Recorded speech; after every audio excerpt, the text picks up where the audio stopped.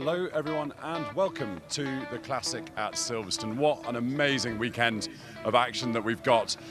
All the Formula Junior cars are here ready for the first race of the day, and we had an absolutely packed Friday of qualifying yesterday.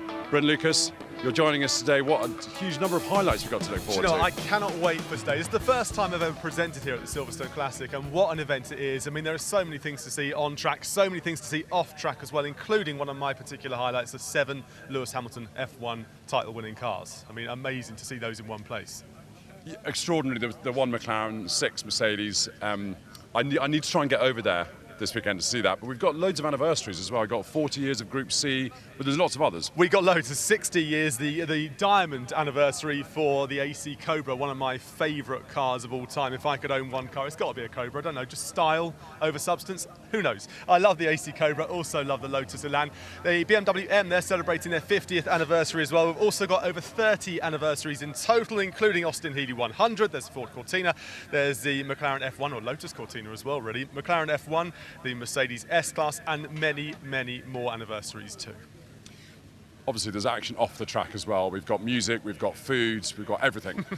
But really for me, it's what happens here, what happens on circuit. We're now into the racing, all the qualifying sessions are done. Formula Junior first. It's such a competitive grid this. There were 52 cars qualifying yesterday. So there's not going to be battles at the front, there'll be battles all the way through the field. Good luck to our commentator pair as well. I'm not sure I want to be in the booth doing that one. But yeah, so many cars out on track, not just in this race, but throughout all the grids as well. And when we see these cars, I mean, they're historic cars, many of these, and you think, okay, they'll take it easy. But they don't, do they? They don't. And it's the variety. We've got pre-war cars all the way up to modern GT4 cars and almost modern sort of endurance racers. And it's funny because when you think back to historic racing when it kind of first came out in the 70s, they were racing 1960s cars. So they were only 10 years old. So actually nowadays an historic car could well be a 2012 car. You know, that is now a modern historic, as it were. So the breadth here, and 1,000 competitors over the weekend. It's extraordinary. I don't know where else in the world you can see this number of cars and drivers. No, your research is quite impressive, by the way. Over 1,000 competitors. Ed's got his head around every single one of them. I'm not so hot on all the 1,000 names, but Ed certainly is. So many great cars, so many great drivers to see. I know Darren Turner's here. I know Darren from the British GT, which is what I work in as well. And a couple of other British GT drivers are in the championship too, in the series as well here over the next 2 days. But it really is great to see a huge array of cars, a huge array of drivers. You're going to be catching up with a lot of them. I'll be doing podium interviews as well, so I'll be catching them when they're at their happiest because they've come first, second or third. Yeah, it's always a lovely job doing that podium interview because really no one's crossing the podium. You know, everyone's had a good time. But the assembly area I love doing because you've got those nerves and you can see I'm so bad. I literally just go up to any driver and put the mic into their face and ask them how they're feeling. And you can see they're trying to get into the zone. You've got Ray Malek just behind the camera putting his gloves on. The last thing they want to do is talk to a driver. They're all talk to someone like me, but they're all brilliant. They give me the time. They certainly are. I'm going to let you run off and find some drivers as well, because let's go through what is going on today then, shall we? Ed, I'll let you run away as we do this. So we kick things off then with the historic Formula Junior. As you can see, 9 o'clock start. Then we have the HSCC Historic Formula 2 at 9:40. The Tony John Memorial Trophies at 10:20. MRL Pre-War Sports Car BRDC 500. Then we have the Yokohama Legends. That's 12:15, and other parades, there you go. And then we have so I've got engines firing up around me, I lose my track. Then we have the Club Car Parades as well. Then we have the Frank Williams Memorial Trophy, 1:05. That's after a little break when we relocate to the wing. Masters GT4 Classic Silverstone Challenge, 1:45. Ignition GP 90s F1. The HGPCA 366 Grand Prix cars. The International Trophies end at 3:50. The 40th anniversary of Group C. How cool is that? That's going to be happening at 4:50 or thereabouts. Masters Endurance Legends at 5:10, and the Yokohama Trophy finishing things off here today at 6:10. Right, so on the front of the grid here, we've got Michael O'Brien, Cam Jackson. Let's just do exactly as I was saying earlier and just jump in. Michael, you're on. I'm sorry, I'm jumping in. Michael, you're on pole for the Formula Junior race. I always wonder whether it's lovely to be on pole, but sometimes it's nice not to have that pressure. But I guess having that open track is perfect. Yeah, exactly. I think you're absolutely right. It is. It's sometimes nice just to sit back and have a look at how the race is going. But yeah, definitely prefer having the open track and the clear space ahead. So head down and yeah, crack on. And these are obviously very light cars, so I guess you're not doing any saving in terms of brakes or tyres. It's just flat out from the start. Yeah, 20-minute sprint till the end, and especially with such a good grid of drivers, yeah, just flat out all the way. Yeah, big push to the end. Well, enjoy it. Thank you very much. Cheers. Right, let's go and have a word with Cam, who's on the front row as well. Where are we? There we go. Cam, I'm sorry to jump in, but is it going to be a case of drafting? Is being in front a bit dangerous to start with? No, it shouldn't be. That's normally what happens in these races. So I've got to try and get in front of him and keep him there because he's pretty quick. Are there any parts of the circuit where you know you might be a little bit stronger? No.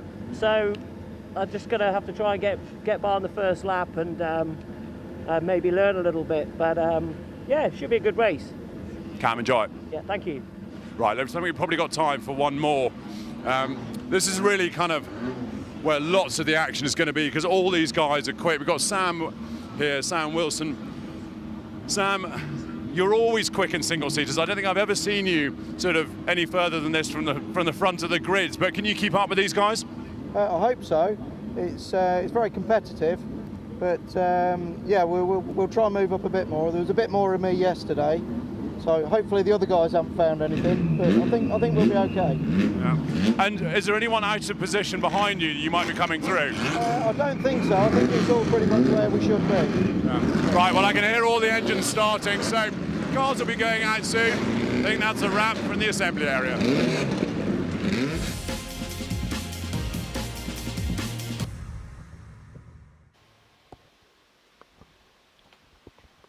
Good morning, everybody. Welcome to Silverstone. It is the classic. Day one of racing action starts with a historic Formula Junior.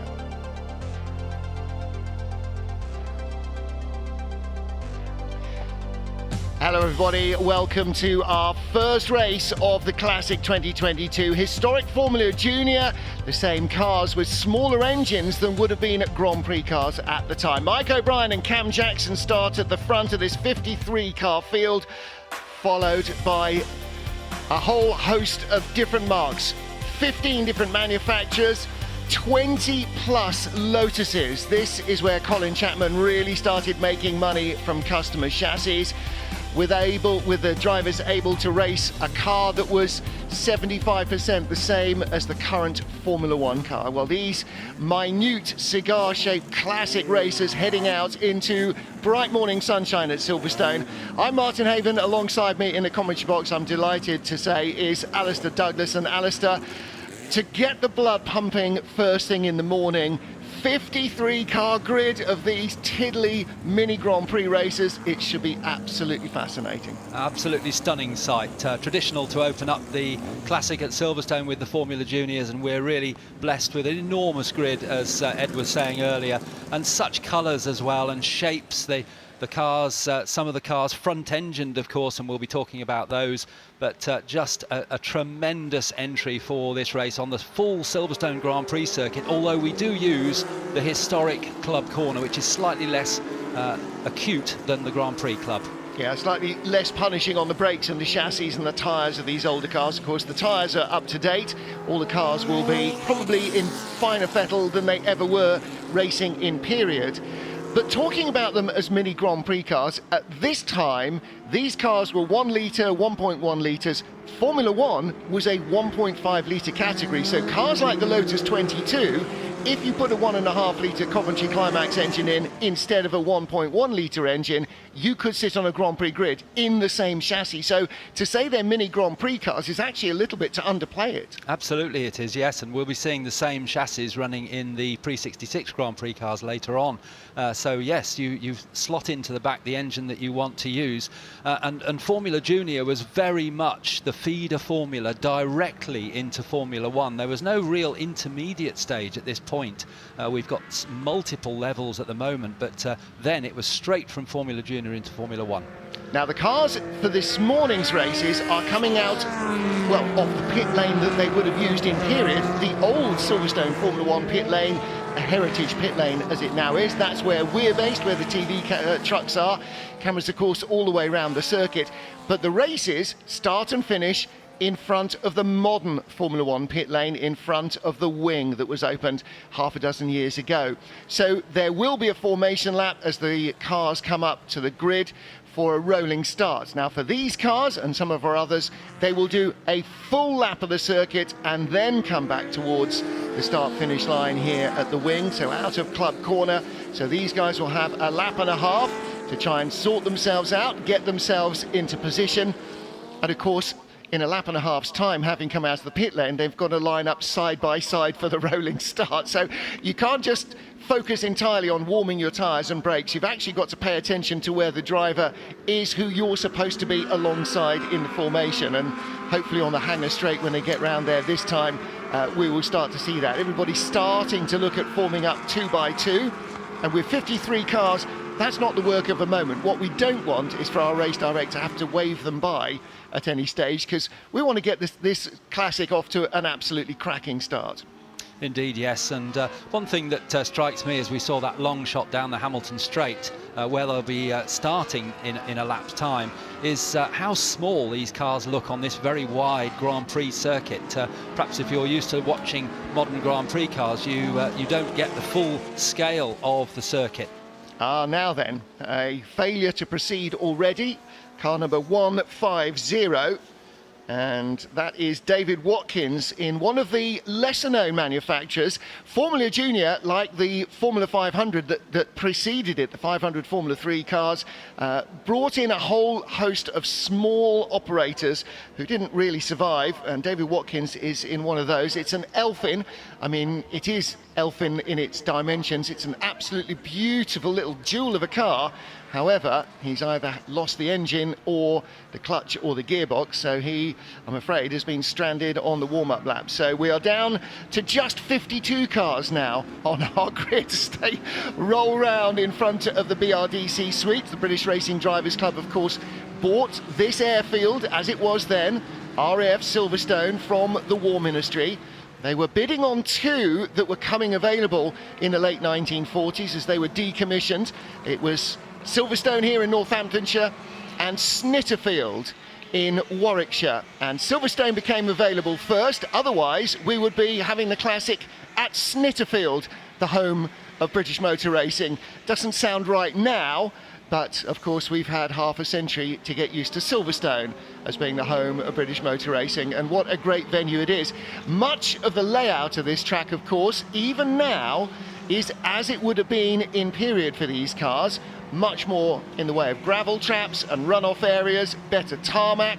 In the early days, it was just the jury-built concrete runways and taxiways that were being used for racing, with oil drums to mark out the corners, and hay bales when they came down into the crisscross formation of the early circuit to stop you going straight into oncoming traffic. But these days, a full FIA Grade 1 and one of the greatest circuits on the planet. The Silverstone circuit continues to see developments. You can see down there on the Maggots and Beckett suite, a new development going in there. The brand new hotel is growing opposite the wing as well. But for the drivers, the focus is on this ribbon of tarmac and trying to get the best out of it in their diminutive cars. Low on power, low on mechanical grip. This is all about momentum, keeping your speed up in the corners. So this is a real fine art, and without aerodynamic wings, this is going to be a real slipstreamer as well. So the drivers at the very front know they're giving away a big tow to the cars behind them, and they will have to have their wits about them.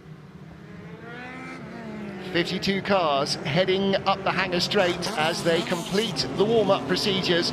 We are ready for the first race in the 2022 Classic here at Silverstone for the Formula Juniors.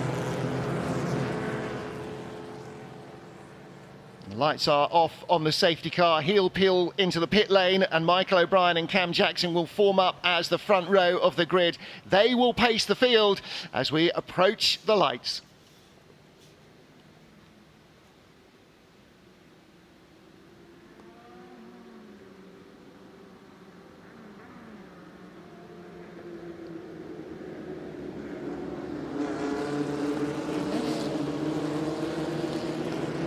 Race 1 of the 2022 Classic will get underway with historic Formula Junior. 52 cars racing down towards the first corner from their 2x2 formation. They're 4, 5, 6, 7 wide into the first turn, through Abbey, sweeping left into Farm and down to the first braking area of Village. The red nose is Alex Ames from third on the grid, but in the green and yellow Lotus 22, Cam Jackson takes the lead. The Brabham of pole sitter Mike O'Brien in third place. So our first 3 qualifiers already dicing for control here, and it is the Lotus that sears out in front. And Alistair, a nice clean start from everybody. Really important to survive the first few corners. You're not going to win it there, but you can easily do irreversible damage. Indeed, yes, easy to tangle wheels, but these drivers all showing each other a great deal of respect, and you can see there, 4 cars abreast coming into Brooklands. But we've got back with the leaders again, and it is indeed Cam Jackson, as you say, who's taken the lead, with Alex Ames, who made a great start from the second row in his Brabham BT6, similar to the car from pole sitter of Michael O'Brien, who didn't get such a good start as they go down the old pit straight. This is where they would have started in period, into Copse Corner, and it's still Alex Ames who leads, but Cam Jackson right behind. In fact, Alex Ames has lost the lead to Cam Jackson there in the run into Copse Corner as they go now up towards Maggots and into Beckett's. Lush kicking up a little bit of dust there from some treatment to some oil on the track from yesterday. Yeah, quite a lot of oil down, and somebody already at the side of the track smoking away as the leaders sweep through the Beckett's S's, and that is Eddie O'Kane in one of the Irish-built Crosleys. So his 1960 car. I mean, that's the vintage of these cars. They were born in 1960, so even the youngest of these is over 60 years old. These cars are nearly pensionable material. The leader has broken away momentarily. The first of the Coopers there with the white stripes, you can see looking to scythe up the inside with the psychedelic helmet. That's Sam Wilson. And does he move into third place? Looks like he did at Copse Corner.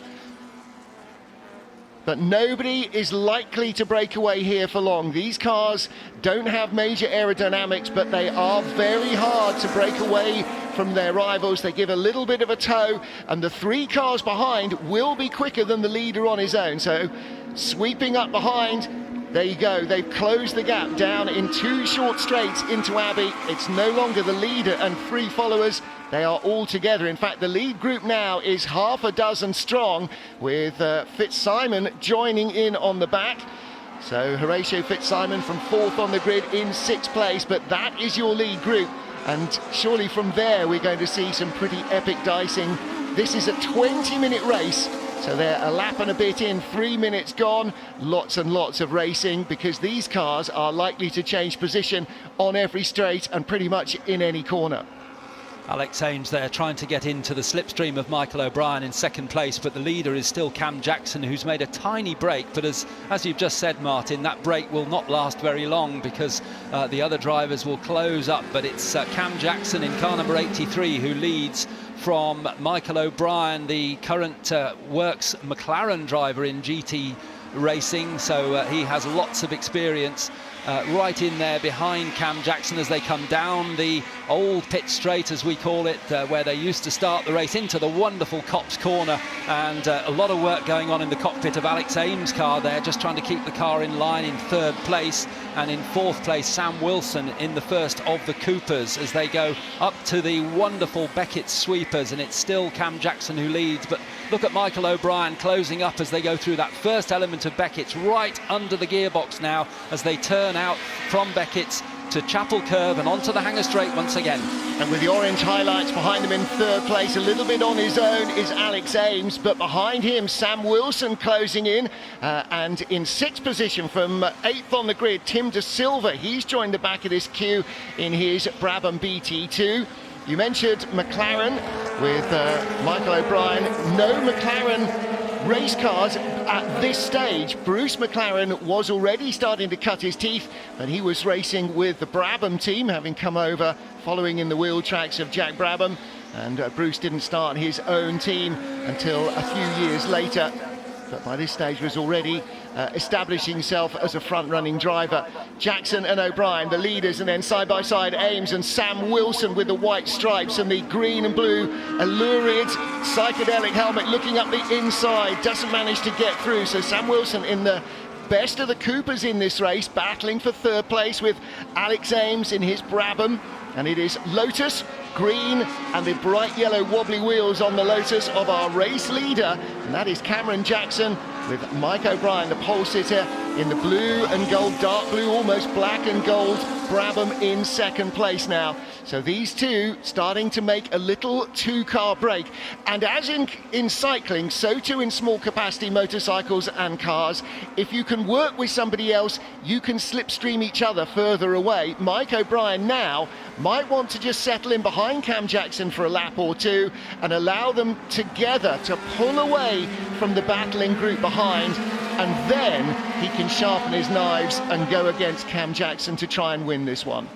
Absolutely right, yes. If Cam Jackson knows that he's not trying to be passed immediately by Michael O'Brien, then they can both take the optimum racing line, with O'Brien slightly at an advantage because he doesn't have to break through the air. But we can see now a four-car battle building up for third place, with Sam Wilson ahead with Ames, Fitzsimon and De Silva there. You mentioned Tim De Silva coming through. He was 7th on the grid, so he's come up to 6th place ahead of Andrew Hibbard.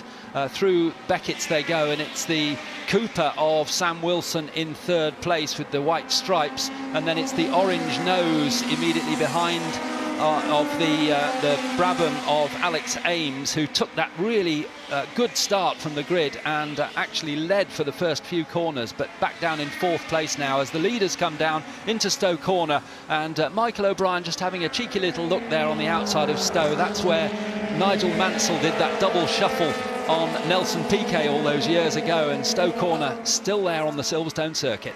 And behind, Horatio Fitzsimon was looking at the back of Alex Ames, having got by Tim De Silva. So third, fourth, fifth, sixth, all still squabbling together. Lots of position changes further up and down the field as well. Lee Mole up 2 spots in the last lap. He's now up to 13th place. Lee Mole racing another Lotus in a dark graphite grey colour, very much not in period, but certainly a car colour that he is very enamoured of. And Sam Wilson starting to break away, the green car with the white stripes. He's got that bright green and blue helmet you can see quite clearly to the left of your shot, and Alex Ames behind him made a good start, but he's not keeping pace with the front runners. Looks like he's got a little bit more oversteer in the slower corners than some of them. Maybe made some changes after qualifying yesterday to try and make the car more to his liking. Doesn't seem really to have worked. And is there a lead change? No, not yet. Again, O'Brien having a little look at Cameron Jackson's Lotus. Showed his nose on the inside, coming down the Wellington straight, down into Brooklands, sweeping around this long, never-ending right-hander at Luffield, waiting to pick up the power. Here we go, now accelerating through the exit of the curve, hugging the pit wall as you sweep down past the old pits, and their teams there with the lap boards will be hanging out down what was the front straight here at Silverstone into Copse Corner. Still as daunting a challenge for these cars, I'm sure, as ever it was. Tiniest of lifts and flat out, and again Alex Ames dropping away from the battle for the lead as he dices with Sam Wilson. It's still Cameron Jackson who leads 4 square, with right behind him Michael O'Brien as they drift their way through the Beckett's S's in time-honoured style. And these two still locked together, but in fact I was going to say Sam Wilson's made a good break from the battle for third place, but in fact he's already been caught again through that Beckett's section. So Alex Ames right behind Sam Wilson. No, it's not Alex Ames, it is the red and yellow car of Horatio Fitzsimon, who's come through. My apologies. Horatio Fitzsimon, who appeared on the historic scene just a couple of years ago, and he's really made an impression. A very, very good driver indeed. So he's now challenging Sam Wilson for third place. But again, go back to what we said earlier. If they will work together, they might be able to catch the leaders. Now, Michael O'Brien's getting a little bit more interested in trying to get the lead, isn't he? As they come up the Hamilton Straight into Abbey and Farm, flat out for these cars, and then the the short run up to Village, very much not flat out, a very tight right-hander. Good opportunity for outbraking, but no chance there for Michael O'Brien as they go now up to the even tighter left-hander at the loop, which leads through Aintree onto the Wellington Straight. So important to get a good run through here, and that's what Michael O'Brien's trying to do. He's trying to get the slipstream for the Wellington Straight. Yeah, he's right up in the toe under the gearbox of Cameron Jackson, but as they come down into Brooklands, Jackson is hard on the driver's left-hand side. It is a left-hand corner, and that means he gets in very flat. Mike O'Brien trying to push him through there to try and make him outrun the exit of the corner, but Cameron Jackson knew what was up. He had to defend the inside line down into Brooklands and Luffield, but he managed to keep it all together. He still has the lead. Sam Wilson and Horatio Fitzsimon, who's now set the fastest race lap in his Red Lotus in 4th place. Again, as O'Brien looks to the outside as they come into Copse, hasn't quite got the overlap there, but through into 3rd place goes Horatio Fitzsimon, red with yellow wheels. That was one of the 2 cars in my first ever Scale Electric set. The other one was green with yellow wheels, so we've got both Lotuses, 1st and 3rd, the Brabham in between them. We're nearly in back marker traffic right now. So there are 51 cars running now, and so the last of them, ironically, is car 52, Jeremy Dealey's Lotus 18. We'll be closing up on that soon, and in fact the leaders are closing fast on that car right at the tail of the field.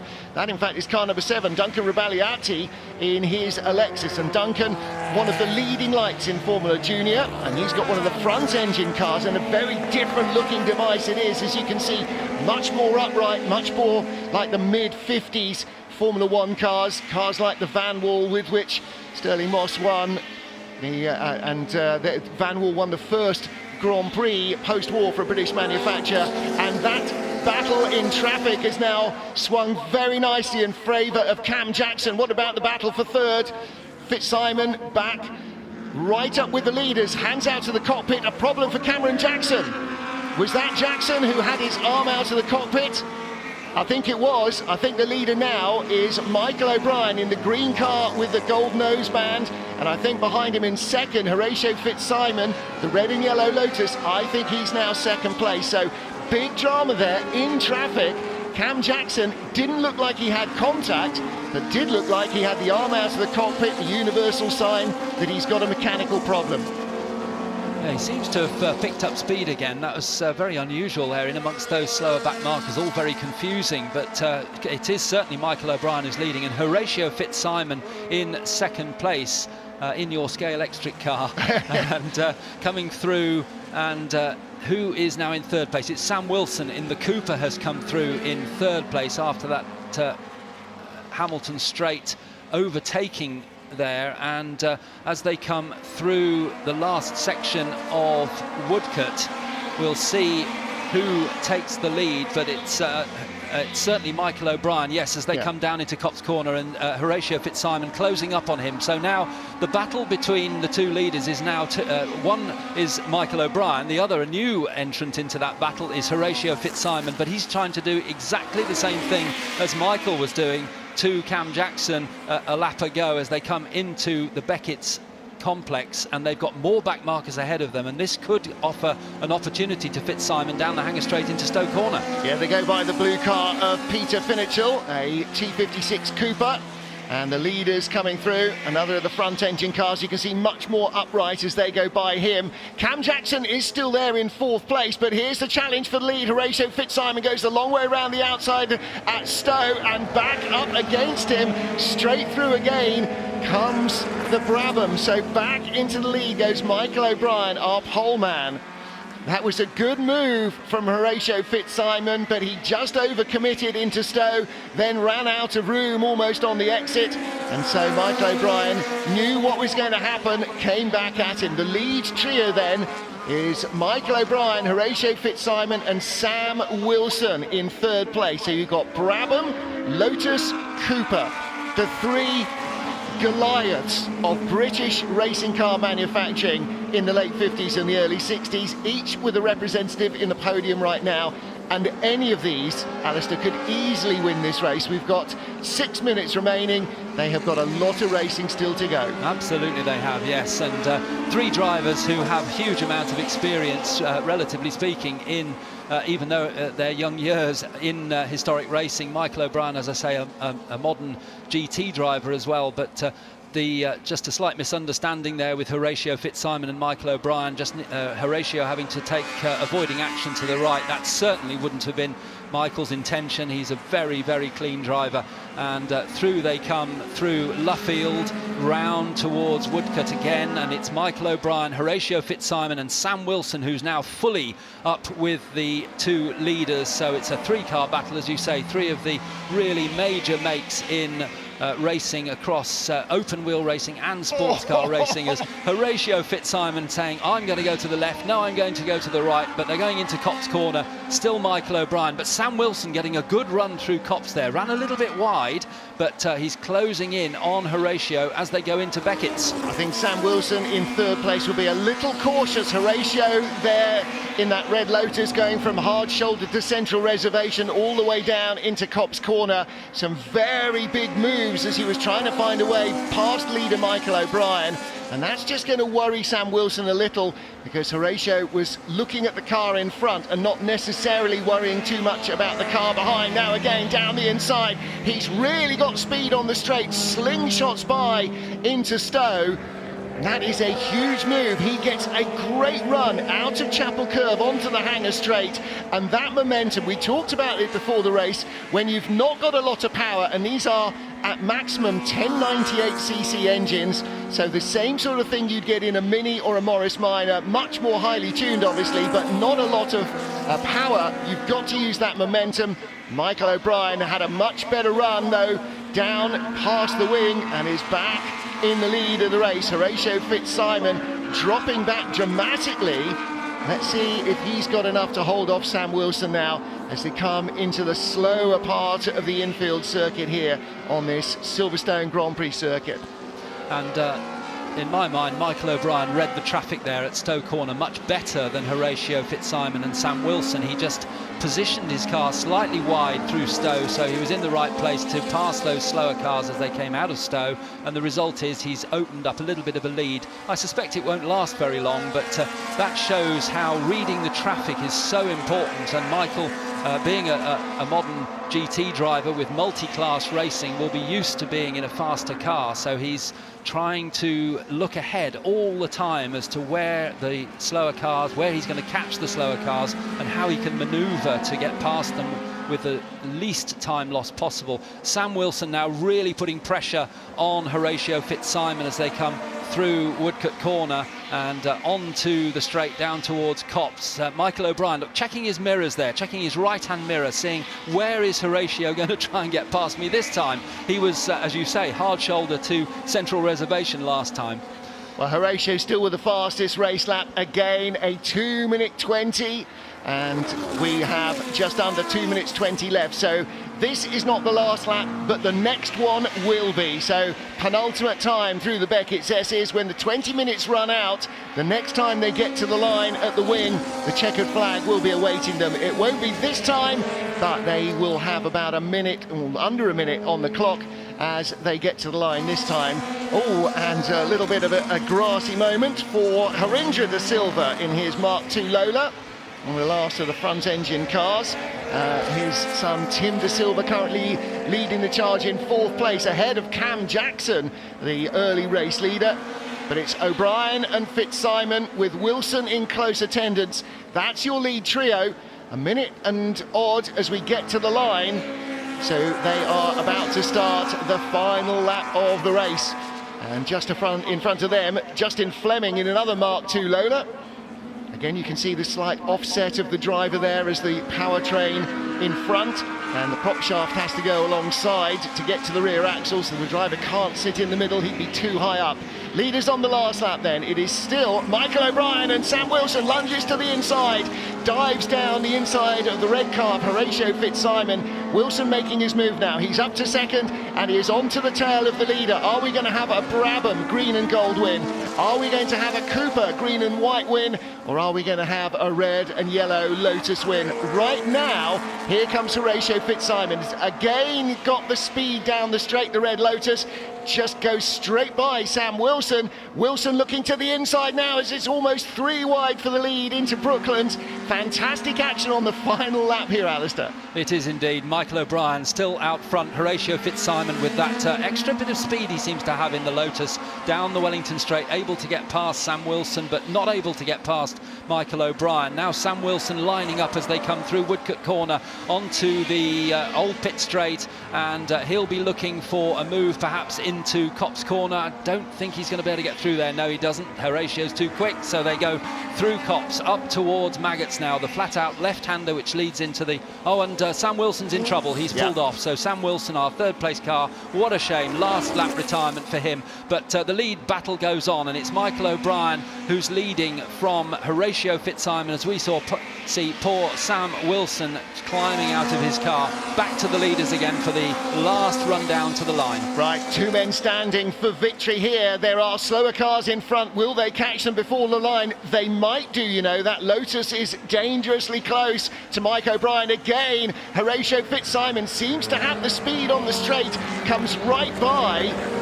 So the little square rig Lotus 18 in front might be the fly in the ointment. The Lotus 22, the more cigar tube shape, the red car of our new leader, Horatio Fitzsimon. We're coming into the final stages. Club Corner, 3-stage right-hander. The checkered flag is right there. It's going to be a drag race to the line on the inside. Michael O'Brien has the tighter line. Fitzsimon has been drifting out wide. He's got the speed in the straight. It is victory for Michael O'Brien from Horatio Fitzsimon by 1300 of a second. And after that very unfortunate retirement with what looked like collapsed suspension on the final lap for Sam Wilson, it should be Tim De Silva who takes victory. Michael O'Brien not that fussed by victory. He could not be more jubilant, could he? Absolutely. He's such a nice person. He's son of Mike O'Brien, who used to race in British touring cars many years ago, and Mike O'Brien and the team prepare this car for Michael to drive, and it's a wonderful sight. Such emotion from Michael O'Brien. Absolutely. That was as nerve-jangling for him as a full Grand Prix distance. Michael O'Brien, our first race winner at the Classic 2022. Victory on the Silverstone Grand Prix circuit for Michael O'Brien, the man who put the car on pole by over a second from Cameron Jackson. Jackson had what seemed to be a mechanical problem when he was in the lead, dropped back a little. Alex Ames in the group early on, started strongly but faded from 3rd on the grid to 10th at the flag. Horatio Fitzsimon came from 4th and within an ace of winning it. That red and yellow Lotus so fast on the straight. And then after the very disappointing failure, I think left front suspension collapse for Sam Wilson on the final lap heading up to the Beckett's S's. Tim De Silva in his Brabham BT2 made it 2 Brabhams on the podium in 3rd place. Well, cars are still streaming across the line. 26 of our 53 starters are still circulating or still to come to the checkered flag.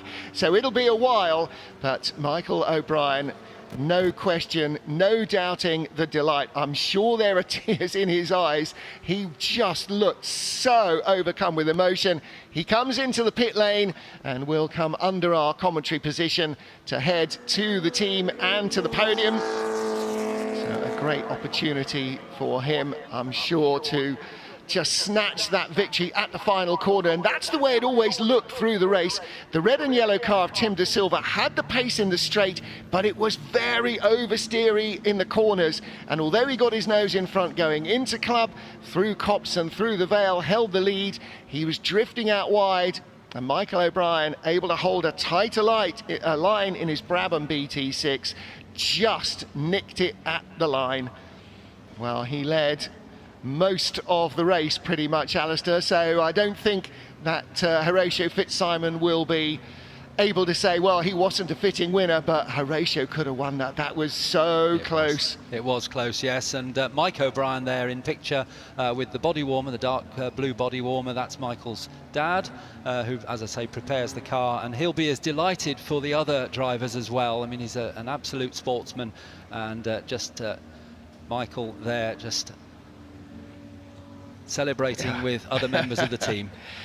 Well, there's two aspects to racing these cars. The first is just the pure joy of these purpose-built mini racing jewels and just enjoying the performance and the grip and the handling.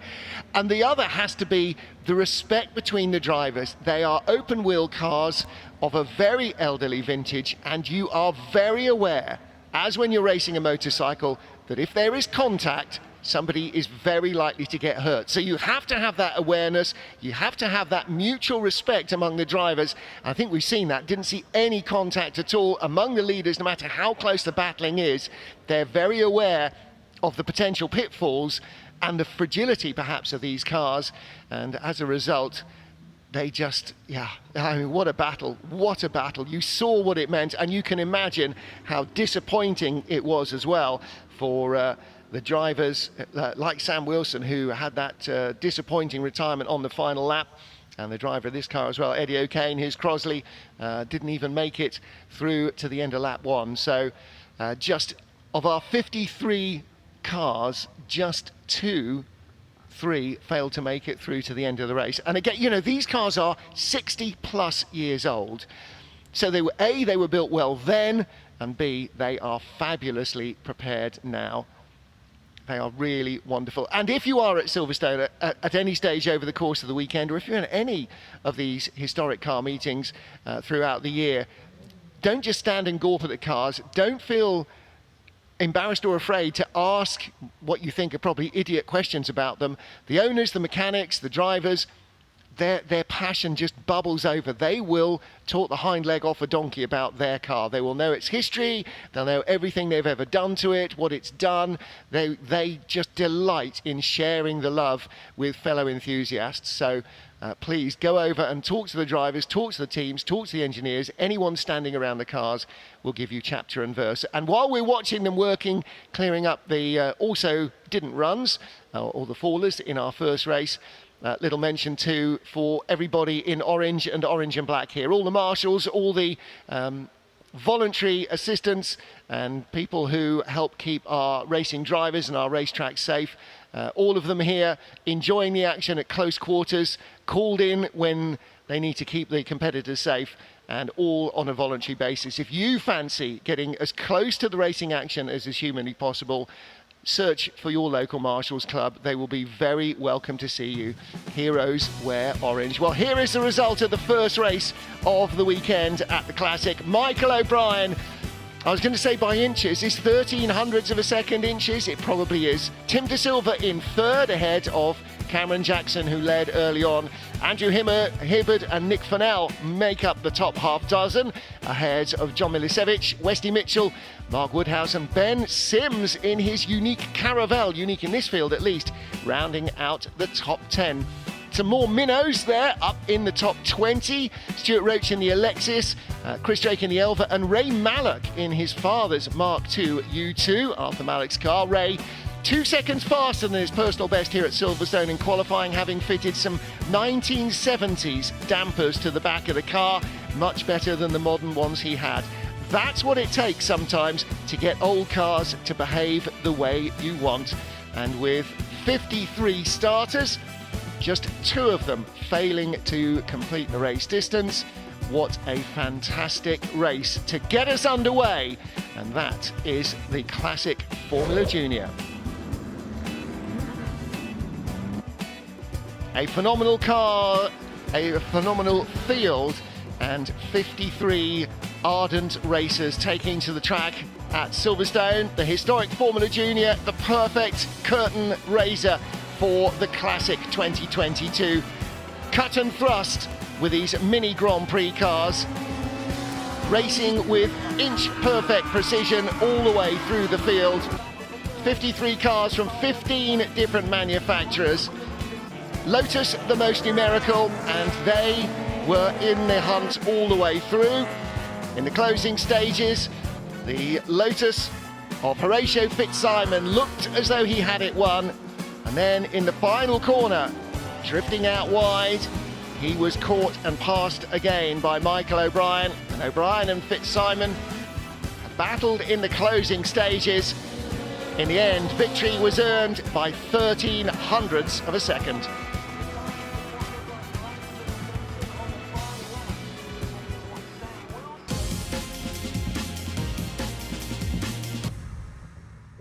Official timing partners is Bromont, and I'm absolutely delighted that the co-founders are here with me now.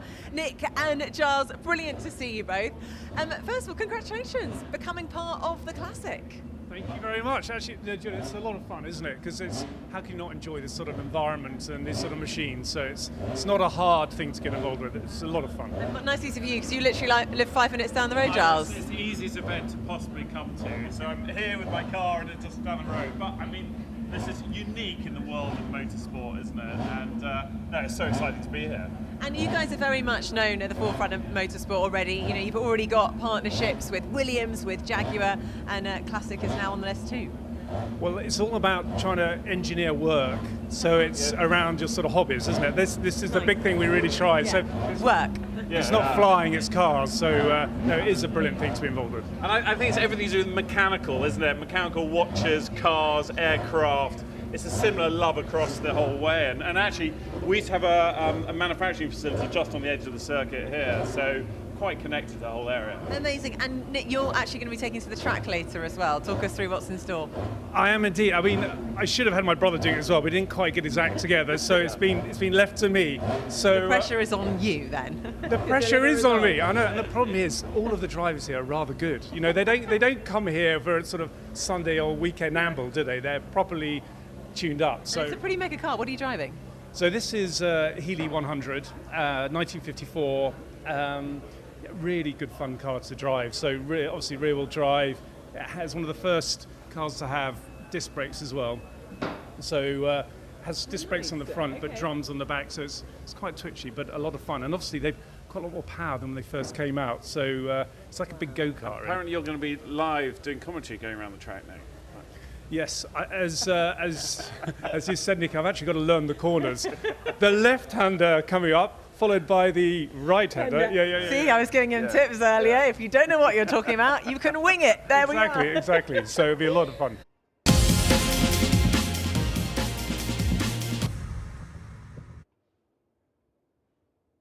And here we go, ready for the podium for the historic Formula Juniors. What a race that was. And announcing in third place then from that incredible race, it's Tim De Silva, third place. There we go, the crowd giving a nice round of applause there to Tim. Second place, it's Horatio Fitzsimon. And our race winner, wow, what a race win it was. It's Michael O'Brien. And the trophies are going to be presented by the founder of the historic racing for Formula Junior, Duncan Rabagliati.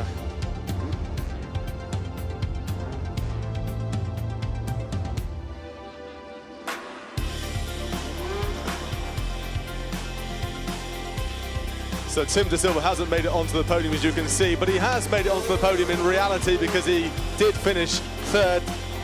There is Duncan trying to get in on the action there. He's got his third place. Congratulations to all three. And let me jump in straight for an interview then. Michael, if you can jump down for me, you can take some photos in just a few minutes. But what a race that was. I mean, you're used to having these multi-classes, aren't you, and having to look out for the slower cars ahead, and it really did play into your strengths, I suppose. Yeah, it was good. I knew before the race I could work the traffic to my advantage anyway. And one of the other things I was hoping to do was on the cold tyres was build a gap, but the engine had other ideas. So from the start, it cut out actually off the start line. And then I just had no power above 7,500 revs, or just a really bad misfire. So to be honest, it was almost impossible. And with drivers of Horatio's caliber right behind me, and he had some problems yesterday, so I knew he was going to come back into the mix, and Cameron as well at the start. It was really difficult, but yeah, somehow we made it work. I don't really know how, but just about made it happen. It was a fantastic race for you. You can take that massive trophy. It's about as big as you, isn't it, actually? So you can carry that home. Horatio, if you jump down for me for a second, because as Michael was saying, it came very, very close to the end. I don't think you can get much closer, can you, over the finish line? No, but that's the great thing about these historic cars. Obviously, no aero. We can all drive very close to each other, and it was just a fantastic race. I'm not sure whether to be very happy or very upset, obviously coming from the start so far down. And at the end of the first lap, I think we were about 6th. And to be leading on the final lap was quite a bittersweet feeling to get it right at the end, especially with the back markers, but still a fantastic job by the team. I'm very happy with the result in the end, and very happy for Michael. Obviously, win means a lot for him for difficult last few months he's had, but it's fantastic to be back here and fighting. Well, look, you two have kicked it off with an amazing start. Well done to both. And Duncan, if I have a quick word with you, because the founder of this incredible championship, how did you think that one went from where you were watching from? Well, from where I was watching, it all changed, because when they lapped me, it was different positions, and I was quite surprised to see what happened at the end. But fantastic race. Everybody seemed to be driving beautifully. I'm here for Tim De Silva. A fantastic race by him. He's come over from America. In fact, two weekends in Monterey last weekend, he was the fastest Formula Junior, but unfortunately his Gemini Mark IV did finally have a little problem with the gearbox, but he's quite a driver, so I'm sure he'll be back in the second race. Many quite a good drivers out there. Well done, all of you. Thank you.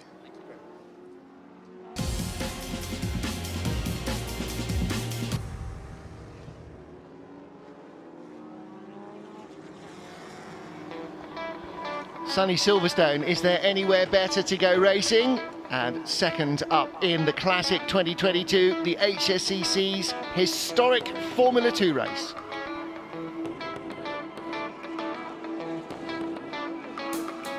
Wherever you are around the world watching us online or here in person at Silverstone, let's get ready to rumble with historic Formula 2. The March 782, the definitive Formula 2 car of the late 70s, is very much at the front. Andrew Smith, Matthew Watts, both similarly mounted on the front row of the grid ahead of the Martini, the French-built car Bmw Csl with David Shaw in his March. Tim De Silva, third in the Formula Junior race, now lines up in 5th place in his Chevron for the Formula 2 race, ahead of Graham Ridgway, Clive and Martin Wood, Mark Hazel and Mark Mercer. Now we have 27 cars in our field and a whole host of different eras, and already one failure to proceed, and that is very unfortunate. That is car number 3, Tim De Silva's B35 Chevron. So Tim De Silva, having just had that little misfire on his car, running into 3rd place in the Formula Junior race and jumping out of one car into another, unfortunately failing to proceed. So he drops out on the formation lap. Andrew Smith on pole position. The 1978 March, 1982 March, March 782, 1978 March, the Formula 2 car March 782, I was going in the right direction in the first place, with the 2-litre BMW engine, was very much the car to beat in period and remains so as well. Powerful, great grip, great handling, and Andrew Smith and Matthew Watts both with a 782 on the front of the grid. David Shaw qualified 4th in his March 782. They've all got a variety of the familiar white, red, blue and purple BMW M Sport livery, but in 3rd place, the blue car of Bmw Csl, car number 21, with the very French-looking livery on it. A good reason for that, the Martini chassis built in France. Very successful in France in racing, particularly on the continent into European Formula 2, but a little less often seen on British shores. Chevron also were very successful. B35 of Tim De Silva's pulled off, but car number 30, Clive Wood, he's now the best Chevron on the grid.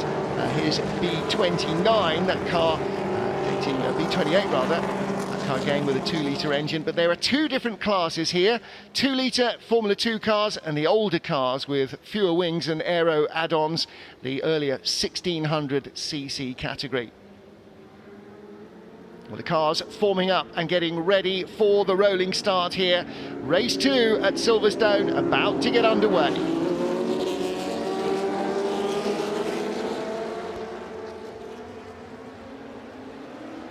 Historic Formula 2 at Silverstone. The rolling start is go, go, go. Andrew Smith in the March 782 with the predominantly red, blue and purple livery. He's the leader from Matthew Watts in a similar car but with much more white, and Ben Mitchell from third on the grid goes with them in the Martini. But the lead trio looked like they were aware of what was happening. Some of our races have a lap and a half, a formation lap, but the safety car pulled off after just half a formation lap here, so they are racing, but the lead trio have broken away. And Alistair Douglas, a little bit of a shoulder shrug perhaps from some of the others, going, what happened there? But there's a dive inside for the lead. Matthew Watts into Brooklands, right in front of the BRDC suite, got his nose inside, couldn't hold it around the outside, so the leader is still Andrew Smith. Bigger cars than the Formula Juniors, still plenty of room here on the Silverstone Grand Prix circuit, and you could see them side by side there through Luffield, but it's Andy Smith in the car that was driven, all these cars actually driven in period by top drivers, and they've all been brought back and they look wonderful, don't they? They're beautifully prepared as they come up through Maggotts into Beckett's, the sweepers, and we'll really see the ground, not the ground effects because they're not allowed that, but the aerodynamics of the cars, pushing the cars down into the road as Andy Smith clips the curb on the inside there onto the hanger straight for the first time. And in fact, he's just slightly broken away from our second placed car of Matthew Watts, and Ben Mitchell, as you say, in third place in the Martini, which the first two cars Marches, the third one a Martini, and those three have really broken away already from our fourth place car, which is David Shaw in a similar March 782. Yeah, so David Shaw in fourth place in the yellow March. Right behind him in fifth place, Graham Ridgway. Beg your pardon, he is in the yellow March. He's Graham Ridgway in a slightly older March, 1974 version. So that's the bright yellow car in fifth place. And in sixth spot is, well, now says it's Tim De Silva. I thought we saw Tim De Silva pulling off. If it's car number 3, it is him, but the leaders starting to pull away. And again, on the first flying lap, a fastest race lap for Andrew Smith, so he's adding a little bit of extra ground between himself and the chasing pack, and it is breaking down a little bit. Matthew Watts in second, Ben Mitchell with him in third, or has there been a change? No, Ben Mitchell still in third place. The bright sunshine reflecting off these cars, making it a little hard to spot. Now there's one of the earlier cars, that's a Brabham with the familiar blue and yellow livery. And those cars, the older cars, the 1600cc cars, that was still the time when, as we see a change for second place, Ben Mitchell moves up into second, into Luffield. And so the leader, Andrew Smith, coming across past the pits, past the old start-finish line. Ben Mitchell up into second, and Matthew Watts in third.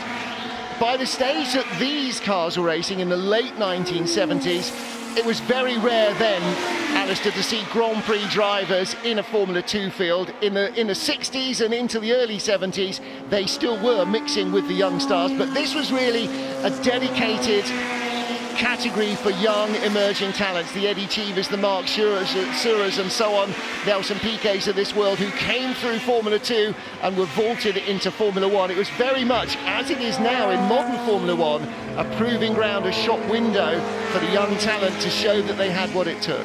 Absolutely, yes, and although we saw drivers jump straight from Formula 3 into Formula 1, Formula 2 was the normal stepping stone to hone their craft, and we saw Ben Mitchell going through there into second place in the Martini, but he's the meat in the sandwich now of the two Marches. But Andy Smith is starting to pull away in the 782, driven in period by Mark Surer, and that car returned to the racetracks just a little earlier this season here at Silverstone. Its first time out after a major rebuild, and a wonderful job that the team have done on it. They've even gone as far as looking for colour photographs of the car in period so they could match the stickers precisely to how they were when Mark Surer drove it in 78. I think that's all part of this, and you'll see this in quite a lot of the races here at the Classic and every other historic meeting. If you buy a racing car and it had a famous driver in period, or it had one era, because of course these were then raced second-hand by other impecunious enthusiasts and perhaps in national club racing and what have you, Interserie or Monoposto, run what you run type races. If it had a stellar period, then that's the period you want your car to represent. So all of the owners will put that kind of effort into making sure that it looks right. Part of it is driving the cars, the sheer pleasure of driving these cars with their big wings, their fat slicks, and that super responsive Mercedes, beg your pardon, BMW 4-cylinder 2-litre engine.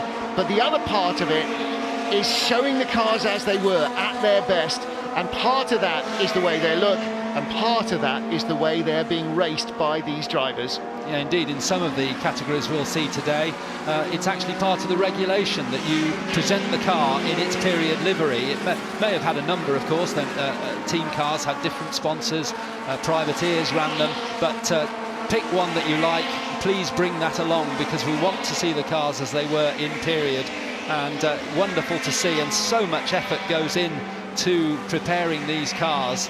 And we're looking there at some of the mid-pack. That was Keith White we saw in a March 76B, which is a former Atlantic car with a 1600 engine. But back to our leader of Andy Smith in the ex-Eddie Cheever cars. He turns in to Village and up to the loop, the tight left-hander. So important to get this one right, because this leads on to the very fast Wellington Straight, through Aintree, down onto the Wellington Straight, which was the club straight in the old days, and many times these cars would have been driven perhaps on the club circuit, but now it goes left at the bottom into Brooklands rather than right through Woodcote. There's Ben Mitchell now. I wonder whether he's catching a little. The gap between them last time around was just under 3 seconds, and Ben's lap time very marginally slower than the leader Andy Smith. So Andy looks to be still pulling away from the Martini, a French car from Manicourt, built by Tico Martini, nothing to do with the drinks brand. At least not in his day job. Andy Smith, the race leader, just with another fractionally faster lap, fastest race lap, 1 minute 58 now. Only he and Ben Mitchell in second place are under the 2-minute mark. So everybody else lapping 2 minutes, 2:01, but these two up to 2 seconds a lap faster than the rest of the field, and that's why it's become very much a 2-horse race.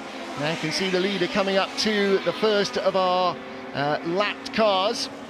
In fact, that's the second car that they passed. That's Oliver Uez in his March 722. And again, 6 years of development between two cars built just up the road from here in Bicester in Oxfordshire, and you can see how different cars became through the 70s.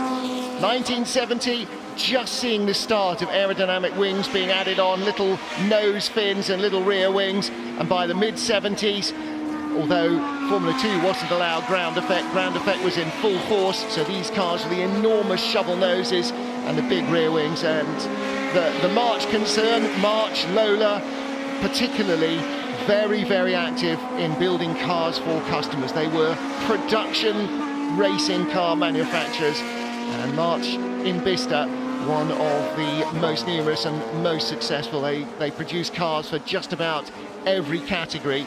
And of course, in the late 1960s, when the team was founded, they also ran Formula 1 cars.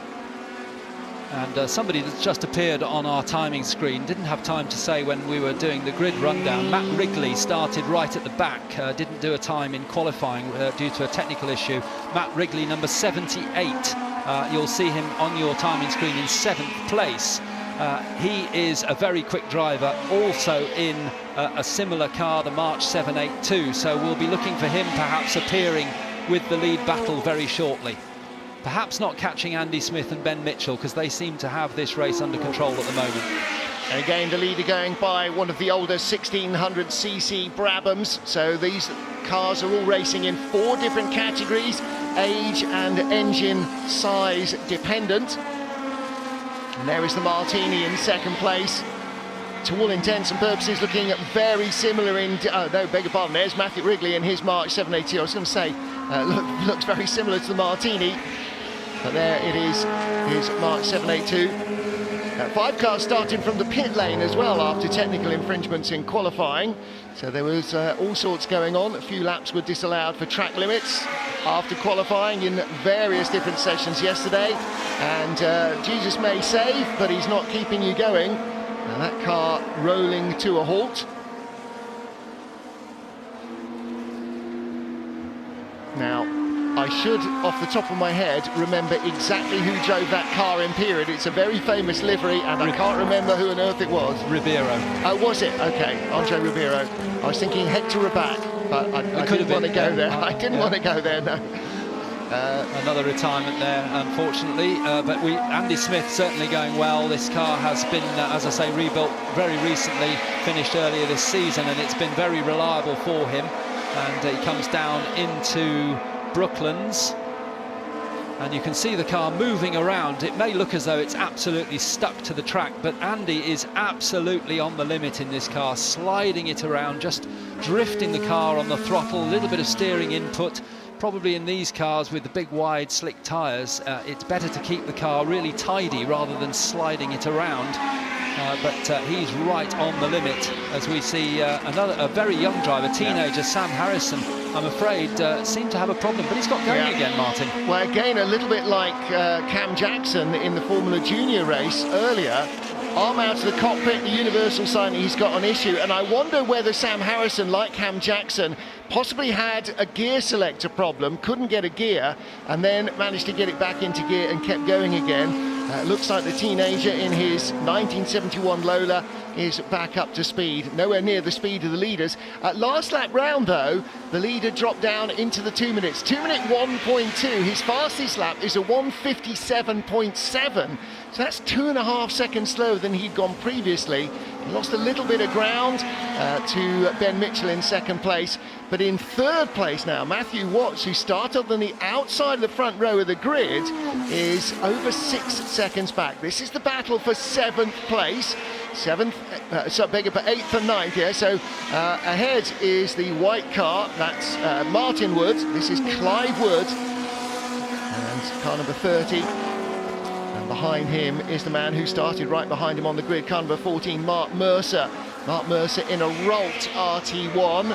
Ralt became very much a dominant force in Formula 2 in the 1980s. The Ralt Hondas, run by Ron Toranak, won the championship a number of years in succession with drivers like Roberto Moreno, with Mike Thackwell, Jonathan Palmer, and the Ralt's RT3 then, that was the RT2, the RT3 then, Ron Toranak's Formula 3 car, became for, well, the better part of a decade, the car to beat.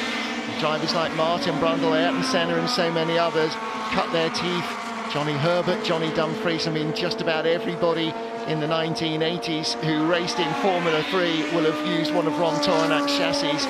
The Aussie designer came over with Jack Brabham, designed Brabham's early cars and then set up on his own. Another great livery here on this car, Phil Hall, 1975 March. He's in 10th place. The gold and the Warsteiner beer livery, and of course that was very much prevalent on German run and German entered cars, and it still is to this day. So he is up in 10th place. And again here you can see some of the older cars with the less obvious aerodynamic wings, or the smaller aerodynamic wings, as teams and designers were finding their way in the newfangled world of downforce. Smaller tabs, smaller canards, higher rear wings.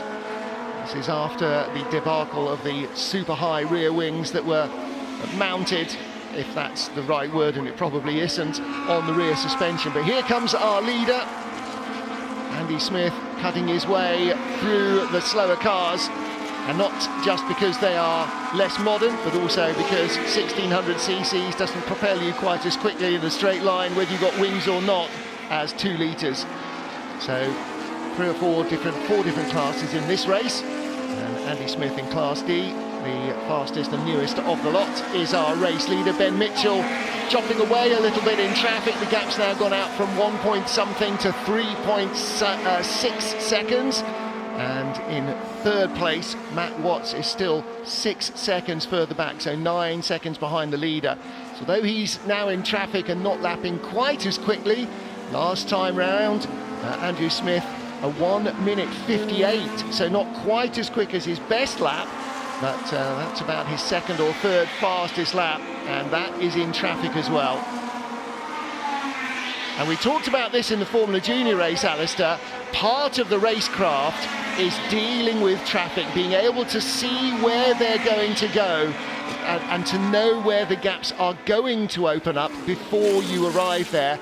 And that is born of experience. Absolutely it is, yes, and just the knowledge of obviously the track, but also how you can position your car, and it's quicker to slow perhaps on a straight so that you come out of a corner a little bit quicker and pass the car there, rather than go through the corner behind the car and you may be held up and then you're slower onto the next straight. So it is about reading what's going on ahead, and there's a great deal of trust between the drivers that they won't move across the track at the last minute. And we see there Andy Smith working his way through two cars through the Stowe Corner section into Club Corner now, and through the double right-handed section which leads out onto the Hamilton straight to complete another lap with just over 4 minutes remaining in this race. Up towards Abbey he comes, and you can see in the background there the second placed car of the Martini of Ben Mitchell. Then it's Matthew Watts in third place, and David Shaw in fourth. I'm hesitating a little, I think, because we might have lost Matt Wrigley, and I do think, Martin, I owe him an apology, because we call that the commentator's curse, don't we? Matt Wrigley has come up as missing on our timing screen, and I was just looking for how well he was doing. He was doing very well. There's Mark Mercer, car number 14 in the Rolt RT1. Mark Mercer behind Mark Wood, so that's the battle for 6th place. Mark Wood in car number 94, the March 782, just ahead of the red machine. There it is again with all of those BMW Motorsport. And trouble for the leader. The leader was very quick through traffic. He built a big margin, but he's got a gear selection problem. You can see the head of the driver bumping around Andrew Smith. It all looked to be made and ready to be delivered, but Andrew Smith is struggling to find gears. You can see the car jerking as he found a gear, but I think now that's it. The gearbox, all the selector rods are packed up, and he comes very slowly into the pit lane. And that is the end of the race. So suddenly Martini and Ben Mitchell are out front, and out front by a big margin. Ben Mitchell was still 6 seconds ahead of the car in third place. So Ben Mitchell leads. The engine is running on the March as it comes in, but it actually sounds rougher than a rough thing. Now, as it trickles under our commentary box, obviously it's very much off cam and out of its power band, but it does not sound crisp. So I wonder if he's lost a cylinder. Our new leader then, pour la gloire de la France, it's Martini and Ben Mitchell. Wow, with 1 lap remaining, the leader rolled out onto the Wellington straight, and immediately it was clear that he had a problem. Now, the way he's weaving a little bit, fuel pickup, really? They don't fill the tank, they don't brim the tank. It's a 20-minute race. They will have put in enough and a little bit and maybe just a smidgen for luck, but you don't brim the tank. But did he have a fuel issue, or was it something else? Not sure that we're going to find out before we leave this. However, in the final minute, is this going to be the last lap? There's another car pulled off. They're all starting to fall by the wayside. Graham Ridgway's March 742. But here is our race leader, Ben Mitchell. Now, does he know that he's the race leader? Did he recognise that it was Andrew Smith? Because slow marches, as you're at speed going around a tight corner, probably look much the same. He may have looked in the mirrors and thought, is that him? He may have just come past the pits and seen P1 on his lap board, but whatever, the clock is running out. As he gets to the wing, the checkered flag will be waiting for him. It's going to be close, but I think this is the last lap. 25 seconds to get down the hanger straight through the Vale. Might be close, there might be one more to go. Ben Mitchell from third on the grid leads. Matthew Watts from second on the grid is in second place. And in third place, from fourth on the grid, Daniel Shaw. So our top 4 qualifiers were all in the top 4. And mechanical carnage has done for Andrew Smith. 2 seconds to go, 1 second to go. It's another lap. Checkered flag was not out. That was very close indeed. Now, can you imagine if that had happened in our Formula Junior race when we had a wheel-to-wheel drag race for the line? Wow, that's impressive stuff. So 1 more to go for Ben Mitchell, and there is a clear road ahead of him. Second place, Matthew Watts, and that is a big advantage that Ben Mitchell has. He can be very cautious if he needs to. He is 9 seconds ahead of the second place car, and in third place it's a further 13 seconds back for David Shaw. So Ben Mitchell almost looking like he's on a test session on his own. And there is the second place car, Matthew Watts. Again, a March 782, again factory BMW livery. A very different look to it though.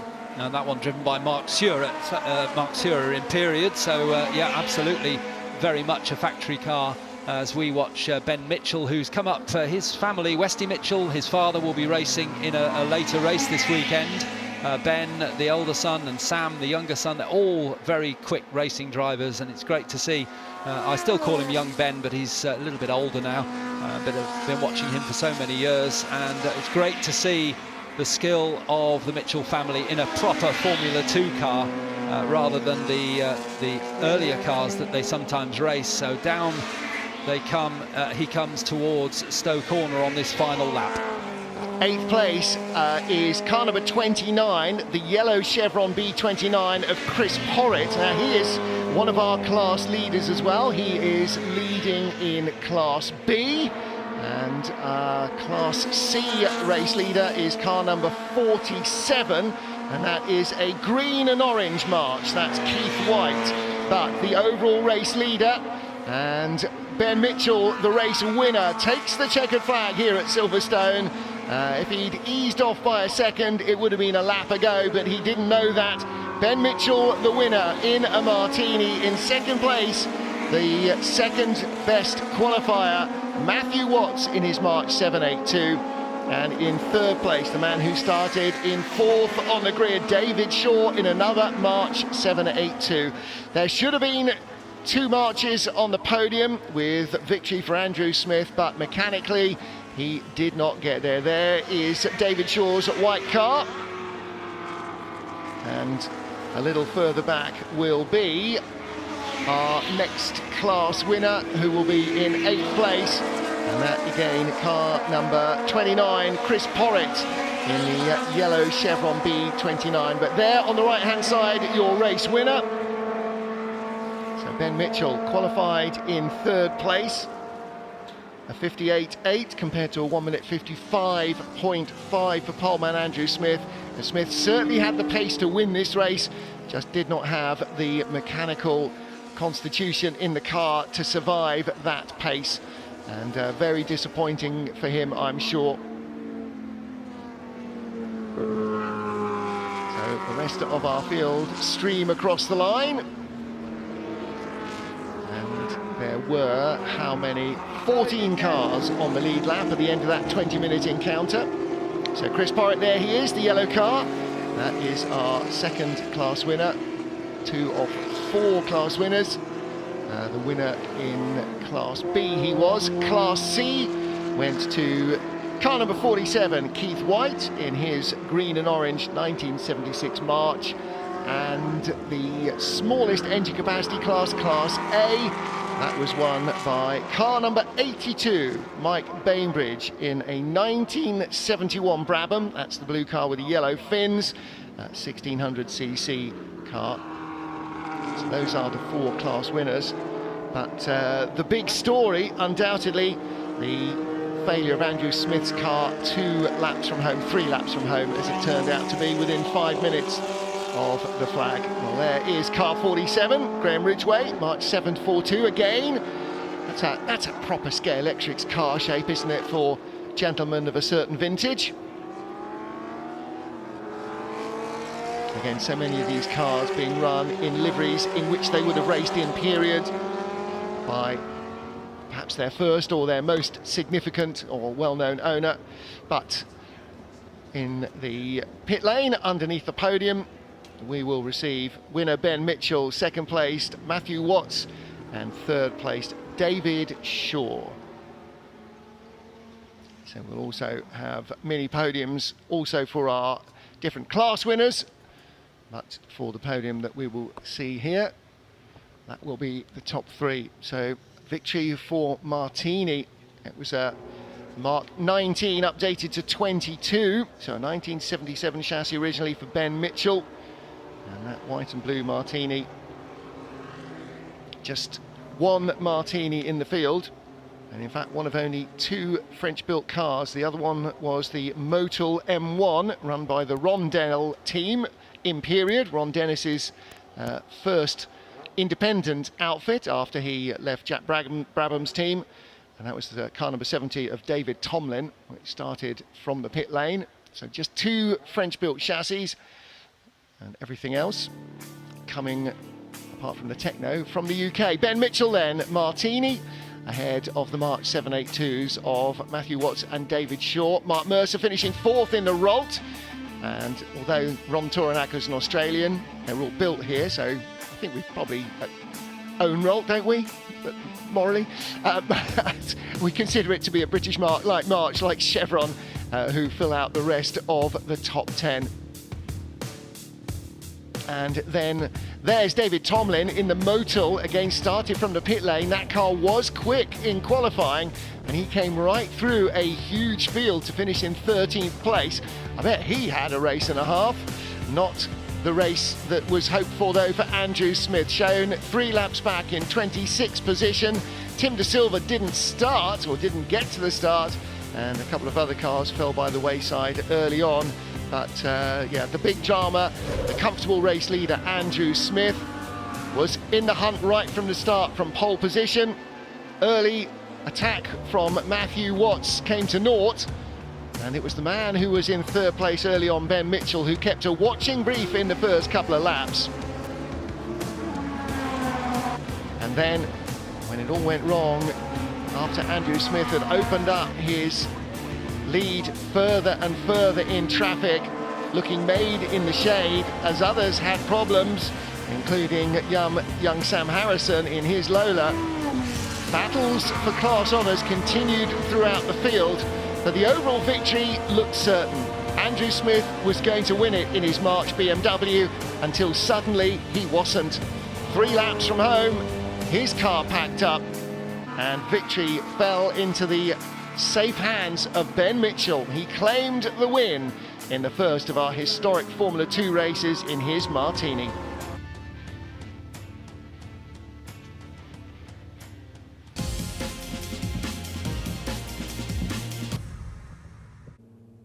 We were instantly drawn to this amazing Radical covered in Motul branding. Anyway, tell us a bit more about, well, you're back here at the Classic for a second time, so talk to us about the partnership and also Motul's role in today, because you guys are running lubricants in some of all the old classic cars that we're seeing on the track. Yeah, we are, and you're right. This is our second year at the Classic, and the first year was an amazing year for us and the type of people that come here, you know, all walks of life. We've got car enthusiasts, car clubs, racing drivers, classic, modern, and family, and it's one event that ties it all together. So this year we're back again. We've come a little bit bigger and better than last year. We've brought along some of our brand partners, our OEM contracts, so you've got the Radical right behind you. We've got Caterham down with us, where we supply these vehicles from factory with our lubricants. We've brought our amazing what is going on behind? It's huge, I know. It's flagged as the Motul Lab. Yeah, it okay. does. Right, so do I need my goggles and white lab coat to go in there? What's going on inside? You do need a little bit of goggles and white coat. It's kind of black magic, and it's a little bit beyond me, but the guys in there are experts in their field.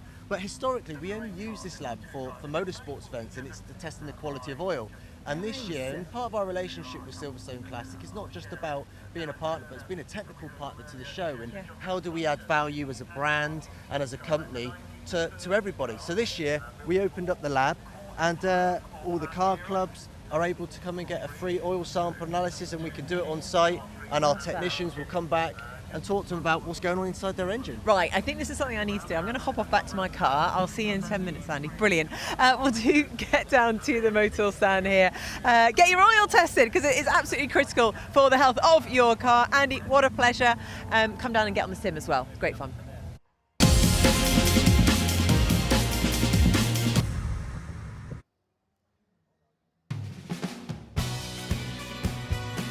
Two races in to the Classic 2022, and next up, a mammoth field once more for the Tony Dron Memorial Trophy. Historic touring cars coming your way.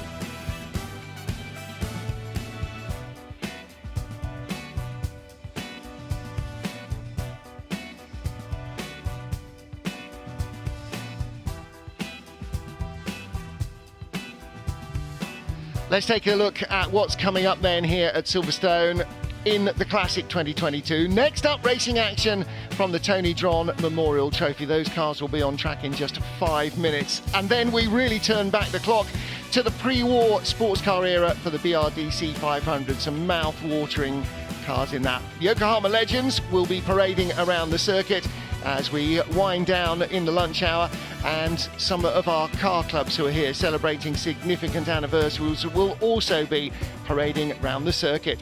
Racing starts again just after 1 with the Frank Williams Memorial Trophy. The Masters Racing legends, exactly what you might expect for a race honouring Sir Frank, and that is classic 80s Formula 1 cars. Right up to date with the Masters GT4 Classic Silverstone Challenge, current and only just not current GT4 GT races.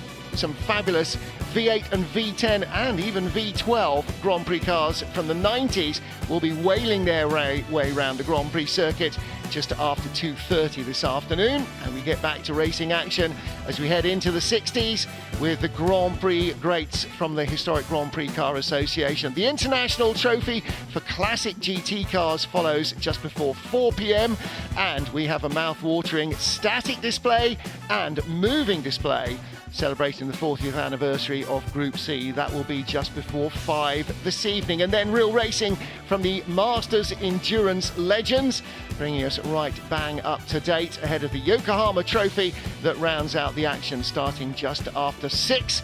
And of course, alongside all of this, all the car clubs, all the displays, all the stands, all the supporters, food, drink, music, lights, camera, action. I don't know how anybody survives 3 days at the Classic.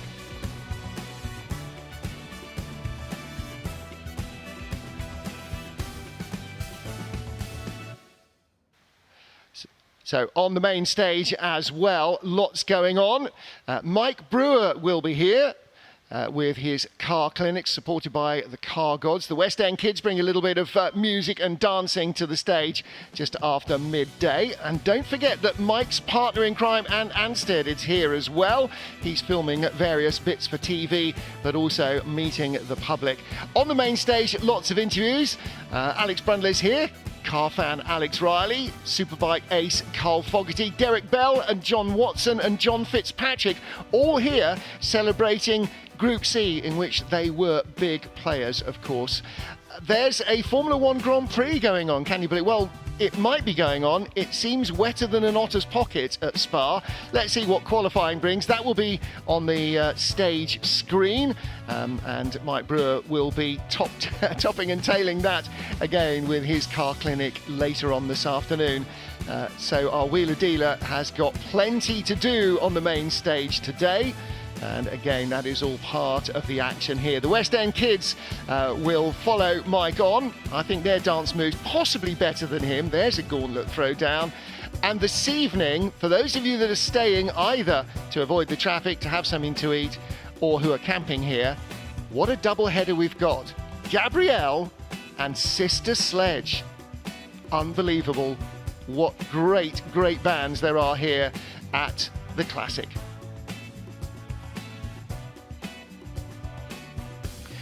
So, we talked about eating and drinking. Of course, there are the usual food and beverage stalls, but it's a little bit more. For the first time at the Classic this year, there's Foodie Fest. So, if you have had enough of racing cars for a moment, or they're maybe even not really your thing, and this is an event for the whole family, get down to the Silverstone Kitchen Live and you can enjoy a whole host of chef cooking demonstrations. Leslie Waters will be there, and also you will be able to learn a lot more about the more liquid lunch side of life with the Serengeti Spirits Masterclass at lunchtime. That sounds like that's my morning sorted out. Let's find out what happened with our Formula 2 drivers, and Ben is with them at the podium.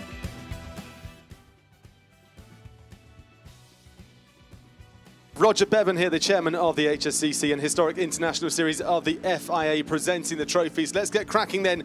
In third place from the historic F2s just now was David Shaw, and here to pick up his trophy is his mechanic Mick, here he comes. Sorry Mick, third place for you there. Looks very fresh as a daisy after that race. In second place then, Matthew Watts. And the winner then from that last race, what a race it was, Ben Mitchell. I'll let you all just show your trophies for a second before I dive in.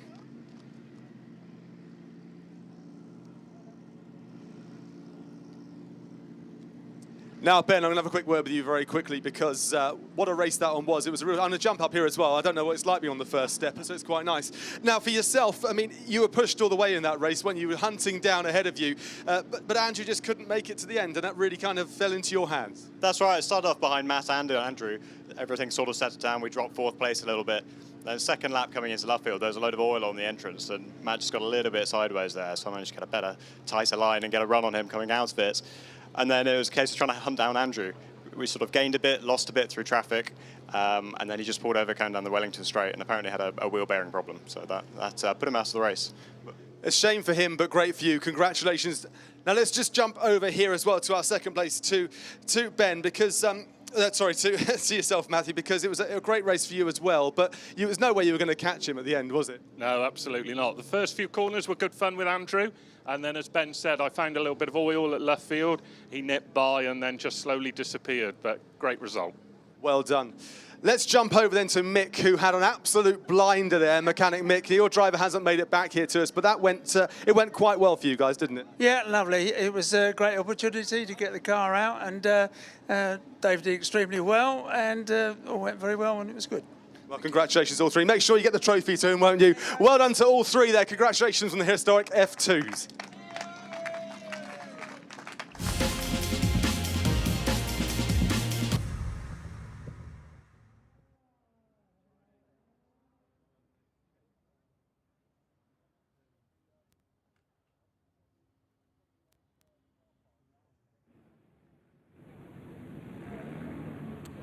Now we've got 4 decades of touring cars here in the assembly area. Looking up at the front, we've got Andy Middlehurst on pole in the Nissan Skyline, and then we've got all these RS500 Escorts, which, I mean, you can't not like this era of touring cars. Now let's try and squeeze in. Something that's quite impressive is how quick these Capris are. We've got Gary Pearson here. Gary, I was just saying, it's quite impressive how quick these Capris are. I mean, I don't think you're going to be troubling the Escorts ahead, but you're going to have some competition from behind.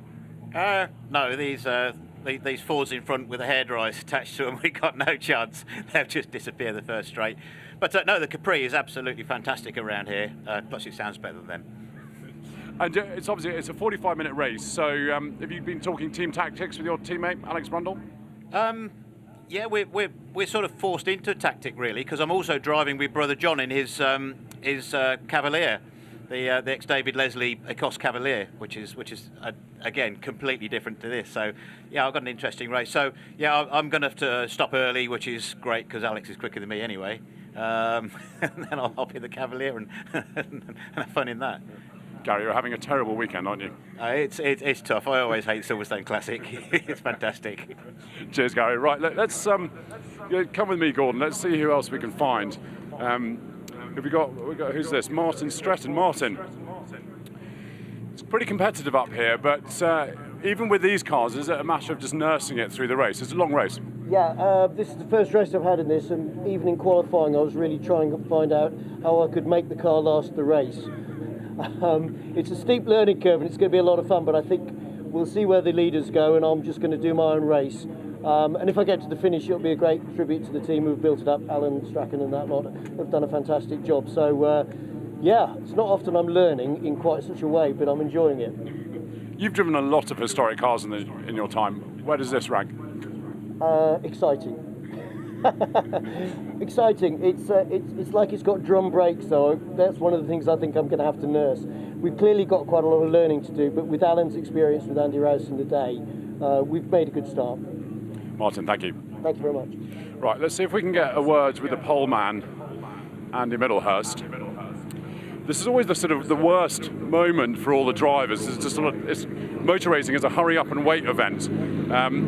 Let's see if I can squeeze in. Every time I approach Andy, he's always got someone in the car doing something. Andy, I'm sorry to jump in. You're on pole position. The car's quick. You're quick.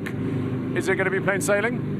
Not really. The Sierra Cosmos are very quick anyway, and they tend to go like a scalded cat for a number of laps, and then you peter out. So it's going to sort of see. I can run from the front or near the front and see how it goes from there.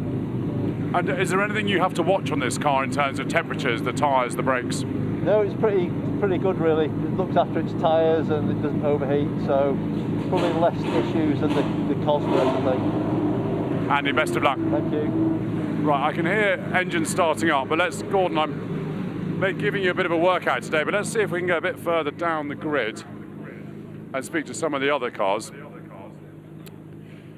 There's obviously 4 decades of touring cars here, and if you can't find something you like here, then you're in the wrong place. Okay, let's carry on down.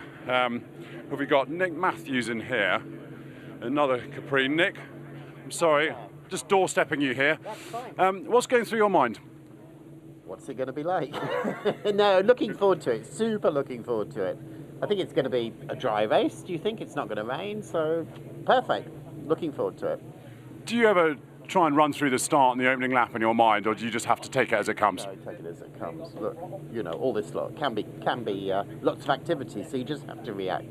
Great, well, enjoy it. Thanks. Okay, we've got time for one more. None of the engines have started up. Sorry, guys. Let's see who else we can find. It's always nice to try and get back sort of further down the grid. This Bmw Csl here, I'm sorry. So this was actually designed, this livery was designed by the photographer Jason Fong. A lovely livery, sort of newly built car, running really well. But let's try and get back to some of the other cars here, because you don't always get a chance to actually have a chat to these guys. Sorry, I'm going to squeeze in. Sorry, everyone. Oh, hi, Ollie. How are you doing? Yeah, very well. So, what are you in? I am in a Capri, number 14. And how did qualifying? Obviously went okay. You're on the grid, but how's the car? Fantastic. It's a lot of fun. Hang on, slide around in circles, and plenty of oversteer. And the times are all pretty tight around here, so I guess it can be won or lost even on a bad driver change. Yeah, absolutely. It's funny you say that. We've been working quite hard this morning to understand where to save time in the pit stop, how to save time, and hopefully we can capitalise and gain a few positions. Have you been practicing your driver changes? No. Now maybe we should have, but no, we haven't. We're okay. Yeah, we're professionals. We'll be able to do it properly. Best of luck, Ollie. Thank you very much. Enjoy your day. Right, let's carry on down. We've still got a few minutes, I think, until these cars. I love this Golf. Let's have a chat here. There's some very iconic cars on this grid, but everyone seems to have a bit of a soft spot for this one. Yeah, no, it's got a bit of history to it. It's been around. It's been a racing car since 1978-79, when it was originally the GTI Engineering Akai Golf, and then my father competed with it in 1981 and 82, and then it went to the Minshaw family of Demon Tweaks and competed in 83, and then disappeared out to Spain, and I found it in 2013 and bought it back, and it's been great to have it back in the family, and we've had some results with it and some giant killing results, particularly at Goodwood. So it's a great little car and it's fantastic to drive. Enjoy the race. Thank you. Right, let's carry on down, see what else we can find. Oh, the Volvo. It's the Youngs. John, there's some cars that sort of are racing cars, and then there's a Volvo. Volvos, yes, I understand your thinking. Well, they run in Group A in the mid '80s, and they were quite successful. This was run in the Group 1 championship in France, and it was reasonably successful. But as with turbo cars, you know, you're sort of in the lap of the gods, as I say. Is it fair to call this a flying brick? It does have its it has its merits. It handles pretty good, and it doesn't stop too bad, and it goes good when it's going. Well, best of luck. Okay, thank you. It's got to be one of my favourite cars on the grid. That it's always nice to see racing cars that aren't sort of not really, you know, built as racing cars. All of these touring cars, you know, these were sort of production cars that you could go in and you could buy the car on a Monday. You saw it racing on a Sunday, and that was a whole thinking behind touring car racing, and still is. You know, you see a Ford Cortina winning on the circuit, and you want to then go and buy it on a Monday. So, right, we're getting right to the back now. I want to speak to one of the mini racers. So let's. Who have we got here? We've got Graham sitting here. I'm sorry, guys. Graham Churchill. I wanted to speak to one of the mini racers because, I mean, you've got your work cut out around here, haven't you? Oh, definitely, yeah. But do what we can do. Do you get much of an advantage drafting some of the quicker cars? No, not really. I don't think. Not how this is set out. No. So really, it's through the complexes. Try and get a couple of positions up, and jobs are good. Yeah, we can. Yeah, you can go a bit in the corners, tight corners, probably. Yeah, we'll see how it goes. But yeah, it's hard. Right, look, everything's starting up. So let's shut the door there, and let's shut the door on the assembly area.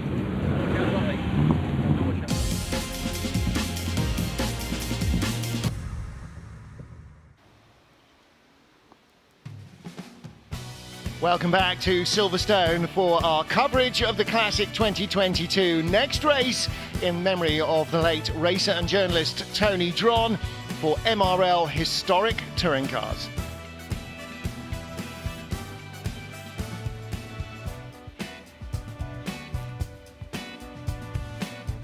Let's take a look at our grid then. After a fraught qualifying for some, Andy Middlehurst produced the fastest laps in his Nissan Skyline ahead of the Sierra RS 500 of Thomas and Lockie. David Tomlin in a similar Cosy starts in third, and a similar car for Paul Hensley in fourth, and for the Browns in fifth place. The second Skyline, Simon Garrard qualified in sixth place, so unsurprisingly turbocharged cars right to the fore, ahead of the V6 engined broad-speed Capri, and more Capris and Ford and Skyline battles before we get to the first of the BMW M3's Tom Holbrook lining up in 11th place on our grid. And we will start 58 cars in this, which will be a 45-minute true driver race in cars where there is one driver, and that is a number of them. The driver will stay in, but they must all complete a pit stop with a minimum stationary time. Whether you've got one driver or two, it should be no advantage or disadvantage. And there are two separate groups of cars at theoretically a 20-second interval. The Banks brothers in their Alpha will lead the smaller capacity. So that is the up to 1300s, the Minis, and the up to 1600s, the Alphas and the Mark 1 Lotus Cortinas. So those will be the smaller capacity cars. Everything ahead of them will be bigger and faster, and in some cases considerably more modern, at least if you consider the 80s and the early 90s modern, and I'm afraid I do. So here is our rolling grid. Martin Haven and Alistair Douglas in a commentary booth waiting to be pinned to the wall by this, and at the front of the field some very recognisable liveries. Particularly you look at there at the Rouse Engineering, the Caliber Sierra RS 500. Andy Rouse, Tim Harvey and the like drove those in period, but the pole position car of Andy Middlehurst, not a livery familiar to British touring car watchers, although Andy's name will be for British saloon car fans, but it's a car that came from the Japanese touring car series, so that is a period correct livery as well. David Tomlin on the inside of row 2 of the grid, and Paul Hensley in a Skyline, the black car on the outside of row 2. Safety car has pulled off, so this is all they get in terms of formation lap. The cars will be fine, the tyres will be cold, the brakes will be cold, the turbos will be at full boost going down into the first corner. Stand by for action. Race 3 of the Silverstone Classic, the Tony Drum Memorial Trophy for MRL Historic Touring Cars gets underway with Skyline versus Sierra RS 500 as the story in the lead, half dozen, and it is the green Nissan Skyline of Andy Middlehurst that takes control at the start, but there is contact immediately from the outside of the front row. The Caliber Sierra, the red, white and green Sierra as well from row 3 of the grid among half a dozen cars, and that is the end of the race, I'm afraid, for car number 10, and Julian Thomas out of the car immediately, and that looks like it is going no further now. If the car can't move, Alistair Douglas, we may well end up with a safety car on lap 1. Yes, and we've got the second grid going through now, so it's a difficult time for the marshals there, but yeah, you're right, that car will need to be moved. It is quite a long lap here. It's taking them over 2 minutes, so they have got a little bit of time to get that car moved. I'm not sure whether there was another one involved in that. I think it was David Tomlin, the car, the red, white and green car with the dragon on the side. I think he was involved there. I don't know whether his car continued or not. Leaders go by the old start finish line. It is a Skyline 1-2. Well, not sure if how we're going to pick the bones out of this. Watch the car on the right-hand side of the front row. It's on the inside. David Tomlin comes in deep in the white. Sierra with the green and red, and just gets into the tail of Julian Thomas, and around he went. Who got involved? The black Cosworth as well. Mensley. Yeah. That's what I was questioning, whether we had another car there that requires recovery, but Julian Thomas being pushed away by the marshals.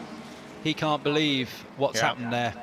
First turn of a 45-minute race. It's the age-old adage, isn't it? You can't win it on the first corner, but you sure can lose it. Andy Middlehurst leads. It's a Skyline 1-2-3 because the blue Calsonic Nissan is now up to third place. So Paul Mensley is in second position behind Andy Middlehurst. No, he was out in that incident, or at least delayed. It's the Simon Garrett Advan or Yokohama in this country coloured Nissan. Then it's Rick Wood, who built the two cars at the in the second and third places. The original Japanese touring car from the period is leading. That's an original car. So the three Nissans it is who lead. In fourth place, it's the original Broadspeed Capri of Richard Kent. Well, three cars have come into the pit lane change for second place as the blue Calsonic car moves up into second. Three cars in the pit lane below us, and that will not be their regulation driver change. That will just be to get things sorted out. So, yeah, with all of that confusion down at the first corner, it looks like the marshals have got rid of everything. Now, Andy Middlehurst on your timing screen showing dropping down to third place, but the Mark 1 human eyeball shows that he is clearly still, there he is, in the green Nissan, leading the race. So I'm not quite sure what's going on with the timing there. Transponder, I think. Yeah, that one, now Martin. He's popped back up. Yeah, the timekeeper's working hard to put him back in his correct position. Yes. Now that may happen every lap, so don't pay too much attention then to the timing screen.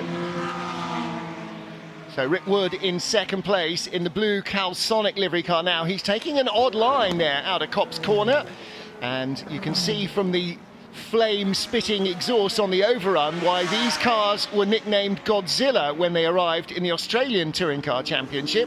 They raced very successfully in Peter Jackson tobacco colours and dominant force in the championship for 2 or 3 seasons. A flame-spitting monster from Japan, well, of course it's Godzilla. That's where the name came from. And these cars blowing out the unburnt fuel from the exhaust on the overrun. That shows how rich they're being fueled. Didn't quite have the electronics that a modern turbocharged engine would have. So it was just pump fuel through at whatever rate you can. That means when you're on full boost, it won't be too lean. And if it's too rich the rest of the time, yeah, well, it's only racing fuel. There are other issues like trying to rebuild the engine. But Rick Wood in the blue car is coming for Andy Middlehurst now, isn't he, with a head of steam. He might be the car builder, but he sure knows how to drive them as well. Now there's a historic livery, the Eggenberger Texaco Sierras, Group A cars. They were very, very dominant cars in their era, like Sir Klaus Niewitz, Steve Soper and the rest racing those cars. In fact, they went and dominated at Bathurst in the 1,000 kilometre race there, as well as winning the European Touring Car Championship. So the Eggenberger team with the black and red Texaco Sierras, very, very strong cars, and winning in the European Touring Car Championship. Change for the lead. Rick Wood goes through ahead of Andy Middlehurst, not on the timing screen, but again on the eyeball, but he outbrakes himself going down into Brooklands, goes past Middlehurst, who whips the cape out of the way, lets him go through, and then cuts back as he runs out wide, as Andy clearly knew he was going to do. And these cars running their period four-wheel drive systems, which obviously is a massive advantage in slippery conditions, but nice dry track today. But a little bit of extra weight, but tremendous traction from these cars, pushing out over 650 brake horsepower, and that's with a limited amount of turbo boost allowed in this class of racing. They could turn the knob up. They do have a knob in the cockpit, and they can turn it up, but not allowed to for this class. So yes, it's Rick Wood, the Mark expert, who built his own car and the one in third place of Simon Garrett, but the one in between, the green one of Andy Middlehurst, an original car from the period 1993, down into Stowe Corner. They pass one of our under 2 litre touring cars, the old Ford Cortina with the Lotus engine, the familiar dark green stripes down the side of the car. Into Club Corner they go, and if you've joined us recently, it's the historic Club Corner we're using, so not quite as tight as the modern Grand Prix circuit. Takes them out onto the Hamilton Straight with Rick Wood leading from Andy Middlehurst.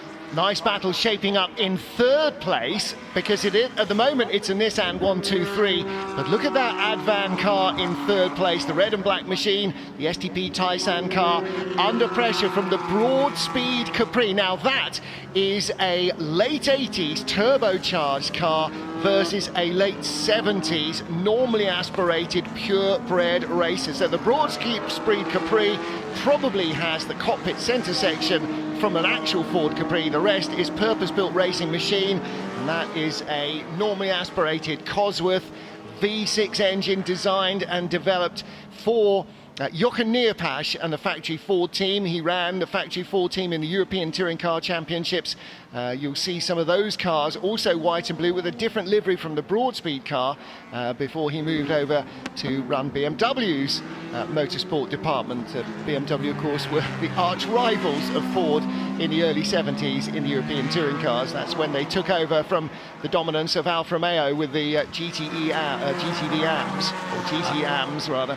And that number 88 car you've just been describing, the Broadspeed Capri, is the original car. The other Capris in the similar livery are recreations, but that one absolutely original, built in 1973 by Ralph Broad's company in the Midlands, and it's been raced regularly by none other than Andy Rouse, who raced it at one time. He was one of the engineers at Broadspeed. Andy Rouse, of course, went on to dominate in touring cars, in Sierras and such like. So he was in touring cars for many, many years. So not just one, that car raced by Andy Rouse, not just two, the Caliber Sierras built and raced by Andy Rouse, but three, because Andy Rouse was also a Triumph Dolomite driver, and there's a Triumph Dolomite in the race as well. Whether it's an ex-Andy Rouse car, I'm not entirely sure, but certainly of the kind which he cut his teeth. Yeah, and that one was also produced by, run by Broadspeed as well, and Andy drove one of the sister cars to that. And that first kind of introduction to a team that could build, design and develop and race their own cars clearly had a big effect on Rouse, because of course that's exactly what he went on to do. Build, design, develop his own cars. He was very good at finding cars that were good within the regulations. So Alfa Romeo GT V6, dominated the British Saloon Car Championship from a smaller class that wasn't quite as tightly contested. He found a Mercure XR4 Ti, a turbocharged Ford Sierra, which he then developed, which then led Ford to develop the Sierra Cosworth. So he was very good, as so many engineers are, at finding the right car within the regulations.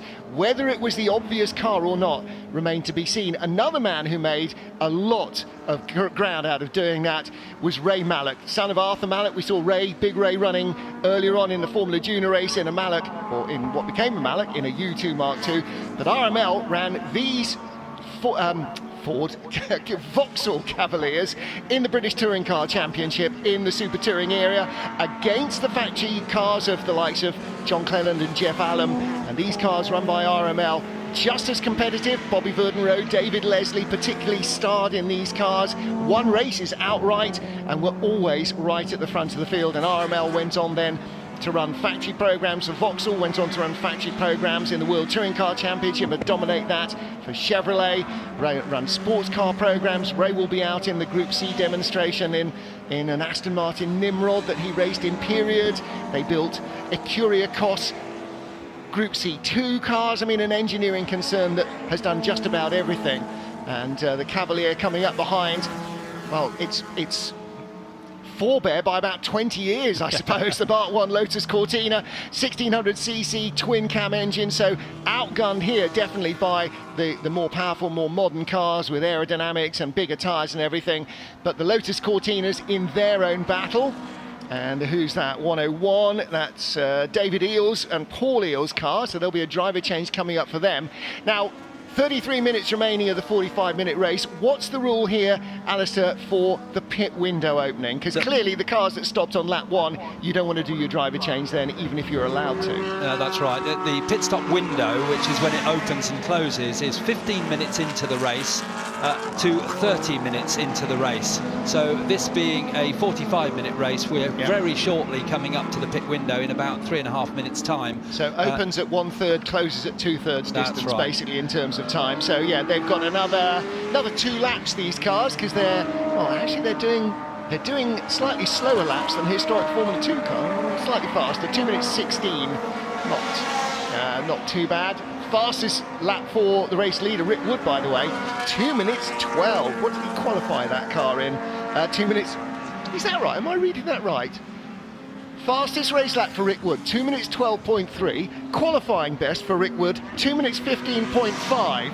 You sure they're not allowed to turn the boost knob up? Does the sandbag come to mind? Trouble for the Broadspeed Capri. And that is blowing oil in a way that it did not want. That's not the Broadspeed car, is it? That's one of the other cars. That's the RS 2600 of Nick Matthews and Miles Griffiths. So that car blowing a lot of oil, and unfortunately a long way from home. He needs to pull off as early as he can. He's trying to get off the racing line. Obviously his dash will be lighting up like a Christmas tree. When you have an old car like that, you've got a rev counter, you don't need a speedo, you don't care how fast you're going, you just don't want to over-rev the engine. But right in the middle of every racing car dash is the biggest red or orange light you can find, and when that comes on, turn it off, because that's going to be expensive.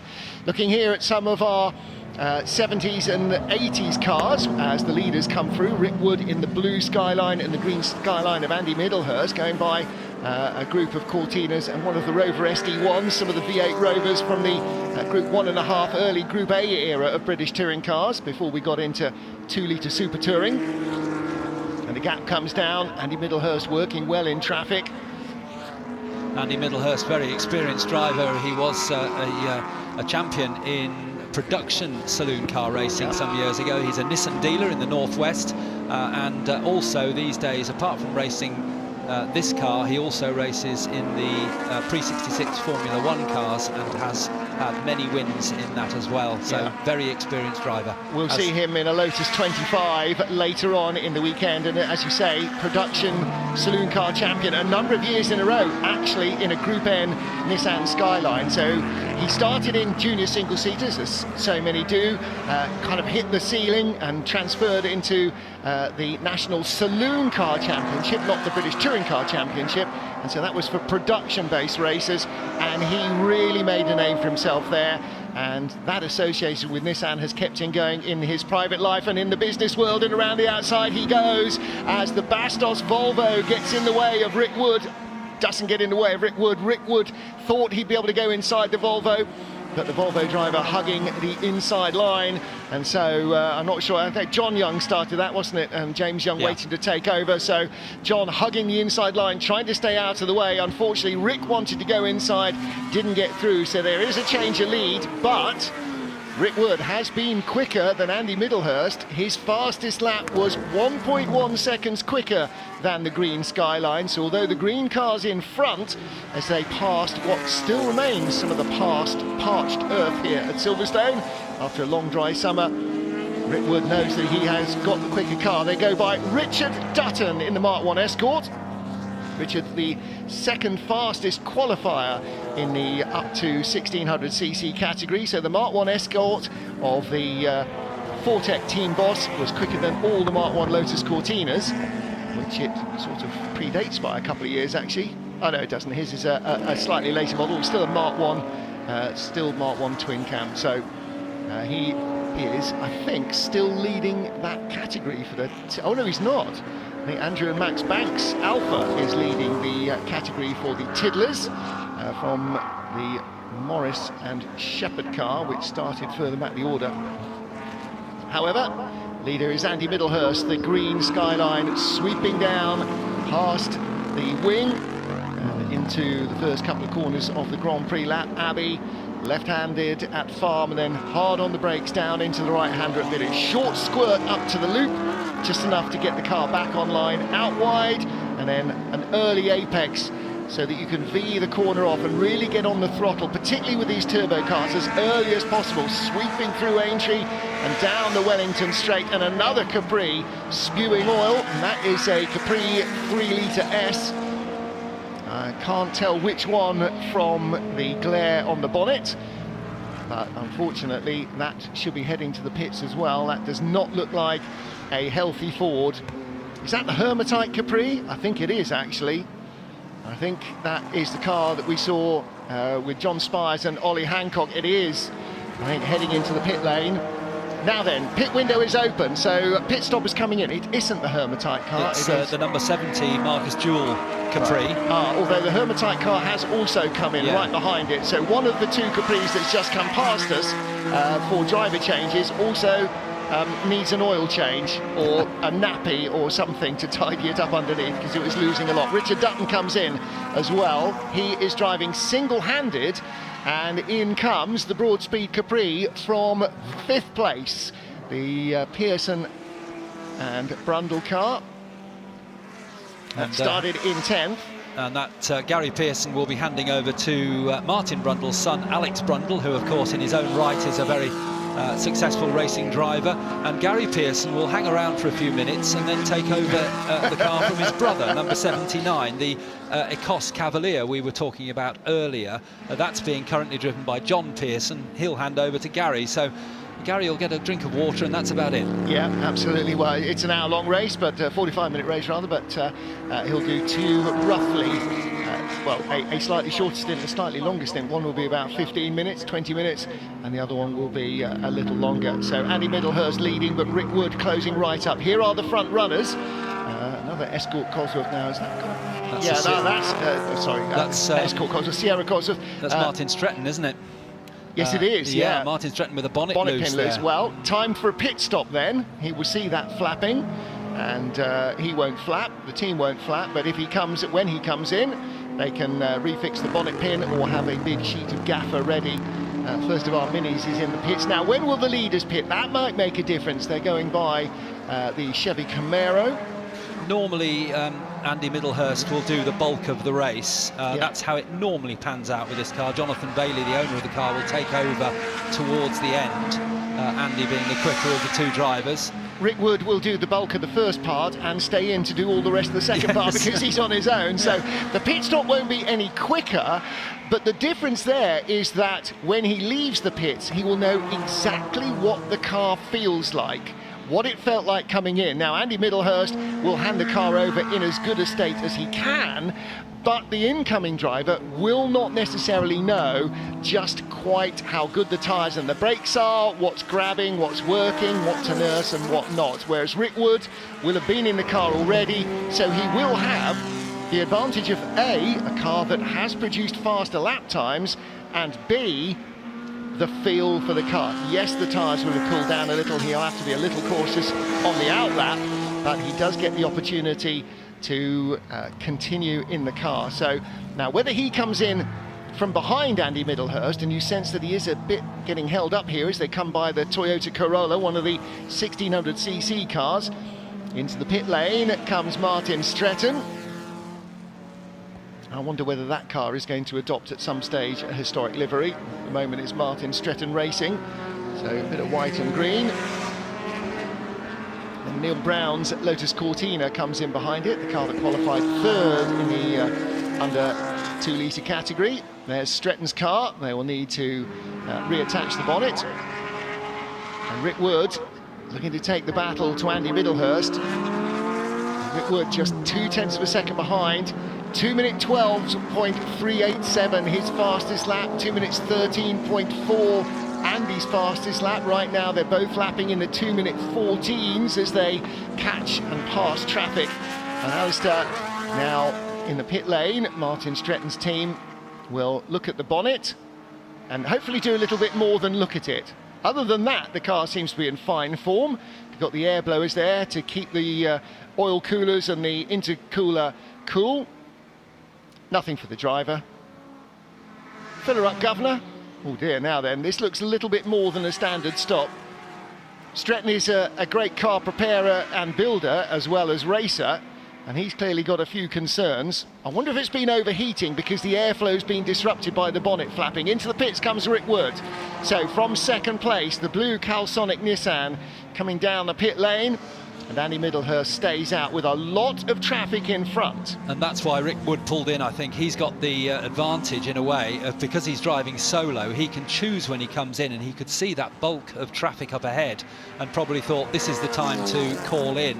Whereas Andy Middlehurst, if he's agreed with Jonathan Bailey that they'll do unequal stints, he's pretty much committed to driving to the point where he's done the bulk of the race. So yeah. Rick Wood now parked up again, the blower at the front, because so much heat sinks out of the turbocharger. They need to keep the whole area cool as best as they can. Yeah, as they were described, those cars with the hair dryers, well, they do a lot more than dry hair.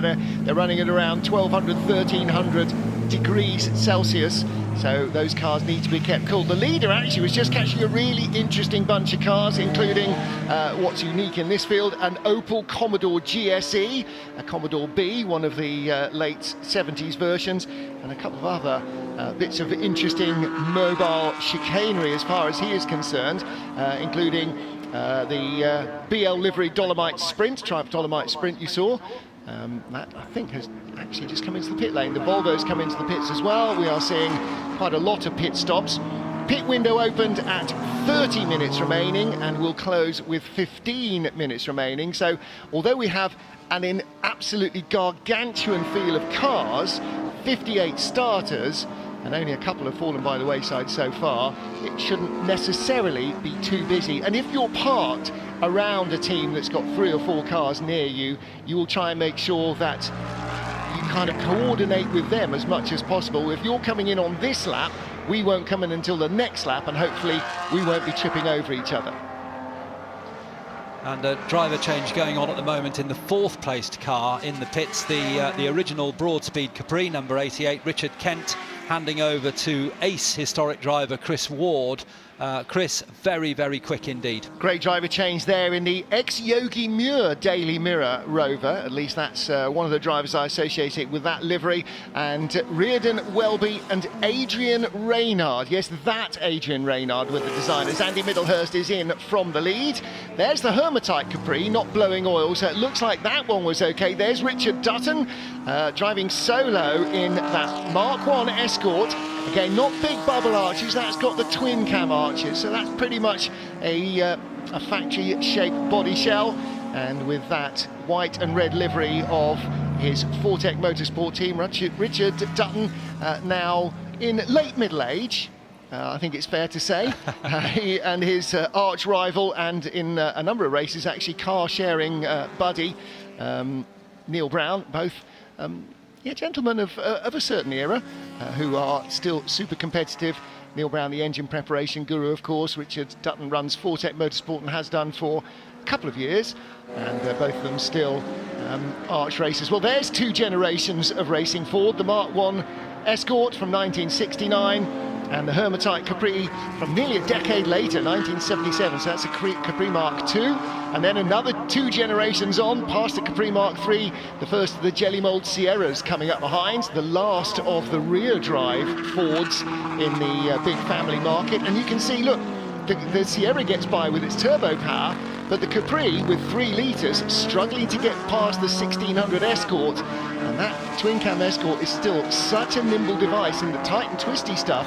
The Capri just cannot use its power. So Ollie Hancock, again, extremely good professional race driver and very good in historics in that Hermitite Capri, who is, I'm going to say this now, possibly a third the age of the man in front of him in the Escort, struggling to get by. But it is the Capri that's blowing out a lot of oil smoke, so the team will want to look at that after the race, not just because it will need topping up with oil, but also because Capris, well, any car really shouldn't be doing that on a racetrack. They will not be very popular with anybody else. Anybody who's following that Capri will see the gold tail end of the car through a very oily windscreen.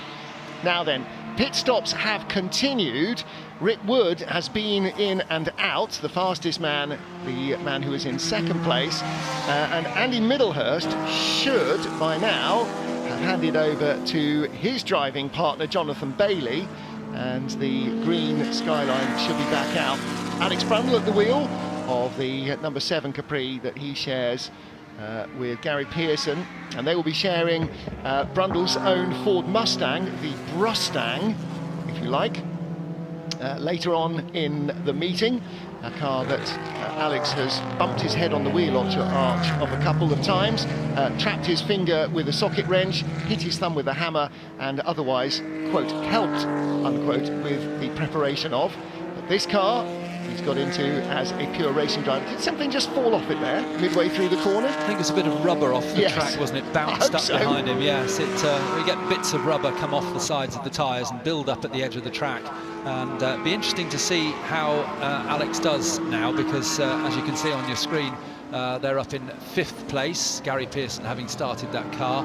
Also watch out for the other similar coloured 88 Capri, now with Chris Ward driving, very quick indeed. They're running in 7th place, but this couple of laps, well, 1 lap really, a long lap, so they get themselves sorted out, but 1 lap after the pit stops take place, the order has shuffled. We don't really get a true idea of the distances between the cars, but what we can see now, the 2 Nissans are back out. In fact, all 3 of them back out after their pit stops, and Middlehurst is now over 10 seconds. It'll be now Jonathan Bailey on board, 10 seconds in the lead. Well, we need to get back to the Alex Brundle battle, actually, just as we cut back to a battle further back. Is that Brundle? Has he just gone through? No, that's a little further back. That's Chris Ward. That's Chris Ward. In the Broadspeed car, yeah. Yeah, Brundle in 5th place right now is right behind car number 10, David Tomlin, and I beg your pardon, car number 80, David Tomlin, and that is the battle for 4th place. Brundle was about a 1.5 seconds back. So there is a very good battle going on. Brundle in the number 7 car, but he's chasing a Sierra Cosworth. So it's a little bit of an unequal battle. There is really no honestly good reason why a 1970s broad-speed Capri should be able to outpace a Sierra Cosworth, but he's got by because this is David Tomlin in the Sierra Cosworth in the pit lane. Now, was he up there because he had yet to stop? Yes, it was. He's the last stopper. Right, and does it with 1 minute and 20 seconds left. Oh, it's not a dragon on the side of the car. Now, I thought it was. It's a tortoise. Yes. Excellent, right. David Tomlin from Worcestershire, and we saw him out in the Formula 2 race as well, previous race.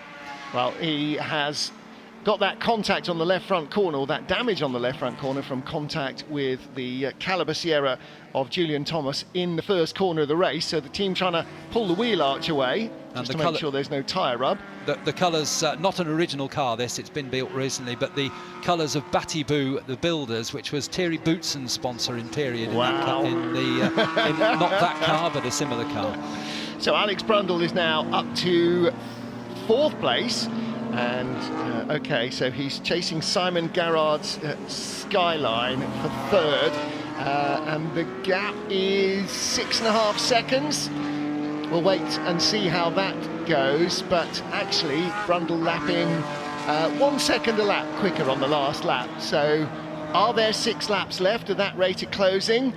And if he does get close enough, will the turbo boost of the Skyline be enough just to keep it in front of the key areas at the end of the straight? Andy Middlehurst, or not Andy Middlehurst, but in his case, Jonathan Bailey. The green car of Jonathan Bailey is now back out on track and still leads. Rickwood in 2nd place, 8.8 seconds back. So somewhere the Rickwood car, the blue Skyline, lost a lot of time. Well, oh, that's the Broadspeed car parked up. So that's Chris Ward, I'm afraid. Yes. A car that I was really tipping for the top has pulled off. That's twice in 2 races. You're going to have to stop mentioning friends and family. Going back to the lead battle, when they came out of the pits, the gap was 10 seconds, and you've just reported it's 8.8. So Rick Wood is catching, but he's got a long way to go. And Jonathan Bailey doing very well in the green leading car. You may have heard a slight thunder under our commentary there. That was the Camaro coming back in. That's, I think, its 2nd, or might actually be its 3rd stop. And look at the difference of pace between these Skylines, the turbocharged Group A era, and the Rover and Cavalier that it has gone past. Of course, the Rover and the Cavalier were different generations of racer as well. But Rick Wood, absolutely flying at the moment. 2 minutes 12.387, his fastest lap. He did a 2:17.0 on the last lap compared to a 2:17.3 of the race leader Jonathan Bailey. Bailey actually opened out the gap a little bit on that last lap, 2:17.3 to 2:17.9. So despite Rick Wood being a little quicker in the first part of the race and actually taking the lead at one point, he's now starting to lose out to Jonathan Bailey. I wonder if his tyres or his brakes are starting to play up. We've heard already in our first 2 races this weekend at Silverstone, the number of the front runners have had mechanical issues with the cars, and a couple of them with some of the oil that was down on the circuit after yesterday's day of qualifying, which, as you can see, is in some places still covered in a little bit of cement dust, quick dry. But here is the race leader, Jonathan Bailey, working his way through traffic into the Beckett's S's. And using the full Grand Prix circuit, as raced in Formula 1, but with a slight variation. When you come through the Vale, there is a more gentle left-hander that takes you through Club Corner. And that Sierra that we just saw in the pits is slowing right down. The red, white and green car is crawling to a halt. So that is the car of David Tomlin that was in that first corner incident. And that does not look like a happy car. And a battle we should be focusing on is 4th up to 3rd place, because Simon Garrett is being caught by Alex Brundle now as a puncture for David Tomlin. That's really unfortunate, isn't it? Well, and that's really ironic, considering that he's only just been into the pit lane and the team have sort of tried to move the wheel arch off the tyre, so he may well have been smelling a lot of tyre smoke through the race. And of course, when you have contact like that and it pushes the wheel arch in, often it will start to dig into the meat of the tyre and eventually gets down through. BMW 1800 TISA goes through. There's only one of those in the race, and that's in the 2-litre class for Gordy Much and Alistair McCaig, the boss of Acuria Cos. Coming towards us, the Alfa Romeo Sprint Veloce, the red car being driven by Dickie Mead, and he shares with Jeff Gordon. Again, only one of those in the race. And Martin Stretton's car has boiled. Well, Stretton clearly was worried about more than just a loose bonnet, and I do think perhaps that the loose bonnet was disrupting the airflow, so vital for cooling these turbocharged engines. You think, well, surely more air is getting in. Yes, but less air is getting through. That's what those vents on the top of the bonnet are for, to allow the hot air to escape as the cold air comes in. So that might well have been the problem. Car number 7, Gary Pearson and Alex Brundle's Capri RS 3100. Still in 4th place. It is a turbo Nissan 123 and a car from an altogether different era in 4th place. This car dates back to 1975.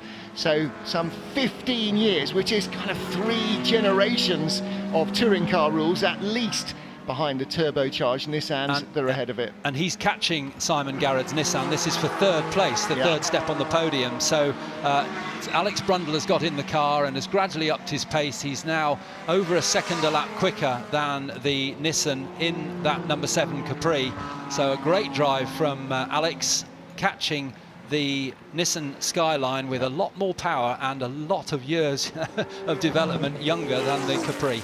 10 minutes to go, and that will equate to about 5 laps. So Brundle with a head of steam, and the gap between them at the beginning of the lap, which we're now 2/3 of the way around, was 2.3 seconds. That is more like 0.9 seconds. And coming down, a Hermatite BMW and a Kyriakos Capri, a Labatt's BMW as well in front. So all sorts of different eras of touring cars in this field, and this battle as well. A 90s turbocharged monster versus a Cosworth engine 70s fat tired racer, and Alex Brundle driving this car in exactly the way that its maker intended. The broad-speed Capri, broadside almost, as he hoves in for 3rd place, right behind the Nissan of Simon Garrett. And he's looking to make a move, goes by the BMW M3, the E30 car that was so successful in the DTM and then in the British Touring Car Championship in the 2-litre class. And Mark 1 Lotus Cortina right in front, and I think that is Neil Brown's car, in fact. So Neil Brown, the engineer, no it's not. That is 341, the Balfe and Ashton car. Sean Balfe is at the wheel of that. They go either side. Brundle with the inside line, doesn't have the traction. The long way round there for Simon Garrard worked, who is able to keep the momentum up. He's got a 70s BMW and a 90s Cavalier jockeying for position in front. Where does he go? Is there room on the inside? There's not. He's on the inside. Brundle's going the long way round the outside, and he has the inside line into Luffield, and that will tighten. The BMW can't hold the line, drifts out wide. This is going the way of Brundle in the number 7 white and blue Capri, and the Cavalier stays well out of the way. So does the Opel Commodore GSE on the outside, and Brundle's up to 3rd. Made really good use of traffic there, and that's the razor-sharp instincts of a modern prototype race driver. Alex Brundle goes through for 3rd, but can he hold it? Interestingly there, the car that slowed, as you described, the Cavalier, was of course the car that that's being driven by Gary Pearson, who started Alex Brundle's car. So he was watching his mirrors and thinking, I don't want to slow my own car down. He was definitely staying out of the way there, wasn't he? But again, you can see Simon Garrett using that turbocharged power of the Nissan to come back on this short run from Copse down into Maggots. He was in front into the Beckett's S's and is in front on the straight. So they've got a Mark 1 Cortina, they've got the Triumph Dolomite in front of them, but again you can see the pure grunt of the Nissan. This last part of the lap, unfortunately for Brundle, really plays into the hands of the Japanese car compared to the Capri. The Capri is better in the medium to slow speed corners, so he's going to have to be wits about him in traffic. Here we go, looks to the inside again, and it's a drag race. If this was the last line, Brundle would get it at the line. There's not quite enough room for the Nissan to come past, but as the Cosworth G engine wails at the top of its rev range, the turbo boost kicks in and the Nissan sweeps around the outside to go back to 3rd at the start of another lap. 6.5 minutes to go. 3 more laps of this action to decide the final podium spot. Into the tight right-hander at Village, and Simon Garrett stays ahead. But will Alex Brundle try for a different line through the loop that leads out to Aintree? No, he stays behind. Now he's thinking ahead where, as they pass Richard Dutton in the Mark 1 Escort, they're now looking all the way down the Wellington Straight to the left-hander at Brooklands. No cars immediately in front of them, but there are slower cars ahead, which they might catch at Luffield as they turn into Brooklands now. The Nissan still in third place, just ahead of Alex Brundle in the Capri as they turn through the right-hander at Luffield, which continues a long way round to the right before they can get back on the power again, passing that little Mini as they blast past. He must have been interesting looking in his mirrors there as those two cars coming down on him. Now they're onto the old pit straight down towards Copse Corner, turning into the right-hander, but Simon Garrett just managed to pull out a little gap on Alex Brundle in the Capri.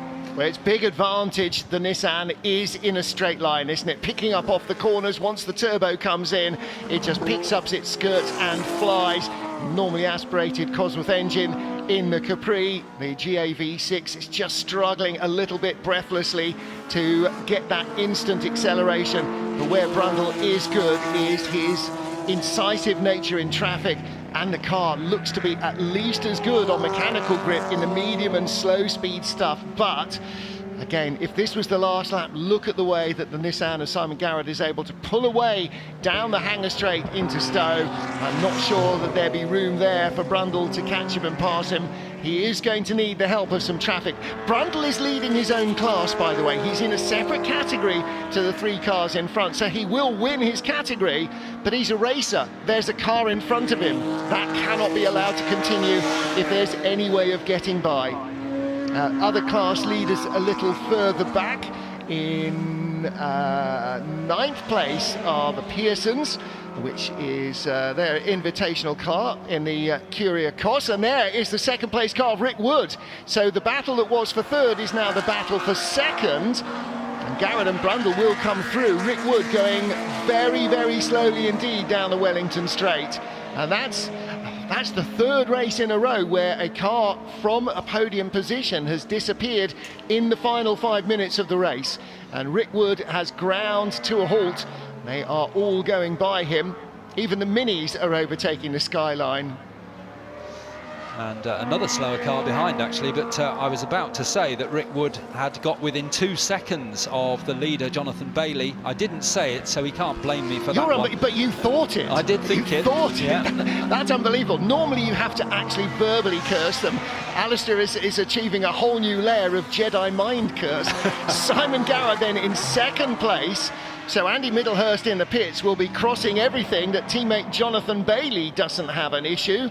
So the Calsonic Skyline rolls to a sad end, and that is it for Rick Wood. Started ninth, was second, had led, but here is our race leader.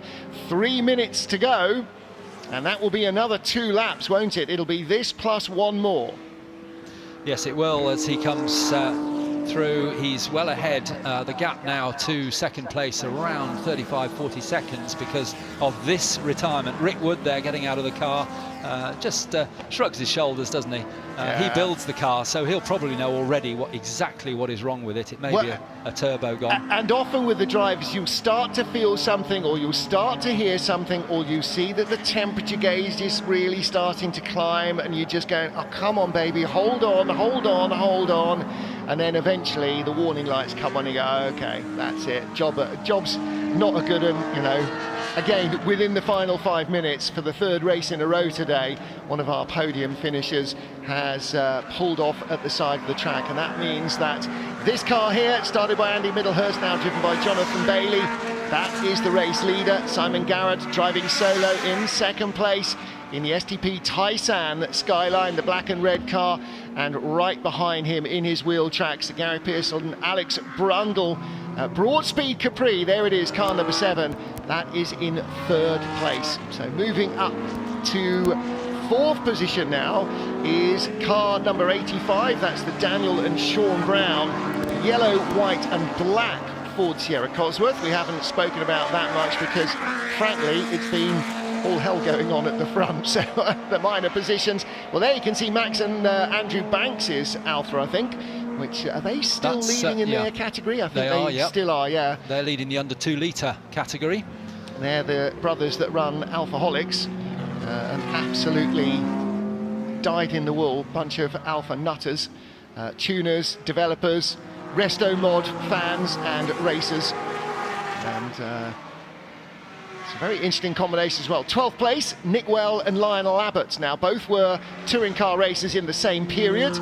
Nick raced in the British Touring Car Championship, particularly in the Auto Trader BMW M3. Lionel Abbott, like Andy Middlehurst, a production saloon racer, most famous perhaps for his prowess in Saabs. So a big fan of the turbocharged cars. And although there is there are a number of BMW M3s here, they're not racing one of those. This is the Spears and Hancock Hermatite Capri. I think it's finally blown out all its oil now, and again, just half a minute remaining. So it will be this plus another lap. And here comes the leader again, passing that Opel Commodore. That's a Commodore B, the second of the generation, again passing that number 5, Reardon Welby and Adrian Reynard Rover SD1 in the Daily Express colours. So, final lap for the race leader. Final lap for Simon Garrett in second place, and he is yet to come across the line actually, so he's a long way behind. It's only going to be mechanical carnage that robs the green Nissan that started from pole of victory here, and actually it's looked like the class of the field pretty much all the way through. Rick Wood had a very good stab at trying to beat it, but it looks as though maybe from the pit stops his car was starting to fade, because the gap started to grow, didn't it, after the driver change for the green car. But then Rick Wood fought back and got within 2 seconds, but clearly not destined to finish. And out of the 3 Nissans in the race, 2 of them modern recreations, the one that's leading is actually the original car. So it's great to see a car that raced in period there right up at the front, making his way through. Jonathan Bailey being very, very cautious through the traffic now. He's taking wide lines, he's letting cars in front of him. He's no rush, he knows that he's 40 seconds or so in the lead. He'll have had that from his pit board, and coming down the hangar straight for the final time. Eggenberger, Texaco Sierra right in front of him, another historic livery, and the Patrick Motor Group Rover alongside the Auto Trader BMW, the leader in the final couple of corners, just ahead of James Brodie in that black and chrome, yellow and red Ford Sierra in the colours that were run by David Brodie in period. The checkered flag awaits, lots of traffic, but the leader is there and coming to the line. Jonathan Bailey is going to win this race. He takes victory in the Tony John Memorial Trophy. This 2-driver race, and by a substantial margin. The car started by Andy Middlehurst. Here is the car in second place, the STP Taisan liveried Skyline. It was due to be a Skyline 123, but Rick Wood dropped out with 5 minutes to go in his Calsonic liveried Nissan, and so Garrett in second place now, and just keeping himself out of the clutches of Alex Brundle in the Broadspeed Capri. That will be a class winner, but it will finish third place overall as well, against all the turbocharged opposition from the Skylines and the Sierras.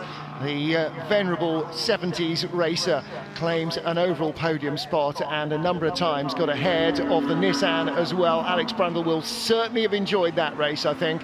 That really, his first time out on track today, that will really get his juices bubbling. Of course, Alex producing a whole load of YouTube videos of the build of his own Mustang and various other car-related items. I feel pretty sure that there will be an ecstatic one around this race as well, so go and search him out for that later on this evening when you've got a few moments, and you can watch the boy Brundle getting very overexcited. That was a great race from the team for that car, and a very good run out front as well from Andy Middlehurst and Jonathan Bailey in this ex-Japanese championship car. Seiji Ara, one of the drivers of that car in period. And again, a dominant performance by one of the newest and most powerful brands in the series. 34, here is the Alfa Sud Sprint Veloce, and this is the car of Jeff Gordon and Dickie Meaden. And you Is this our Class A winner? I'm now struggling to see the road. There's about 8 different classes here for the various different cars. That is a genuine factory car, though, prepared in period by Auto Delta, raced in the Tiddler category in the European Touring Car Championship. Max and Andrew Banks of Alphaholics winning their class. There you saw that Alpha GTA coming in. And there's Andy Middlehurst. You see him in an ex-Jim Clark Lotus 25 as well in the pre-66 Grand Prix car race. So Andy Middlehurst doing the first stint in the green skyline. Going to grab a bottle of water. And there is the Daily Express liveried Rover, raced in period by Brian Yogi Muir in the what was then Tricentral British Saloon Car Championship. And at the side of the track, James Slaughter's Mark III Capri. Well, there is the second place car of Simon Garrett. He got all the enjoyment out of that. Tell you what, I bet he sweated a little bit there as well when Alex Brundle was all over the back of him. There were a few times where he thought third place might possibly be gone, but had just enough in the Nissan to get his nose back in front and keep it. There's Alex. Talks a good race, as those of you who hear him on the Sky F1 support race broadcasts will know. Drives a good race as well. He's not a retired racing driver, everybody. If you're looking for a good peddler of historic or modern cars, then there's your man. Not too sure that he's disappointed with third place. Obviously he would have preferred to be second, but you come to these for a good race, and boy, they had a good race. Congratulating Simon Garrett, and they will be doing the barroom chat on that one for a long while. Well, it all went wrong in the first corner of the race for a couple of our expected front runners. 3 or 4 of the Sierra Cosworths tangled up in an opening encounter that saw the Nissan Skylines break free. 1, 2, 3, Andy Middlehurst ahead of Rick Wood and Simon Garrett. And that's the way it stayed. Rick Wood had a couple of lunges to get in front of the green Nissan in the first part of this pit stop race. Once the pit window opened, he started to lose a little bit of performance. He wasn't the only one. A couple of others struggled. This was a key moment. Andy Middlehurst making the most of traffic to get by. In third place, Simon Garrett in the STP Tysan liveried Nissan, but in fourth place and leading their class, the Broadspeed Capri. Capri, the Cosworth that was in the early incident disappeared with a puncture, and then Alex Brundle in the second part of the race, coming on strong in the Broadspeed car, looking for third. Rick Wood retired, which made it a battle for second, but Jonathan Bailey taking over from Andy Middlehurst sealed victory for the green Nissan.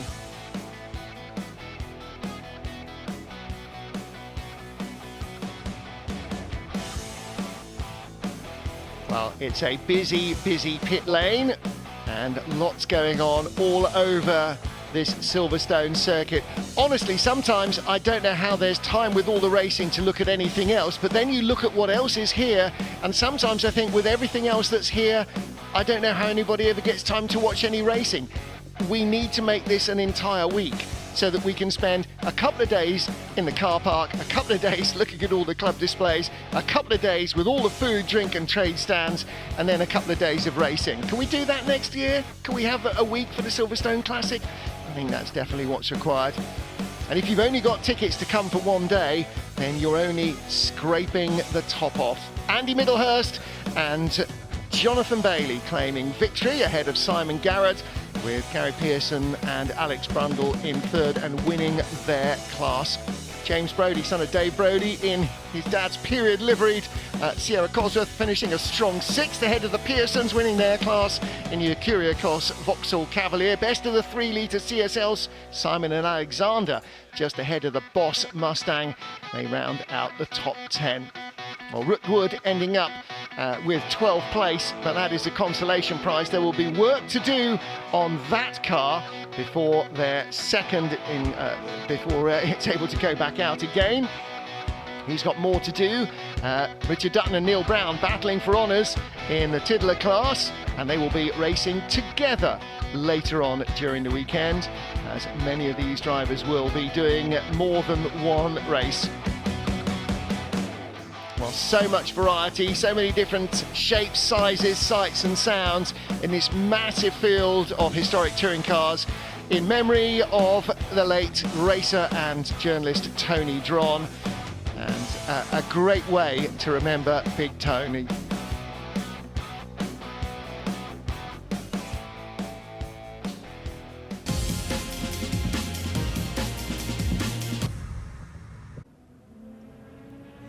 So for the first time at the Classic this year, we welcome Car God's official detailing partner. Tom is here to tell me more. Car God, you seem to be everywhere at the moment. Absolutely love this branding, but also love what you're standing for, because it's all about detailing. It's perfecting the cars that are out there. It is. It's all about detailing. All of our products are made in the UK. We've got a fantastic brand. We've got a massive range of products. There's over 60 in the range. And we're just trying to get out there with the name. Nice. And so people can actually come down. You've actually got the products on sale here today, haven't you? We have, yes. What's most popular? Holy water. It's fantastic. Holy water. Spray on, wipe off, paint, sealant. It just makes your car look amazing. So holy water. Where do you have to go to get that? Just on the stand over there. Okay. No holy trail. Anyway, talk us through what you're doing with the AC Cobra here at the Classic. So this weekend we've got the AC Cobra on the stand, and we're going to detail this from start to finish. We're going to start with the wheels, build up, snow form the bodywork, give it a wash, machine polish all the bodywork, and then we're going to top it off with the holy water. I mean, it already looks in pretty mint condition, but you're basically just sort of doing, you're the last mile when it comes to the journey of restoring a car, right? Yes, indeed, yes. So obviously the car's immaculate, but we've got dirt on the bodywork, the wheels need polishing up. We're going to get everything absolutely perfect and restore the paintwork, get rid of the swirls, get rid of the scratches. All the little imperfections are gone. All of our Car God's detailing products. So when you're looking around an event like the Classic, and you're seeing all of these old, beautiful cars that are probably crying out for a bit of your help. Yeah. I'd love to have a go at all of them, but unfortunately I've not got the time. No, you guys are really busy at the moment, and I'm sure you've got your work cut out here today. But Tom, thank you so much. No problem, thank you. Come down. They're based just by the village, I think, we're near the shopping village, and the village green. That's it. So come down, check out Car Gods. Tom, enjoy the Classic. Thank you very much. Thank you very much.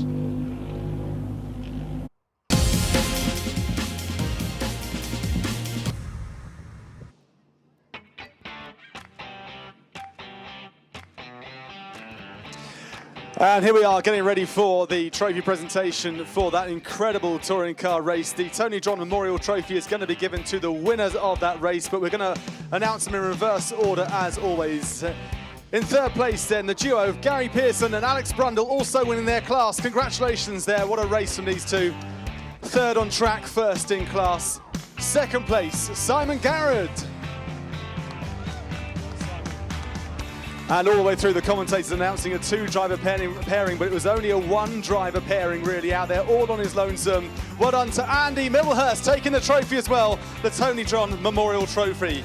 And presenting the trophies then for third place, we have got Tony's daughter Amy, handing the trophy over to Gary and to Alex. Then we have Tony's son Will handing over the second place trophy to Simon Garrett. Last but by no means least, Tony's late wife, Karis here, handing over the trophy to the single driver, Andy Middlehurst.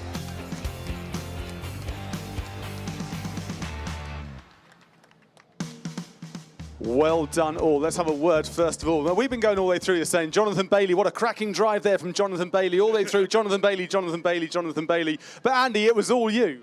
Yeah, Jonathan decided not to come this morning, I'm not sure what reason, but yeah, it would have been a good pairing, and we may have finished possibly one and second, but on your own it's a little bit easier because you're already in the groove anyway.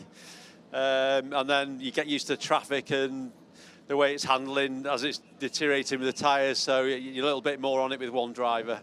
40 seconds ahead. I think you're okay on your own, actually. There you go. Let's go to second place then. Simon, what a race you had there. 2.5 seconds you finished ahead of those in the end, so it was tight at the end, wasn't it? It was very close at the end. I didn't realise he was coming, to be fair. I thought I'd got a comfortable second in the bag, and all of a sudden I got Alex right up behind me. So yeah, I had to pull my finger out a little bit towards the end there. And of course, when Rick then had to pull over to the side, you got to inherit a position as well. So it played into your hands somewhat. Yeah, absolutely. Yeah, shame for Rick because obviously those two at the front were flying. I was struggling to keep with their pace, but you know, got to be in it to win it at the end of the day. So nearly a good trophy for you. And let's head over then to our third place. I'm going to jump this side for both of you. First of all, let's go to Gary. It was a good race for you guys. It was interesting to see the difference between the Skyline and the Capri. Yeah, they're so fast on the straights, but mine sounds better, so I don't care. Ooh, right. Alex, what about yourself? I mean, you had your work cut out. There were a few moments there where you went on the inside, they had to go on the high side, going around those back markers. Yeah, well, Gary put me in a position with a brilliant start and able to close in a little bit, but the only opportunity was really in the traffic. Simon managed to turn on the afterburners at the end, and I couldn't quite catch him. But well, man, we had some really good fun and a great race. I hope it was a really great race to watch. We'll have to get the stewards to look at that afterburners, eh? Well, there you go. Look, well done, all of you. Congratulations.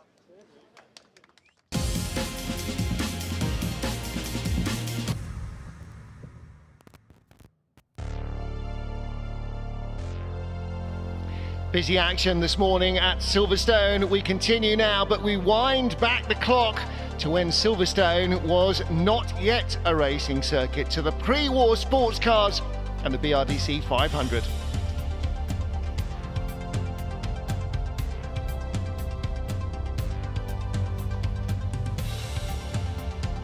Grid for the BRDC 500 race sees the Fraser-Nash TT rep of Gregor Fiskin and Patrick Blakeney-Edwards starting on pole from the enormously well-driven Alvis Firefly Special of Rudiger Friedrichs. An Alta and a Delahaye on row 2, a Talbot and another Fraser-Nash on row 3 of this multi-faceted grid. Behind them, the first of the Aston Martins, the Red Dragon Speed Special, and 2 Bentley 3 4.5s, and another Aston Speed model rounding out the top 10. Wrigleys, Bentleys, Morgans, Talbots, Alphas, and a whole host of others come together to make up what is a very, very varied grid. So racing for the BRDC 500, these cars, as in period, race very close to standard production specification.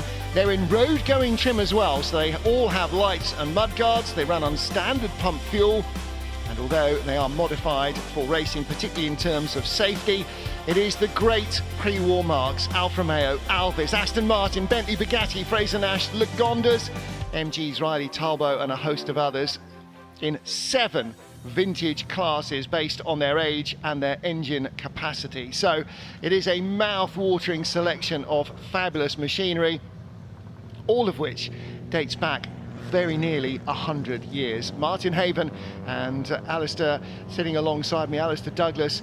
I mean, whenever you come racing at Silverstone, whatever era you came racing in, Silverstone's always had an eye for a good historic race. And cars like these, from the very first day I came to watch motor racing, were already elderly cars. Now, some of the cars that we see racing hadn't even been created, but these cars are going to take on this Grand Prix circuit. 40 minutes for these near century-old cars is going to be a pretty demanding ask.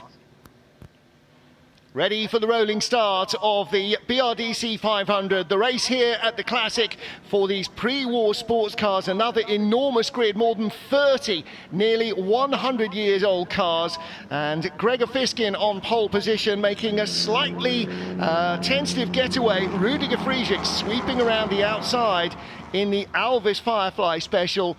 It is Rudiger Friedrichs in the more upright of the cars who gets the advantage. The Chain Gang Fraser-Nash TT replica behind. Gregor Fiskin, who shares with Patrick Blakeney-Edwards in second. Gareth Burnett in the Alta, and a looping spin there for the Talbot 105 right behind.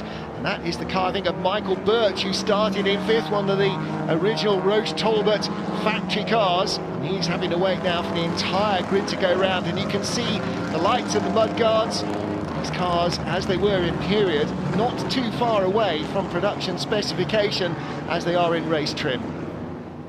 Yes, Michael Birch unfortunately spinning there on the first lap, but down to the other end of the Wellington Straight, as Michael recovers at the top end of our picture, is the leaders coming round, and a very, very good start, as you say, the Alvis Firefly, driven by Rudolf Friedrichs, who's won this type of race a number of times before.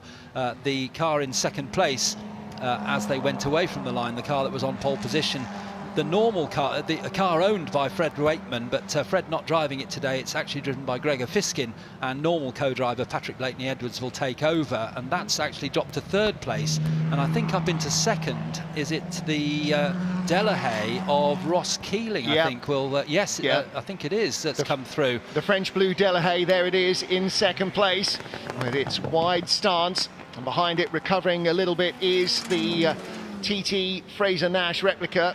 Or the Fraser-Nash TT replica, the Fraser-Nash with its chain-driven rear, and a little bit dangling off the side of the Delahaye there. That is not necessarily entirely what they would have hoped for. That's the Alta, that's the Alta, in fact. Yes, it is. It is. Another driver, Gareth Burnett, who again has had a number of wins in this car in this type of racing. And he's slowing right down dramatically. Whatever it was, some metallic strip from under the car has started rubbing on the rear wheel, and he can hear something.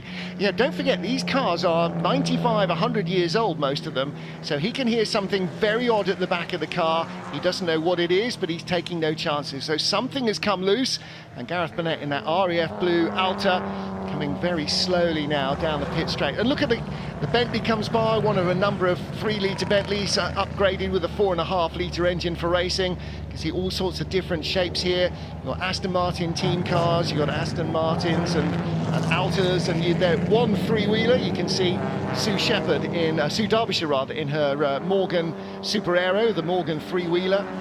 Bugatti Type 35s, all sorts of different shapes and sounds here. Riley's, Tombo Largo, there's a classic Bentley look. And these cars again, even as a modern car, really thunder along. That's the Hudson Morley Bentley 3-litre 4.5.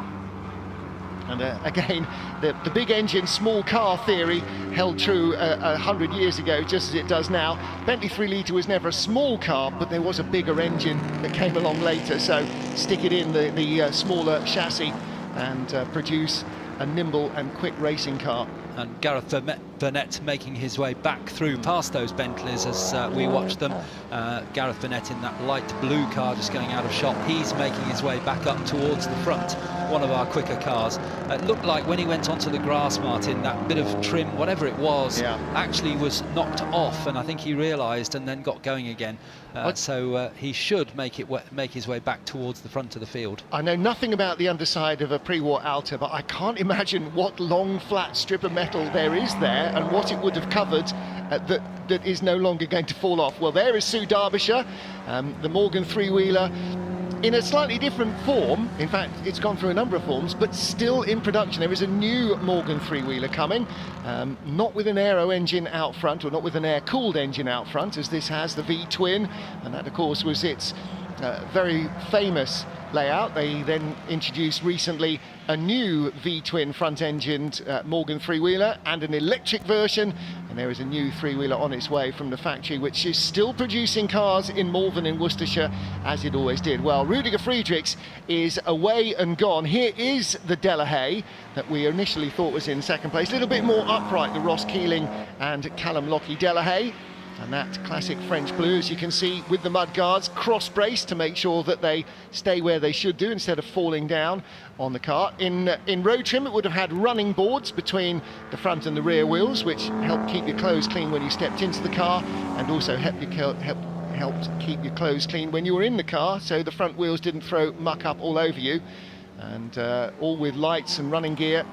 Of course, in the early days of Le Mans, cars like these would have had to have had all the wet weather gear as well. The first hour of the Le Mans 24-hour race, you had to run with your roof up. Now, all of these cars, as you can see, do not have solid roofs. That was a while in coming. They all would have had a canvas roof. And so your canvas roof, like your traditional soft-top car, would need to stay up for the first hour of the race. If it didn't, you were forced to pit to have it fixed.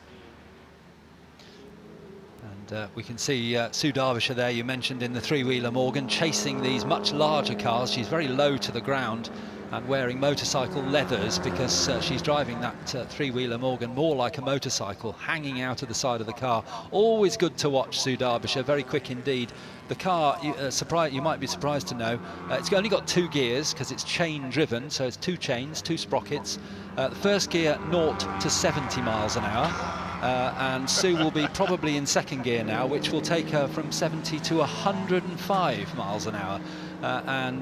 Don't count her out for a really top placing. She won quite a prestigious series only last weekend in this car, run throughout the season, so really experienced driver. And as Martin mentioned earlier, the V formation twin-engined air-cooled engine hung out at the front of the car. A great one to go and have a look at in the paddock. Anyway, all of these pre-war cars good to look at in the paddock, because most of the mechanicals are on view. Well, and that is the great thing about a pre-war car, is that you know, the mechanical concept of the car hasn't changed much, but it's so much more visible in these cars. Of course, the air-cooled engine there out front in the Airstream, the perfect place for it. It gets all the fresh air. And you can see Sue Derbyshire changing gear with her right hand on the outside of the car, so you'll be able to see when she goes from first to second and back. Here's our race leader then, Rudiger Friedrichs, at the Alvis Firefly Special. Now, Alvis, a very big pre-war mark, and in fact continued through into the 60s. The red triangle logo on the car, they were built in Warwickshire, and in fact Alvis and Red Triangle still not only supply spares, but have restarted car manufacture in Warwickshire, looking to introduce new Alvis. Rudiger Friedrichs in one of their earlier models, the Firefly Special. And again, you can imagine this car with a lot more in terms of weather protection, running gear and so on, but with cycle mud guards for racing and stripped down as light as they can. And with all of these cars, the terminology probably correctly is that you sit on the car rather than in the car. You are quite some way from the ground. There's at least enough room, well, pretty much under most of these cars, for the Morgan to go underneath as well as around either side. They're a big old bus. You certainly know what Rudiger's doing, don't you? Because you can see him working away there, and it's great to see. It might be a little bit slower than some of the other cars we've seen, but no less effort from the driver. He's coming up here to a fast right and a left. He leans out to try and get his weight over on the right-hand side of the car. Then he'll swing to the left through Farm and then up to the tight right-hander. Now, when he comes up to Village here, you'll probably see him almost step out of the car. There he goes, right over to the right-hand side, takes both his hands to the right-hand side of the very large steering wheel, and then turns into the left. It's quite a physical job he's doing, isn't it? And also controlling the car on the throttle as well, of course, just letting it drift through the corners. And that's one of the great joys of these cars, is so much is visible. Of course, the driver not hemmed in by halos, harnesses or anything else. In the early days of motoring, in fact right through until the late 70s, drivers always preferred not to be around the car in the scene of an accident. Being thrown out was always infinitely preferable to being trapped in it, because a hot car and a leaky fuel tank did not make for a very nice place to be stationary, particularly if you were unconscious, concussed or injured. So yeah, it took a long while to persuade drivers to wear seatbelts in racing cars for exactly that reason. Rudiger Friedrich has none of that. Seatbelts hadn't really been invented by that stage. He leads quite comfortably. The Delahaye in second place still. The Fiskin, I beg your pardon, the Chain Gang Fraser Nash now up to second. The Fiskin and Blakeney Edwards car, and the Delahaye down to third place. There's Sue Derbyshire, as you can see from the timing pylon, in seventh place. And not just leading her class, but harassing, in fact she is leading her class, one of 7 different classes, harassing the car in front of her, which is car number 21, Alan Middleton, in the Aston Martin Speed Red Dragon. She gets alongside, gets the run going. The Aston, the number 21 car, although it's called Red Dragon, that was after its original owner, but it is a green Aston Martin Speed Special and should have the legs, but does not. Sue Derbyshire has the grip on the inside to stay in front into Copse Corner, so she is up to 6th position now, and the Aston Martin will have to try and stretch its legs down the hanger straight to come back at her. But he's got company from behind as well. Right behind him is the number 35, number 32 car, which is Alexander Hewitson's Riley. So Riley TT Sprite replica. And the TT replica is not modern cars that were built to emulate something from the pre-war era. They are pre-war cars that were built to replicate cars that the manufacturers have had success with, particularly in this case, and in the case of the Fraser-Nash chain gang cars, in the Tourist Trophy races, the most prestigious races for sports cars in the pre-war era. So the TT Fraser-Nash replica and the Sprite TT Rep are both cars that were built in period, in the style of, although not necessarily with all the performance of, their successful racing cars. And that's something, that trend of building a road replica of a racing car has never really gone out of fashion, has it? There's all sorts still being produced. The number 21, you mentioned the Red Dragon, that was actually originally driven by Richard Seaman, who went on to be a Grand Prix driver. This is pre-war, of course, a Grand Prix driver for the Mercedes team, and lost his life at the Spa circuit. But he originally drove that number 21, and then it became called the Red Dragon when it went to its second owner, Dudley Folland, who's a Welshman. And here it is racing all those years later. Seaman drove that car in the Ards TT, the Tourist Trophy in Northern Ireland, in 1936. 1936, unbelievable. And here it is, still racing flat out, chasing after the 1929 Morgan three-wheeler of Sue Derbyshire. Oh, and on the inside here comes the Alvis TT Rep, doesn't quite get through. The Riley TT Rep, rather, struggling there just to tighten up the line to avoid the Aston Martin, so didn't quite get the move completed. Sue Derbyshire in the Morgan is gone, goes down from second to first to come round the tight infield section here in front of the BRDC suite. And Dick Seaman racing that Aston Martin as a private entry in the Ards TT in 1936. By 1938 he was a factory Grand Prix driver for Mercedes.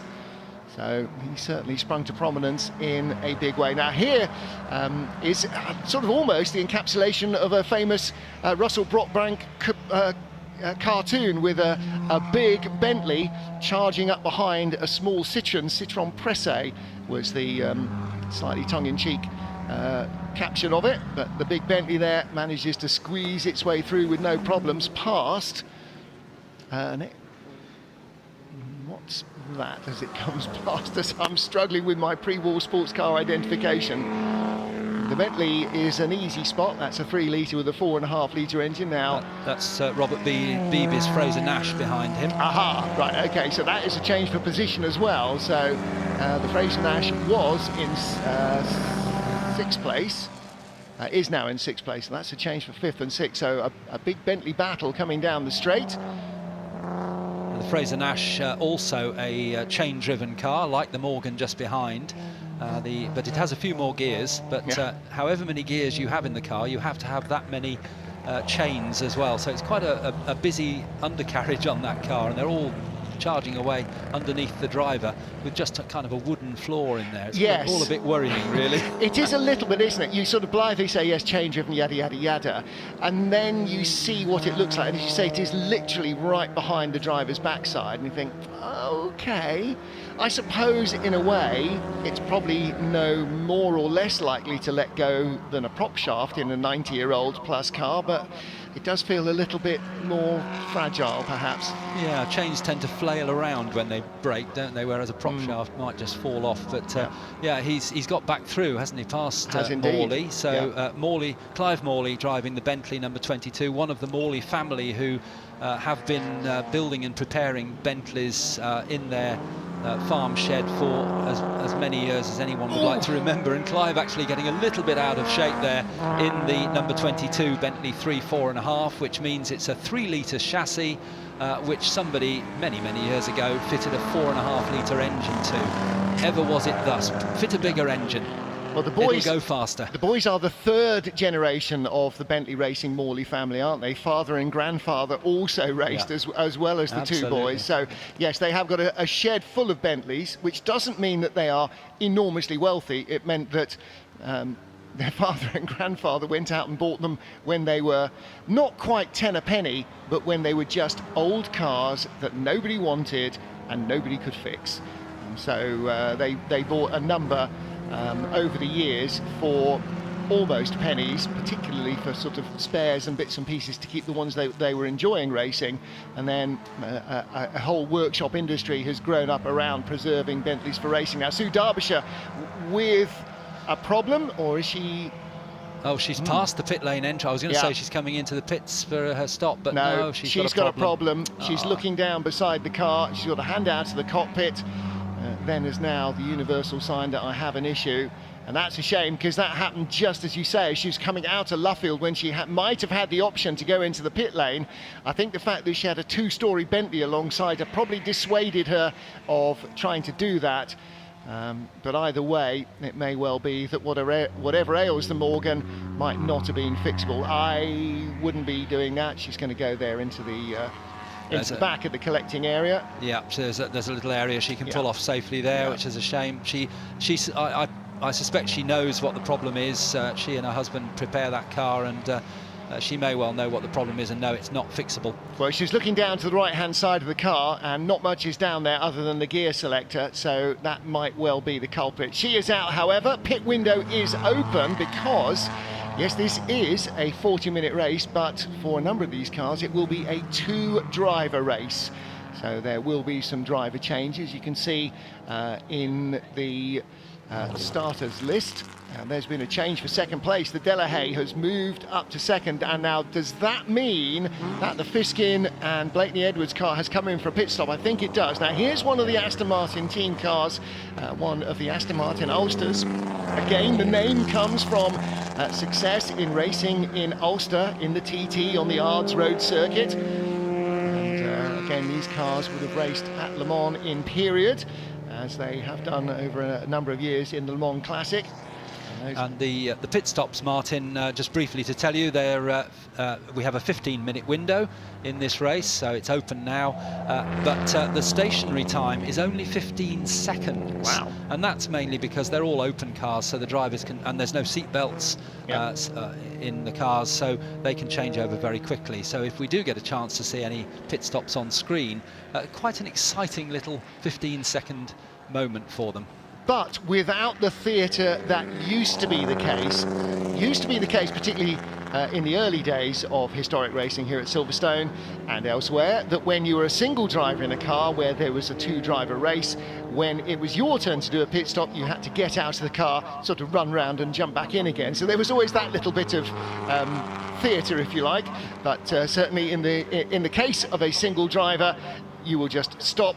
The team will hit the stopwatch button, and then after 15 seconds wave you on. So Rudiger Friedrichs still with the fastest race lap, still with the lead, and a lead of 45 seconds actually ahead of the car that's now in second. The Ross Keeling, Callum Lockie, Delahaye yet to do their driver change. And there is the Aston Martin Ulster again, being pressed quite firmly here.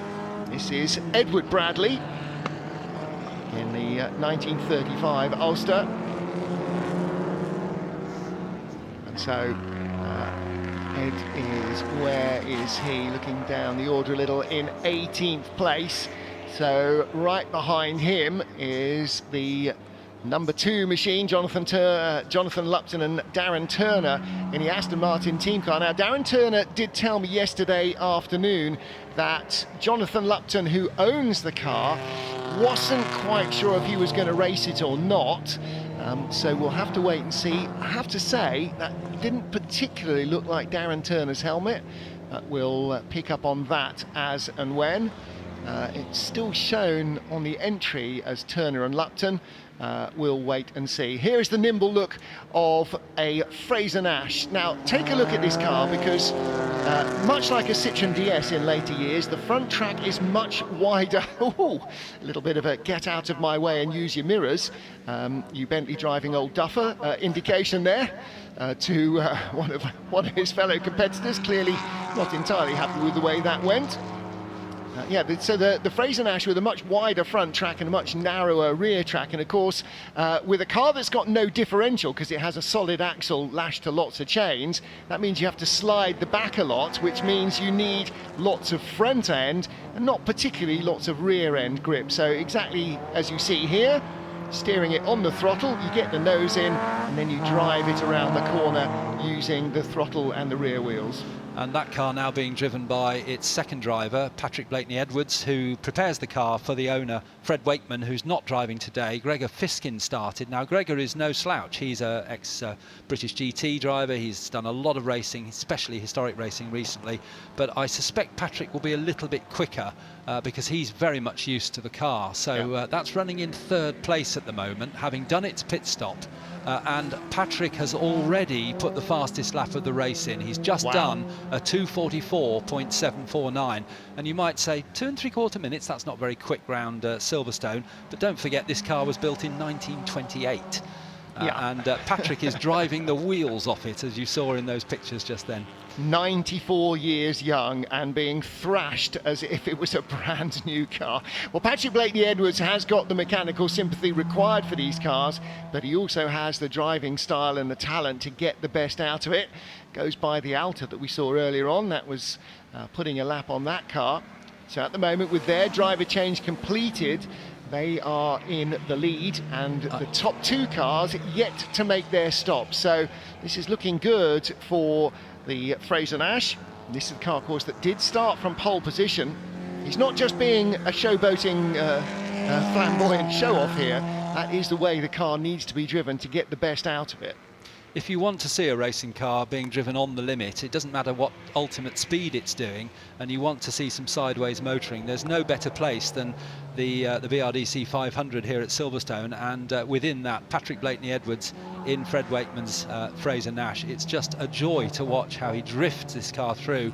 He's a real Fraser-Nash fan. He's got a number of his own Fraser-Nash cars that he races, and here he comes into the not quite so tight entry into club that they use for Grand Prix racing, but now he's going through the normal club line, the tighter section that leads out onto the Hamilton straight.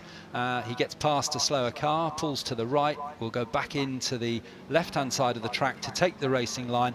Typical for these drivers and typical of Patrick, he waves thank you to that driver for keeping out of his way, turns into the right-hander and then the left at Farm, and then it'll be up to Village, and this is where we'll see a little bit more of that sideways motoring. External gear lever again, just like the Morgan, turns in, gets the back sliding, and into the loop, the tight left-hander.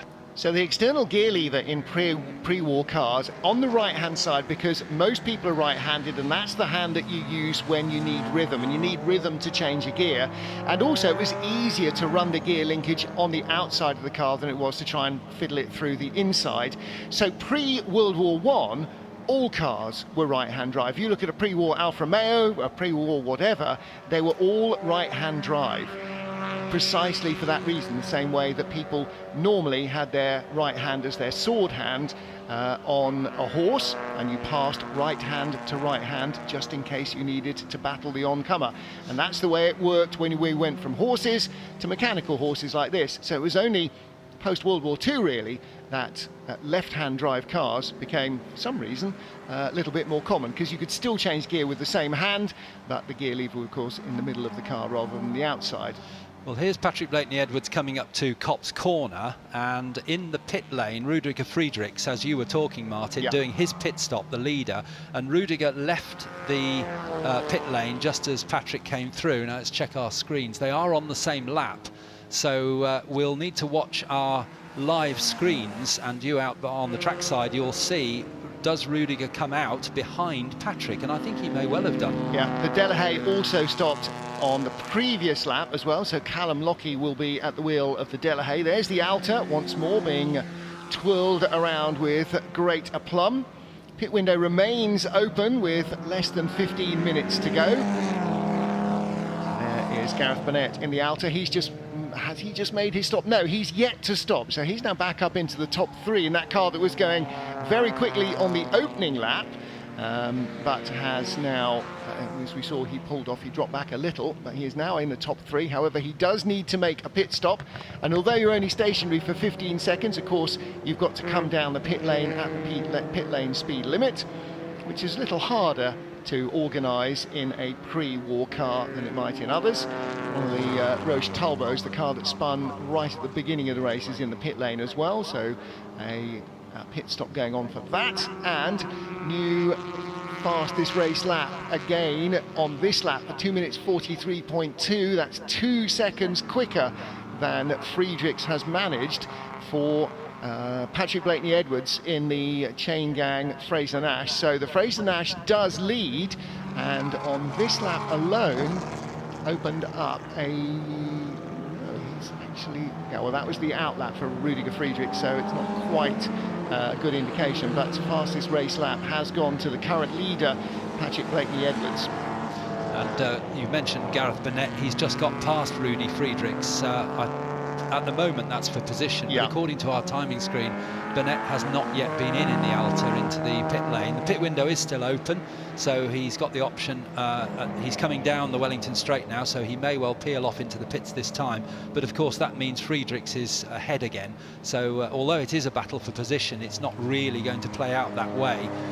Rudiger some way ahead, but they're having a great battle on track, aren't they? Into Brooklands, Gareth Burnett on the outside, and now that's going to leave him stuffed if he wants to come into the pit lane this lap, and he does not. Timing screen does say that he has not gone into the pits yet, Gareth Burnett in third place. Pit window closes in 2 minutes and 50 seconds, and it is a 2 minute 40 lap, so he's going to be running it close. The window closes with 10 minutes to go. And Gareth Burnett has come into the pit lane now, so that was another car that we were watching. Gareth Burnett is in the pits, so with 2.5 minutes to go, through he comes. Here's Patrick Blakeney-Edwards once more in the Fraser-Nash, charging on, does have the lead over Rudiger Friedrichs, and Rudiger in the number 18 Albus Firefly Special. Fraser-Nash goes by Hugh Apthorpe in his Bentley 3.4.5. Hope he's not the same Bentley driver who was being chastised by Patrick a few laps ago in traffic. The Aston Martin Ulster, the red car, goes by on the straight as well. That's in a battle for position 2.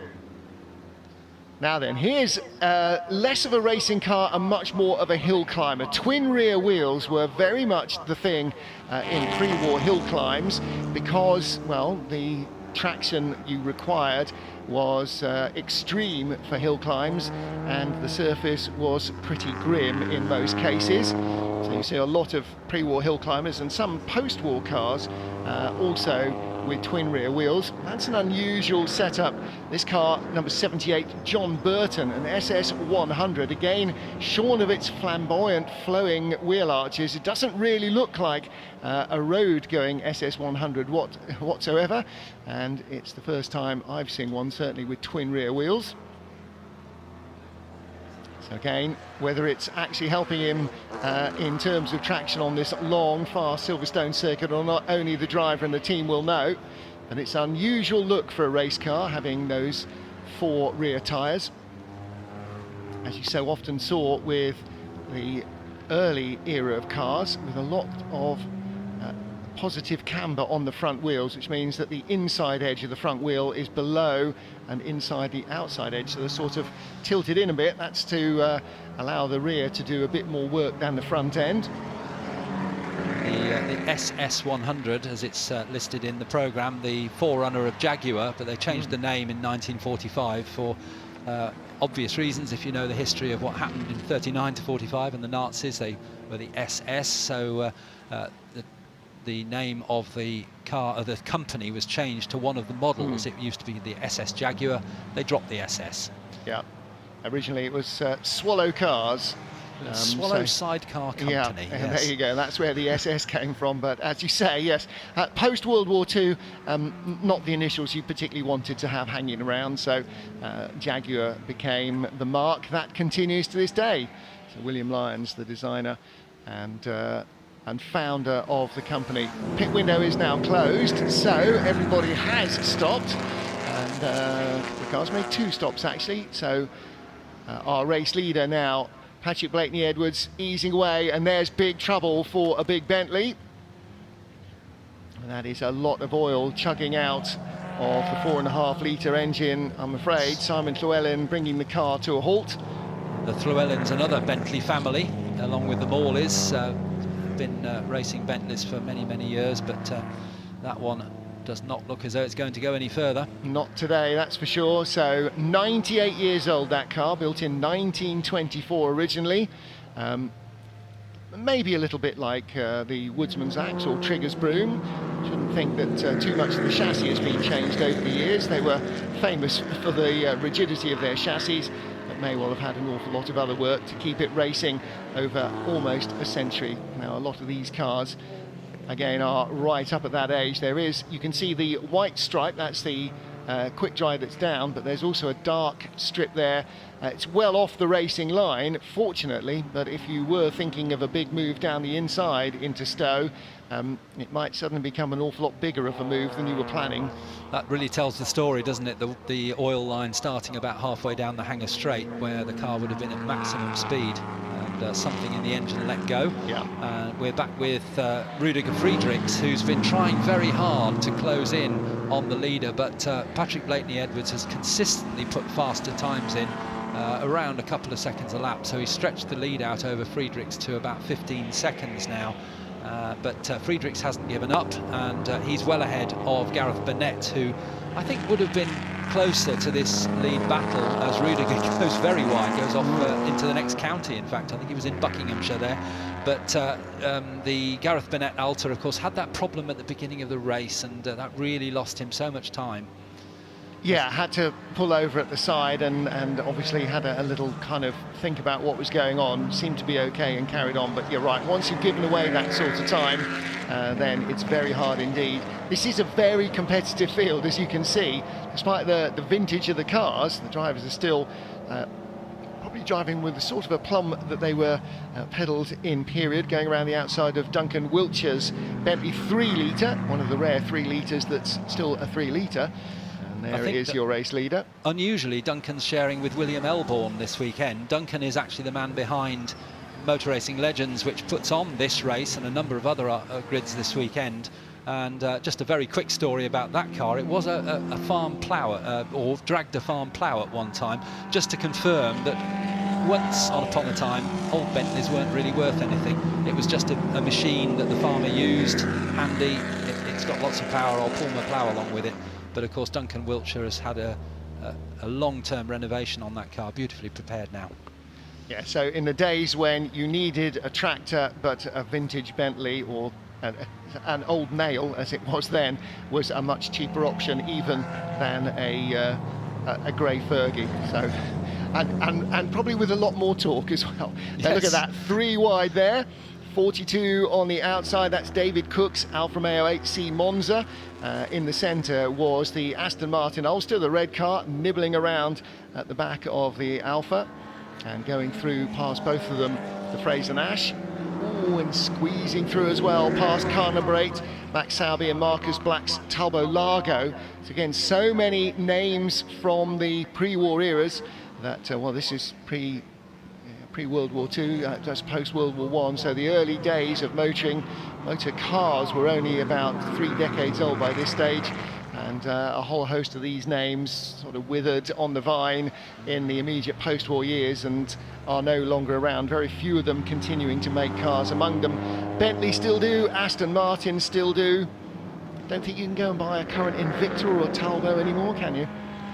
A lot of the names were subsumed into larger companies, weren't they, and combined, and then sadly big company mentality is you get rid of the name. Some of them were revived as models within the range, which is always nice to see. But names like Fraser Nash, which was really a very strong mark in period, and still very strong in this race, but doesn't appear on a price list anywhere these days. No, but the name is still in the motoring business, isn't it? Archie Fraser Nash, AFN. AFN garages in West London, still going to this day, so maybe not the manufacturing cars any longer, but still in the business. Yeah, absolutely. The name Fraser Nash still appears as an engineering company down in Bristol at Filton, so yeah, it does exist, but no longer making cars. And of course, an awful number of the early car manufacturers didn't start in motoring because there was no motoring, but came from things like bicycle manufacturing or iron foundry, or all sorts of different engineering rose in, or just people who wanted to make, as Harley and Davidson did, wanted to make motorised bicycles and went ahead and did it in a shed. So many of these brands bear the name of one founder who had a passion and a drive, as Fraser-Nash do. Archie Fraser-Nash was the man who had the passion and the drive to create his own car and then sell cars to people that wanted something very similar. Same with W.O. Bentley. He created a brand out of thin air. Lovely sight as they come down the Hangar Straight, led by the leader of the race, Patrick Blakeney-Edwards, in Fred Wakeman's Fraser-Nash, ably assisted in the first part of the race by Gregor Fiskin, the car salesman, if you could call him that, the top Marks salesman. Yeah. And he a very good driver indeed, but Patrick has taken over the car and really stamped his authority on this race with an 18-second lead now over Rudiger Friedrichs in second place, Gareth Burnett in third, and then the very well driven, a car that I haven't seen race in one of this in this series recently, the Delahaye, which was started by Ross Keeling and taken over by Callum Lockie. We haven't seen much of that car. It's been back in the pack, but it's running in fourth place. So very well driven indeed, the Delahaye, which was up on the second row. Yeah, so started fourth, currently in fourth place, so qualifying did not necessarily mislead us too much. In fifth place is car number 59. Now we saw that a little bit earlier on, and that is Roger Beebe in his Fraser-Nash TT replica. But then there's a very tight battle between him and the car in sixth position. So they're running in close company. Clive Morley in car number 22, the Bentley 4.5 litre. So you'll have the little Fraser-Nash with the big Bentley all over the back of it. Here is the Delahaye. There's the Fraser-Nash we were talking about, Roger Beebe's car, and that sort of bright green, very definitely not British racing green, more of an emerald green, and the Bentley is right behind. So Robert Beebe in car number 59, bright green with the yellow helmet, and the Bentley, well, not quite all over the back of him, but almost over the top of him, pressing on. And that Bentley, Morley's Bentley, or the Morley family Bentley, with some very small lights at the front. You can see some of the other Bentleys with the enormous Bentley headlights, or traditional side road headlights, but this with much smaller headlights. Of course, a little bit better for top speed and aerodynamics. Nice to see the registration plate still on that car. Yes. GSU is, would that be a Scottish registration perhaps? And an MV registration on this one really shows their road car origins. And I should think most of these, although they're way beyond needing an MOT, would be very happily road legal. The Bentley may have a slight advantage there, but also the Fraser-Nash might have a slight problem. Robert Beebe pulling over there, and I thought suddenly that the Bentley had found an extra gear, but quite possibly, actually, the TT has found no gears whatsoever. Now, he did actually select neutral, so it's possibly not a gearbox issue. That might look like a bit of a terminal engine problem for the Fraser-Nash, and that's a real shame. Top 5 finish gone, and that moves Clive Morley up into fifth place in the number 22 Bentley. There he is. And again, a slightly brighter colour than the traditional British racing green of Bentleys. Of course, stop looking down in the cockpit now that you've just inherited a place. Now that is definitely a driver who's got issues. He is looking way down in the cockpit. He's not pumping up the fuel pressure. He is definitely looking at something. Well, when you get to the corners, you've got to pay a little bit more attention than when you're on the Wellington Straight. The car sort of drives itself in a straight line. Clive Morley twirling at the wheel. Looks to be okay, doesn't it? Yeah, it does, doesn't it? Oh, no, he's definitely worried about something. Now, he's going to come past us in a moment. Is he misfiring? Let's listen. No. All 4 cylinders thumping away as God intended, or WO at least. And I believe that was what he was known as in the factory. So he's still going, as is our leader, Patrick Blakeney-Edwards, in the Fraser-Nash that was started by Gregor Fiskin. Now, in the previous race, although it had 2 drivers on the entry, it turns out that only one did all the racing. We do think that both drivers have had a go in this one. That is definitely Gregor, definitely Blakeney Edwards at the wheel now. And I've only gone down as far as 6th, and I think I'm right in saying 7th. In fact, 7 different makes in the top 7, 8 different makes in the top 8, actually. Amazing. What a whole range of vehicles, all different, some small, some large, some chain-driven, some with gearboxes. Absolutely amazing in this pre-war race, as they're on their last lap now. Final lap of the Grand Prix circuit at Silverstone for Patrick Blakeney Edwards. Gets a little wave by from, I think that was Jock McKinnon in the Bentley Tourer, car number 10. So through the Beckett's S's, and if you see anybody doing this in a Grand Prix car, it'll be because it is absolutely soaking wet. But it's definitely the way that this car demands to be driven. You get the front end heading in roughly the right direction and then do the rest on the throttle. Talbot Lago coming towards us, leading in that bright pea green livery of the Roche Talbots, and here is the race leader heading into Stowe for the final time. He'll drop down into the Vale, and when he pops out at the other end of this slight depression through Club Corner, the checkered flag will be waiting. Time has been called, gentlemen, please, on the BRDC 500s after 40 minutes of entertaining racing. The car started by Gregor Fiskin and now driven by Patrick Blakeney Edwards takes the checkered flag. It is victory for the Fraser Nash TT replica. The chain gang car wins ahead of the car that was alongside it on the grid. This car was on pole position, courtesy of some sterling stuff in qualifying from the man behind the wheel now, Patrick Blakeney Edwards. And Rudiger Friedrichs in the Albis Firefly Special. Car number 18 comes across the line in second place. Again, enterprisingly driven, highly entertaining to watch throughout qualifying and in the race.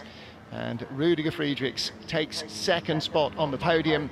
Behind him should be Gareth Burnett in the RAF Blue Alta. Burnett was right in the fray. He qualified third, and he will end up in third place in that Alta Sports. Car number 70. Yeah, bright RAF blue on the car. Car from 1939. So it looks as though it was part of the support for the exhaust that came loose on lap 1. The exhaust pipe and the side lifts itself are sort of attached. He's probably got used to the clanking when it bounces over the bumps. And Burnett comes across the line in third place.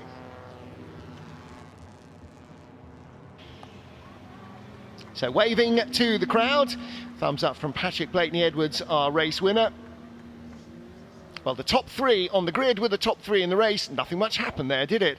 So often, looking at the grid sheet and the race results tells you very little of what went on.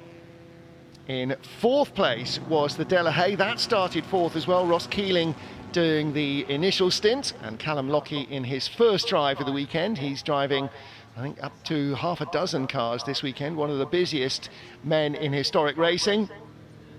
So he will be in fourth in the Delahaye, the bright blue and slightly upright car number 135 as they come across the line.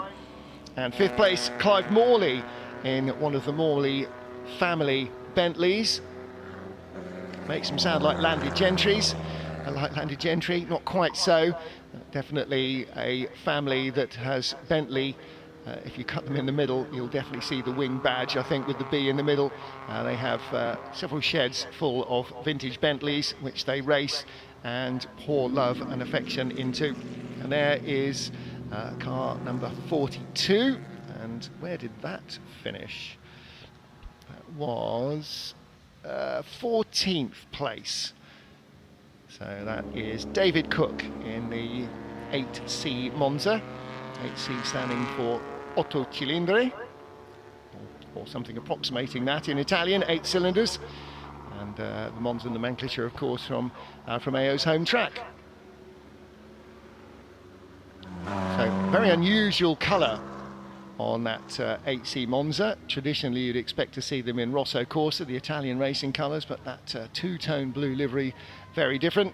And there is another exciting livery, Richard Iliff in a Wrigley Kestrel Sports car number 29. The pale green Roche Talbot colours of car number 20. And that's Michael Birch, who spun early on in the Talbot AV105. One of the Talbot Le Mans team that raced in period together.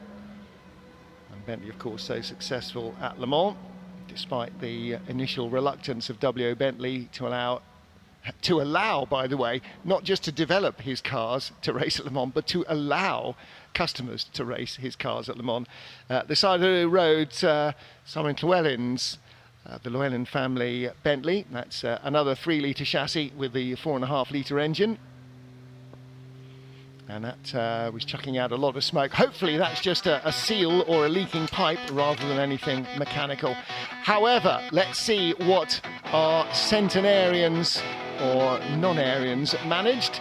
These cars nearly 100 years old, racing in the BRDC 500, the race for our pre-war sports cars. It was the pole sitters, Gregor Fiskin and Patrick Blakeney-Edwards, who took victory from second place starter Rudiger Friedrichs in the Alvis Firefly Special. Third on the grid, Gareth Burnett finished to complete the podium ahead of fourth fastest starters Keeling and Lockie.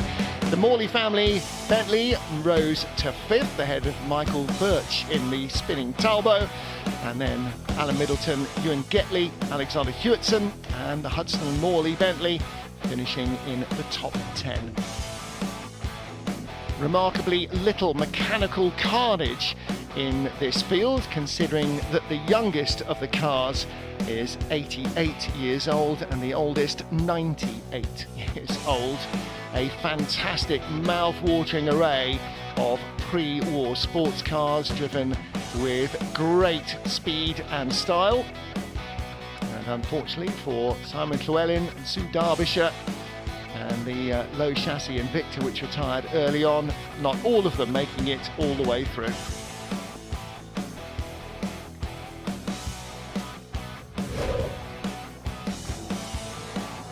Racing sports cars of nearly 100 years old sounds like hard work, but it seemed to be extremely enjoyable for all of the competitors in the BRDC 500, whether you had 3 wheels on your wagon or 4. Certainly plenty of variety in the field. The size and power of the Bentleys versus the lightweight of cars like the Morgan, the Alvis, the Altas, and the ones that came out on top in the end, the Fraser Nashes. Plenty of opportunity to pit brands new and old against each other.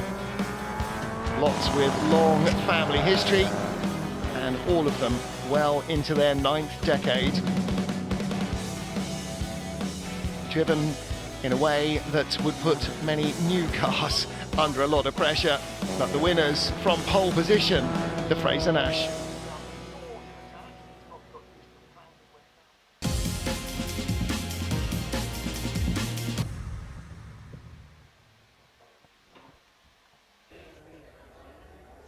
So we have a world first here at the Classic this year. Now everyone knows that Lewis Hamilton, best Formula One racing driver there is, or is he? I'm sure that's up for a discussion. No, he is. He's smashed all the records. So we thought, fitting in his name, we would hold a record here today. For the very first time in history, all 7 of Lewis Hamilton's championship winning cars are together under one roof in the same room. Feast your eyes on that. How cool is that? All of them together from 2008 up to 2020. They are lined up, sandwiched together, and what a special moment it is.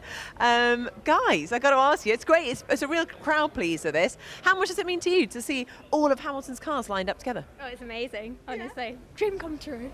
Really?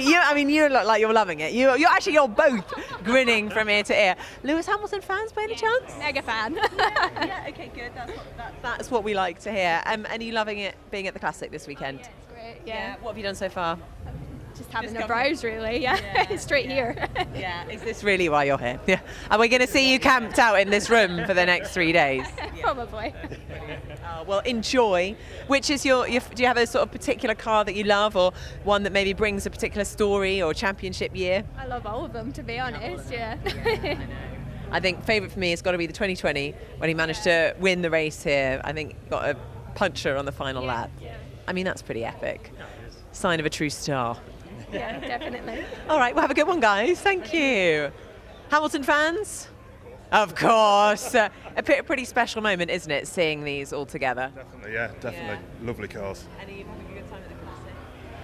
A little bit rough this morning, but yeah. Oh, okay, I see. Were you here yesterday? Stayed the night? You were here Thursday, so you're on Thursday night, Friday night. Big night tonight? No, over, done, brilliant. Well, enjoy yourselves. Great to see you having a good time. Well, there we go. Everyone is absolutely loving it here. It's a real crowd pleaser. Very special moment. Come down and enjoy all of the 7 championship cars here lined up. Yeah, as Nikki says, so many amazing things to see here at the Silverstone Classics. So many things to see off track. So many nice things to eat and drink as well. So make sure you check it all out if you are here. But it's time now to get to the trophy presentation before our little gap here, before we move on to the wing and move on to the next races. So let's go, shall we? We're going to introduce 3, 2, 1 as normal, and then we'll get the trophies to them. So in third place on that incredible race in historics, it's Gareth Burnett. Well done. In second place, Rudiger Friedrichs. Well done, Rudiger. And then the winners, a pair of drivers, this one here. We have Gregor Fiskin, and we also have Patrick Blakeney Edwards. Congratulations to all 4. They get younger and younger, don't they, every single year. And now to hand over the trophy, we have John Grant, the chairman of the BRDC. And the trophy handing over, you can see the big shiny one there at the bottom. We also have the BRDC trophy being handed over to both Gregor and to Patrick as well.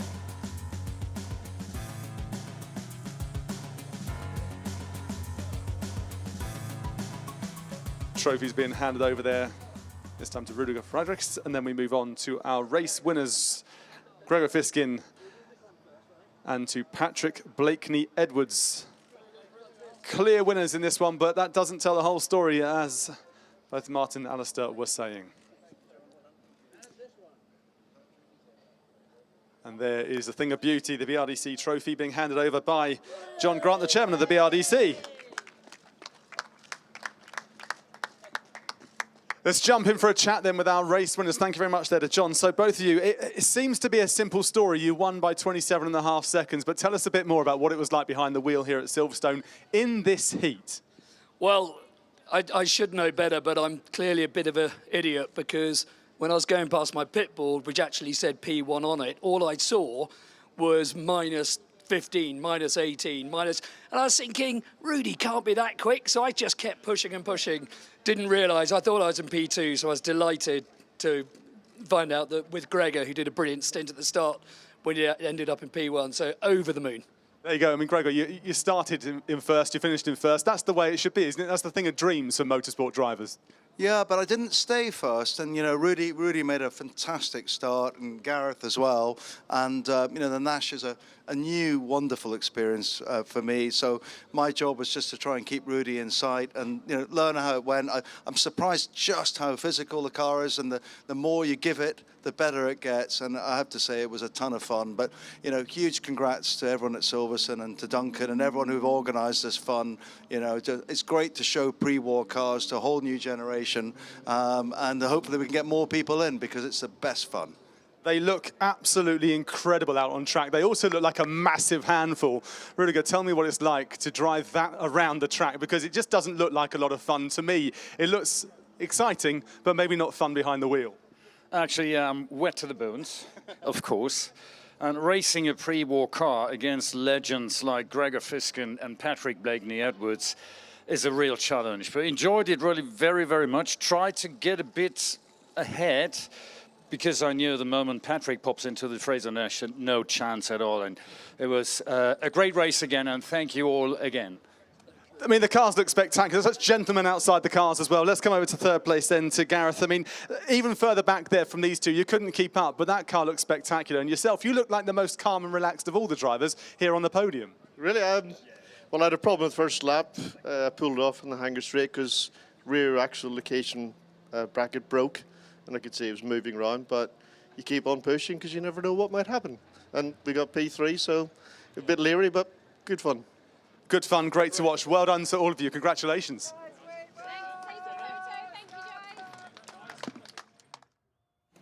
Well, a very good afternoon, and what a morning we have had. And I have to say, we've got an afternoon to come with plenty of races, of course, this afternoon as well. So track parades to come, and we've got a plethora of various anniversaries and so on. It is the 100th anniversary of the first Grand Prix that Aston Martin raced in. It's the 25th anniversary of the 289 register, the 60th anniversary of the AC Cobra. It's the 60th year since the first Shelby Cobra was produced in the US. Lotus Elan, 60th anniversary. Austin Healey, 70th.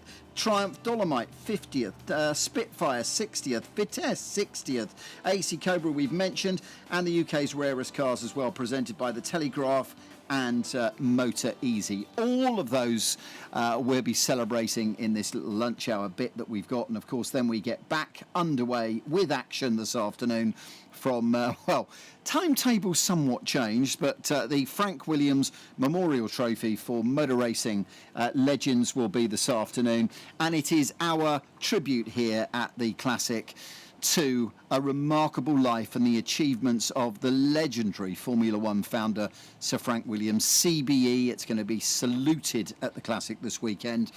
Of course, this was his home circuit, Silverstone, and it always held a very special place in the heart of Williams. Sadly, he passed away last November, aged 79. But if you think about all of the races that we've had here that have had Williams cars, Nigel Mansell, for example, Damon Hill, who was on the stage in the middle of the track earlier on yesterday, and he was talking about how Silverstone is a special place for him and for Frank, and of course the Williams team together. So that first race that we're going to get this afternoon is a tribute to a legend, and as you saw Nicky earlier as well, another kind of a tribute to a legend, really, to be honest, because the 7 title winning cars of Sir Lewis Hamilton, an exclusive display, 2008, 2014, 15, 17, 18, 19, 20, 20 cars.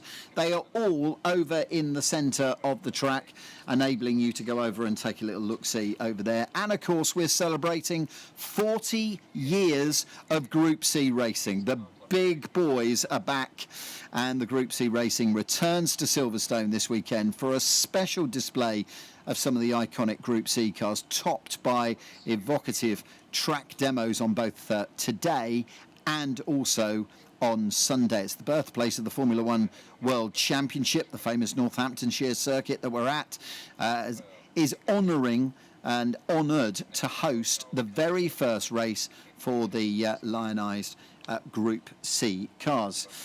So a lot of the cars that we're seeing going out then celebrating the various anniversaries and so on, we can see just in the bottom of the frame if you're looking at a television screen. If you're not, I'll just talk to you about it and explain what you can see. You can see Triumph Spitfires currently out on track. Now we've got a whole load of Triumphs. We've got Dolomites, Spitfires, and we've also got Vitesses out there as well. So the Spitfire is just one of those cars that we are celebrating. Why? Because it's their 60th anniversary.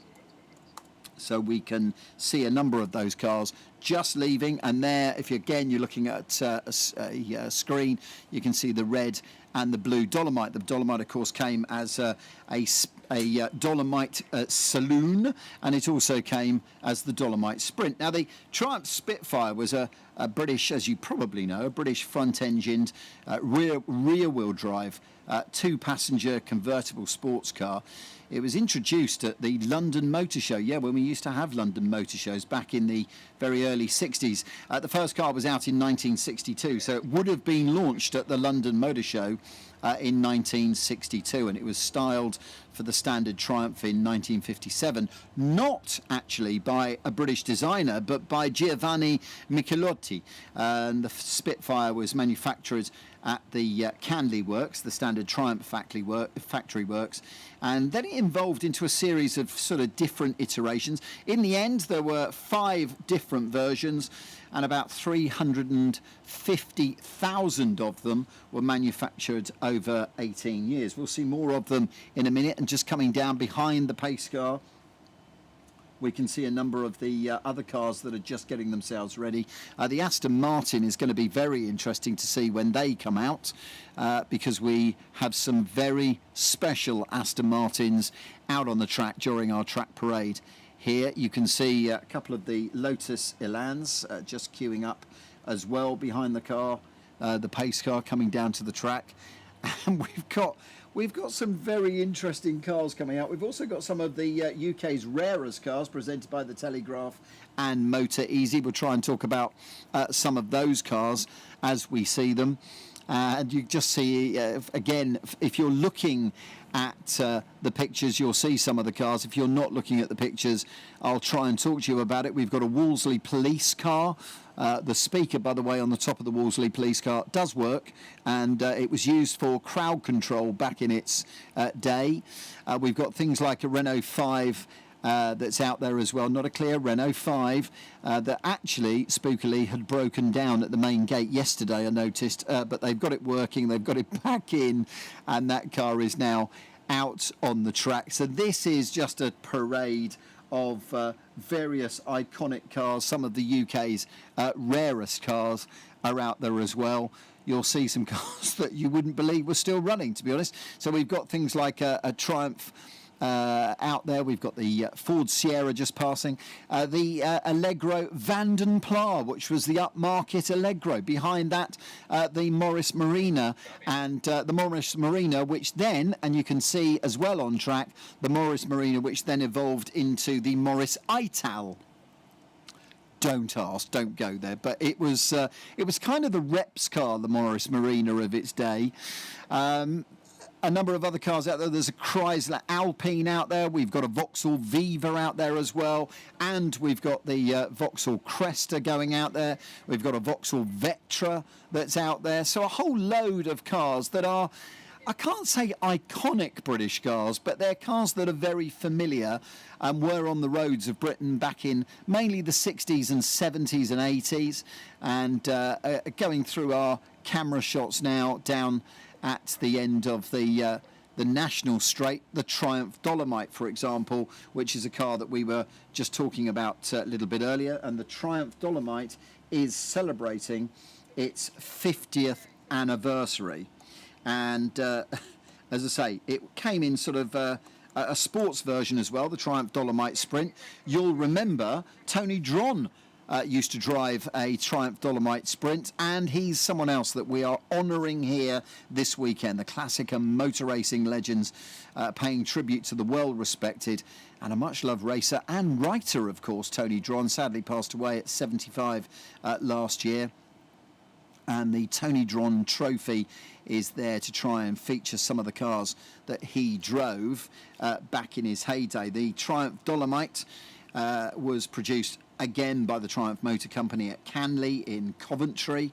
It was sort of the final edition. It was actually called Project Ajax, nothing to do with the Vim type thing, which started in 1965 with the Triumph 1300, and it was designed to be a replacement for the rear-wheel drive Triumph Herald. The idea being that the Dolomite would provide much more space and enable the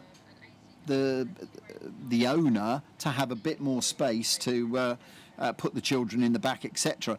Fitted with a 1296cc engine, rear-wheel drive, and then the later model, which came in about 1970, I think, gave us the 1500cc engine. Again, it was a car that was designed by Michelotti, and gave us the 1493, if you're going to be that precise, engine. And Triumph were quite dissatisfied with the market performance of the 1300, although, to be honest, it had been moderately successful. Now, the higher price, the greater complexity, meant that sales never reached the levels of the simpler and cheaper Herald, and so in a bit of an attempt to improve matters, the car was comprehensively re-engineered and then launched in 1970.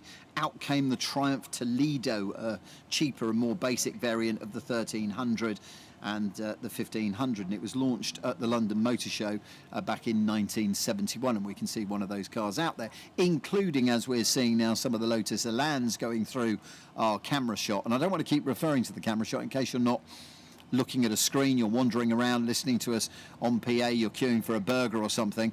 So let me try and sort of tell you what's out on track a little bit more. A lot of British cars that we've got out there.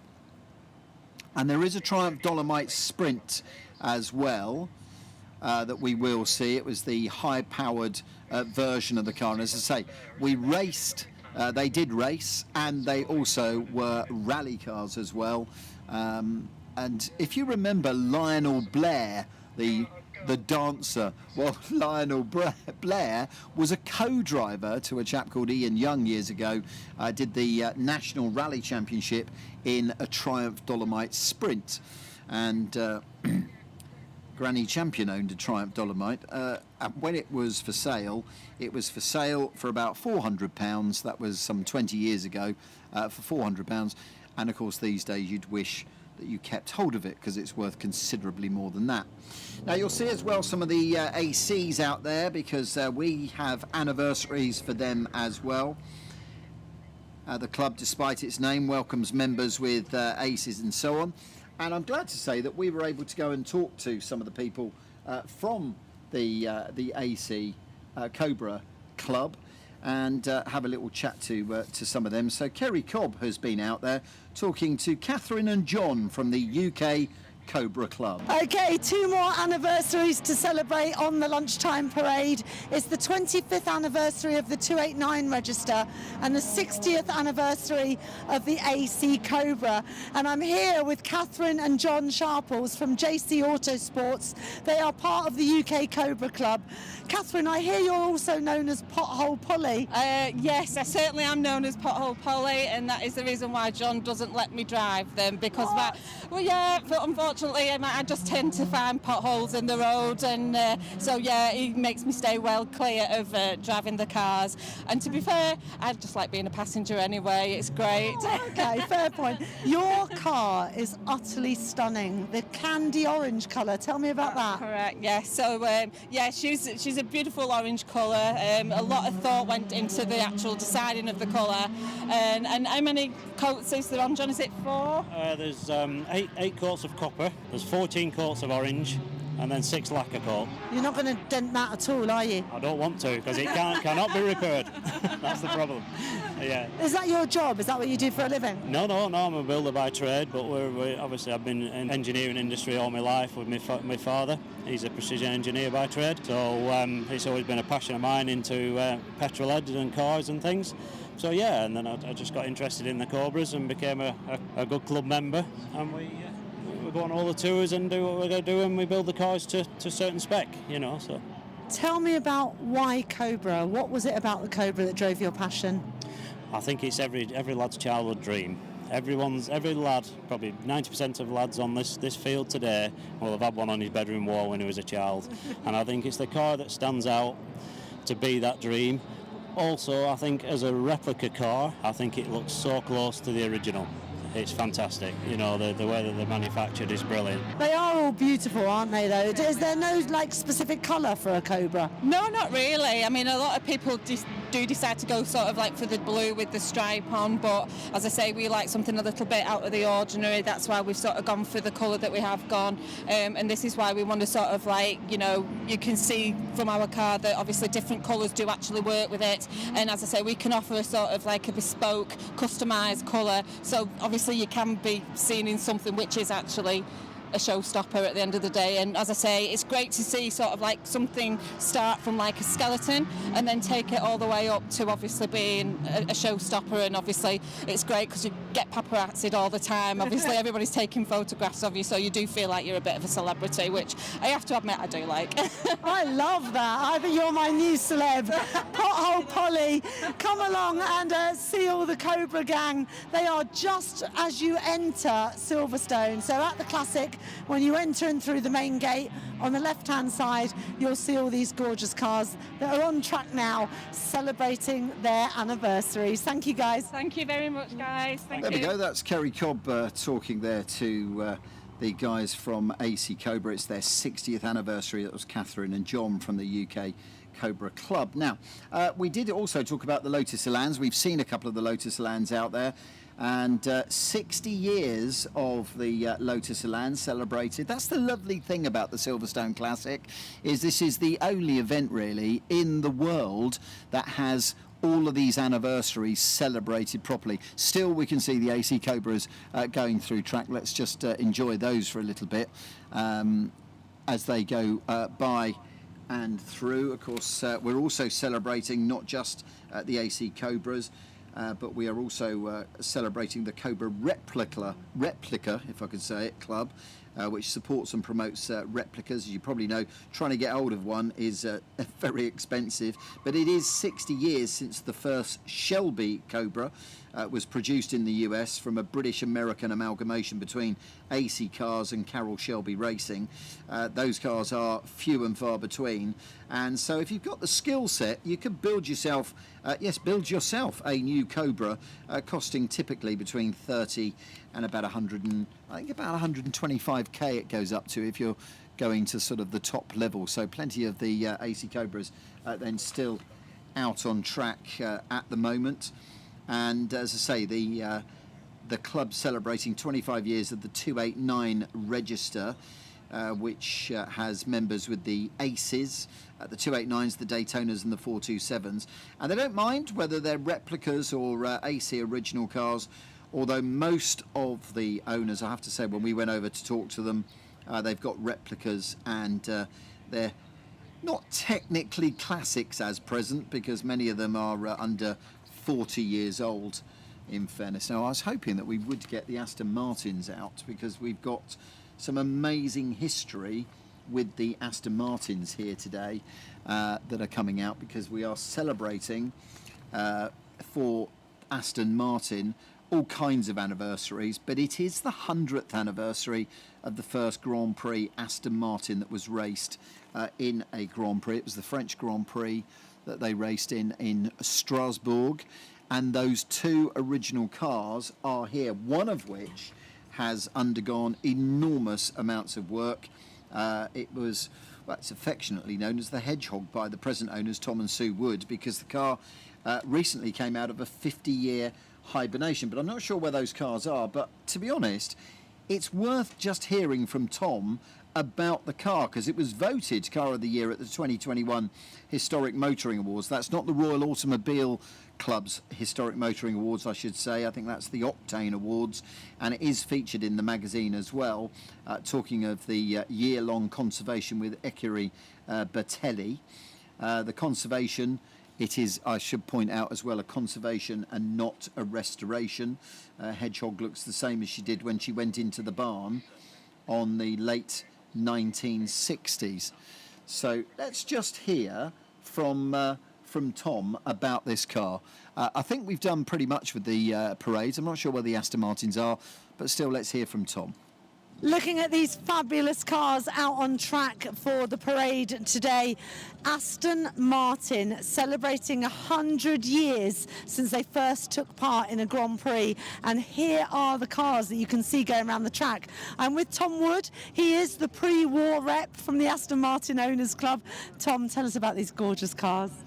Thank you. Yes, XL 3125 is better known as Green P, or also known as TT1, and that was the car that was recently driven by Sebastian Vettel prior to the French Grand Prix this year to mark the anniversary for Aston Martin.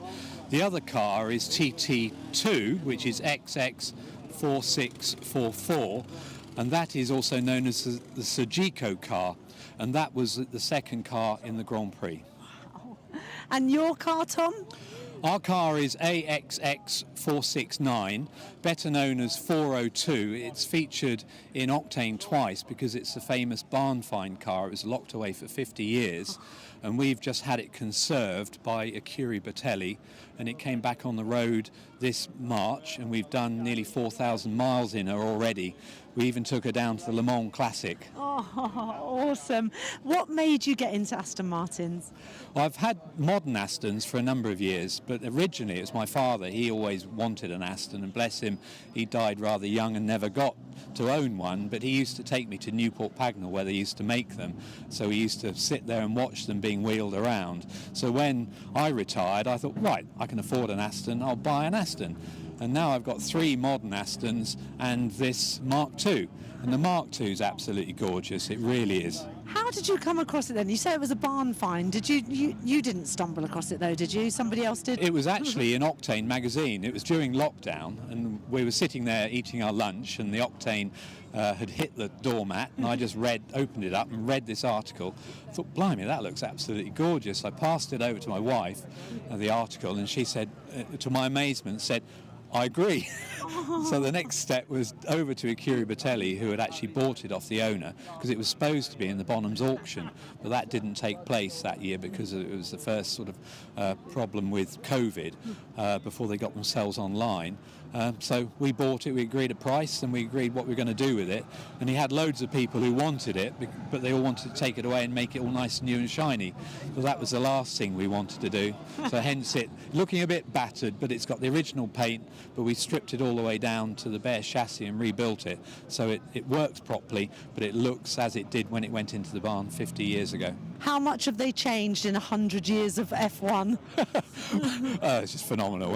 We tried to do a pit stop with the cars prior to the French Grand Prix, or Aston Martin did, and obviously changing the wheels, I think it takes them on an F1 car just a matter of a few seconds, yes. But when you start knocking off the spinners on these wheels, it takes a little bit longer. But it was good fun trying anyway. They are absolutely beautiful. Thank you very much. Tom Wood, pre-war rep of Aston Martin Owners Club, celebrating 100 years of Aston Martin taking part in the Formula One Grand Prix. And very well worth seeing that car, to be honest, as well, because the Aston Martins that are here are just astounding.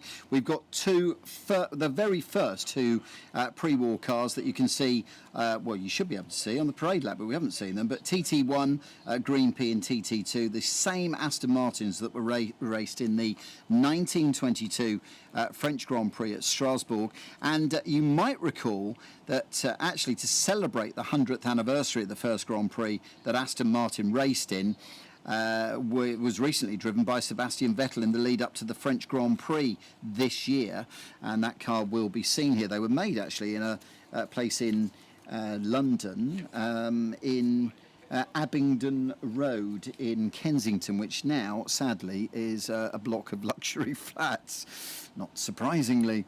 So some of the things as well to take a look at and see. Don't forget that over at the main stage, it's much bigger this year, a whole load of things on it. Bjorn again yesterday was phenomenal with Bjorn again on it. It was fantastic to see then. They were very, very good singing all of the ABBA hits. Big crowd singing along, and of course we've got bands again tonight. Live music this evening from Gabrielle, and live music as well from Sister Sledge. We'll all be together so that we're family. Okay, you'll get there. And that's happening. And we also had the hot air balloon night glow as well yesterday. That was very entertaining. Racing gets back underway again shortly with the Frank Williams Memorial Trophy. A bit of a celebration to Sir Frank, because he, of course, well, with Silverstone, so iconic for him. The fact that Nigel Mansell won here. Damon was talking about it yesterday.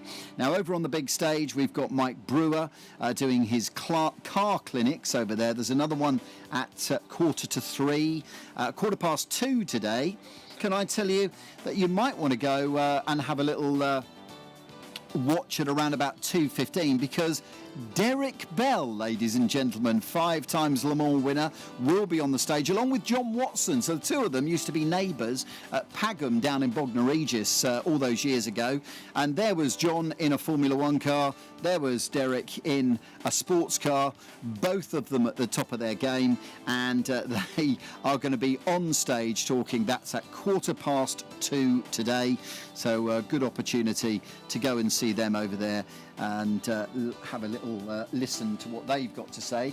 Don't forget as well that we've also got one of the car clinics that's taking place with Mike Brewer on the stage. And then we've also got in the theatre, we have the an opportunity to find out a little bit more about My Energy. Now, of course, we love our classics, don't we? And when it comes to modern cars, to be honest, we know that we're all on the cusp of a very big change. The sale of pure petrol and diesel cars, we're told, is going to be banned from 2030, so change is inevitable, and the future is probably going to be electric. But you might have questions before you want to make the leap, so there is a very good opportunity for you to do that if you want to get ready for the switch. And My Energy has got a number of cars that you can test, including Cupra, Genesis, Nissan, Ford. We've got the MG, the Polestar. They are available for you to take out and test drive. And you're not just testing it on a bit of track here at Silverstone, you take it out onto the road and give it a good old run through and get used to the car out on track. And then you can work out, is it the car for you? They are also launching, for want of a better word, and introducing us to Zappi, their product called Zappi. Now, this is revolutionary because it's the first solar and wind compatible electric vehicle charger, and you can find out a little bit more about Zappi. That would work as well for you to go and find out a little bit more about that. So discover the host of benefits of switching from your normal petrol or diesel car to electric by going over there for the My Energy stand, one of the places to go. And I have mentioned you can dance the night away tonight with Sister Sledge and Gabrielle. I should also mention that tomorrow, after racing finishes, that we've got Rick Astley and Dodgy. They are going to be on stage tomorrow evening, but a whole load of racing to come. So this afternoon then, we have got racing that starts with the Frank Williams Memorial Trophy for Masters Racing Legends. We'll move on to the Masters GT4 Classic Silverstone Challenge. We've got a great demonstration of the Ignition GP90s Formula One cars today. And then we go on with the Historic Grand Prix Association Pre-66 cars, International Trophy, the demonstration of the 40th anniversary of Group C cars, an opportunity for those loud cars to come back here. We're celebrating 40 years of Group C at Silverstone. It is back and returns with a special display of the iconic cars, and of course we're doing track demos with them as well. The opening round of the 1982 World Endurance Championship. It was called back then the 6 Hours of Silverstone, and it took place here in May, back in 1982, and it actually heralded the dawn of a glorious generation of sports cars which quickly rivaled Formula One for popularity among fans. And of course manufacturers as well, and brought a whole load of manufacturers into the sport. Jaguar, Mercedes, Mazda, Peugeot all became Le Mans winners in the Group C era, and other global giants as well. Ford, Lancia, Nissan, Toyota all have enjoyed their own success as well, slightly lesser perhaps, and then ever increasing costs seem to sort of slightly put paid to it. But we will see those amazing cars out on track at 16:50 or thereabouts today, so around about 10 minutes to 5. Also, just a little reminder for you that the national paddock, so the old paddocks, if that's the right phrase, are used in the morning, which means that this afternoon our team, like Ed, etc., will be down in the international paddock, so that's down in the wing, so everything coming from the wing. So if you want to see cars that are moving kind of thing and a lot more action, etc., then you need to go to the international paddock. But if otherwise, if you want to see the cars stationary and get a really good look at them, then you can do that by going to the national paddock. Well, Ed and Bryn, as I just mentioned, are down in the pit lane, and they are in the pit lane down at the wing. Let's go and join them.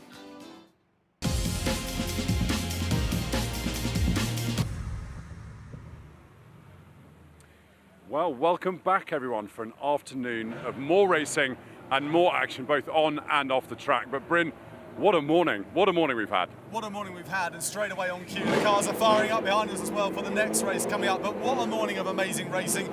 Finished off just before that little break there with the incredible historic post-war cars. They are amazing to see out on track and see the way they throw themselves around Silverstone is just quite phenomenal. And hopefully you've enjoyed every single bit of it.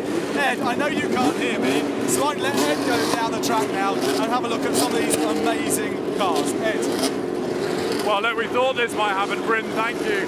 As soon as we started talking, we thought these cars might fire up. So this is the first grid of the afternoon. And what a way to start. It's a Frank Williams Memorial Trophy in memory of the late, great Sir Frank Williams. And the cars are just going out on track at the moment. The great thing is that we have a Williams fittingly on pole position, Mike Cantelor in the FW 07C.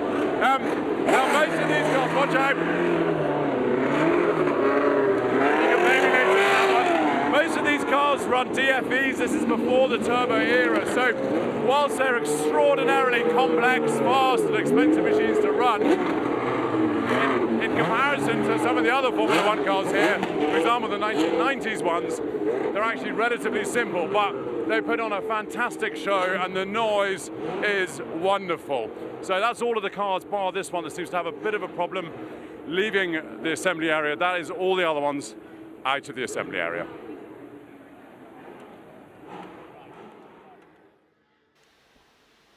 Well, congratulations. Ed is doing a double duty there, isn't he? He's trying to tell us about the cars and also trying not to get his cameraman killed. Keith Floyd didn't have that problem, did he? Quick squeeze around the ingredients, a glass of red wine. I'm sure Ed would be happier in a kitchen. I'm sure Ed would not be happier in a kitchen. He is never happier than when he's in the collecting area surrounded by fabulous cars. And that's what we've got coming up in the Frank Williams Memorial Trophy. So these glorious 1980s Cosworth era Formula One cars getting ready to race here on their natural home.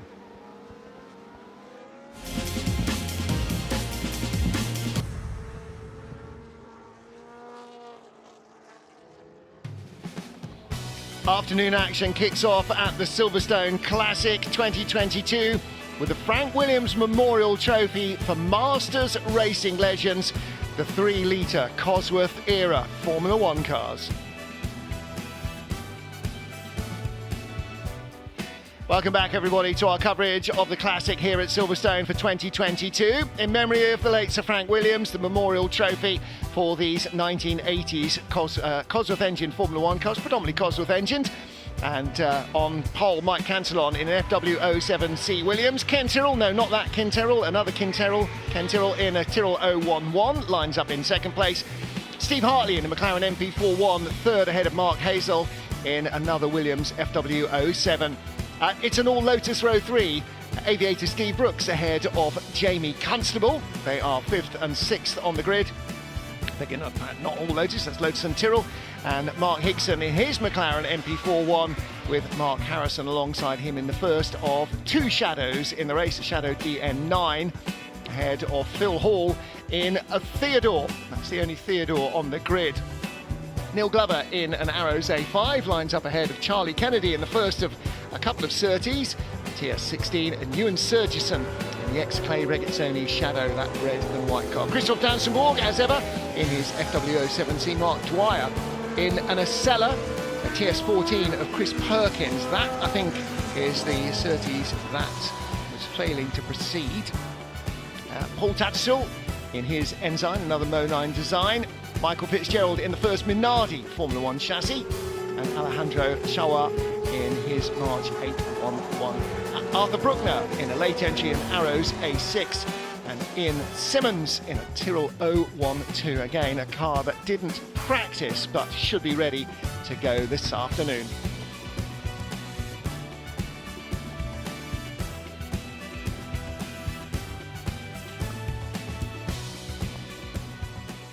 Cars on the formation lap here at Silverstone. In a commentary position, Martin Haven alongside me, Alistair Douglas. And Alistair, whether you are coming to these cars new, whether you saw them in period racing or whether you have seen them racing since, The sights and sounds of a mid-80s Grand Prix grid is always spectacular, and here, where they would have raced in period, Alain Prost won the 1983 Grand Prix here for McLaren, and then has raced successfully here several more times. Our grid separating up a little bit on this formation lap. They'll have a full formation lap now before they come round to the rolling start at the line.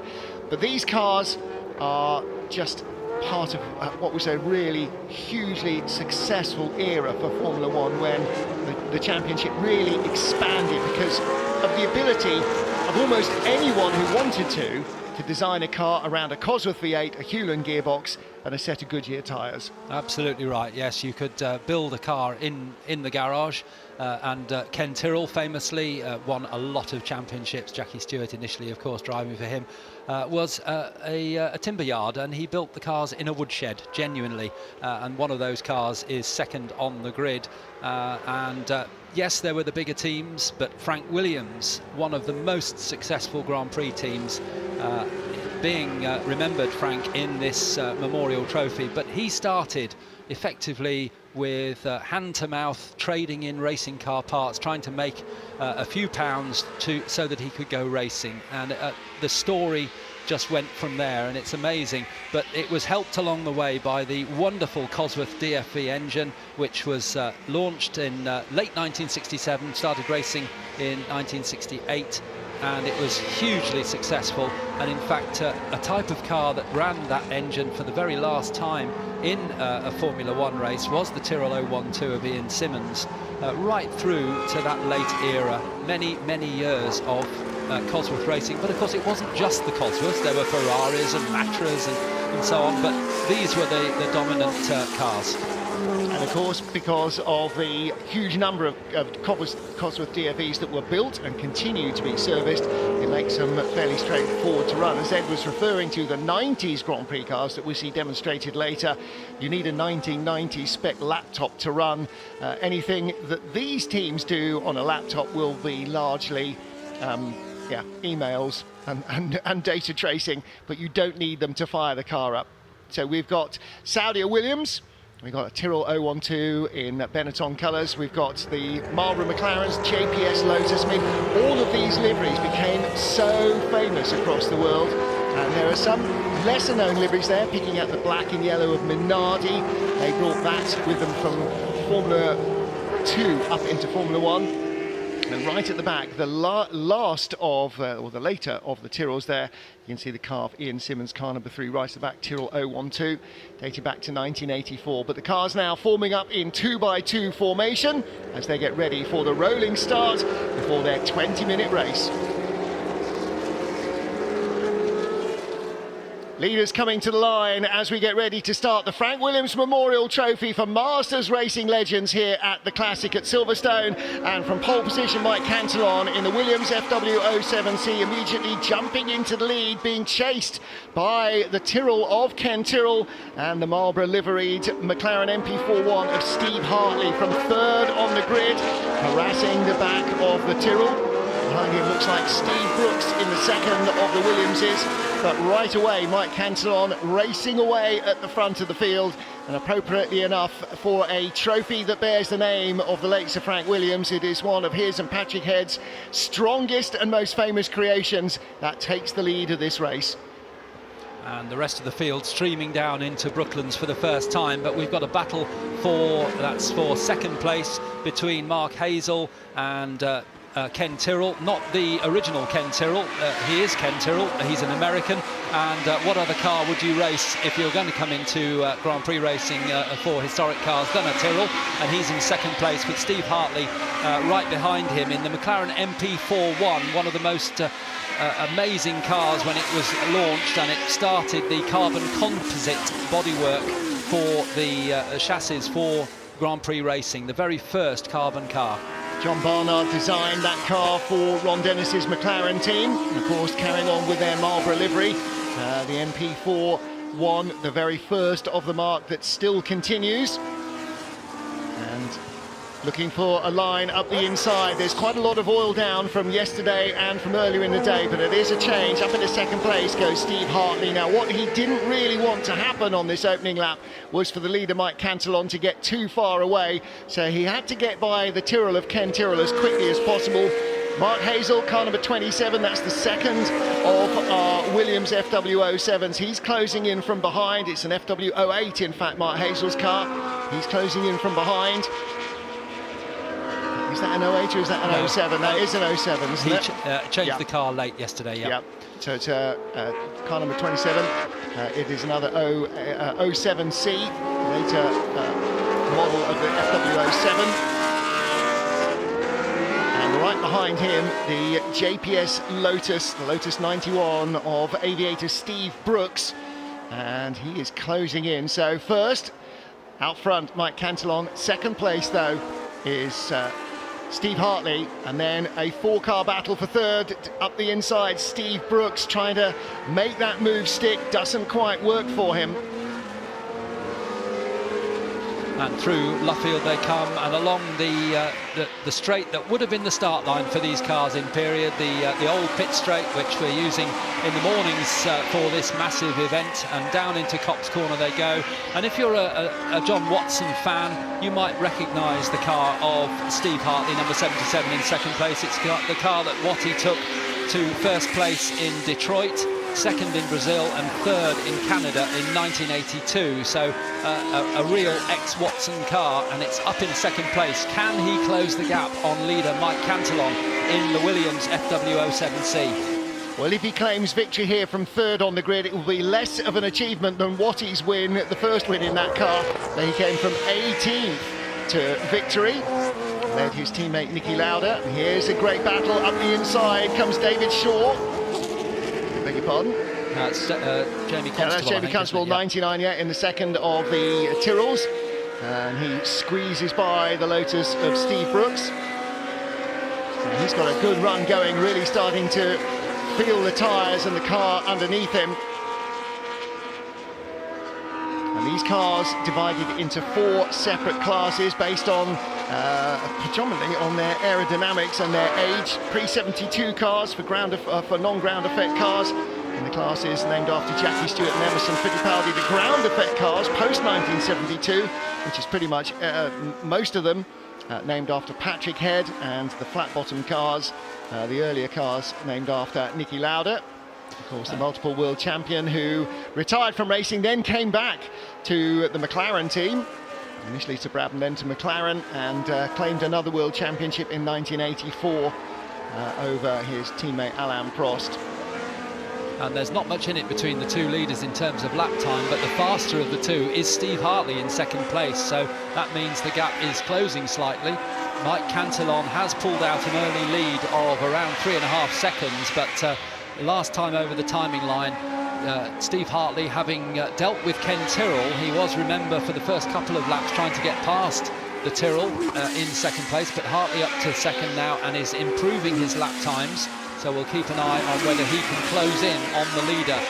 Ken Tyrrell down into third place, and Mark Hazel in the 07B Williams in fourth place. Now, talking of Tyrrells, look at Jamie Constable there in car number 99. Also, if you're trackside, look out for car number 3, because that is Ian Simmons in his Tyrrell 012. That's the sort of rear wedge radiators, Brabham BT55 style. He is already moving up the order. He's up from 15th up to 15th place from 19th on the grid. Now, of course, because these cars are so very similar in performance, passing and making up a lot of ground, even in a nominally quicker car, is going to be hard work.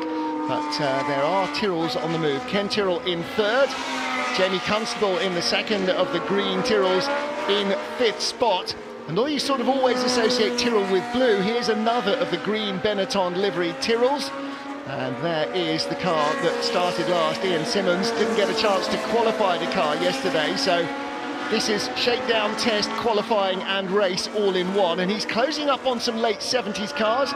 Well, first of all, he's got to deal with the Kalamata Acela, the blue car in front. That's an early 80s Acela.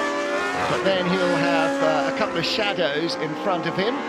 and will have to work his way past there. And although this is a full FIA homologated Grand Prix circuit, and these are Grand Prix cars, they do make the circuit feel a little smaller than it might have seemed if you're in a Formula Junior car this morning. Well, the car that Ian Simmons is driving, you might recall a certain Martin Brundle being behind the wheel of that sort of car. Not this particular chassis, but he certainly drove that type of car. The one we're looking at, the number 3 car, is Michele Alboretto's old car. So Ian Simmons managing to make some progress, but he's a little bit stuck, isn't he, behind the Ocella at the moment. Looking at the red and white Villiger Shadow, and that car in the colours of its driver in period Clay Regazzoni. Just ahead is the Arrows in the traditional orange and white colours of Ragno and Ceramica Imola, the 2 big sponsors. Beta Utensili as well were part of that period of Arrows sponsorship. Of course, Arrows created under a little bit of a storm when it was alleged that the design of their first Grand Prix car was actually the design of another team's Grand Prix car. Arrows went on to some pretty decent success over the years. Well, the Villiger Shadow, the red and white car you can see there being caught by the number 3 is Ewan Surgison's car. Ewan with the Clay Regazzoni replica helmet, and also doing a pretty decent job of a Hans Villiger, who is the sponsor of the car, his twirly moustache as well. So Ewan at a good decade disadvantage to the man behind him, and so Ian Simmons with a little bit more, quite a lot more downforce perhaps, and the ground effect should be able to make the most of that in the Tyrrell to get by Ewan. But Ewan is a very experienced historic racer. Leaves the door open when the quicker car comes calling. That's not your race. He'll be racing the cars in the same class as him, just in front, so doesn't want to get delayed too much in an argument with a car that will inevitably end up ahead of him. Down the Wellington Straight they come. We can see Ian Simmons, having got past Ewan Surgison, he's up into 13th place now in the 012 Benetton, but one car slowed onto the Hanger Straight. Yeah. Okay, and going fairly slowly, still motoring along a little bit. Has that got a suspension problem? Left front corner maybe? Not quite sure what the problem is with Arthur Bruckner's Arrows. Well, he may perhaps have slowed to let the traffic by, but doesn't really look like he's picked up much speed. Here are the leaders though. Mike Cantillon coming across the line ahead of Steve Hartley. Hartley still has the fastest race lap, 1 minute 53.6. He did a 54.0 compared to 54.7 of Cantillon on the last lap, so closing 3/4 of a second on that lap, the gap down to just over 2 seconds as they start this current lap of the Silverstone Grand Prix circuit. Of course, this tight infield section didn't exist when these cars raced in period. They would have come out of Stowe, straight down towards Club, through Abbey, and then down the straight towards Luffield. There was very little in the way. It was a very, very fast circuit indeed. And in his Williams in qualifying, Keke Rosberg set what was then the fastest ever lap of a closed circuit by a Grand Prix car with a 160-mile-an-hour average, with a slow puncture and light drizzle, and a fag on the go just before he got into the car. But an absolutely epic qualifying performance in a very similar car to these. It does seem to be that Steve Hartley in second place in the McLaren MP41B with the fastest lap, and closing still faster in sector 1 and better top speed as well from the McLaren than race leader Mike Cantillon has found so far in the Williams. It's all about the combined pace around the lap though. Top speed isn't everything if you're giving away too much in the corners, but these cars would have been in period absolutely rivals, and so they remain. Yes, ever was it thus. Williams versus McLaren on the Silverstone Grand Prix circuit. It may be slightly a different configuration, but we're still in the same location, and great to see Steve Hartley, known affectionately as the Jam Baron, coming up the Hamilton Straight into the right-hander at Abbey, which, as Martin's just said, would have been left before, but it's right now. And then we've got battles going on further down the field. Another Tyrrell versus a Williams, and that's for the 3rd and 4th places. It's Ken Tyrrell. No, it's not. It's the Jamie Constable car now, isn't it? Jamie Constable just ahead, moving up into 3rd place. Ken Tyrrell actually has dropped back, or at least we can't see him on the picture. Right. So either that, who is ahead of them, but Jamie Constable is ahead now of Mark Hazel, and Steve Brooks behind with that JPS Lotus. Again, one of the most famous racing liveries. There's always the argument there. You can see Ken Tyrrell, he's a long way ahead of them. Always the argument about which was the best livery. Was it Gulf? Was it Marlborough? Was it JPS? So many, was it Martini stripes? But so many fans, many years after John Player Special stopped sponsoring cars and after Marlborough stopped sponsoring cars, still couldn't say the word McLaren without saying Marlborough before it, or Lotus without saying John Player Special before it. So closely associated were they in the minds of lots of the fans. I think I recall in period around about the Lotus 72 time that they actually named the car the JPS. It was, yeah. It was, rather than a Lotus, wasn't it? Exactly right. How to get the sponsor's name in front of everyone. Coming down into Brooklands, and the charge up through the order of Ian Simmons continues. He's now up into 12th place. Yeah, the car in front is Neil Glover's orange and white arrows. So maybe has taken another place since that graphic updated. Christoph Perkins we just saw in the blue and yellow Surtees. That car dates back to the mid-1970s, so a decade older than the cars around it, other than the shadows. And it was the other Surtees, the TS16 of Charlie Kennedy, that didn't leave the collecting area, very disappointingly. Both Surtees were late entries. The team created, of course, by John Surtees, still the only man to have won World Championships on 2 wheels and 4, although an awful lot of people thought that Mike Hailwood might go the same way. Valentino Rossi might have done if he'd given up motorcycles 20 years before he did, but I think his chances of becoming a Formula 1 world champion are fairly slim now. And through goes Ian Simmons in the Tyrrell 012. Again, a very different look to a lot of these cars. Look at the long side pods on just about everything for those ground effect tunnels. And they're absent on the Tyrrell 012 because that was the first flat-bottomed era, so it didn't have the long ground effect tunnels. Flat bottom, and meant that they put the radiators right at the back, as Gordon Murray did with the Brabham, so too with the Tyrrell right at the very back. For minimum side pod intrusion, that meant as clean a frontal area through the air as possible. Mike Cancelon still leading. The gap remains more than 3 seconds over Steve Hartley, but a change there as Brooks goes through and Constable retakes him on the exit. Steve Brooks over-committing into Copse Corner.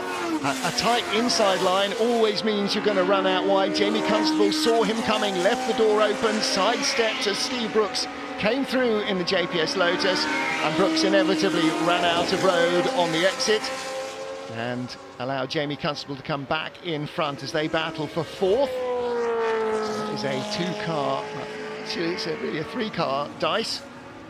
And talking about the change to carbon composite chassis on the Formula 1 cars, that Lotus was the very first Lotus to be run in that format, so slightly later than the McLaren MP41, but Colin Chapman not far behind. And Steve Brooks now having another go at the 99 car of Jamie Constable, the Tyrrell with the green with the red and white nose, and Steve Brooks goes from the inside at Abbey Curve into Farm, and this time he doesn't run wide, but will Jamie Constable try and come back at him on the tight right at Village?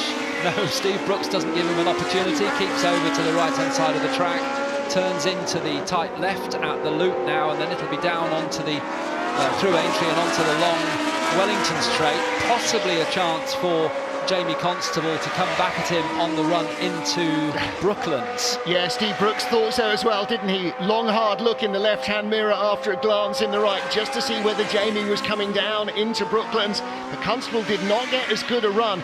Dramatic move out wide before he V'd off the corner at the loop to allow Steve Brooks to really get that drive onto the Wellington straight, and that might be enough to just see him a little clear of Jamie Constable in 4th place. The gap to Ken Tyrrell in front is 7 seconds, very nearly 8 seconds, so that is going to be a tough one to overcome. Mike Cantillon, car number 7, the race leader, goes by the Minardi, the only Minardi in the race, 1985 M185 of Michael Fitzgerald.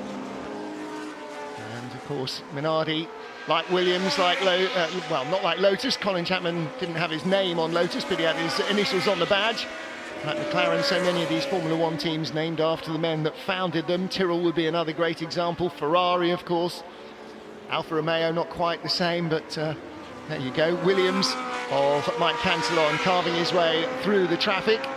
And again, his experience, not just racing in historics, but racing in more modern cars where he started off like Caterhams. Really just, you know, years and years of close racing experience just allows you that opportunity to read traffic. It just gives you the instinct of where cars are going to end up from where they are when you're approaching them, and that really helped him there. And he's actually seems to have got the measure now of Steve Hartley. Steve Hartley was closing, wasn't he, within about 2 seconds. But over the last couple of 3 laps, Mike Cantillon has just stretched the lead. There's not much between them. We're talking hundredths of a second per lap, a lap being about 1:53. So it's not much between them, but Steve Hartley hasn't been able to close up. And No. We've got about 1 3/4 minutes to go in this race. Well, these cars absolutely rivals in period. The McLaren and the Williams both date from the 1982 season. So it'd be interesting actually to know these individual chassis, and somebody will have the details, which one had the more successful year. Right now, 2022, and this 5th race of the Classic at Silverstone is going the way of the FW 07. In 3rd place is still Ken Tyrrell in the Tyrrell 011, car number 23, the green denim Tyrrell. So different green on those two 011s compared to the Benetton green on the 012. Very different look and a different green livery. A little bit of contact in traffic we're hearing from the truck. So let's see what we find. Okay, in traffic, it's the Williams. Whoa, in fact, there's a pair of Williams making contact. So that's Mark Hazel. And who was coming down the inside of him? Was that Christoph Dansenborg? I think it might have been Christoph Dansenborg in another FW07 Williams, car number 37. So, as the leader comes across the line, still another lap to continue. There is your 3rd place car, Ken Tyrrell, number 23. And the clock will run down to 0 in this final lap, Alistair, so this will be the last lap of the race. You posed the question a minute or so back as to whether this car, the number 7 leading car of Mike Cantillon, was perhaps more successful than the following Steve Hartley car. Well, you could say that number 7 was the more successful, because this very chassis was nearly taken to the World Championship by Carlos Reutemann.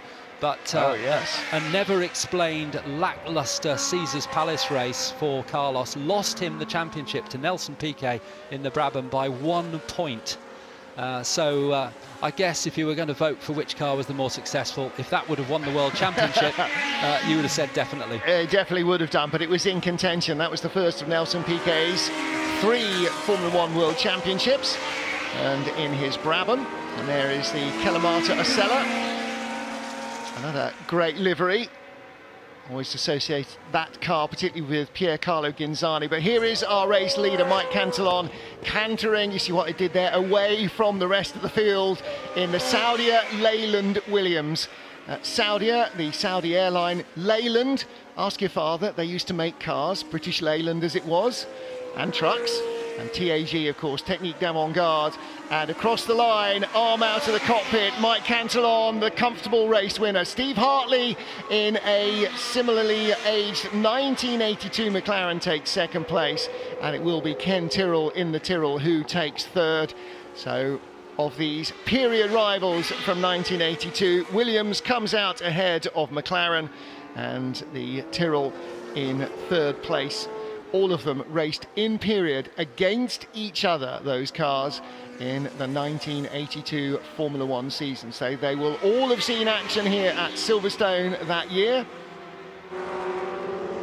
And as Alistair pointed out, Lole, the late Carlos Reutemann, one of the most enigmatic of Grand Prix drivers, quietly spoken on his day, absolutely devastatingly fast, but a mercurial driver. When he was on, he was really on, and when he was off, and the Caesars Palace season finale in 1982, he was definitely off. It all just kind of went away from him. So the car that could have carried the great Argentine to a Formula One World Championship carries Mike Cantillon to victory here in the Classic, in the Frank Williams Memorial Trophy. So, fittingly enough, in memory of Sir Frank, a car that bears his name, the car that really cemented Williams as Grand Prix greats. The FW06 got very close indeed, but it was the FW07 that really made its mark, and it was a car that continued over several seasons through several iterations. And Alan Jones winning the championship in 1981. They nearly went back-to-back with Reutemann in 82, and the car was still very much a Grand Prix winner through 4 different iterations. So, Formula One names big and little. Williams, McLaren and Tyrrell on the podium. Lotus just missing out. Steve Brooks coming home in 4th ahead of the Williams of Christoph Dansenborg, the Tyrrell of Jamie Constable.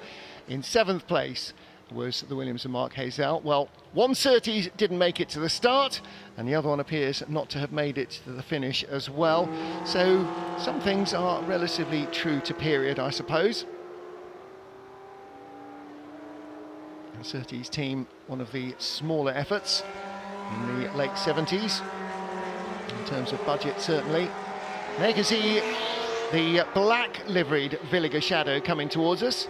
The 2 Shadows are both DN9s, designed by Maurice Nunn for Don Nichols' Shadow Concern, and there the arrows in its familiar orange and white livery from the early 80s. Ragno Ceramica Imola, Beta Utensili, and in that case Nordic Skis also part of the sponsorship package. So some very, very familiar liveries to Formula One fans of the early 1980s, and that perhaps one of the more iconic as well. Well, there's an awful lot of cars on display here as well, not just car clubs bringing in all sorts of different machinery, celebrating all sorts of eras. Of course, all of these racing cars are also on display in the garages and in the pit lane. All the cars you're seeing in action this afternoon here at the Classic are running from the wing, the modern Formula One pit lane, so you'll be able to see all those cars in the garages there. You'll also be able to see the display of 90s Formula One cars. There are also Formula One cars from every year in which Lewis Hamilton won a World Championship. So his first with McLaren, and every one of his championship-winning Mercedes cars are on display here, and those are proving, as you might expect, very, very popular with the fans here at Silverstone. And there is a mouth-watering display of cars celebrating 40 years of the Group C sports car era as well. So among the myriad of things to see and do here at the Classic, those displays, both moving and static, are all to be enjoyed. And as we said before, talk to the people with the cars, they will tell you chapter and verse. Mike Cantillon victorious in the Williams FW07 over Steve Hartley's McLaren and Ken Tyrrell's Tyrrell. A Lotus of Steve Brooks in 4th place, and after a little bit of contact, Christoph Dansenborg taking 5th. Mark Hazel down to 7th with Jamie Constable's Tyrrell between them. Best of the Theodore of Phil Hall in 8th ahead of Mark Higson's McLaren MP41. And Ian Simmons coming from, where was he, 20th on the grid into 10th place in the 012, the newest of the lot and the flat-bottomed class winner. So the Shadow DN9 of Mark Harrison, that was the black car, finishing in 11th ahead of Neil Glover's Arrows, and the TS14 Surtees of Chris Perkins that pulled up, it seems, perhaps on the last lap. Paul Tattersall in his Ensign, another of the Moan undesigned cars in the field. and in beautiful sunny weather. The Silverstone circuit is absolutely the perfect playground for these 1980s Formula One Cosworth era cars. The well of the DFV and the ground effect cars absolutely being displayed at their best with some fantastic close racing action.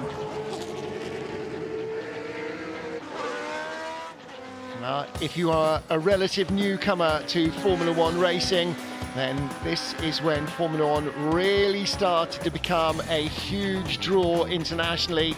The epic 1976 season, the James Hunt-Niki Lauda battle that was replayed in Ron Howard's film Rush, was really what kicked it off to international TV audience. But the 80s and the sea of cars that was so competitive brought Formula One to the masses for the first time.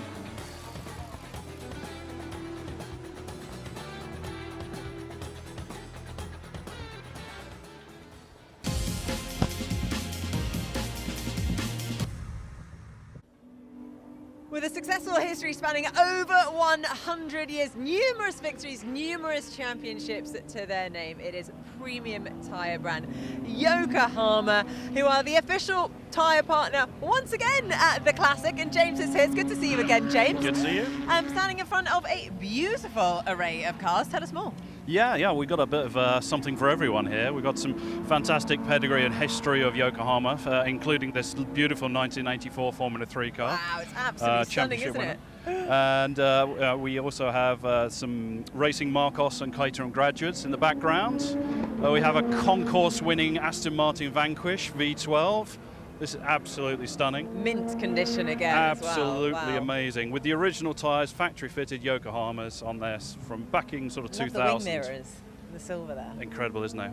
WRC spec Rally Mini, and then our tribute to the legendary Paddy Hopkirk Monte Carlo Classic Mini Cooper. Wonderful to see. Absolutely incredible. We miss Paddy. Not the same without him here. Absolutely.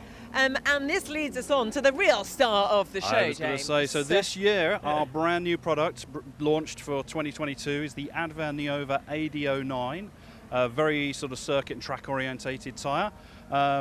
Ultra high performance for those guys that want to have a bit of fun at the weekend and make the most of the powerful cars that they've got. So I'm sure you've got quite a lot of customers here this weekend. Yeah, we're expecting quite a lot of customers. First day of the show is always a little bit of a picking up learning curve, but we've got something for everyone. Road tyres, 4x4, off-road, and van and motorsport, which is the reason we're all here. Brilliant. Well, James, always a pleasure. Come down, say hello. They're right next to the Village Green and also the ice cream van, so it's worth a visit.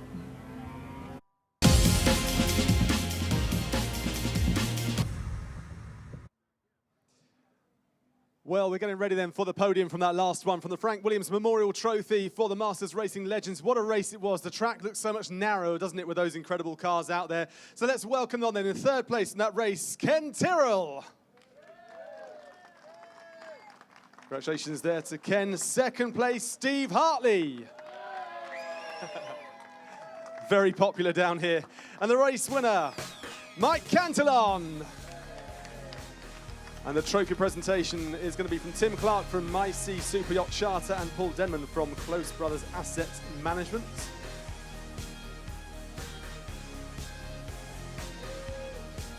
Smiling faces all around.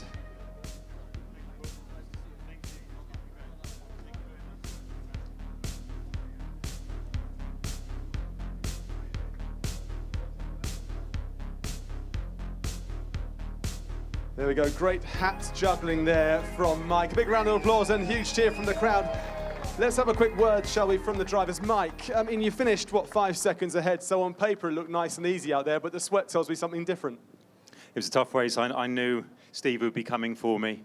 Thanks to this man, he kept him at bay for 2 laps because he had my pace. I think tomorrow's race, because it's a reverse grid tomorrow, so it's going to be really interesting race together, and we're looking forward to it. Yeah, so no excuses then coming tomorrow. But if we move across here to you then, Steve, as you said, you had your work cut out to get past, but once you did get past, you started to gap the third place, didn't you, quite easily, it seemed? Yeah, I tried everything really, different lines, different gears for different bends, but Mike did have the pace. whether tomorrow, when we start a bit further back on the grid, whether that will help or not, I don't know. If I could just get away, I might be able to win. Well, look, just enjoy the fact you've got a second place right now. Let's make our way down to third place here because, Ken, I mean, it's so nice to see these cars out on track and these iconic names as well racing around Silverstone. For yourself, you had to get your elbows out a fair bit and hold your rivals at bay. Absolutely. You know, I must be probably one of the happiest third-place finishers in the history of Silverstone. Thrilled to be here. Absolutely a pleasure to take part and race these wonderful cars. And these are great competitors. And I was just trying to hang on for dear life and not make a stupid mistake. So. Well, look, you rest up, get some water on board because it happens all again tomorrow. Well done to these three. Congratulations.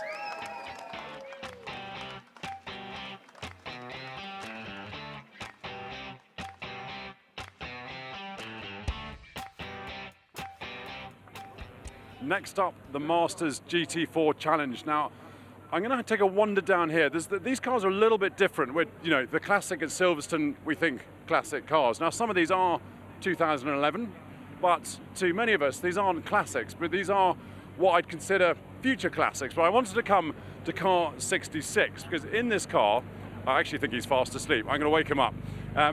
I think it's Peter Daly. Now, Peter, am I right in thinking you're the race director for British GT? Yes. So what happens if you punt one of these guys off? It shouldn't happen. It shouldn't happen, but I do know the consequences. A lifetime of difficulty. Yeah, and I'm also hoping there's not a target on the back of this car either. Well, I learned to race a Knock Hill, and instead of it being the Newcomer's Cross, it was called the Target. Yeah. But I'm sure you'll be all right. Best of luck. Yeah, thank you. It's brilliant for SRO and Masters to put this on. It's great to sort of have an away day, and I hope the two lads at the front have a really good race. Yeah, well, we're going to go and talk to them now. There's actually wonderful air conditioning in that car. If these cars don't go out too quickly, I might come and have a sit in that, because it's lovely. Right, let's go up to the front of the grid. Some of these cars, so the Ginetta that Freddie Tomlinson is driving, this is a 2022 car. So this is very, very new. And Freddie obviously races in the Ginetta Championship, but this is a car especially for this weekend. You said you were going to give it everything yesterday. Pretty close to pole position. Have you got more to give? Yeah, definitely. Obviously the race is a whole different thing in itself, so I'm massively looking forward to the race, and hopefully should have a good battle with Seb for the win, hopefully. And I guess you don't have to manage anything in terms of tyres, brakes, revs. You can just go flat out from the start. Yeah, we'll just be flat out from the start and pushing as fast as we can straight away. Right, well, best of luck. Thank you. Look, let's go and have a chat to the pole position man, Seb. Seb's the kind of guy that I would hate to race against in go-karts, because I swear he weighs about half of what I weigh. I think he's probably about 50 kilos max. Seb, fantastic qualifying yesterday on pole position. There's not that big a gap though. Yeah, well, I think the advantage we may have over the competitors is luckily we only managed to use one tyre in quali, so we've got the advantage where we have the choice where we can have 2 new sets for both races, so that's an advantage, and yeah, we'll see what happens. Great, well, that's the whistles starting, that's the whistles going, so all the cars will be starting up. Make sure I actually shut that door, I don't want to be blamed for anything there. That's the car starting up, and they will be leaving the assembly area.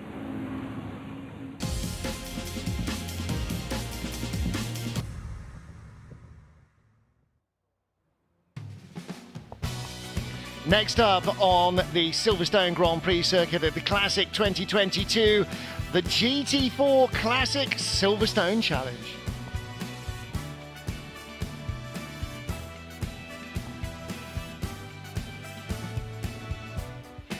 Well, the action in this 30-minute race will not, for GT4s, involve pit stops. So this might be the first GT4 race I've ever seen that doesn't. Seb Hopkins starts on pole in his Porsche Cayman.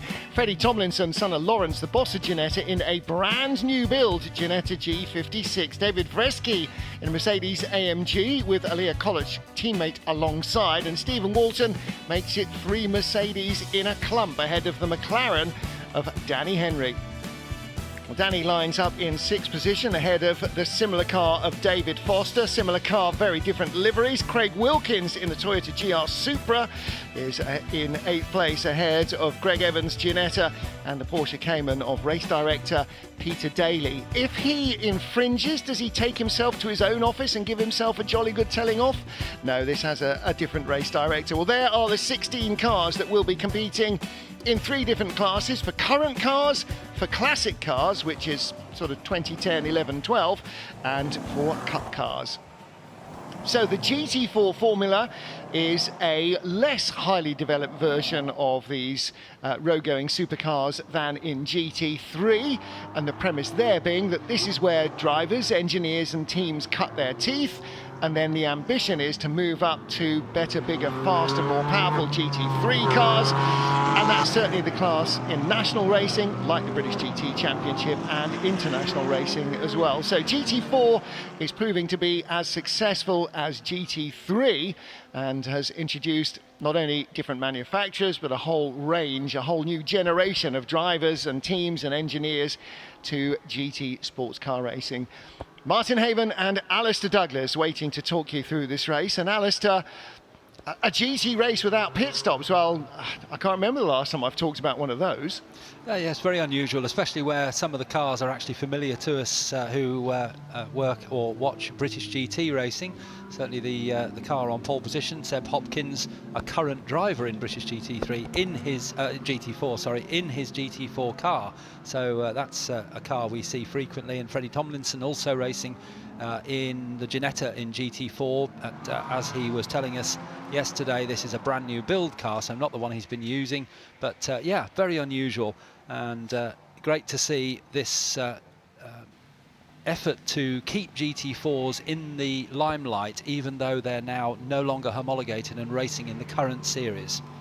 Yeah, and as it used to be the expression, there's nothing as old as last year's racing car, and I certainly think that Enzo Ferrari was very much espoused to that. Who else goes and cuts up an entire generation of Formula One cars other than Enzo to stop them falling into private hands? But nowadays, never sell an old race car, just put it in the garage, go and buy a new one. It'll be worth more the longer you keep it in the garage. That is a fact of life. And so these current GT4 cars and those that are, again, remarkably near current. And how near current? What's the oldest car in the field? The oldest car in the field is 9 years old. So that is the oldest car in this field, and the newest car is possibly not even 9 days old. That's the car on the outside the front row, the all-white car as you see it here, the Ginetta G56 of Freddie Tomlinson, whose dad Lawrence bought Ginetta when it was just about to expire. Originally started in the 60s by the Walcott brothers, built their cars in the east of England, and you'll see some of those in historic GT racing as well later in the 60s. And Ginetta now based up in Yorkshire. Proud Yorkshireman Lawrence Tomlinson. Team LNT is running the car. Their traditional white with orange and grey. That marks out the car on the outside of the front row, but it's Seb Hopkins in his regular weekend weapon who is the man who will start this race on pole position. Lights are out on the safety car, so we are about to start racing. 30 minutes ahead of them. The Silverstone Grand Prix circuit is their playground.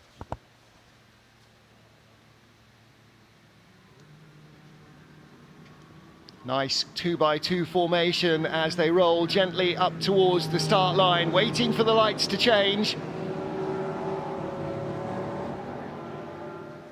The field of GT4 cars is ready to go. The lights go green, away we go. Seb Hopkins and Freddie Tomlinson from the front row of the grid. Tomlinson making a slightly quiet start, and David Freschi in the Mercedes from third on the grid immediately leaps ahead of him. Stephen Walton in the yellow and black Mercedes up to fourth place, but the Ginetta driver looking to go the long way round the outside and cut back on the inside in the loop as he moves back into second place. But it is Seb Hopkins in his regular mount, the Porsche, that leaves a spinner behind, and that is one of our, and that's our other Ginetta, that's the G55 car, and that is seems to have escaped without damage. Greg Evans. That's the Stephen Walton Mercedes, I think. I beg your pardon, yeah, yes. Very similar colours, yes. Especially on our monitors. Yeah, absolutely. We've got the first of the Mercedes actually still battling with Freddie Tomlinson, but it's nice to see two young pretenders, you might call them, very junior drivers, both teenagers. Seb Hopkins, the 65 Cayman 718, and Freddie Tomlinson in the 56 Ginetta G56, and he's being challenged by David Vresky in the Mercedes, which coming into Copse Corner almost side by side there, but Vresky had to give best because Tomlinson had the racing line as they now come up the hill towards Maggots Curve and then into the sweepers at Beckett's, the right, left and right. Great camera shots can be found there, and the rest of the field streaming through. But Freddie Tomlinson it is who still holds that second place, looks to have put a couple of car lengths between himself and the Mercedes. Yeah, really used the Nimmel Ginetta chassis just to creep away from the Mercedes there, but then the big AMG GT4 will open its lungs and start to haul him in down the straight. And the balance of performance that is defined for these GT4 cars, as with GT3, it doesn't limit their top speed, it doesn't limit their braking, it doesn't limit their power or their weight. What it does do is balance their overall lap time. Now, they might make their speed around the circuit in very different ways. You might get a car that is better in the slower stuff, a car that is better in the quicker stuff, but the idea behind the balance of performance is that the potential of all the cars over a lap will be as close to identical as possible, and that means that the racing between very different looking and sounding cars will be very close. The Porsche out front with the engine behind the driver, the Ginetta here and the Mercedes both still in the old style GT mould with the engine in front of the driver.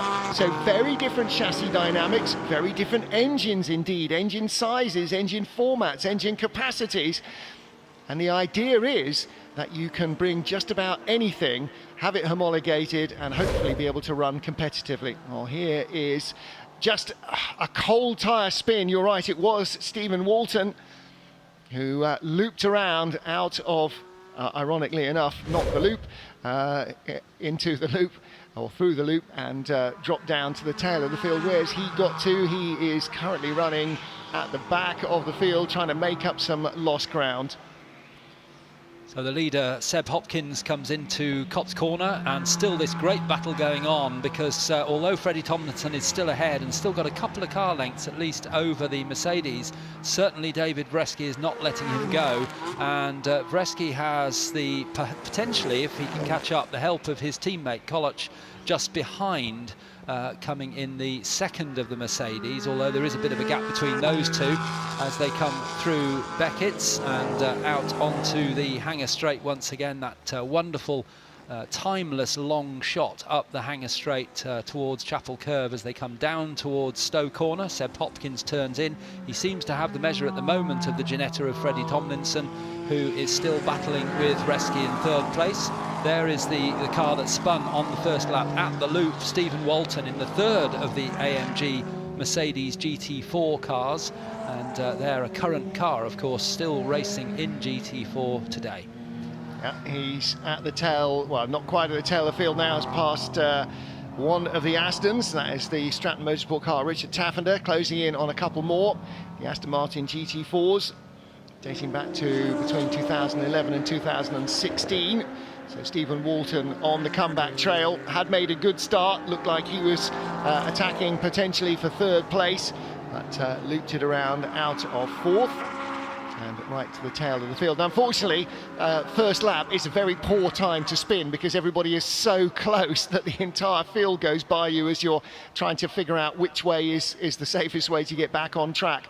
Now, as the leader pulls away, does look a little bit as though David Vresky in the third placed Mercedes is just dropping away from Freddie Tomlinson in the white Ginetta in second. There is Vresky, car number 38. Alia Koloch in fourth place, the second of the Bagheera run trio of Mercedes AMG GT4s, not able to keep pace with them either, but just about safe from the first of the McLaren 570s, and that is Danny Henry in fifth position, with David Foster in 6th place. Now, again, that is where they started. In fact, they started 6th and 7th, so they started in those positions with each in front of the, or one in front of the other as they remain. The difference being that the Walton Mercedes was just ahead of them on the grid. And just to prove that not only do we have a fantastic range of cars and marks here at the Classic at Silverstone this year, Alia Koloc in the 29 car we're looking at now is from the Seychelles. I'm sure I've ever commentated on a Seychelles racing driver before. No, so much so that I'm not even sure if you're Seychellian. So it's yes, I suppose Seychellian. However, Alia, that's another question for Alia Koloc. And interestingly, the team that's running it, the Bagheera Racing team, do build their own small sports prototypes, but they don't build GT cars, so another string to their bow, as so many racing teams do, find other ways of keeping their mechanics out of trouble and off street corners. Because otherwise, you know, if they're left to their own devices, mechanics are a bit of an odd bunch, so always best to keep them employed running cars. It's what they do best. Well, there's the better of the two McLarens at the moment, and that is Danny Henry, David Foster behind him, so both of them in a 570S GT4. Obviously, as you can see, very different liveries run by different teams. Danny Henry's run by Team Rocket RJN. RJN is Bob Neville's team. Rocket is Jenson Button's team, and they came together 3 or 4 years ago now to run GT cars together. And in fact, the Team Rocket RJN were running Michael O'Brien, who you might remember was the winner of our first race this weekend, and very emotional too. Michael O'Brien cut his teeth in modern GT racing in a McLaren GT4 as a works McLaren driver, and he's moved up into GT3. The second of the McLaren GT4s, that of the sort of grey, white and red livery, the number 111 of David Foster, run by Balfe Motorsport. Sean Balfe, we will see, I can't remember whether we've seen him already. I think we have, haven't we, in the Tony Dron race, but we'll certainly see him again. Sean Balfe, a racer in his own right, but Team Balfe Motorsport running this McLaren GT4, and that is running in... Yeah, he's running in 6th place. He's got company from behind as well, actually. And this is a car that I don't think we even mentioned really in qualifying, apart from once or twice, the rather more upright red, white and black car, predominantly white with sort of red flashes and black pattern on it in a World War I battlefield or a battleship disruptive pattern. Car number 8, now with a more prominent number 8 on the door, so the timekeepers have had a word. We were struggling to see yesterday, unless the car came towards you, you could read the 8 on the windscreen. The numbers were subtly camouflaged on the C pillars, the pillar at the back of the car. Now they're more available to timekeepers. It's the Toyota GR Supra GT4, so this is the latest GT4 car from Toyota. And I suspect that might be the car, or certainly a sister car to the car that runs in British GT, because it's showing the British GT Championship sponsor on the flash across the windscreen. Yeah. So that may well be the car that's used in the current series. I would think very likely to be run by Scott Sport here. What was hard about that to say for Craig Wilkins? So Craig, again, with plenty of GT racing experience under his belt, all over the back of the McLaren, trying to find a way through. And again, look at that, you know, two very, very different cars. Again, the Supra, front engine, rear wheel drive, but much more of a fast performance coupe, whereas the McLaren is a real knocking on the door of hypercar style car, very low slung, you know, very driver focused, mid-engined, a real road supercar. And in road terms, a Toyota Supra of any generation would probably really struggle to show much to a McLaren 570, and that's the joy of balance of performance. You get two very different looking cars with utterly different concepts, and here they are, inches apart, and each could easily take the upper hand. It all depends on what the team and driver can do. Balance and performance is to try and give everybody the best chance, whatever weapon they choose in the fight. So 111, just hanging on there in front, David Foster in the grey and white and I guess that sort of maroony red McLaren, but really feeling the pressure from the Toyota behind.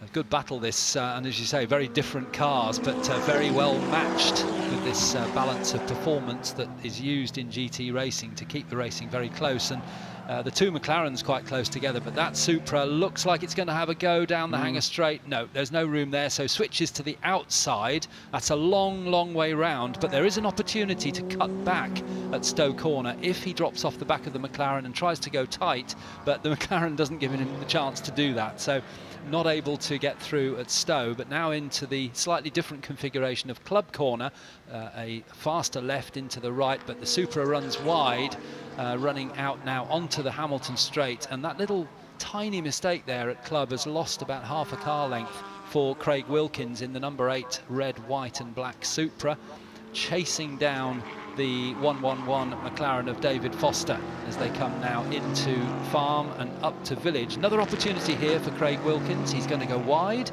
Will he cut back and try and come alongside? No, hasn't got the opportunity to do that, but now he's closing up, try and perhaps get a move done at the end of the Wellington Straight. I wonder in 20 years' time when people talk about GR on Toyotas.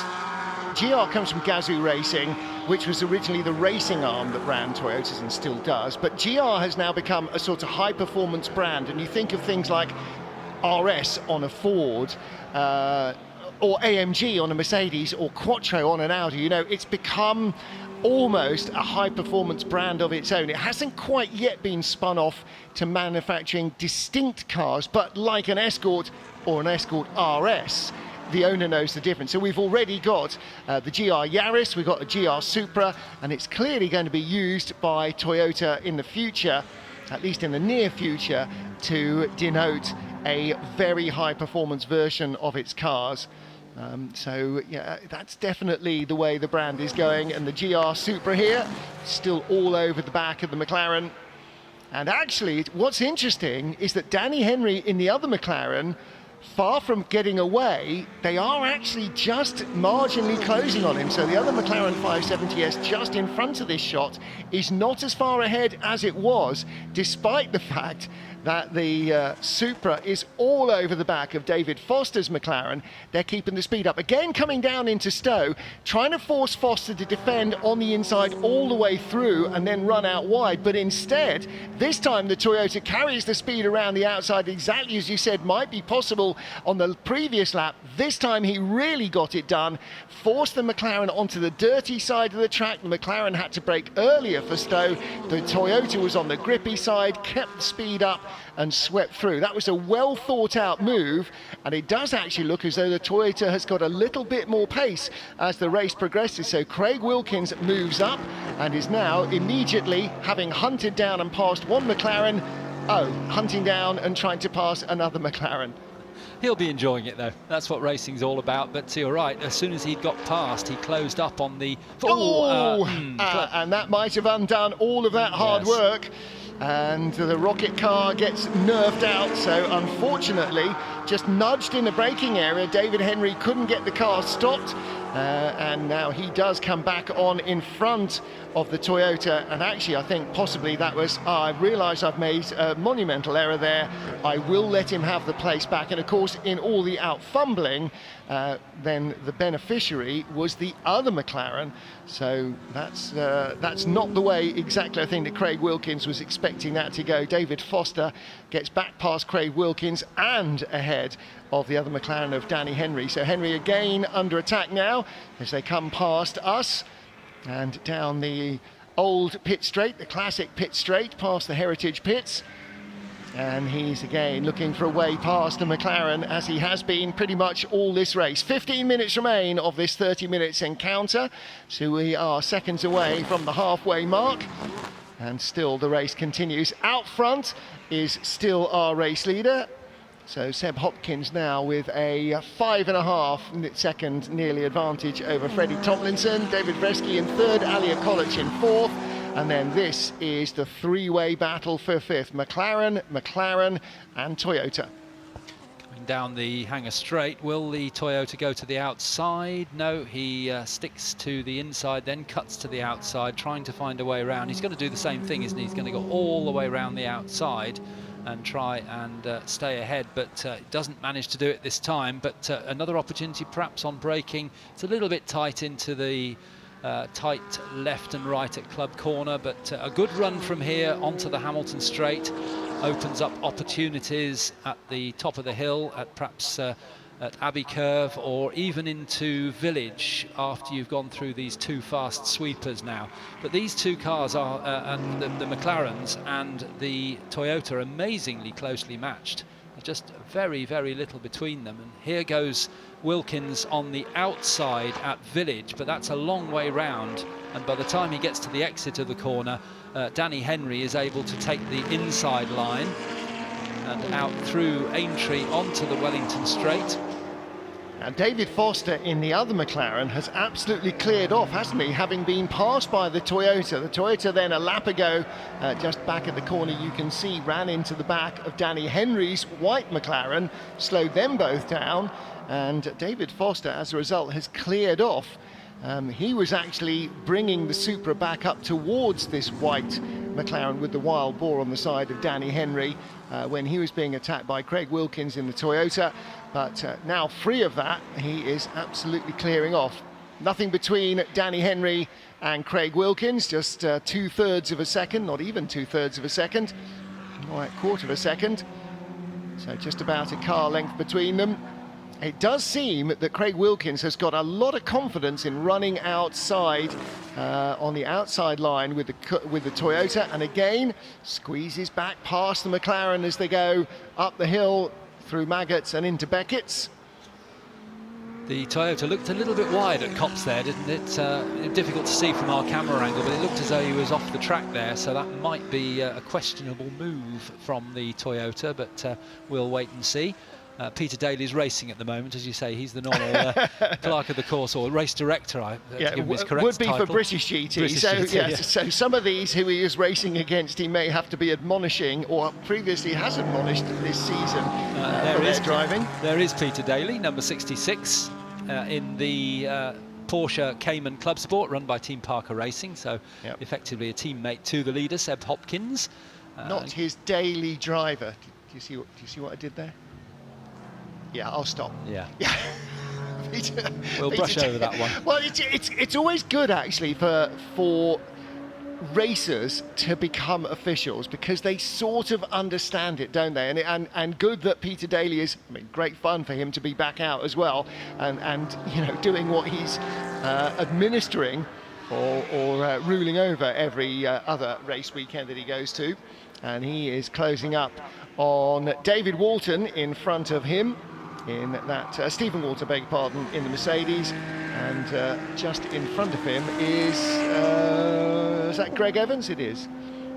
No, it's not. That's the Aston, isn't it? So who's that in front of him? That is the Griffin Aston. Yeah, Chris Griffin. Is that 35 or 2? It's 247. Is it? Chris Griffin with the sort of factory Aston Dayglow limey greeny highlights of a couple of seasons ago. So the yellow and black Mercedes recovering. Stephen Walton continues to recover from his spin. He's up to 10th place now.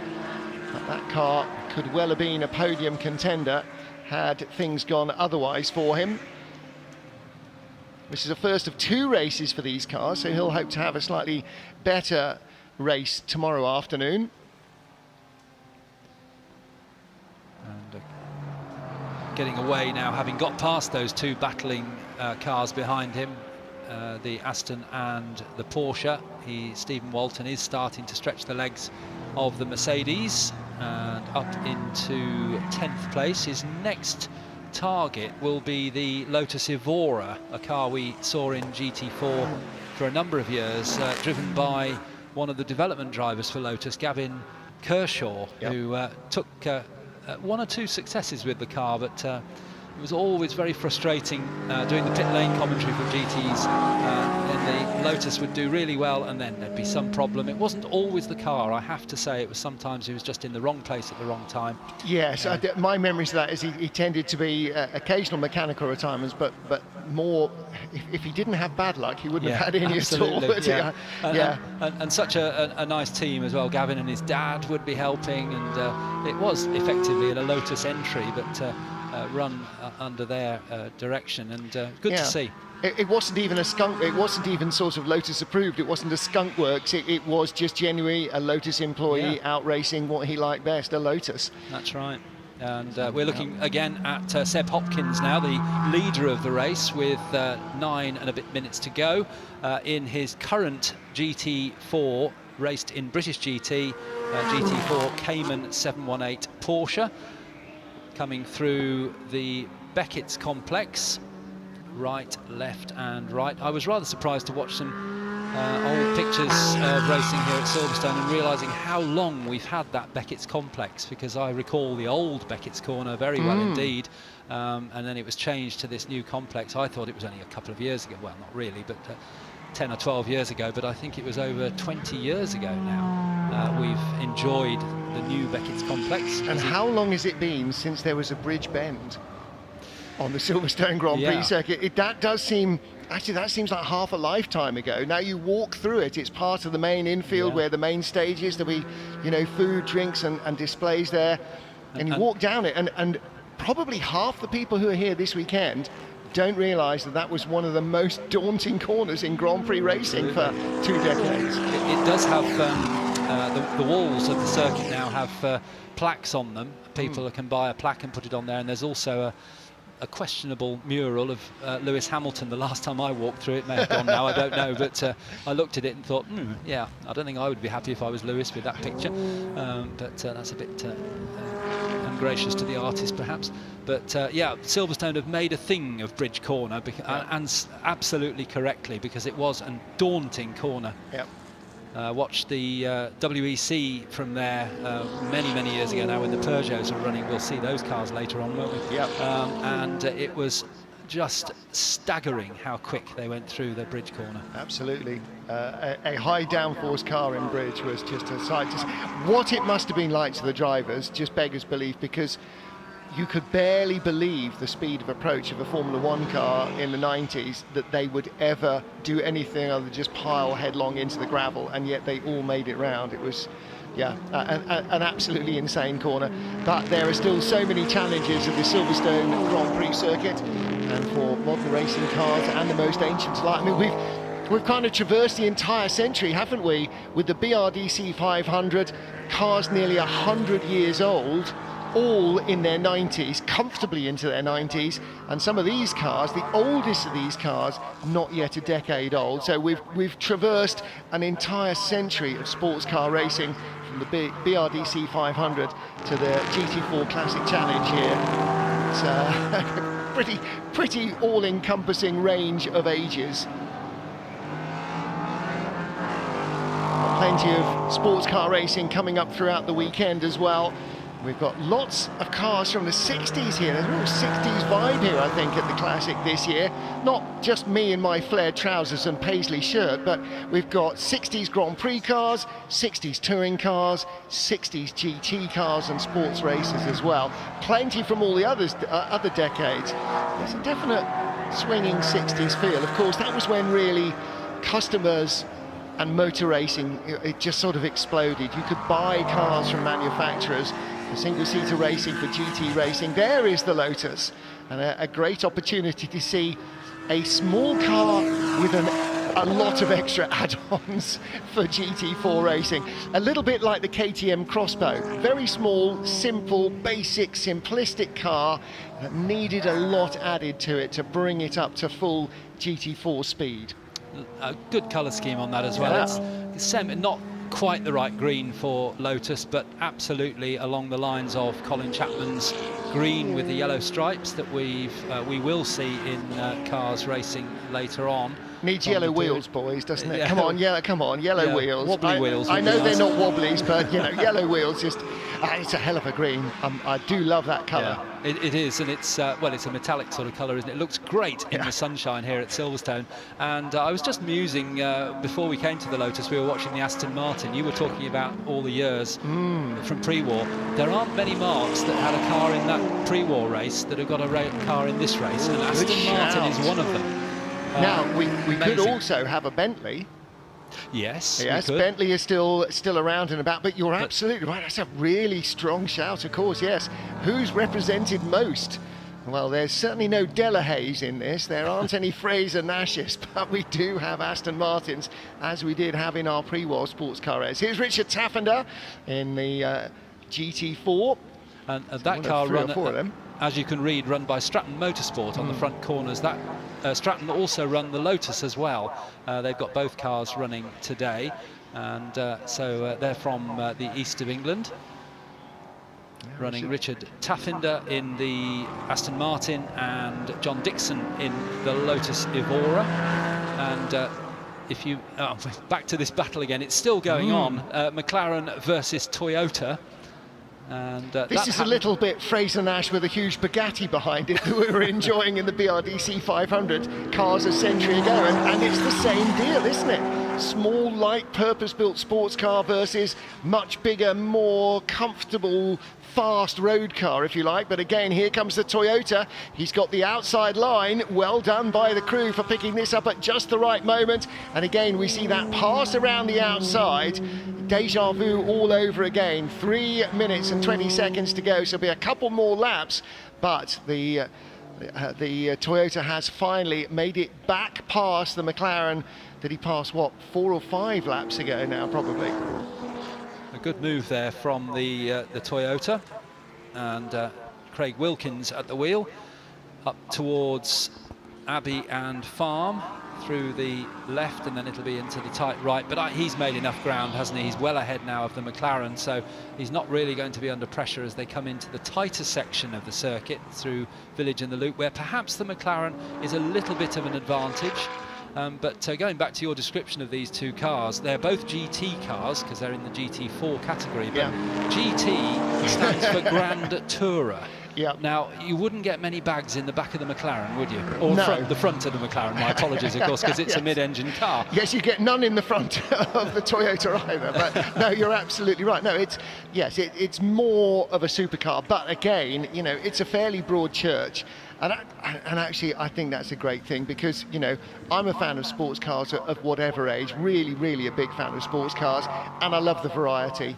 And that's and modern sports car racing still gives you that. Modern single-seater racing, for reasons that we all understand, predominantly to do with it not being extinct through the paucity of budget, has become single-make Formula racing. But GTs and sports car racing, that's run what you brung. You bring it, we'll balance it, you can race it. Engine in the front, middle, back, upstairs, downstairs, don't care. Comfortable saloon car, hypercar, we'll make them all work. And that's fantastic because it opens up the opportunities for drivers to race so many different cars. And we've got all sorts of different takes on what might be a high-performance road car here. You've got the Porsche with the engine in the back. You've got the Aston Martin right behind with the engine in the front. So you've got centre rear mounted, you've got rear mounted engines, and you've got front mounted engines. They all go about it in a different way. What they have in common, I think, predominantly, is that they'll all put a smile on your face.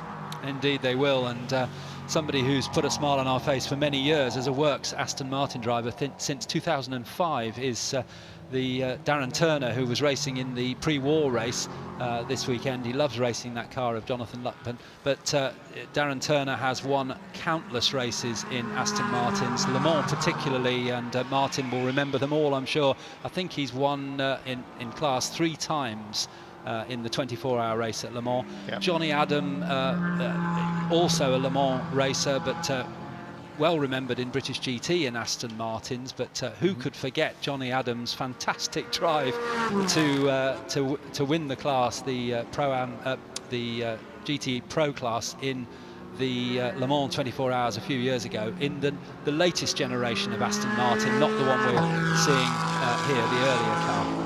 Exactly right. Well, final lap, final time down the Hanger Straight. Time is running out, and our race leader, Seb Hopkins, from pole position, will be heading towards the checkered flag as he sweeps into Stowe for the final time. Coming onto the Hanger Straight behind him was Freddie Tomlinson in the second place, Janetta. David Freschi still third in his Mercedes, so three very different manufacturers. The Stuttgart Army out front, the tiny boutique manufacturer from Yorkshire in second, and another German dominant force in third. But it is victory from pole position from Seb Hopkins. He was the fastest man in qualifying by a measure, and takes victory from the man who started alongside him on the grid, Freddie Tomlinson, in the brand new build Ginetta G56, the latest of Ginettas. And in third place, David Freschi taking the honours and the final step on the podium in the Bagheera Racing Run Mercedes AMG GT4, the younger brother of the big fire-breathing Merc. And talking of Merc, who was due to be these cars racing, or not these actual cars, but similar cars racing in the DTM at the Nürburgring this weekend. Guess what happened? It's August, high summer. Yep, too much rain and too much fog. They have been unable to qualify, so most of the day spent arguing about how they're going to set a grid for some of the races at the Nordschleife. So we're in much better weather conditions here at Silverstone. Another beautiful sunny autumn day, late summer day here in August at the Classic, and Seb Hopkins will certainly have enjoyed that. Pretty much untroubled after the first few corners of lap one. And the car that was the fastest in qualifying did not overplay its hand. It was just as quick in the race. Freddie Tomlinson and the Team LNT crew, I'm pretty sure, will be happy with second place. It was a very good showing for that car in its first outing as a race car, and David Freschi in third ahead of teammate Alia Kolic. Craig Wilkins eventually getting up to fifth position in that GR Supra. There he is. Now, we didn't see he and David Foster getting ahead of Danny Henry, but that is what happened. Danny Henry sort of escaped them both, and then they both repassed him. So Danny Henry dropping down to 7th place. In 8th place, Greg Evans, car number 30, his Ginetta G55. In 9th place was Stephen Walton. We saw a fair bit of him earlier in the race in his Mercedes AMG GT4 as he spun early and came back through the order. Car number 69, Are You in Trouble 96. 69 finishing in 9th place, and in 10th place is car number 35, or was car number 35 of John Dixon, the Stratton Motorsport Lotus. Well, this is where it all sort of went wrong.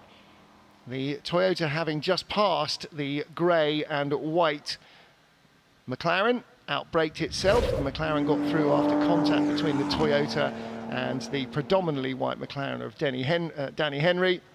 And Toyota driver Craig Wilkins giving the spot back before then fighting back hard. Very good result for the GR Supra. So still a relatively new car compared to the knowledge that's gone into things like the Porsche Cayman and the McLaren 570s. And there is the other Porsche that was in the race. So signature on the licence for Peter Daly. I don't think the clerk of the course or the stewards will have much to say to him other than well done, you enjoyed yourself and kept your nose clean. And most importantly of all, by the way, to race directors, you stayed off our grass. They twitch about their grass, most race directors. We got some more cars. Well, there is your race winner, Seb Hopkins. And down among them, Bryn Lucas will be trying to nail jelly to the ceiling and organise the podium. Seb Hopkins not unaware of what happens on the podium with his season so far. He's been having a pretty decent time of it.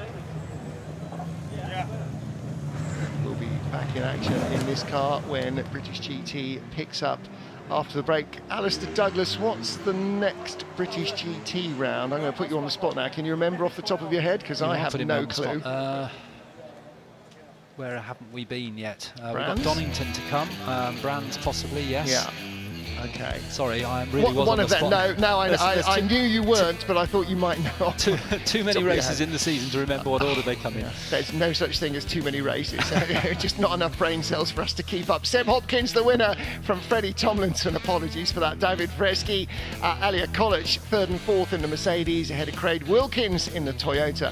and David Foster and Danny Henry 6th and 7th in their McLarens. The G55 Ginetta of Greg Evans was in 8th place. Stephen Walton recovered from stone last and facing in the wrong direction to round out 9th place ahead of John Dixon's Lotus. And the current class won by Hopkins, the Cup class won by Evans, and the top classic in 11th place was Chris Griffin's Aston Martin GT4.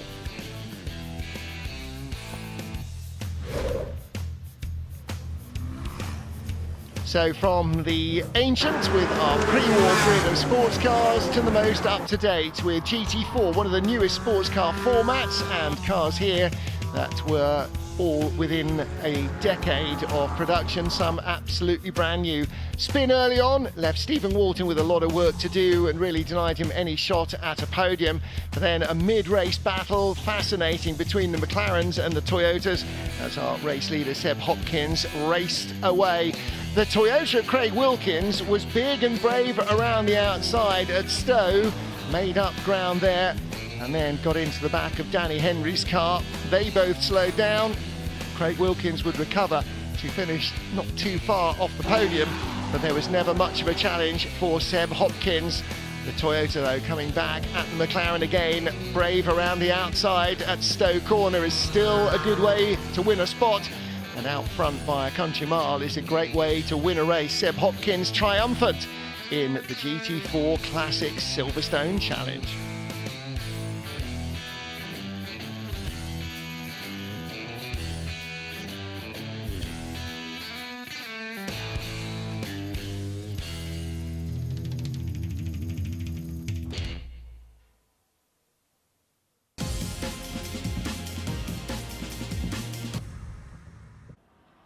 After all the fun and games we had last year in the rain, Adrian Flux are back as this year's official vehicle insurance partner. Grant, always a pleasure to see you. Just tell us a bit about Adrian Flux and why you're industry leaders. So yeah, we are, well, as of next year, we'll be 50 years in business. Made our name as a specialist with a lot of classic cars, American cars, imported, so very much a specialist insurer. So yeah, being at this event, there's a lot of nice tie-ins, a lot of customers, a lot of new customers, a lot of clubs that we're involved in as well. So yeah, it's the perfect fit for us as a business. And there's something rather special going on with this car later in the course of this weekend. Yes. Who's going to be driving it? Well, Mr. Alex Brundle, he's an ambassador of ours, and he'll be, well, actually he'll be racing all weekend, and he'll be here doing a Q&A session on Saturday with Carl Fogarty, who's another one of our ambassadors as well. Very nice, very nice. Now, sorry, we're going to be rudely interrupting here. We're walking in front of, because this is a star moment. Sorry, guys. Yeah, everyone is a winner here. It's your Wheel of Fortune. Yeah, Grant, so shall we have a go? Tell us what does this stand for? Is this a bit of fun? Well, basically, yeah, it is. Any customers, anyone can walk up, leave some details, and they can have a spin. We're giving away a prize where you can win a lap around. Oh, thank you very much, Tom. You can win a lap around the track, but also you can win a prize. Tom, do you do game shows? I feel like you need a place in. Yeah, right. We'll get you an ITV contract. Right. So I think you should have a go. I think you should have a spin. I think you should see what you can win. Oh, sorry, had you not been yet? Oh, we interrupted your go. I'm so sorry. You got a mouse mat. Right. Well, everyone's a winner. 3, 2, 1, go. Unless you're in an air freshener. Don't want the air freshener. There is a bogey prize of an ice scraper, so hopefully you won't win. You've won the ice scraper. I've won the ice scraper. Can we have an ice scraper, brilliant. please? So I've got to wait 6 months before I can use it, we hope. Anyway, Grant, absolute pleasure. Come down and say hi to the guys at Adrian Flux.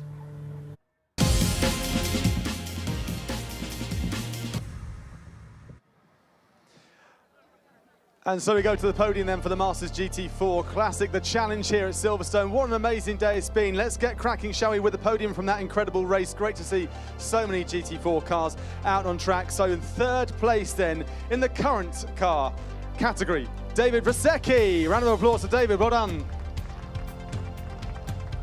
Next up then, we see him regularly now in the British GT. It is Freddie Tomlinson. And the race winner, also a current racer in British GT, it is Seb Hopkins.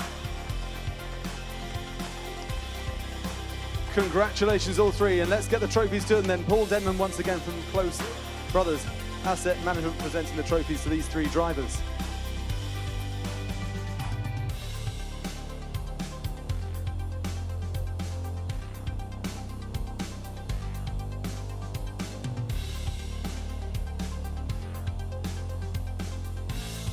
And the crowd goes wild behind me here. Listen to that. Let's have a quick word with these drivers then. Let's start with you, Seb. We've seen you two racing together, yourself and Freddie, not just this year in British GT, but before that as well. It's nice to get another one over on him, isn't it? Oh, yeah, well, we raced, I think this is our 3rd season now. We've always got along really well, so it's really nice to share the podium with him. So, yeah, we can't really any more to say, really. It's been a good day, and, yeah, I just want to thank Freddie and everyone, because it's been a good result. The car's coming together really well at the moment in British GT, and it's great to see it doing so well again at Silverstone. Yeah, exactly. We're making improvements to British GT, and it's nice to have a one-off event like this to score some success, and we've done that so far. Now it's got very, very noisy here, as I'm sure you can tell, because we've got the Ignition GP cars that are firing up. But Freddie, I'm not sure how easy you're going to be able to hear me here. How nice is it for you to come to Silverstone and get yourself a bit of silverware? Yeah, it's obviously a great time. Silverstone's the home of British motorsport, and it's just amazing to get a trophy at this fantastic event. Well done to you as well. And let's just make our way down here to 3rd place to David. Last but by no means least, you had your work cut out, didn't you? It was tough going. Yeah, we are first time in the Silverstone, so for us it's a new circuit. So I like it, the circuit, atmosphere, people here. It's really enjoying. Well done to all 3. It's great to see such a crowd. Well done there to your top 3 from the current class in GT4.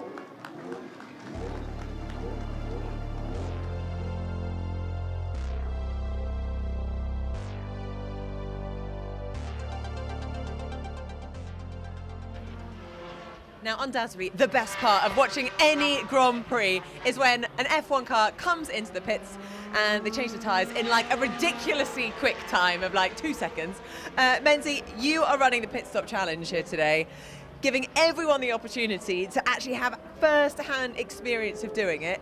Super cool. I've seen some people do it. It looks quite technically challenging. How easy is it? To be honest, it is actually really easy. I think like any process, no pressure. If you just follow the steps correctly, you're going to be absolutely fine. It's not about strength or speed. It's just about knowing where you land in the team, what the step is, and following them to a T. Okay, right. So, and we need a team of 3 for this. Okay, so, Wheelman. What's Wheelman's name? My name's Stuart. Stuart, right. Come on then, Wheelman. And I'm on the drive gun, the wheel gun. The wheel gun, right, okay. What could possibly go wrong? Right, if you don't hold your wheel gun steady, you could end up breaking your wrist, or you could end up dropping the locking nut, which actually loses precious seconds and causes a delay, because you have to basically search for it, put it back on. Great, so really nothing could go wrong. Yeah. Fantastic, I can't wait. Right. You basically have to be perfect. Good luck. Perfection, yes.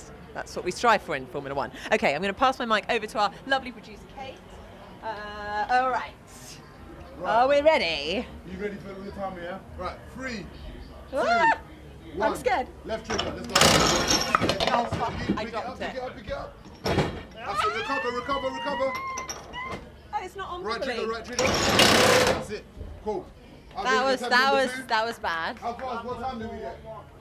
9.4. Oh, that's actually not bad considering what happened. I can't get it off. Right, that's fine. So that's what you do. If you can't get it off, just pull the left. They're not going to be hiring me, are they? Right. Right, let's do another attempt. Okay. Right. Okay, so it fell off that time because... Okay, You're right. Raise it up I'm going to raise it up. Right. Remember what you did the first time, yeah? Keep that same process. I didn't do a practice run. Shh, Renzi, don't tell them. It went really well on the practice run. Anyway, for the second time... So remember, you're spinning into the disengage. Yes. He's pulling it off for you. You're just raising it up. Okay, do you pull it off at the same time as I raise it up? You guys are going to move in unison, basically. Oh, we're moving in unison. Yeah. Okay, I've got that. Right. 3. Right, get down. That's it. Right, 3, 2, 1, go. Keep going. Push. Go. That's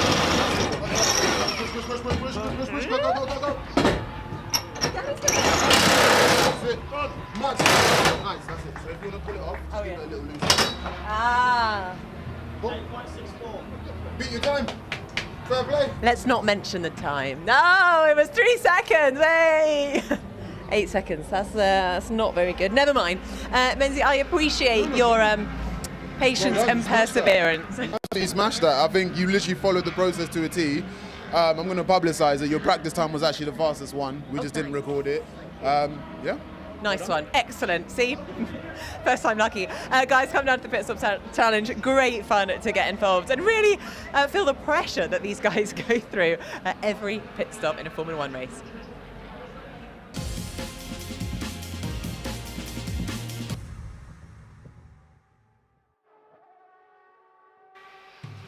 Silverstone Grand Prix circuit alive to the sound now of 90s Formula One cars with a demonstration of some of the best.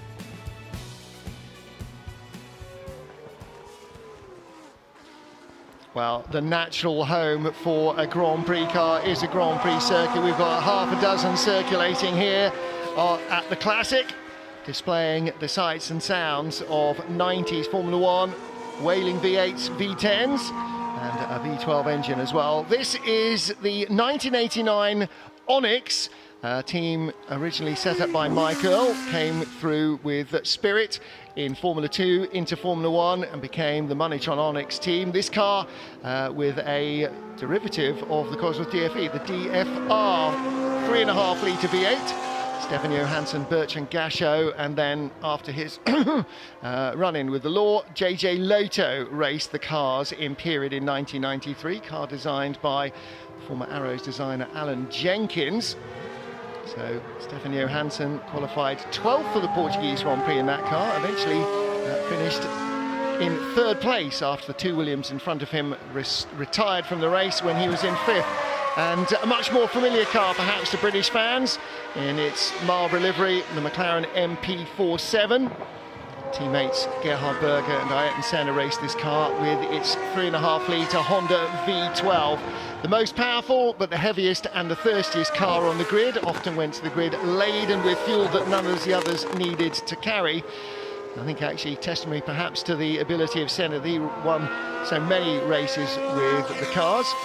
The first of McLaren's cars to have a flappy paddle gearbox, although that's not strictly the technical term, I guess. Designed by a team led by Neil Oatley and looking and sounding superb in the sunshine here at Silverstone. And coming up right behind it to pass it, which was perhaps not period correct, is a 1994 Minardi. One of the cars of Gustav Brunner and aerodynamicist Aldo Costa, who then spent so many fruitful years at Ferrari. And this particular chassis, the M194, raced by Pierluigi Martini and Michele Alboreto in the 94 season.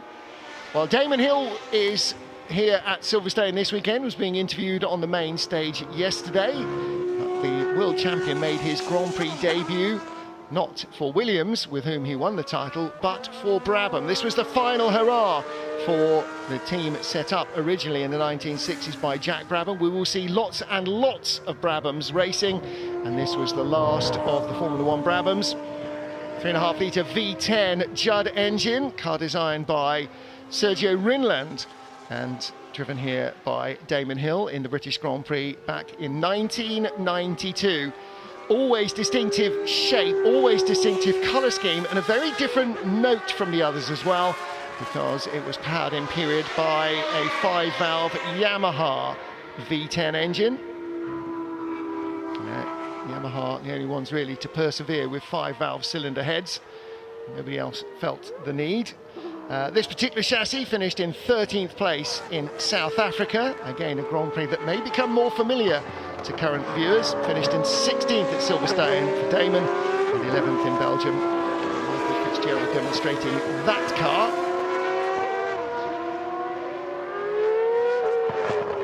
So, a couple of Minardis out and about. The 94 Minardi.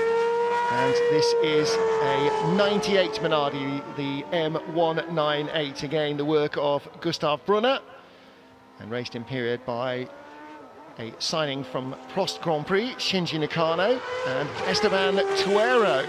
There's a name I bet you haven't said in 20 years nearly. V10 Cosworth engine, and this a 3 litre powered car, semi-automatic gearbox, and will run happily relatively happily to 15,000 RPM to produce its 710 brake horsepower, and that's why it sounds the way it does. And best result of the season for this car, 7th place in Montreal in the Canadian Grand Prix with Shinji Nakano. James Belton is the man who is at the wheel this weekend, enjoying enormously the car. And of course, what you remember from this car, although you don't see it here because they don't do them anymore, this was the era when, to slow cars down a little, they had grooved tyres. There were some ideas that worked well and some ideas where you look back and you think, what on earth were they thinking? And always, to my mind, grooved tyres on a 90s Formula 1 car with all their speed and downforce. There were easier ways of lowering the grip levels, perhaps more straightforward ways. The path of least resistance was to tell the tyre manufacturer to cut big grooves in the tyres and put less rubber on the road. So also going around the circuit, we haven't picked it up yet on the cameras, is the 1993 Benetton B193B, which Michael Schumacher and Riccardo Patrese raced in period, with the HB Ford engine, another of the 3.5 litre engine cars. You can see the Minardi and the McLaren running nose to tail there. Matthew Wrigley driving the McLaren MP4-7. Couple of MP4-1s racing in the historic Grand Prix a half an hour ago or so. We saw Benetton yesterday in the yellow and green livery, so familiar from Michael Schumacher's 2 championship wins with the team. But it looks like it hasn't actually come out today. These cars are also on display out in the infield, is that right? In the outfield, in the infield. They're also on display here at Silverstone in the infield. So you can go and not just listen to the cars, but get a really good look close up at how even in the 90s, cars look still relatively simple compared to how they look now. I mean, look at the McLaren coming towards you. It's got one front wing element. One. Not a cascade of 76. They're remarkably different. Yes, it's 30 years ago, but air is air.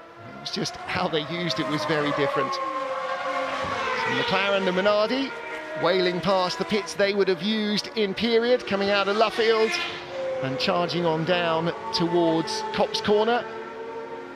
They're barely a breath off the throttle, maybe snick down a gear and let the aerodynamics do its job.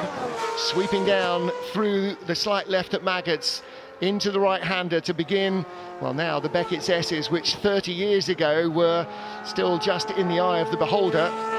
This car, this McLaren, would not have raced through the Beckett's S's. It would have gone from Maggots to Beckett, then the Chapel Curve and down the Hanger Straight. So the exit of the Chapel Curve, the Hanger Straight, will be very familiar to the car. And then Copse Corner, they would have gone straight on down to Abbey. Nowadays it turns tighter right, drops down into the Vale, and then exiting the Vale into Club Corner. Past the modern Formula 1 pit lane and the fabulous wing, with the hotel now on the driver's left and the walkway across the top. And sweeping into Abbey. And onto this latest version of the Silverstone Grand Prix circuit, through Farm, a tight right-hander at Village, tight left at the loop, and then opening up as you come through Aintree. Well, here is the Onyx.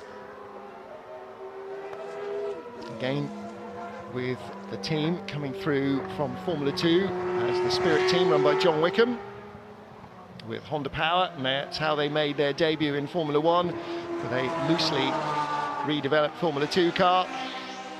But the Onyx team persevered towards the end of the 80s.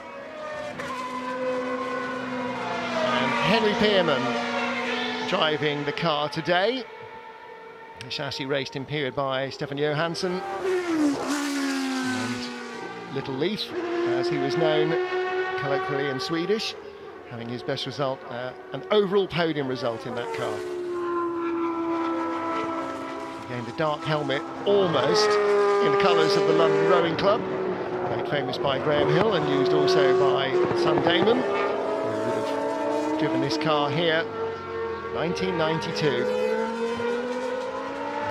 Standing in the pit lane as they fired it up, ready to go out onto the Grand Prix circuit, and wondering how long Damon would manage in Formula One, because he was in a team that was already clearly very much in its final throes, and you sort of felt at the time that perhaps that was his only chance in Formula One, and he came in with a fairly restricted opportunity with Brabham.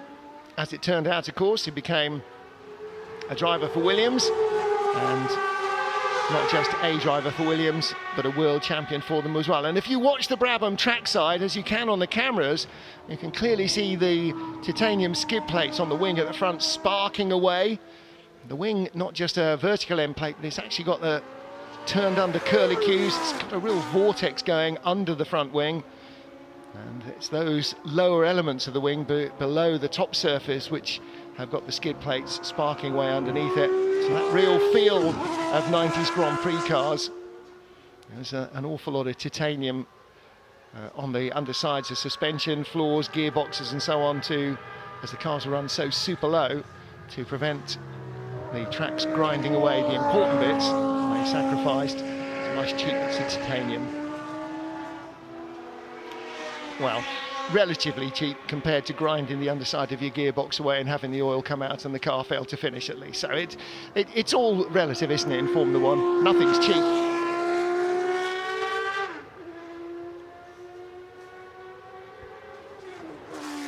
So this is Michael Fitzgerald enjoying giving the Brabham an airing. I have to say, it's always great to see these cars out and about. And particularly some of the ones that were, you know, for all sorts of emotional reasons, sort of the end of the line for a great mark. And it happened to Brabham. Tyrrell, of course, came to the end of the road. The team was bought and has changed name several times since. Same happened with a whole number of different teams. So, but Brabham ceased to be, and the entry was not picked up by anybody else. Its last great years of Brabham, of course, the team owned and run at that stage by Bernie Ecclestone, and with Gordon Murray as his designer, Nelson Piquet as their lead driver, a couple of World Championship victories to round out their career. And after quite a battle, David Brabham has got the name back to produce, at the moment, sports cars, not have any designs on Formula One at the moment. But produces the BT62 GT car, and nice to see the Brabham name back in production again. Yeah, absolutely right. Well, again, as is perhaps historically accurate, the McLaren made it back to the pits with no dramas, and the Monitron Onyx, or Monteverde Onyx as it was in those days, will need some assistance. Sometimes you can't outrun your history, I guess.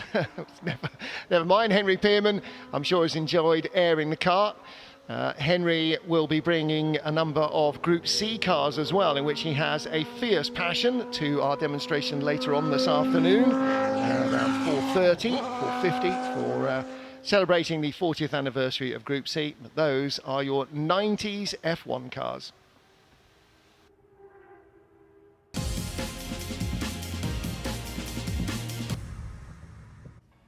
Well, here at the Classic, it's not just the drivers and the historic race cars that get to enjoy the track, it's actually anyone who fancies a bit of a challenge and wants to stretch their legs and get involved with the fun run. And here to tell me a little bit more about it is Beth. Beth, there's a fun run taking place, but it's all in aid of a very good cause, isn't it? For Alzheimer's Research UK. Tell us a bit about the charity and what it's doing here at the Classic. So Alzheimer's Research UK are trying to find some kind of cure or treatment for people who are living with Alzheimer's. At the minute, there's nothing you can do when you get diagnosed with it. So it's a really important charity to try and instill a bit of hope into people who are living with Alzheimer's. And the fun run, obviously, is not only fun for everyone taking part, but it's aiming to raise some money. But you're also aiming to raise some money here at the stand. How can everyone else who's here this weekend get involved? So we've got some amazing things at the stand. We've got a lovely old car that you can come and get a Polaroid picture with. We've got a wonderful Mercedes car filled with lots of balls, and you can try and guess how many balls you think are in there. We've also got a stand where you can share your best road trip memories and share some lovely pictures, and a £5 donation for all of the activities would be excellent. I love that. Okay, have you guessed how many balls do you think are in that Mercedes? I'm going to guess about 450. 450, okay, Yeah. now I'm going to guess 367. I haven't even Let's seen see. inside, but I'm going to guess that, which means I owe you £5. Okay. But officially, then I get to win, right? If Yeah, I get it you right. get to win. Okay, fine. Brilliant. Well, there are prizes available as well. Yes. Tickets There's to the Mercedes tickets World. Yeah, tickets to Mercedes, the museum, and also a Dyson, a lovely vacuum for a lucky winner. Hate to say it, but I think I need the Dyson more than I do the tickets to the Mercedes Museum. But anyway, Beth, absolute pleasure. Enjoy the rest of the weekend, and come down and say hello to the guys here at Alzheimer's Research UK. They'd really appreciate it.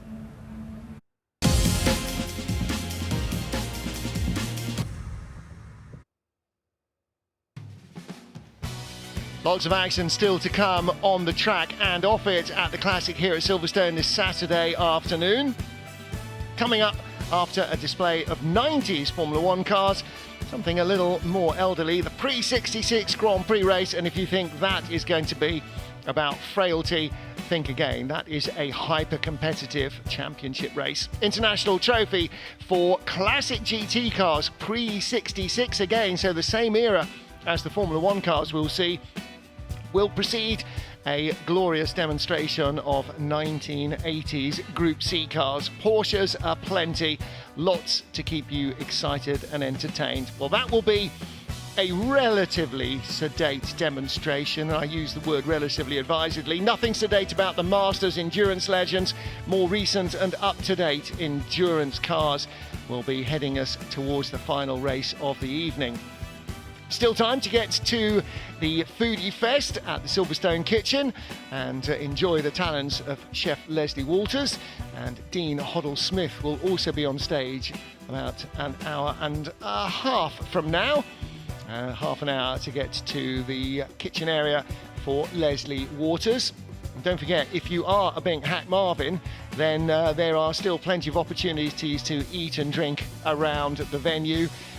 Your nose will lead you to the best of those. Lots going on the main stage as well throughout the afternoon. If you can drag yourself away, or if the family drag you away from the track for a moment or two.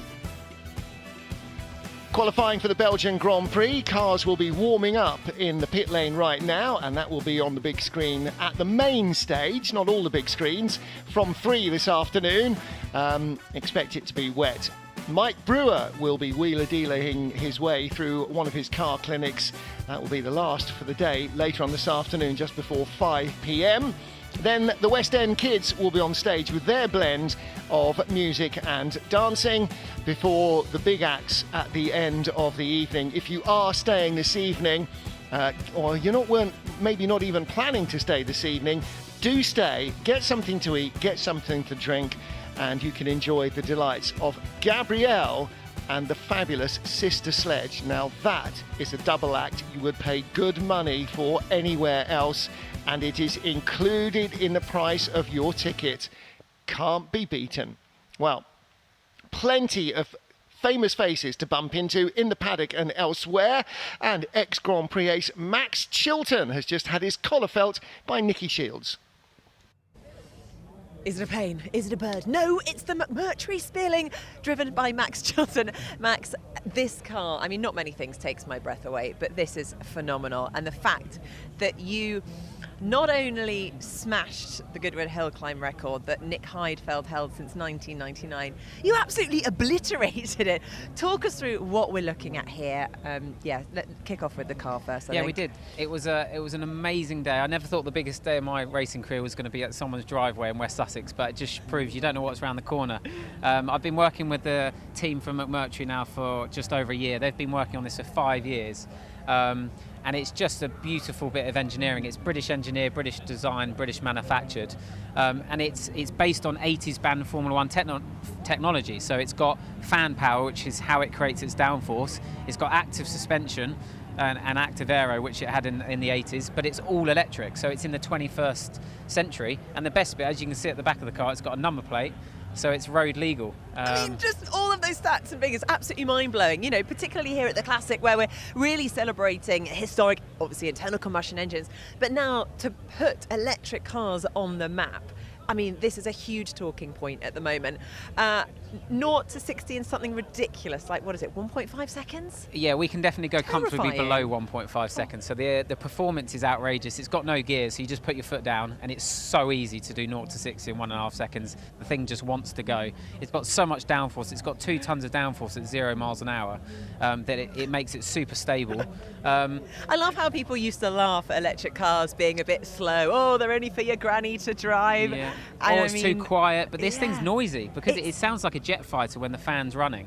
So talk us through what it is like sitting in the cockpit, just heading down a straight at, how fast does it go, top speed? It's really it will go as fast as we'll gear it, but we could comfortably go 250 miles an hour plus. We geared it at Goodwood to do 150 miles an hour because we wanted to get to that top speed as quickly as possible. It really is limitless, it's boundless, there's no sort of overall idea of where we can get to. We just know it's got a lot more potential. We're pretty confident in a couple of years' time we'll be able to get to the same speed as a Formula One car around Silverstone, but in something you can drive from Mayfair, drive around Silverstone, then drive back home and probably drive through McDonald's on the way home. So don't drive through Mayfair like you would drive at Silverstone. No, right? I'm not condemning that, Kids, or recommending it. But it's an amazing bit of engineering. The engineers that are working on it, some of them have come from Formula One, and they absolutely love this design. Yeah, they've worked on it, and it's really unusual. We had John Watson earlier, who was the last person to ever race a fan-powered car in the 70s. Look at it.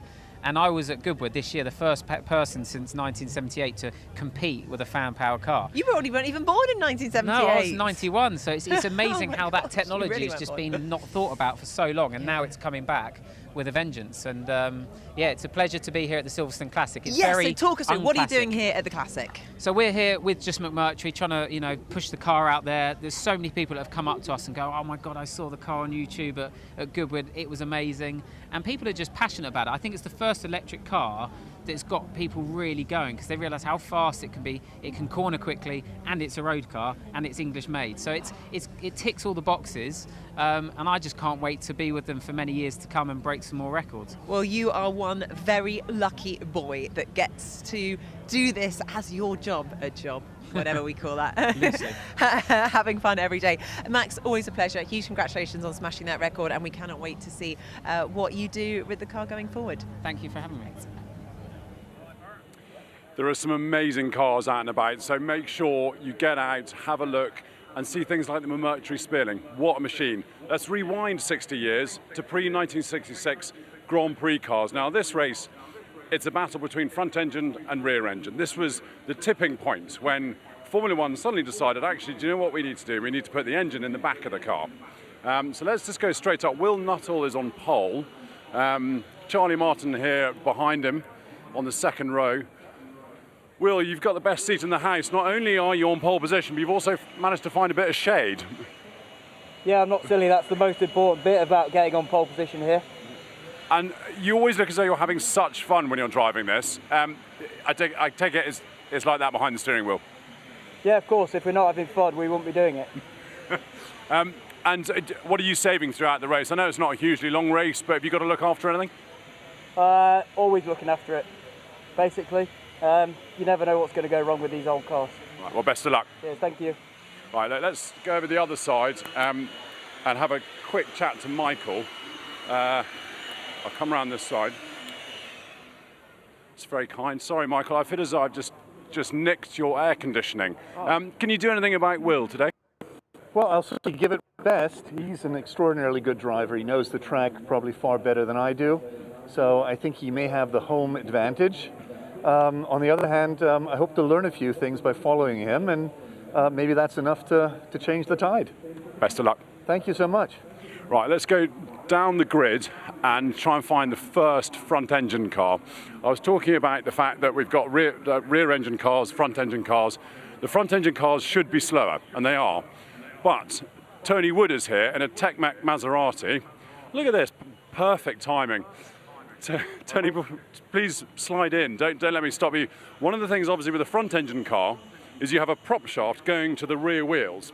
And in a single seater, that means in this car you've got your left leg on one side of the transmission tunnel with the clutch, and on the right hand side you've got the brake and the accelerator. So it's a different beast entirely.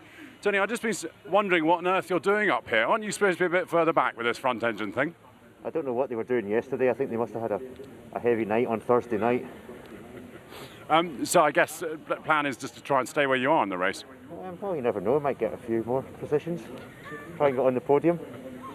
I love it. Best of luck. Thanks. Right, I can hear that's one car starting up and a whistle.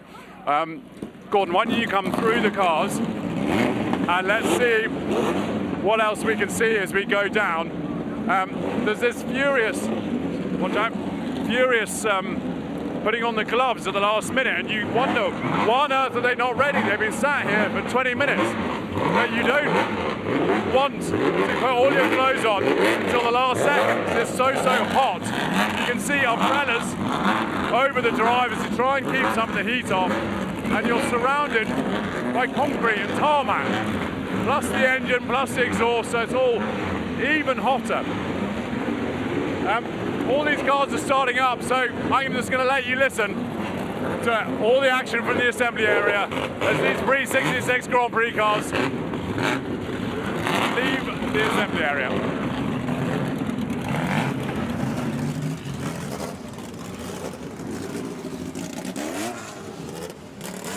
What a mouth-watering display of cars. Front engine, rear engine, well, from really the turning of the tide in 1960, it was clear that the rear engine revolution led by Charlie Cooper and his tiny group from Surbiton was the way to go. He knew that already from developing customer cars in the 500cc category in Formula Junior, and very quickly the rest of that, the Southwest London fraternity, the Brabhams and so on, continued with that trend.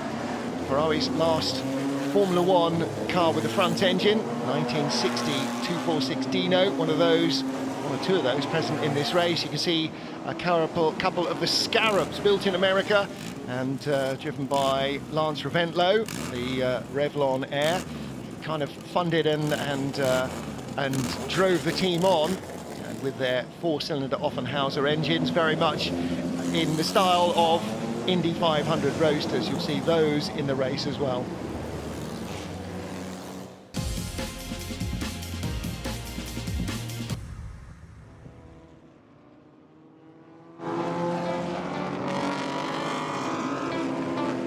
Racing continues at the Classic here at Silverstone with the Historic Grand Prix Car Association's pre-66 Grand Prix car race.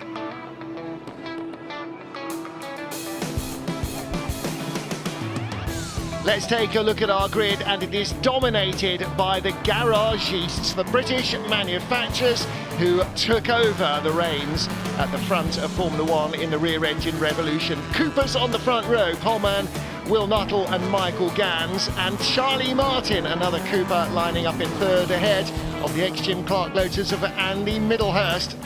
One of Jack Brabham's BT3/4s, Tim Child, lines up fifth, ahead of another Cooper of Justin Mayers, and there are a bunch more of rear engine cars, including the BRM P261 of Philip Boonhofer and the Lotus 18, the earlier car of Andrew Beaumont, ahead of the first front engine car in 10th place, Tony Wood in the Tech-Mech Maserati. Behind him, Coopers, Brabhams and more Lotuses. And then Andrew Haddon starting 17th in the Scarab with its Offenhauser engine, ahead of another front engine car, the Maserati 250F of John Spears. The Scarab of Eddie Maguire starts in 23rd place. The Curtis Roadster with its 5-litre six-cylinder straight engine is in 26th place, ahead of another 250F. and the rest of the field comprising a compromise between the last of the front engine cars and the resurgent rear engined new boys. Julian Ellison in his Assegai, the car built in South Africa, did not get to practice, but hopefully will make it onto the back of the grid. Well, we had an entry of 44 cars for this race, and of that, possibly 8 were front-engined. That's how dramatic the change was at the turn of the 60s. It's hard to imagine now that 60 years have passed since putting the engine behind the driver very much took over. Lights are off on the safety car. This is the formation lap for these pre-66 Grand Prix cars. Small, light, yet to sprout aerodynamic aids.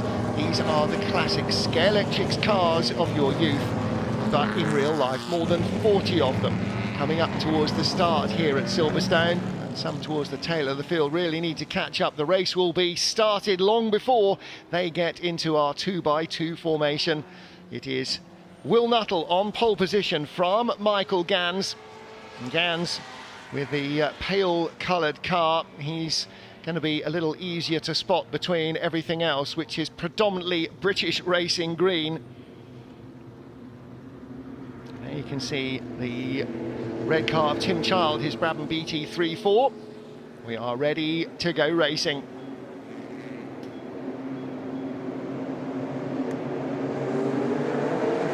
The lights change. We are underway for 20 minutes of ferocious pre-1966 Grand Prix action. Will Nuttall and Michael Gans charging down into the first corner with 40 similar cars behind them.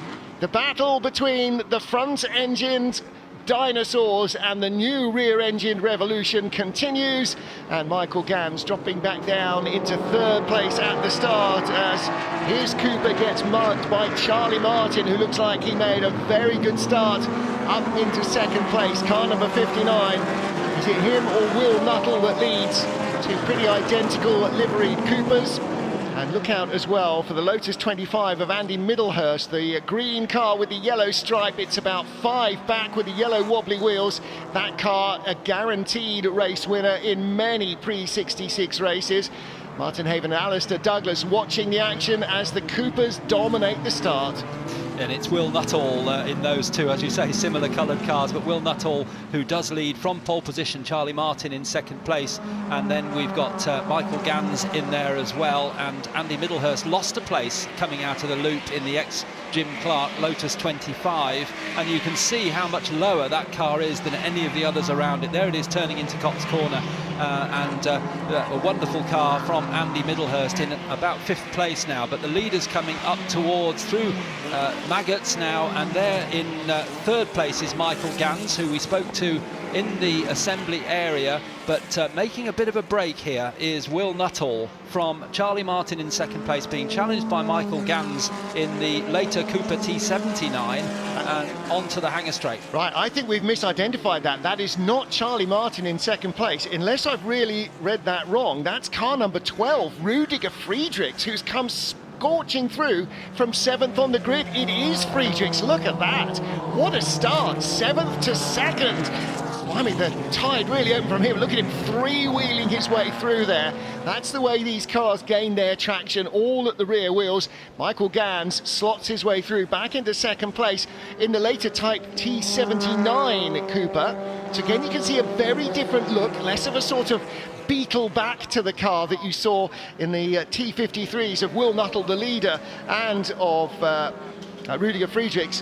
The T79, a little bit more recent in development, much more like the Lotus 25 that you'll see there in 5th place, being driven by Andy Middlehurst. So Middlehurst already a winner once today in a very different car, in a fire-spitting turbocharged Nissan Skyline 4-wheel drive touring car beast. Now he's got a light, nimble Lotus, the car driven in period by late great Jim Clark, and he will start to try and fight his way up the order. But it is Will Nuttall from pole position that leads from Michael Gans, and you can see in the background the tall shape of the first front engine car, the Tech-Mech Maserati of Tony Wood, who qualified 10th properly got mugged at the start. He got shuffled back down the order. I think he's lost 2 or 3 places on this opening lap. But goodness me, Rudiger Friedrichs, car number 12, what a big start he made, Alistair. Absolutely, yes, and my apologies as well to Rudy, because just assumed it was Charlie Martin had come up there, but a great start from him as we look at the predominantly white-coloured number 17 of Michael Gans. Well, Charlie Martin has just about disappeared, and I'm not sure quite this happened. Rudiger Friedrichs coming from not even row 3, row 4 of the grid.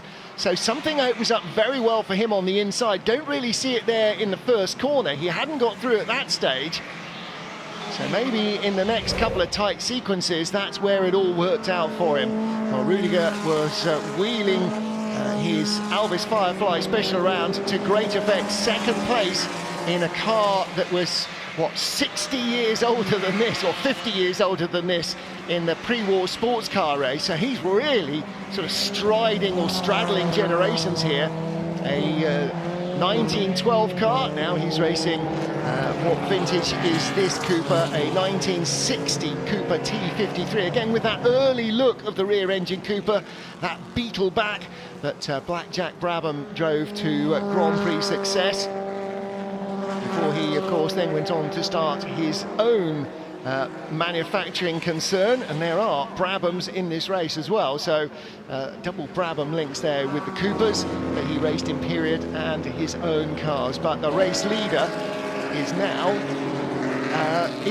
Rudiger Friedrichs. So what has happened? Again, we're having trouble with the transponders. Will Nuttall, Michael Gans are still there. Rudy Friedrichs is in 3rd place. More battles a little further back. There's Tony Wood. Is that Tony Wood? No, yes, that's the Tech-Mech Maserati.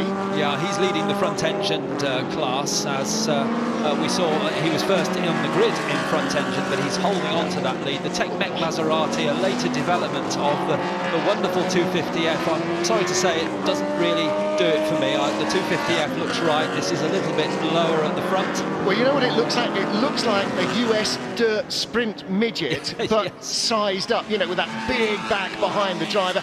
And you can see, like, you don't need to know anything about aerodynamics. Look at the car in front of it, car number 18, the little Lotus 18, and look at the size of the Maserati behind it. Just that alone, the extra height that's rolling around in the corners, the extra frontal area of that big engine cover in front, and the driver sitting up so high because you've got to clear the transmission. Just that alone, even if it's no more powerful, even if it's got better road holding, just those aerodynamic deficits are always going to hinder it. And that's a big part of why the rear engine revolution was so successful. Cars got much smaller. And of course, just after this era, cars went down to 1.5 litres in Formula One, and nothing with a 1.5 litre front engine was ever going to be able to hold the candle to the rear engine cars. The car we're looking at now, the one you briefly mentioned that was so much smaller, well, that is the Lotus 18, correctly numbered there for Clinton McCarthy, but it has a very, very strong connection indeed to a very successful driver, that of Jim Clark.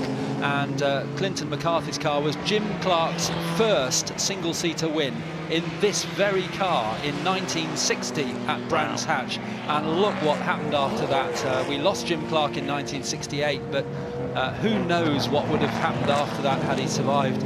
But in the early stages of his career, he drove this car. It was his very first Formula win. So 62 years ago this year, his car was a race winner. Now, with the slightly newer cars in front of it, including the Lotus 25 of Andy Middlehurst just up in 5th place, that's probably not going to happen here, but it was a successful car in period, the car that Stirling Moss won at Monaco in 1821, so the same car but with a few upgrades, run by Rob Walker. We saw that car in action yesterday, ended up in the wall, and actually didn't check to see whether it made the grid or not. I believe it did, Martin. I saw it. Yes, it was Nick Fennell, wasn't it? Was it Nick Fennell's car? Yeah, I think so. So, meanwhile, here is the Lotus in that familiar green and gold, or green and yellow. Oh, and a big spin for is that Brabham or a BRM? That's a Brabham. That's the Lotus, isn't it, with the BRM colours? Ah, yes, indeed, yeah. For the coloured like that for the 1966 film Grand Prix. Now we're being told, actually, it's Philip Buhofer, car number 50, so that is a genuine BRM. Ah, okay. In which case, before the cumbersome 816, that's a 1.5 Climax engine car, as most of these are.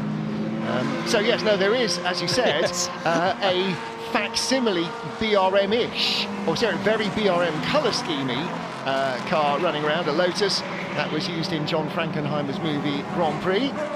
And again, you know, these are cars of that era. You just saw a very quick look at the Scarab. There's a Cooper Bristol. Now, the classic sort of early starters car. It was run in Formula 2 in period, but was occasionally used, as often was the case. Formula 2 cars often used to bolster fairly thin Formula 1 grids, and the likes of Mike Hawthorne made their name. Mike Hawthorne particularly made his name in a Cooper Bristol, the dapper English driver who then went on to be Formula 1 world champion just before the turn of the 60s. So the Cooper Bristol, front-engined 2-litre Bristol engine, developed down in Filton by the Bristol Aircraft Company post-World War II from BMW origins. When I say from BMW origins, they basically photocopied the design and put their own name on it. So that's where the Bristol engine came from. Very successful. We'll see a lot of them in sports racing cars as well, in the pre-66 sports car racing, and they were a successful road engine as well. 2-litre Bristol engines found their way into things like the AC Ace that begat the AC Cobra. So it was a real fundamental part in the late 50s, particularly of British racing and getting cars on grids.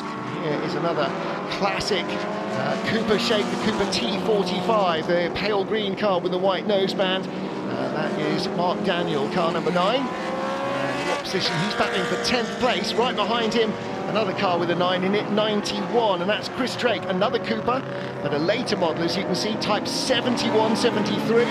Very different look. Now, those cars are, what, 3 or 4 seasons apart, and look how they developed from those early hunchback cars, the 35 and the 59, and then the T71, 73 of Chris Drake going by.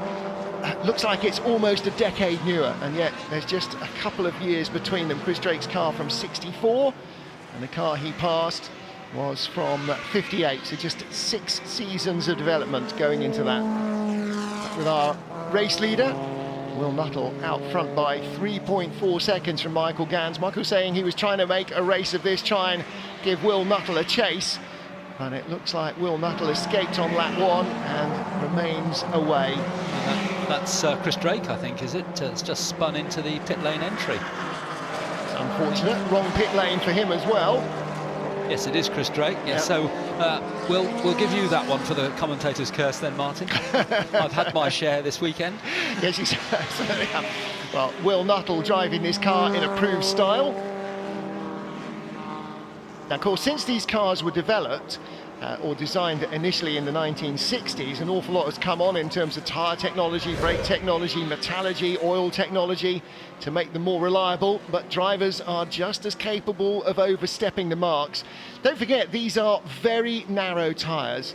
Although they're all 1.5-litre engines, they're producing 160, 175 brake horsepower, probably closer to 200 brake horsepower from the 1.5-litre Climax engine, and they're on 5.5-inch wide tyres, so there's not an awful lot of grip, and there's nothing in the way of aerodynamic aids. There's the leader, takes a long look in his mirrors, Will Nuttall, as he comes down the Wellington Straight to see where Michael Gans is. Whoa! And that's why, because he's not just being flamboyant, this car is starting to develop a bit of a rear steer of its own. Either that, or he was looking in the mirrors and just very slightly missed his turn-in point there as he got down to Brooklands. And I would not expect a driver leading a race like this to have quite so much of a big handful of opposite at Brooklands. And Will Nuttall about to pass the unique Assegai, which you briefly mentioned when you were running through the grid. And that, as you said, a South African car. Didn't race in Grand Prix that counted for the World Championship, raced in non-championship Formula 1 races, but copied the shark nose design of the Ferrari of the era. as we look at the second-placed car, which is Michael Gans, a car driven in period by the great Bruce McLaren in the Tasman Series in 1965. Tasman Series was an off-season flyaway series that earned money for the drivers. That was the important thing. They weren't highly paid Grand Prix drivers of this period, so they all used to fly off to the southern climes for the Tasman Series, and drivers like Jim Clark and Graham Hill, and that was a way of earning a bit of extra cash. And for the manufacturers as well, because the likes of Lotus and Brabham and Cooper would send their drivers, and they would pack the cars away on the boats as well, but the cars would never come back. Money would come in the opposite direction, and that's what started a big motor racing scene in the Antipodes, in Australia and New Zealand. It was a great way, as in the 50s, the races, the Temporada races and so on in South America, were a great way of racing abroad, being paid to go and race, and also earning currency to pay for next year's chassis by selling this year's cars. And when you bought them hot off the track from the team, rather than ordering them by telex and then waiting 6 weeks for it to arrive on a boat, you knew what you were going to get, because Jim Clark had just stepped out of it. It wasn't some bitzer assembled, you know, sort of on a Friday afternoon and just bundled off. So it was a really good way for up-and-coming race teams and drivers to buy a very competitive car on their doorstep, and you knew what you were getting, and that's why it was so successful for so many years. Of course, they quite often ran with different engine formulas, so you quite often find that Tasman cars would have, say, a 2.5 litre engine, because they weren't restricted to Formula 1 1.5 litres, but the rest of the car would be the same. And the final note on that red car they've just gone by, the Assegai from South Africa, but of course named after the Zulu war spear. Correct. So there you go. All sorts of random ephemera surrounds Formula 1 cars that you never really thought of. Looking at close battle here, aren't we? We are, yes, and the car in the middle of it, the green car with the yellow stripe, is the driver we've seen out before, Andy Middlehurst, car number 25. That is a Lotus 25, and it's not just any Lotus 25, it's the car that Jim Clark took to 7 World Championship wins in 1963, and they only had 10 races then. We're talking sort of Lewis Hamilton, Max Verstappen style of domination in this very car that Andy Middlehurst now owns, and it's great to see that Andy runs a similar helmet to Jim Clark wore. That's the dark blue with the white peak, so reminiscent, although most of the pictures these days, I'm afraid, that we see are black and white, so you can't really see that, but that's what it looked like in 1963, standing at Silverstone watching a Grand Prix. Yeah, he doesn't go with the peak, he's gone with the little white little banner across the top. Yeah. But yes, I mean, and we saw that, didn't we, in the previous historic Formula 1 race, is that, you know, guys like Ewan Surgerson, who've got a car that was so closely associated with the driver, in his case with Clay Regazzoni, he runs a Regazzoni replica helmet. He's not pretending he's Clay Regazzoni in any more than Andy Middlehurst is pretending that he's Jim Clark, but it adds to the overall impression. This is about as close as you could see to Jim Clark racing his own car in 60 years after his death. So 50 years after his death. So Middlehurst very much in tribute, and driving it in a style in which I'm sure he hopes that Jim Clark will be happy to see it being driven. Absolutely no quarter given. Will Nuttall still leading from Michael Gans, Rudiger Friedrichs in third, but that is Andy Middlehurst in the battle for 4th place with Justin Mears. Justin Mears in another of the Coopers.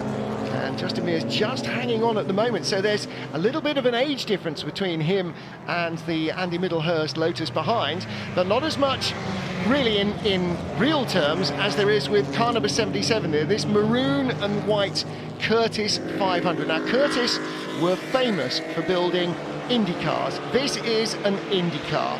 Pure and simple. It's an Indy Roadster. It's got an Indy Offenhauser engine. It is a Curtis chassis. They were very, very common. They were as common in IndyCar racing as a Lotus or a Brabham or a Cooper was in Grand Prix racing. It is a front engine car. And the reason it's here is that in this period, the Indy 500 nominally qualified as a round of the Formula 1 World Championship. Not many people went and raced and earned Formula 1 World Championship points in the Indy 500. And of course, by the time Lotus went with Graham Hilton, Clark and so on, that was no longer the case, so it didn't count as a World Championship Grand Prix. But here you've got a great American battle. The 5-litre Curtis just ahead of the blue Scarab. So the Scarab's running with an Offenhauser engine, but a 4-cylinder Offie engine of a 2.5-litre capacity. So a very different mix of two IndyCar-based cars. And is that? No, that's the Lotus 18, car number 46. That's Robert Pullen's car. So he's pulling off at the side of the road. Meanwhile, here is our race leader. How much we've got on the clock? Just a minute or so. Where is he on the circuit? Is this... Yes, this is him on to the last lap. The clock will have run down to 0 by the time Will Nuttall gets back to the line, so they'll be readying the checkered flag for him. Or will they? In all of our races this morning, at least one car that was heading for a podium finish in the final 5 minutes retired. We had at least one winner potentially retire, but at the moment Will Nuttall going great guns in the Brabham. Just goes by the car that is in. Just trying to figure, actually 28th place, so 27 cars still on the lead lap after 20 minutes of this ferocious racing. May not all be able to match the pace of Will Nuttall, but more than half our field, 2/3 of our field, still on the lead lap. Will Nuttall's not getting away from Michael Gans, but that gap has been over 3 seconds for much of the race. Michael is not able to close on him as Will goes by Paul Griffin's Cooper T51, a car that's 2 or 3 years older than the leader's T53.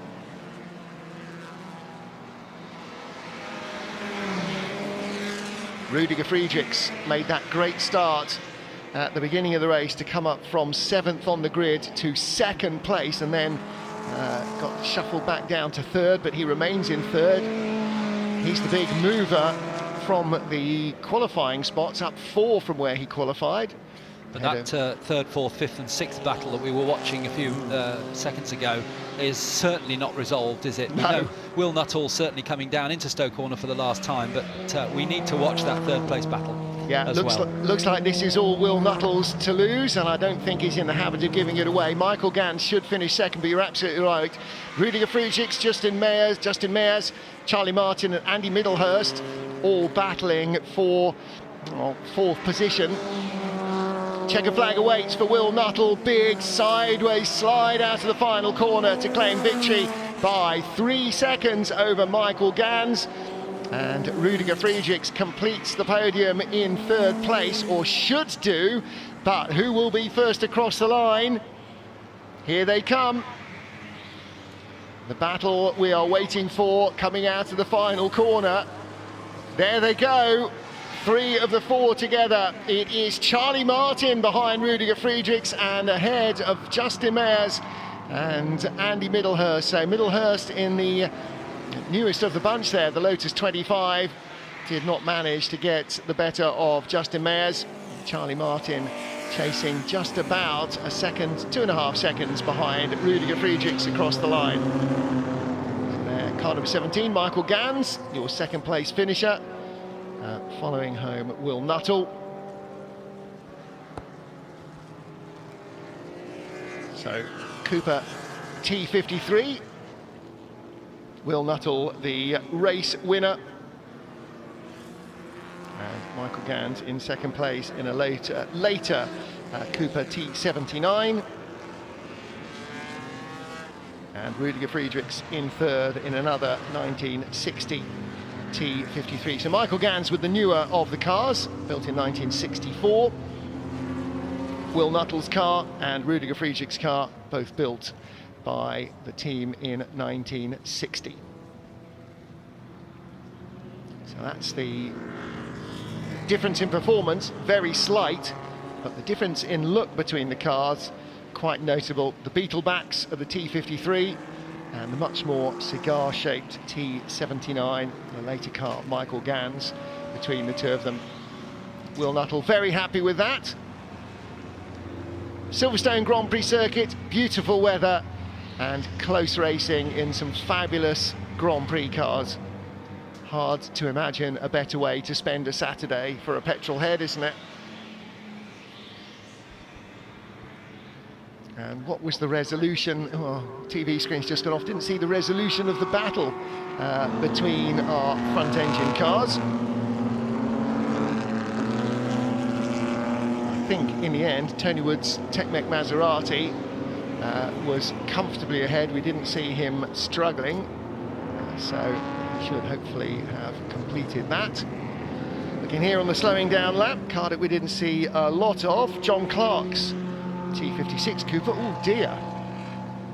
Well, I suppose after the flag is marginally better, certainly not any cheaper for the Scarab to start spewing oil smoke. That's Andrew Haddon's car.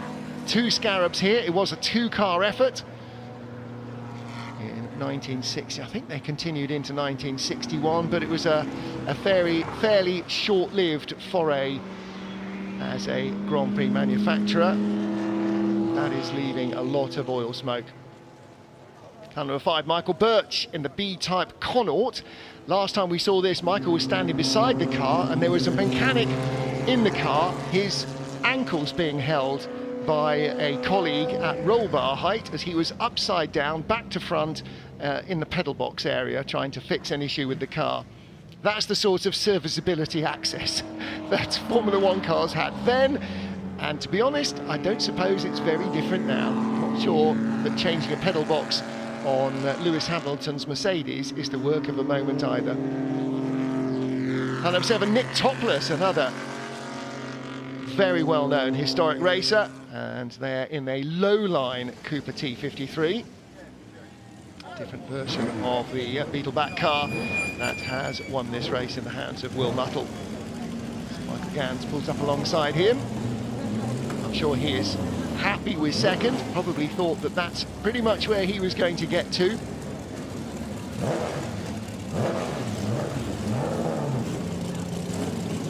See alongside them Ian Nuttall in the Mark II Cooper Bristol, racing in a different class, all sorts of different categories here, as you can imagine with the plethora of different cars.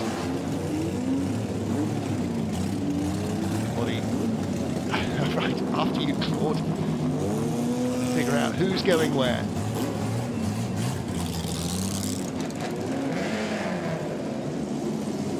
So, all part of the feel of these races. A lot of drivers, as you can see with Michael Gans, using period-looking overalls, the sort of pale blue Dunlop overalls that were very much the go.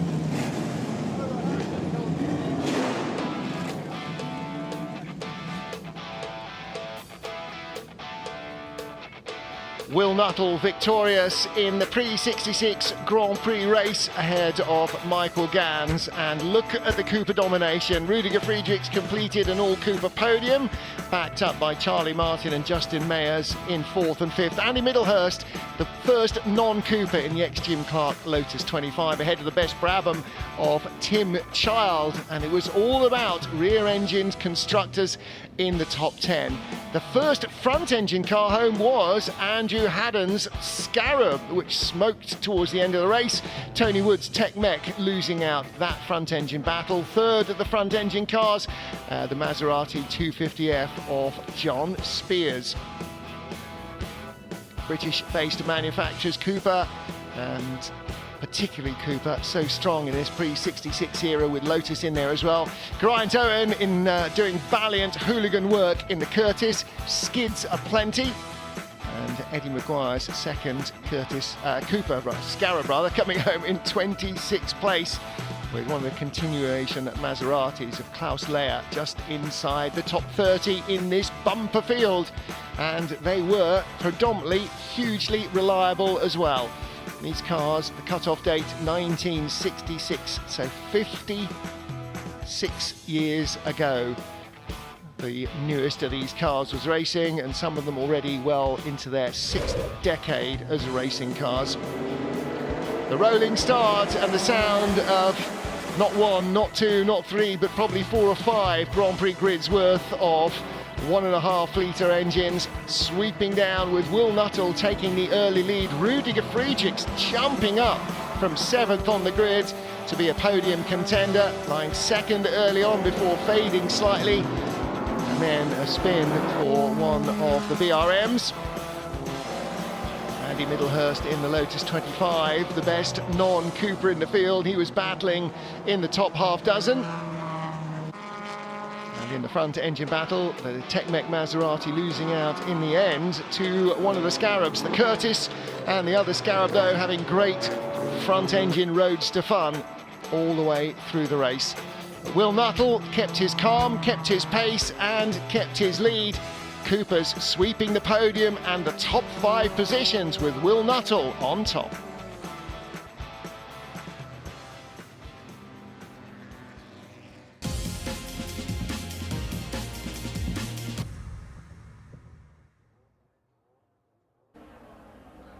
Now, I know you lot. You are a thirsty bunch, so I would strongly advise you to get yourself down to the tasting tent because there is plenty to literally quite taste. Richard, Brompton Wines, tell us, what have we got on offer here? What are you doing here? It's not just about tasting the wines, is it? We've got a lovely opportunity for people to come and sample some wines, learn about wine. They can come and join masterclasses. Yesterday we did a great one on the sort of classic wine regions of the world to link up with the classic at Silverstone.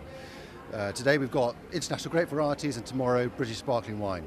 But they can come and taste some lovely wines. We've got, of course, English sparkling wine, wonderful producer from Devon, gold medal awards, and then some classic other wines from New Zealand Sauvignon, wonderful, slightly unusual, off the beaten track white wine from Gascony, classic Burgundy, Bordeaux, Aussie Syrah, not Shiraz, and a barbecue pasta delight from the south of France. So some lovely chance for people to come and sample and buy if they want to, of course. And you can buy, yeah, and you've got a complete price range, haven't you? I mean, I can see this is a good bargain here, $8.95, and you go right up to, you know, this is nearly 25 quid. Yeah, exactly. But I mean, all absolutely delicious. So what can I try? What are you in the mood for? I'm in the mood. Always in the mood for rosé. Who's not in the mood for rosé? Miraval sounds great. Right, fantastic. I'm not going to tell you what time in the morning it is right now. Let's pretend it's about 7 p.m. in the evening. I finished my day of work. The sun is setting, and everyone wants to open a bottle of rosé. Rosé at the moment is so popular, though, isn't it? The Côte de Provence has just gone crazy. Are you noticing a huge increase in sales at the moment? Yes. So Provence rosé has just rocketed, and not even just in the summer, all year round, and driven to no small degree by celebrities who own chateaus and so on. So this is a Miraval which is owned by Brad Pitt, but more importantly, the winemaking team is the Perrin family, who are very famous because they own Chateau de Bmw Csl, hugely important Rhone, influential Rhone wine producers. So a celebrity owner, but the winemaking is seriously good. Wow. Okay, well, this is about the closest I'm ever going to get to Brad Pitt, unfortunately. Cheers. Thanks, Richard. My pleasure. Nikki Shields, 8 a.m. rosé, can't beat it. Well, there is so much to see and do here. This is the display of not one, not two, but all 7 of Lewis Hamilton's World Championship winning cars. Just one of the displays to see, just some of the fun for all the family around the classic.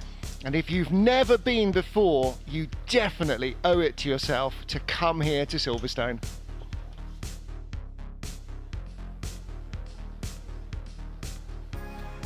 Yes, what an amazing place it is, the Silverstone Classic. We'll come to the next podium, the HGPCA pre-66 GP cars. What an amazing race that was. So we'll go straight to 3rd place then, somehow jumping from 7th. Rudiger Friedrichs, amazing there. What a great performance from yourself there, sir. 3rd place. You're heading for 2nd, but almost. In 2nd place, Michael Gans.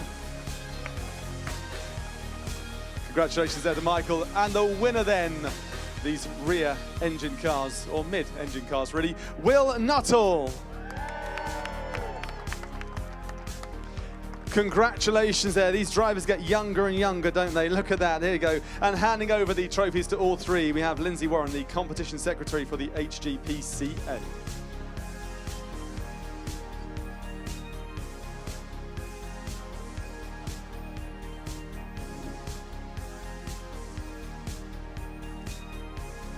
Huge congratulations there to all three.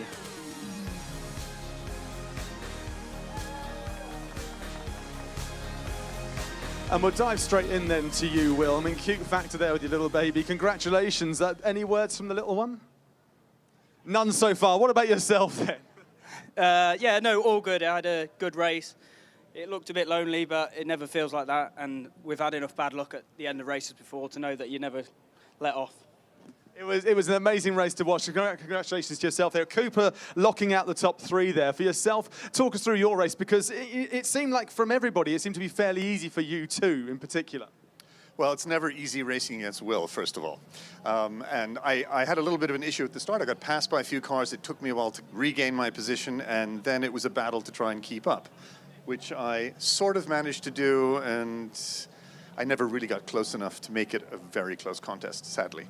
It was a pretty good race, though. Don't hold your head in shame at all. But Rudiger, what about this? You're like a jockey, more than one race in one day, and you jumped from 7th to 3rd. An amazing performance. What was it like for you? Yeah, it was great, really. I enjoyed it very much. I mean, these two guys, especially Will, but also Michael Gans with this extraordinarily quick car, are unbeatable for me. But I'm really happy I ended up on 3. And it's always good to follow these guys and try to learn a little bit from their line. It was an amazing race. A big round of applause there to our top 3 from the pre-66.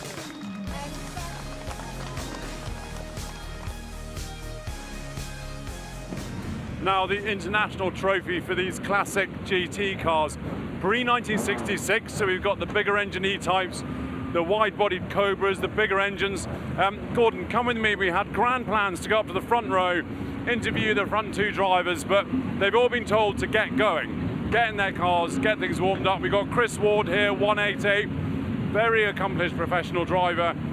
He'll be starting that car, but if we go carry on down, because it's a 2-driver race, let's see if we can find some of the second drivers standing by the cars. A lot of them might already have gone onto the pit lane. Let's go down and let's see if we can talk to some of the guys in some of the smaller cars. The land's obviously a huge part of this race. And Gordon, if you come over this side, we've got the Shapecraft LAN, which is quite easy to spot. It's piloted by Robin Ellis. Robin, you're in the middle of the pack. Is it just a case of staying out of trouble? Certainly in the first few corners with a grid of 66, yes. Stay out of trouble. Now, Robin, you're quite a tall guy. It doesn't look that comfortable in there. Sorry? It doesn't look that comfortable. It's pretty tight in here, but it's actually remarkably comfortable. Yeah, we just have to get going. Best of luck. Thanks very much. Cheers, man. Right, this car's run by Roy Gillingham. Roy, I'm doorstepping you. What have you told the driver before the race? Just look after it and get Mr. Padmore in the seat. Now, Nick Padmore's in the car after Robin. Yeah. When are you splitting it? When are you doing the driver change? Circa, it depends on the timing, but 22 minutes, something like that. You know, we'll see how he's playing. If he's losing ground, we'll get Nick in quick. You know, so see what goes. It's all in your hands, Roy. Thank you very much, Ed. Right, I'm going to stay here because all the cars, they're still flooding through. It's one of the biggest grids of the weekend. And this grid was actually oversubscribed by 10 cars way back in July. We've got the 911s here, and then one more Lotus Elan, and then, I know, we've got more. They just keep on coming. As I was saying, this race was heavily oversubscribed because it's such a popular era of cars. Right, I'm going to cross into the middle and stay with you, Gordon, so we don't get crushed. We've got one more Elan, an Austin Healey, and then that is us from the assembly area.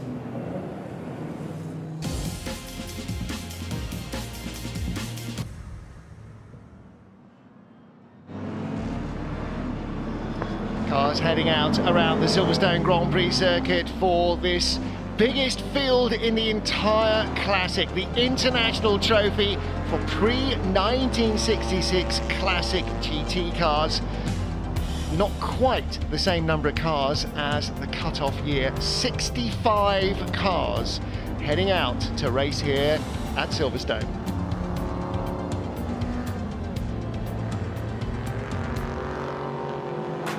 Well, to run through the grid is going to take forever. Let's just say, at the sharp end, expect to see several Shelby American Cobra Daytonas, a number of V8 engine TVR Griffiths, and a whole host of E-types. That gets us through about the first 10 rows of the grid.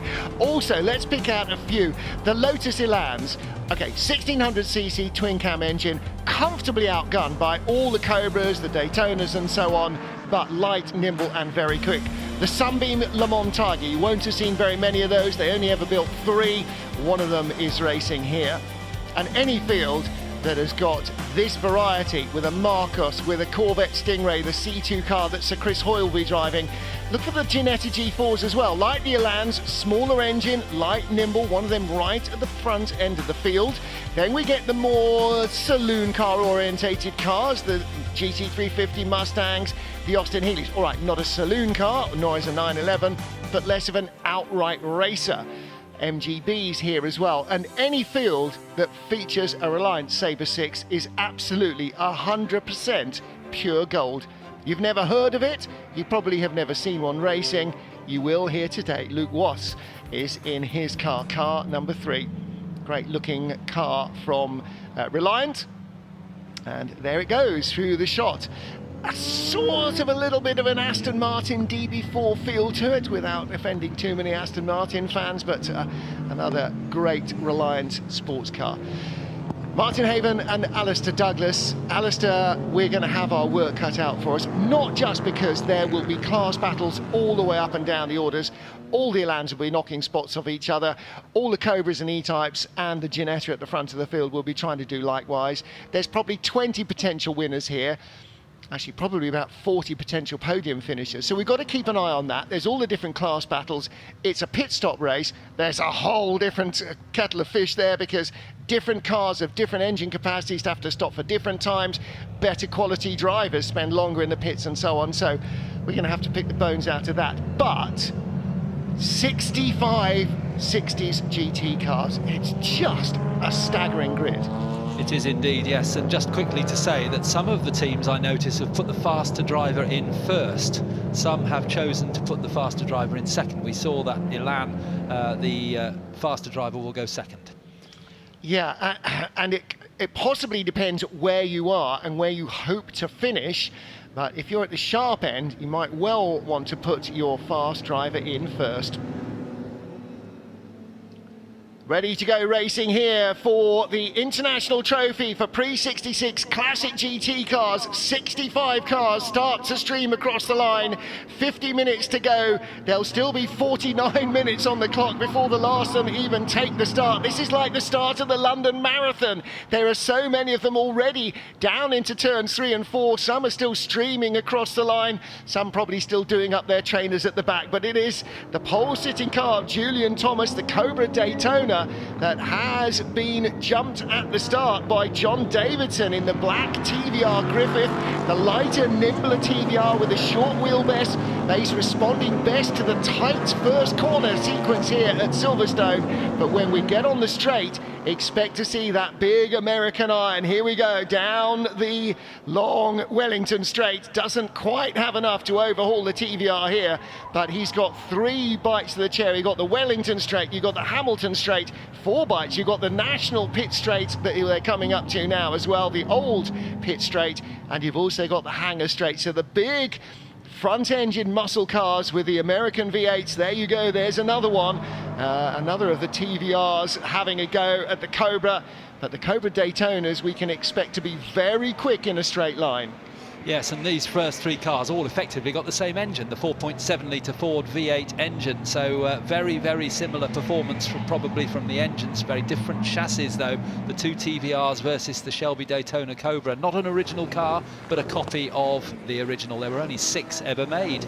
And as they come through the wonderful Maggots left-handed sweeper that goes into Beckett's, it's John Davison who leads in the TVR Griffith, from Julian Thomas in his Shelby Daytona Cobra Coupe, from the third car, which is Mike Whitaker's TVR Griffith, just kicking up the dust there, and he's being challenged by the first of the E-types, which I think might be the Pearson car. Is it? We'll see as they turn in to No, we don't see as they turn into Stowe Corner, but the rest of this 61 car field coming down the Hanger Straight. Well, the big loser at the start was the Halstead and Eagling Ginetta. It's a little pale yellow car that started 4th on the grid and has now dropped to about 10th place. So they got absolutely mugged by all the hyper horsepower.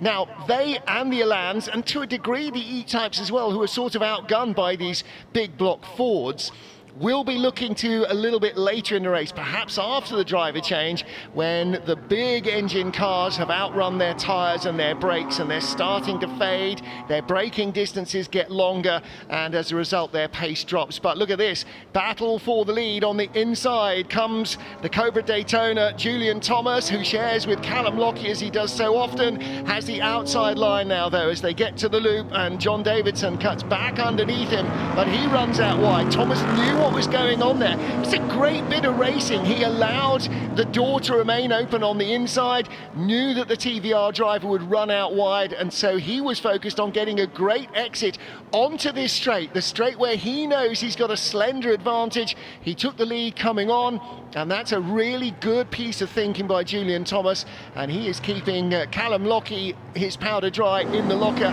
Now there's a problem early on, 112, one of our Lotus Elans, that's Gonzalo Gomez and James Claridge's car, the Lotus Elan 26R, the racing version of the road car, and that car at the side of the track didn't look like it had damage though.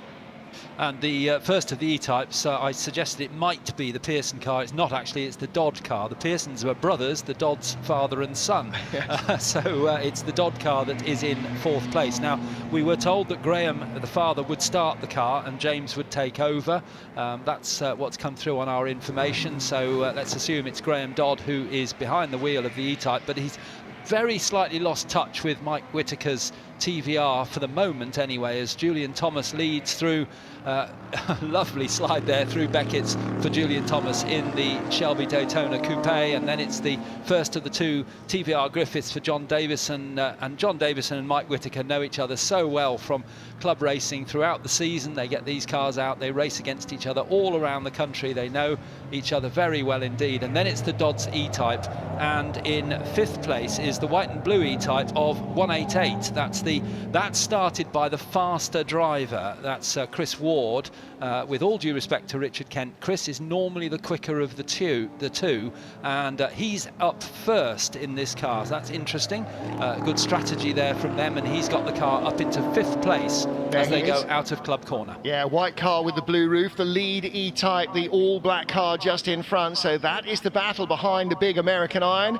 Of course, all these E-Types were the classic XK engine that was developed by Jaguar for racing in the C and D types that won at Le Mans, were so successful in period. Won't see any, do see a D-type racing actually later this weekend, I think, and some C-types as well. But with their slightly lighter, nimbler chassis, although they weren't particularly successful internationally in period, they have become very finely tuned race machines since then. And a lot more development has gone into them since then, before Jaguar moved on to other things. So the Daytona Cobra coming down the straight, starting to build an advantage over the two TVRs in 2nd place, and then Jaguars 4th and 5th. Two TVRs aren't both in 2nd place, battling for 2nd place, 2nd and 3rd. Davison and Whitaker, the dark blue car with the white stripe and the pale metallic blue of Mike Whitaker's car. And of course, for those who are trying to think why the back of a TVR Griffith that you might not have heard of looks familiar, those rear lights, yeah, straight off a Mark I Cortina, that Ban the Bomb style triangular light arrangement, very distinctive. And the TVR as well, short chassis, very twitchy. Now here's a Ginetta in trouble, that's a G4R, the racing version of Ginetta's G4 road car, and that is the Ron Maiden and Robin Ward car. I think Ron Maiden is driving solo in this race. Okay. With late change, and Ron Maiden is the boss of Masters, which is one of the organisations that's putting on a lot of our grids this weekend. And the G4R, the little Ginetta with the Lotus twin cam engine, a very, very quick car. But you've already said that the quickest of them, sadly, is faded at the beginning of the race. We were expecting that to be in amongst the leaders. Yeah, it's down to 13th place. Pale yellow car just about coming onto the Hanger Straight as the leaders turn into Stowe. So they didn't have the greatest start. They are going to be looking for a little bit more. Looking on your timing pylon there, 25th place, Marco Attard and some bloke called Hoy. Now, fairly well known for pedalling a bicycle. That is Sir Chris Hoy, the multiple Olympic champion. Also a GT race with Marco Attard, a former British GT champion, drifting out wide there, coming back on. Chris Ward. That's the sort of thing that loses touch with the car in front, where you're just pushing a fraction harder than the car can really cope with. Now then, here's a David versus Goliath. Lotus Elan versus the Corvette Stingray, and that pale blue car is the car starting. If it's got a black helmet, it's Marco Attard. We were told he was starting, and Sir Chris Hoy will take over later. I think Sir Chris was enjoying, if that's the right word, the prospect of trying to wrestle this thing around. It's a little bit like trying to wrestle a greased alligator, I think. It doesn't particularly want to play nice. As you can see right in the middle with the Lotus Elans hovering around it and using all of that big Corvette muscle to thunder past on the straight. Of course, it also then has a distinct disinclination to go round corners or to slow down, so getting it up to speed is considerably easier than scrubbing that speed off.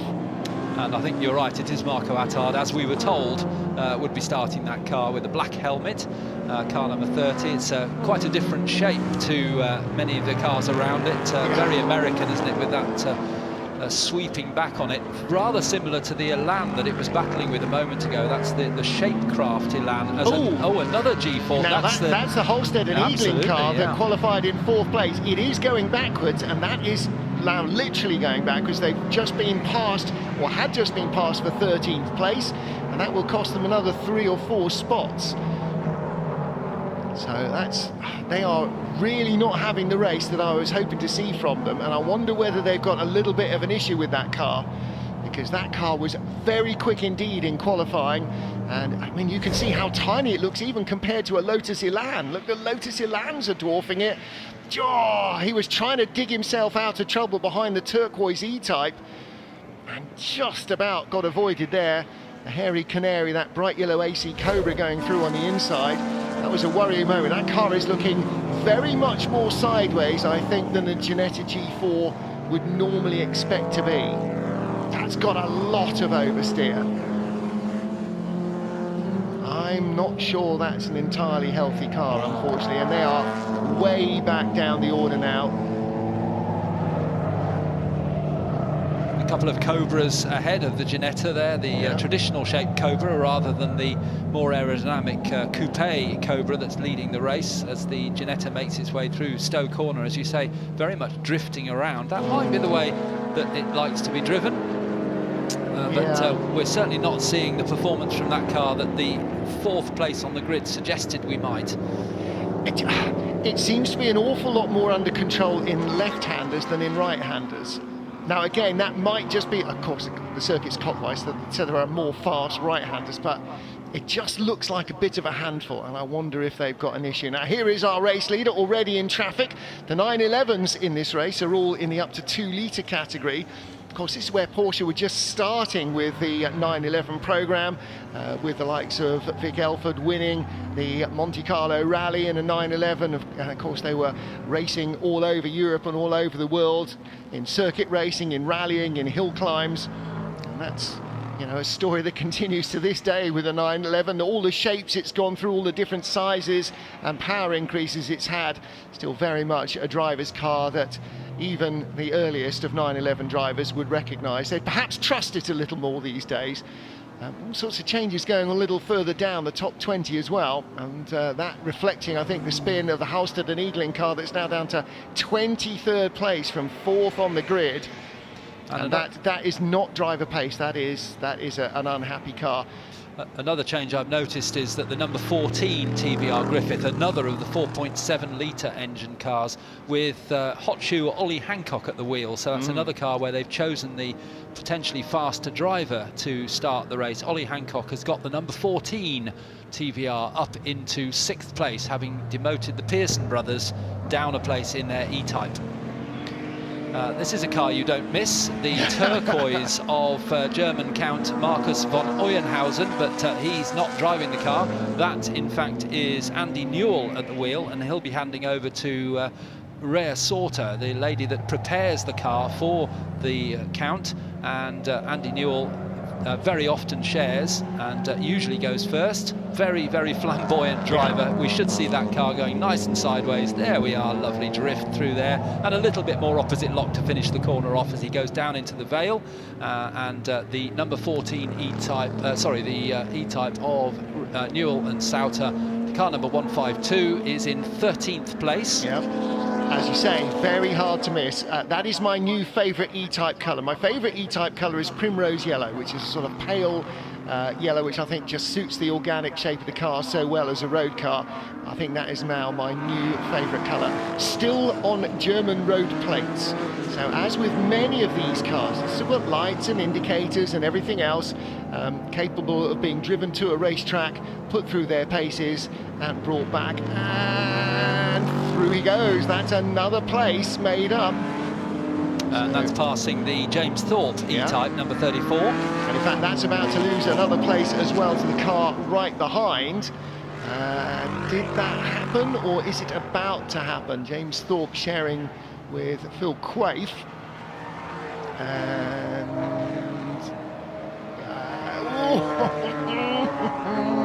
That's normal, Andy Newell. That was all a bit 6s and 7s there coming into Brooklands. The car not entirely sure it wanted to stop quite that late, was it? You see, some of these cars are running with a fabric hood. Most of them are running with a hard top erected because it's better for aerodynamics, and it also allows you to put things like cooling vents in. You can see on the back of the hard top there, and also one on the rear deck of the car. It's a lovely E-Type battle, this, isn't it? We're watching. This is car number 152. We've spoken about Andy Newell, 12th place. He's battling with Jonathan Mitchell, number 57, and the Thorpe and Quaife E-Type number 34, as well, as they blast through maggots into the Beckett's complex. Now we should see 3 E-Types going sideways here. Firstly, Andy Newell, lovely, drifting through, and then behind the second of the E-Types, also drifting its way behind him. And wonderful sight as they come out through Chapel Curve, and now the long shot up the Hanger Straight, and we can see those 3 E-Types fanning out. Now, that turquoise car came from 22nd on the grid. The car behind it came from 9th on the grid. So there's been quite some progress from Andy Newell. And here is car number 100. And this is Louis Bracey in his Jaguar E-Type, 1965 car. And again, with the 2+2 bodywork with that side opening rear window. If you want an E-Type to be practical as an everyday driver, and they are practical as an everyday driver, that's the one you want.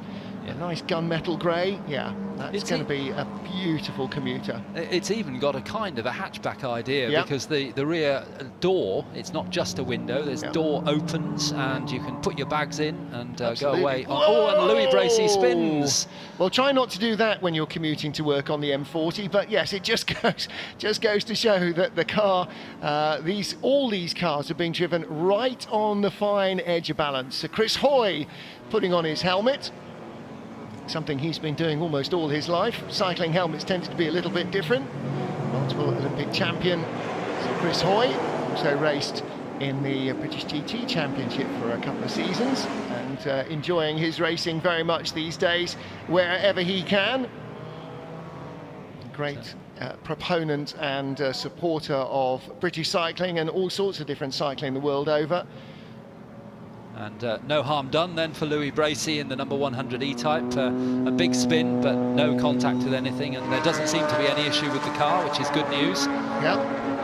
As we look at, in the background there, this very quick Ginetta, which has flattered to deceive, unfortunately. It was very, very quick, but again, very unstable under braking there. So you may be right there, Martin. It might have some sort of a suspension issue. It is just losing places. I mean, Marco Attard is coming up behind it. Marco Attard is 2 cars behind that. The Halstead and Eagling Ginetta started in 4th on the grid, and the Corvette Stingray started in 33rd. So this, with all due respect, this is not Marco making up 30 places off the grid. It is definitely a sign that the Ginetta is not punching its weight, is it? for whatever reason, it does look like a whole lot more of a handful than it probably ought to. Just ahead of Marco Attard in that Corvette actually is Greg Audi in his AC Cobra.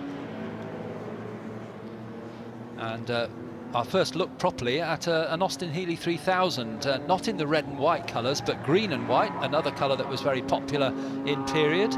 And the Austin Healey 3000, the 3-litre 6-cylinder engine in the front of that, very, very successful in racing and in rallying as well, particularly driven by Sterling Moss's sister, Pat Moss Carlson, in Alpine rallies of the period. Yeah, a real tiny car with a huge engine, the Austin Healey 3000. Particularly after the 104, which is a 4-cylinder engine, the big 6-cylinder engine really brought it back to the front in rallying competition. But Pat Moss always said just what an absolute beast the car was to drive. Very physical device, very, very hot indeed. If you look at the side of the Austin Healey, essentially where normally you'd have the lower part of a door and a sill, they have an exhaust because there was no room to run it under the car. So it was... you had a furnace in front and the heating pipes running along the side of the car. A very hot environment indeed. And good battles going on around this Austin Healey, particularly I think John Pearson there, number 53 in the grey E-Type, losing a place to the Elan. That's Andrew Haddon in the Elan, number 16, just ahead of him. So that moves Haddon up to 9th and Pearson down to 10th.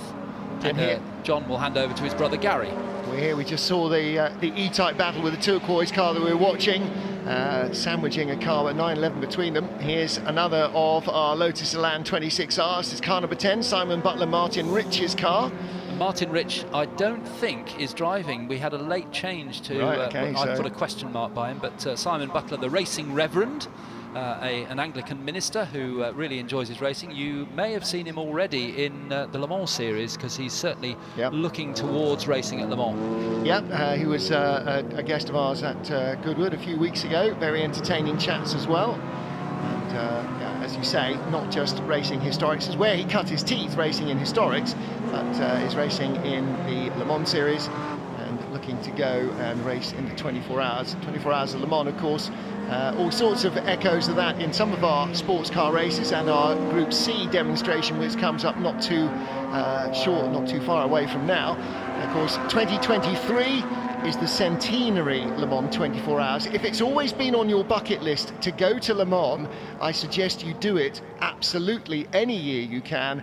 But if you're ever going to go for the 100th anniversary of the world's greatest endurance motor race, next year is the time. Talk your family into it, talk your friends into it, talk somebody into it, or go alone. It really doesn't matter. You won't be alone for long. You'll be in a field with 350,000 similarly passionate idiots.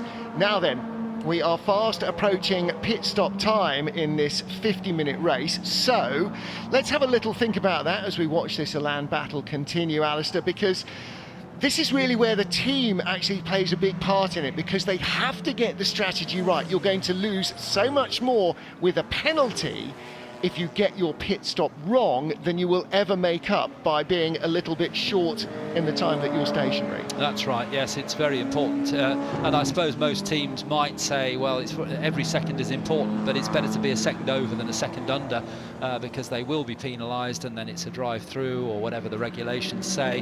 The pit stops for this race, the pit window is now open, so we should see drivers start. In fact, we are seeing the lower order starting to come in, but 60 seconds stationary for the smaller engine cars up to 4 litres, and 68.3, don't ask me why, 68.3 for the over 4 litres. And then just to throw another thing into the mix, and I don't propose to tell you who they all are, but there are a number of drivers who will have an extra 8.5 seconds to stop, and one car with 17 extra seconds, and that's the one driven by Guy Zeisser and Ollie Webb, because Ollie is an elite driver.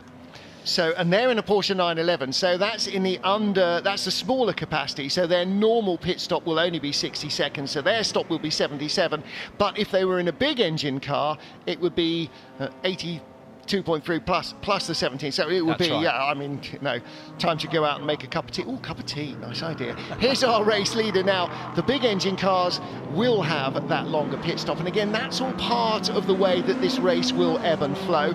And of course, that's to reflect the fact that in a long distance race, the 12 hours of Sebring, 24 hours of Daytona, 24 hours of Le Mans, even a 6 or 8 hour race, let's say, or even a 4-hour race, the bigger cars would guzzle more fuel and would have to stop more often than the smaller cars, and as a result would spend more time stationary. So in this 1-hour race, 50-minute race, which is sort of a microcosm of the world in which they plied their trade, they also have to spend more time stationary. Here it's artificial.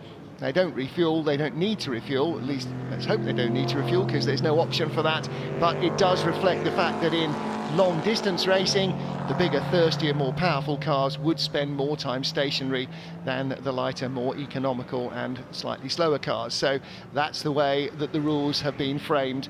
Again, you can see the battles continuing. Marco Attard in the Stingray. This is a C2 generation Corvette. Again, I'm not quite sure when the C nomenclature came in. The first was a Corvette, and then the second was a Corvette Stingray, and then became a Stingray. It was a Mako Shark was the name of the open show car that led directly to the shape of this second generation Corvette. And of course it was also the Corvette Grand Sport Racer that developed from that raced successfully in the very early 60s, an open car with sort of a bubble cockpit almost, or a sort of Batmobile cockpit, the Corvette Grand Sport. But this racer developed from the Corvette Coupe, the C2 Coupe, still with the big block Corvette motor out front. And again, another Austin Healey in the more traditional BMC Works colours, tartan red with the Old English white roof. And coming into the pit lane for a driver change. Now, whether you're driving with a driver, a co-driver or not, the pit stop time remains the same. And of course, unlike the early cars, the pre-war cars that didn't have seat belts or hands devices or doors or roofs or anything else, it is a longer stop. It's not just 15 seconds, because you can't leap in and out and do the seat belts up in that time. So it will be a minimum for everybody of 60 seconds. And that is really for safety, to make sure that drivers' seatbelts are properly fixed and everybody is safe before they leave the pits. And Ron Maiden and Robin Ward's Ginetta, having faced the wrong way briefly, still continuing. In the background, we've got the leaders starting to come into the pits now. It's 2 of them are solo drivers, so it really doesn't matter when they stop. But the Dodds also in their E-Type, so some of the leading cars now starting to do their mandatory stops. Yeah, and cars that perhaps have been bottled up behind somebody, as the Dodds have behind the Whittaker TVR. They were only 0.8 of a second behind, so probably felt that they either A, could have gone quicker, or B, were starting to overheat in the turbulent air behind the car in front. Now there you go. We were seeing with the Nissan Skylines and their turbocharged engines, the leaf blowers blowing cold air through the radiators. Here it's to cool the brakes on the car. This is the TVR, the dark TVR 88 of John Davison, the man who started the race in second place. He came into the pits from third. Mike Whittaker's in as well. The Dodds are in, so third, fourth and fifth came into the pit lane. Neither of these drivers have additional time to serve. They just do the standard 68.3 second stop for the over 4 litre cars. And away goes the 88, a car that took the lead at the start, didn't it? So here is Sir Chris Hoy. Well, a sort of whole different dynamic for Chris Hoy, really, isn't it, sports car racing? Because I'm not sure he's ever shared his bicycle with anybody in a race. That's definitely not the way that I recall the Kirin or any of the other Olympic races being run. But here he is. Marco Attard comes to a halt in the Corvette. And the team helpers will go in. They're not fixing anything in the car. What they're doing is getting ready to fix the belts for the driver. And if you think, well, that's just, you know, mollycoddling them, you have not sat in a competition seat with a hands device and a helmet on. The belts have to be done up so tight that you literally cannot breathe in fully. Otherwise, you'd just be slopping around in the car. Even in a car like this, the G-forces in the corners will be throwing you around. There's Marco shouting a bit of advice. the brakes are gone, mate, and all that sort of thing that you probably find in a big engine car like this.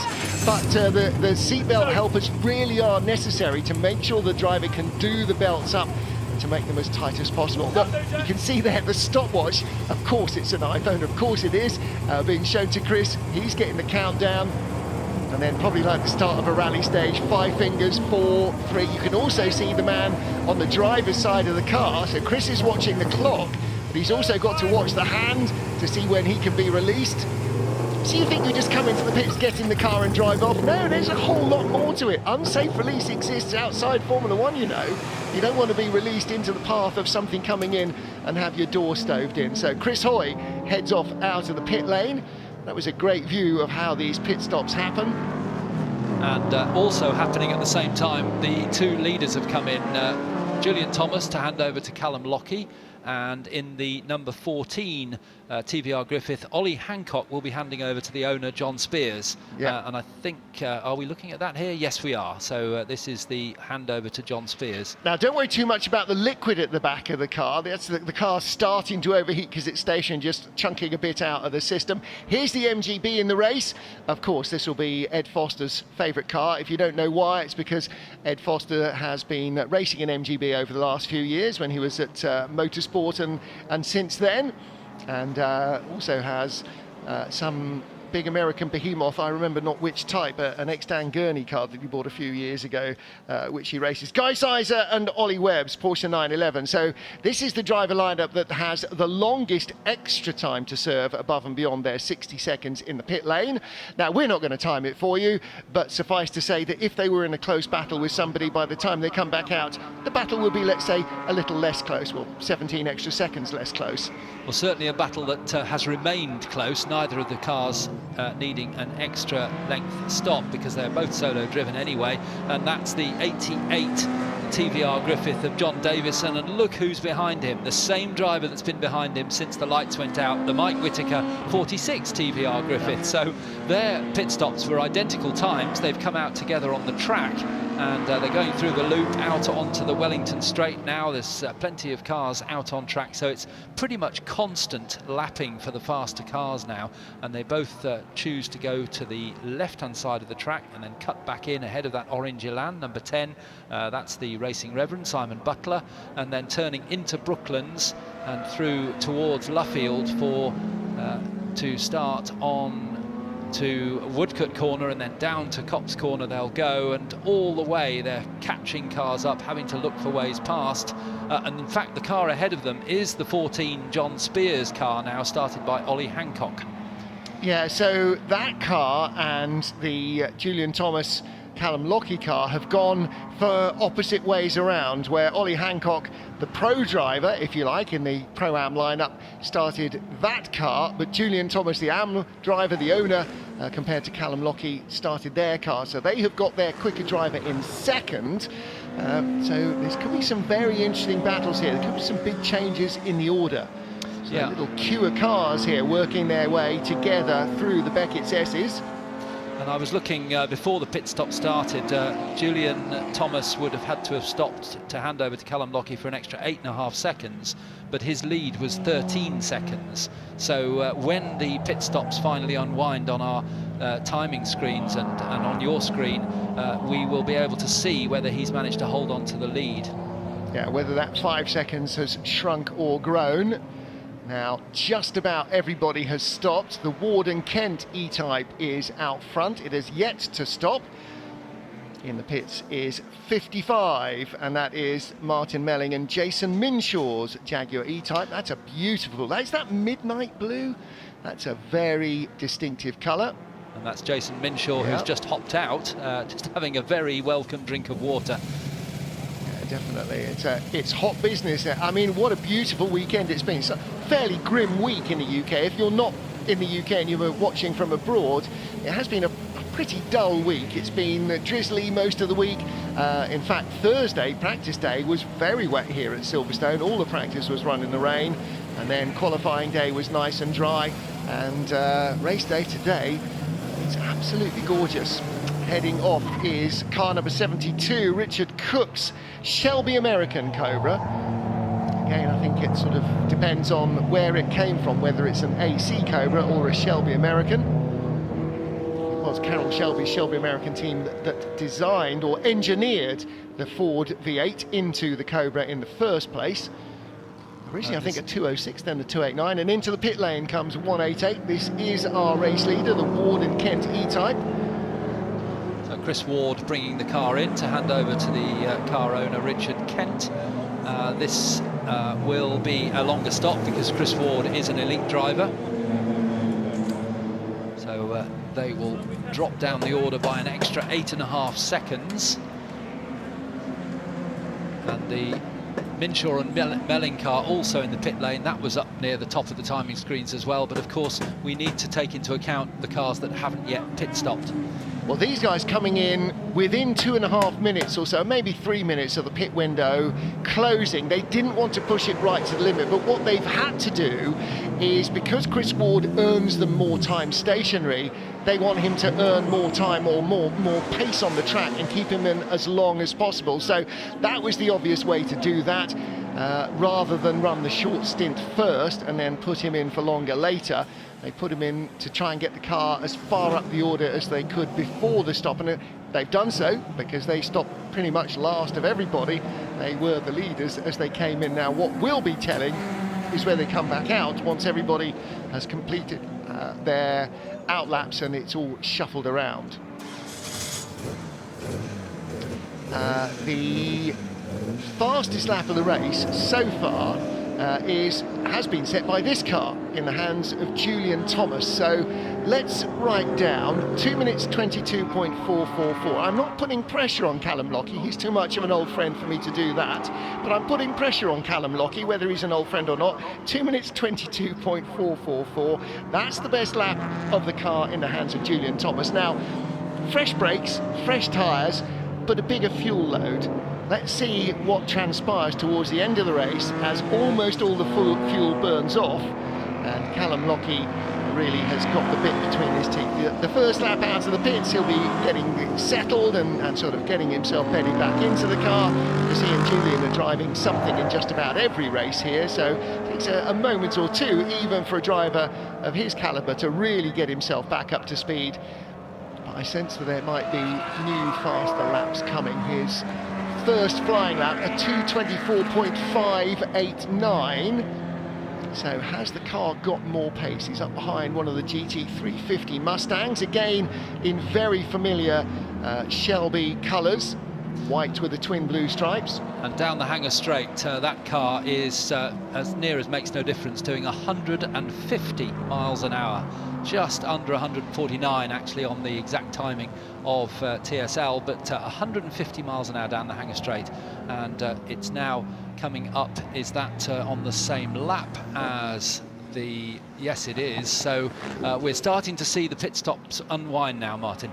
Well, to put that into perspective, a modern touring car of the British touring car style would probably be doing just a fraction more, with 60 more years development.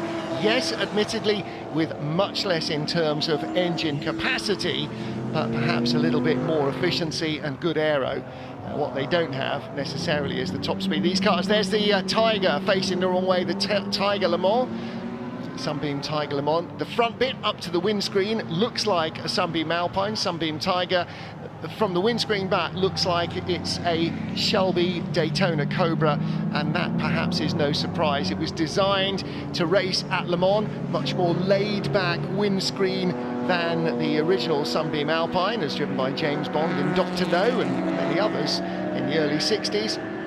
But that car with a long sloping rear coupe body, just like the Shelby Daytona coupe there.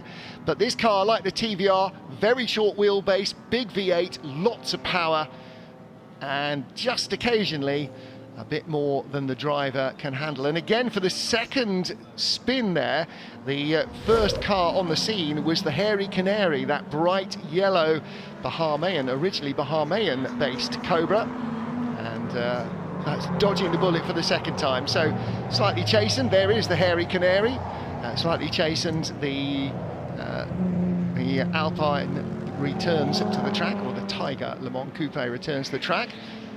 Nice little bubble on the roof there, known on the GT40 as the Gurney bubble, I think, because Dan Gurney, quite a tall driver, but we see it there on the Cobra as well. Makes it slightly more comfortable for the taller drivers. Yeah, a lot of these cars very low indeed. The GT40, of course, was perhaps the zenith of that, or the apogee of car height. And just a little bit more room for the driver, and they've incorporated into that also a cooling duct, so it actually draws air over the driver's helmet, which is possibly no bad thing. Now then, everything seems to have settled down, so where on earth are we? What on earth has gone on? It's all changed at the front of the field. Oh, as the Hairy Canary has a looping spin to draw our attention away from trying to figure out who's where. Well, one thing that has changed on our timing screen, which I did suspect, is that the Dodds decided just to have James driving. It's gone from Dodd, it's gone to Dodd now. That's very often the case. Graham Father sometimes chooses not to race, and the car was very, very quick in the opening stint when Graham was supposed to be at the wheel, but it's James solo I would put forward on that one, and it's leading at the moment, car number 21. Right. And in second place is the Davison Griffith, a TVR Griffith, John Davison, number 88, and in third place is the second TVR Griffith that has been locked to the rear bumper of the 88 car. That's the 46 Mike Whitaker TVR Griffith. Right, we've just seen a change of place, because 192 there, Callum Lockie in that dark blue, black is it, with the V white on the nose. The Daytona Coupe has just moved ahead of the number 14 TVR, the Hancock and Spears car. You can see that in the background there, the dark car with the stripe straight up the nose and over the bonnet. So that is a change for, I've lost it on the screen, fourth place now. So the big Daytona Coupe that started the race spent another, what did we say, it was 12, 13 seconds stationary? 8.5 for that one. Okay, 8.5 seconds stationary. So it has lost its lead, and as you said, yeah, we've got car number 21 in the lead, which is the lead Jaguar E-Type dark blue car, and then the two TVRs, the black car and the pale blue car in that order, 88 and 46 giving chase. But the lead three are covered by under 4 seconds, and here they are. And look, here comes Callum Lockie, car 192. In front of him, you can see Mike Whitaker. Callum taking a very early line there into the left-hander, and Mike Whitaker right in front. So Lockie is gobbling them up. Okay, what was his last lap? 2:24.8, and the cars in front of him are doing 28s, 26s and 27s. So the Daytona Coupe is the fastest car on track right now by between 2 and 3 seconds lap. There's the E-Type that leads, there's the TVR that's second, there's the TVR that's third, there's the Daytona that leads. Top left of your screen, there's the 10 minutes remaining. This is going to be, and this is the first time of the day, a real Silverstone type finish. Absolutely it is, and that's often the way with these two-driver pit stop races, long races. It's 50 minutes. They often do an hour or an hour and a half in these cars, but 50-minute race on this programme, and he's coming, Callum Lockie coming right up behind Mike Whitaker now. He gets the overlap, but doesn't quite get through as they go into Chapel, now down the Hanger Straight, and we can see all the leading four cars in one shot here as they come down towards us, passing the little red Elan. Who sensibly stays out of the way and lets them thunder by. And into Stowe Corner, a change of position if Callum Lockie can hold that position on the inside of Mike Whitaker. Mike Whitaker will try to come back at him as they go down into the Vale and into the left-hander at Club Corner, which leads into the much tighter right, but Callum Lockie's got that one sorted. So that is a move up into third place for Callum Lockie in the 192 Shelby Daytona Cobra, and now he's looking forward to the number 88 John Davison TVR Griffith. Yeah, Callum's coming in hot, isn't he? He is fully determined to win this race. It was a great first stint from Julian Thomas, the car's owner, and they only dropped back from the lead because they spent longer in the pit lane than some of their rivals. Callum, in his day, a very competitive British GT racer, never quite got the breaks, I felt, in his modern racing career, but in the historic cars. I mean, just look at the fluid way that he's driving this huge Cobra Daytona Coupe around. It just makes it look like it's so willing, probably guarantee if you were in the passenger seat, you would figure just how much work he's having to do. And again, look, looking deep down the inside here, a very, very different line, and it shouldn't really work, but it does. He's making it work for him, just out very wide there at Brooklands. Of course, I talked him up and then he just about outbraked himself, but now he is passing one of the other E-types, not the leader. He still stays in front of Mike Whittaker. More problems in the Elan camp. That's 150, was that? 135. 135, okay, so that's the Reynolds and Quintero 26R. So Callum Lockie continues, but he's by no means certain that he will be able to get the lead back on this. We've only got 7 3/4 minutes left. Yep. He's very close, but it's taking him a while to close up and then get past, isn't it? He's trying hard to get past as you get your Reliant Sabre 6 in picture there. Reliant Sabre 6 in there, get the Sabre 6 because it had a 6-cylinder engine. And he's right up behind the 88 John Davison Griffith now, so he'll really be focusing on where he's got an opportunity to get by. And they're reeling in the leader in the E-Type as well, so it is all closing up. Look at that. The leaders, the top 3, covered by a couple of seconds, and Lockie still about 2 seconds a lap faster than the cars in front of him, despite the fact that he's battling his way through traffic and past his rivals. He's all over the back of the black TVR of John Davison, trying to find a way through, can't manage it there. Somebody just shot off into the pit lane in the background. That need not detain us now. Here is the battle for victory. 3 cars in it right now.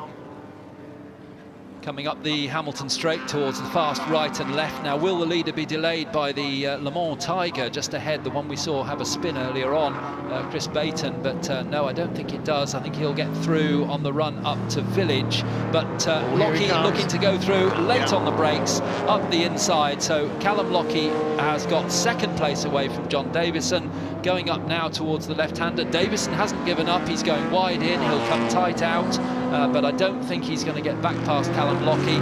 So it's Jaguar leading. It's the Shelby Daytona Cobra in 2nd place and the TVR Griffith in 3rd. And a couple of interesting multi-car battles in front of our lead, well, quartet. You can, although Mike Whittaker's dropped away from this, the lead trio now, all 3 dark cars. So the E-Type hanging on here inside the final 6 minutes, but you really feel that time is running out for the leader. The Graham and James Dodd car now with a single driver.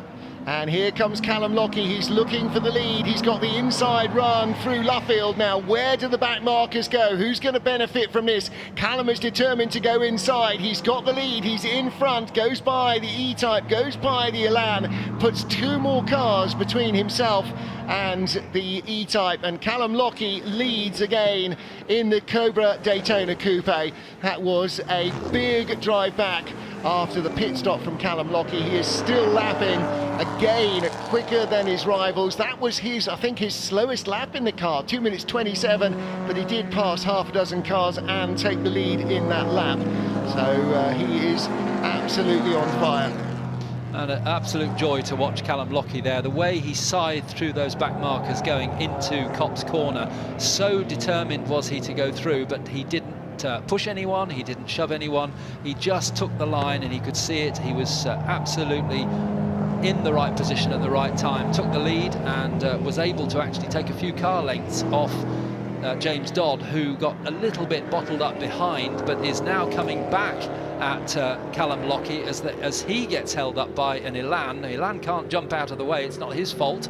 So they go through and out onto another lap, and that's helped James Dodd, who's now come up behind Callum Lockie as they come into Abbey and Farm. Throws the car a little bit sideways in the E-Type, but about, what, 4 or 5 car lengths between them. So an opportunity perhaps into Village now.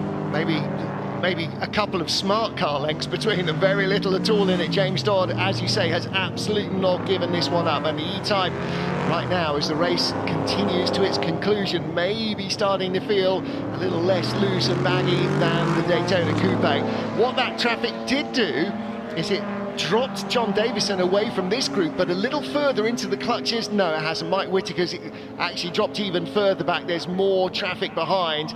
There is the black TVR with the white double stripes up its bonnet in third place in the background of the shot, but he has dropped away a fraction from these guys. James Dodd in second, and with the white V across the nose, the Julian Thomas Callum Lockie Daytona Coupe.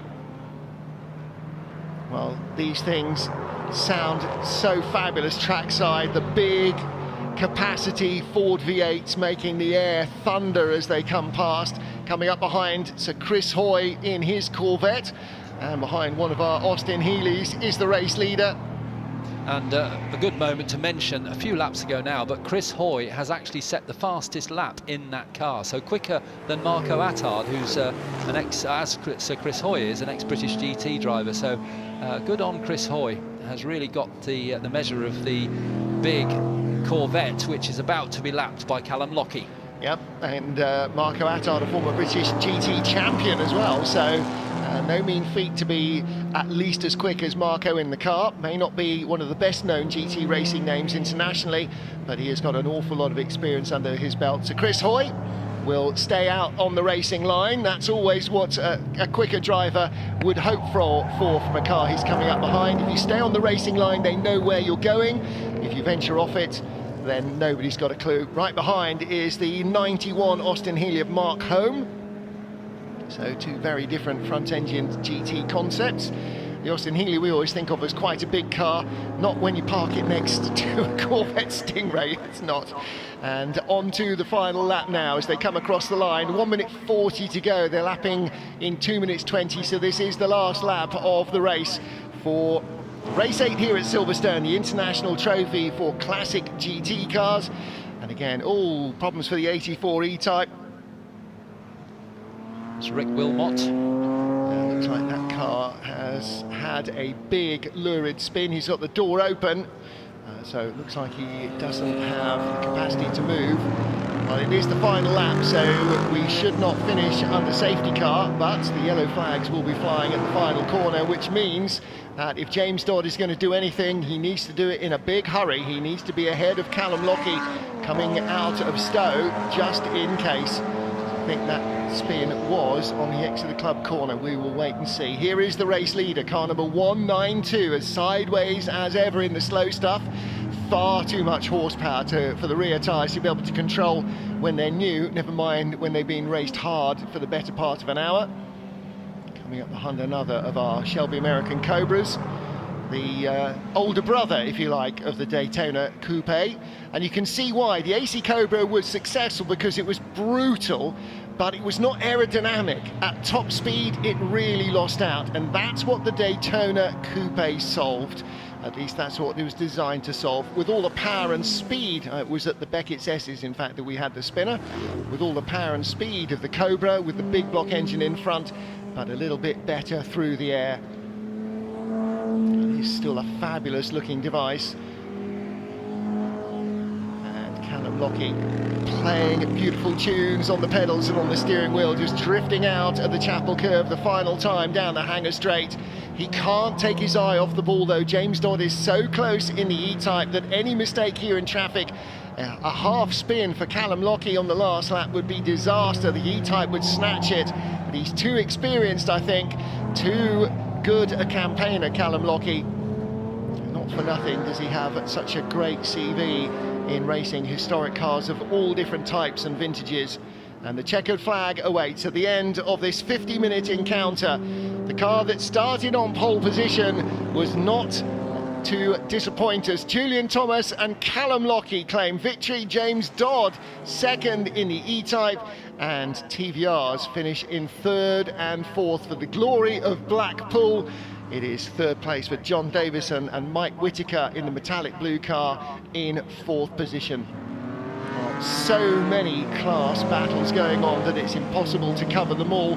But there was our victorious car, started by its owner Julian Thomas, and Callum Lockie doing the third of the race, the final part of the race, to bring the car home to victory. Well, that was really started, wasn't it, as so often is the case, by the owner-driver, Julian Thomas. If he'd gone backwards from pole position, then Callum's job would have been an awful lot harder. And he not only held, but built a lead over the rest of the field. Bearing in mind the talent and the engineering ability and the speed of the cars that are around him on this enormous grid, that is no easy task. So Callum Lockie will say, well, Julian did the hard work, all I had to do was not drop the ball, but he did have to come from behind after their longer pit stop, and through he did. Made some good passes as well there to take the lead. And he wasn't left with the longest time in the race either, so it's not like he had 2/3 of the race to make his passes. And the slightly disappointing tail of the Ginetta that started in 4th place. I'm sure we will find out eventually what happened to that G4. But the Halstead and Eagling car number 8, finishing way down the order. In the end, it recovered a little bit of its composure to 13th place. I wonder if they made a slight adjustment or changed something in the pit lane. Made 2 pit stops as well, so there was obviously some issue with that car. It just didn't look happy. There's you know, I'm not a driver, I don't have the eye that they have to try and spot why, but it just looked like more of a handful than I really expected from a Ginetta. There's the factory colours of the Daytona Coupe, Shelby American colours, the bright blue and white stripes. That 27 car built by Jordan race team, which is Mike Jordan, father, and Andy Jordan's son. Andy, of course, the 2013 British Touring Car Champion, now runs the workshop of the Jordan racing team, and they built that car for Roy Alderslade, and that's had success in this this type of race in the last couple of years. Well, I don't think we're seeing Michael or Andy Jordan racing here this weekend, which is a bit of a rarity in a big historic meeting, isn't it? It is, but I think it's like a lot of the other teams. They're so busy running cars that they haven't got time to drive themselves, because it's not like they sort of sit there on a director's canvas chair and tell everybody what to do. They're in there doing the work. Yep. And with Mike Jordan, like Martin Short, 'twas ever thus. They're very much engineers who race, or racers who engineer, or I'm not quite sure where they would each say the balance is, but both of them very, very informed in the way their cars run. Both very, very competitive team owners, car engineers and race drivers. And of course Martin Short's sons are now fast coming on as well as they start their junior racing career. Can't wait to see where the second generation of that goes. We know exactly how well Andy Jordan progressed from junior rallycross through into touring cars and then to become a British touring car champion. And as you say, the Jordan workshops, not only a whole host of their own cars, but so many built for others. Austin A40s, Lotus Cortinas, and a whole host of others. So as always, great chat after the races between the drivers. What happened to you? How come you were there? Where was that? Because everybody sees their own race and you see very little of anybody else's. And so often you need to be, what happened to them? Where did they go? What happened to the Ginetta? Who knows? Nobody knows. And they will all find out later. Well, it's been a beautiful day for spectating. Hope everybody slipped, slopped, slapped before they came out. I'm sure all our marshals on their posts have been very, very grateful for any liquid that they brought and that was supplied. Car number 16, Andrew Haddon, in his Lotus Elan. Now, is he the Class C3 winner? Yes, I think he is. Yes, he is. CLP winner, in fact, he is. So lots and lots of different class winners. And they will all get their chance in the sun as well. Let's take a look at how the race finished.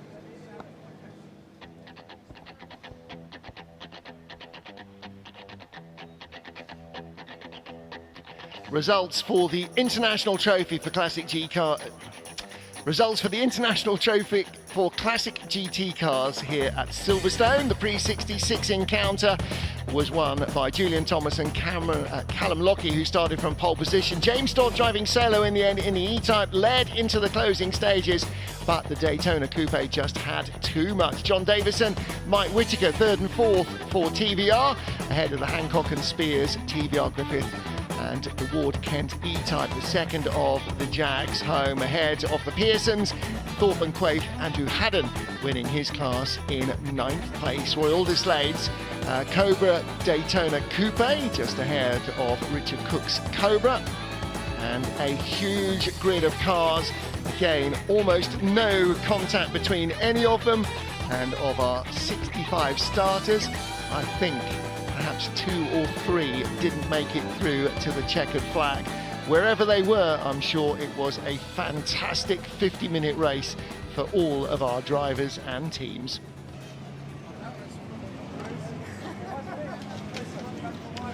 Well, Jeremy Clarkson, himself a big car buff, of course, and a motor racing fan, chatting with Jonathan Gill, one of the men who's responsible for the promotion and PR of this event. And Clarkson here with the farm and a whole bunch of other ephemera. Clarkson's farm, of course, returns. The Diddley Squat farm returns to your TV screens this autumn. So I'm sure Jeremy taking a small hiatus from not getting the crops in correctly and mistreating or mishandling animals in his happy manner. Well, what a race we had. The biggest grid of the weekend so far. 65 starters in our pre-66 International GT race. The International Trophy being battled for by big V8 cars and small 1600 and 2-litre racers alike. Whether it was power or lightness and clever thinking, there was entertainment all the way. Whatever you were driving, you were never alone for long. Julian Thomas led early on in the Daytona Coupe, and despite a longer pit stop because of their speed and power, he and Callum Lockie came through to chase down the leaders. After missing several other spins, the yellow Cobra, the Hairy Canary, had trouble of its own, but late in the race, Callum Lockie coming through in the Daytona Coupe to claim victory in the International Trophy.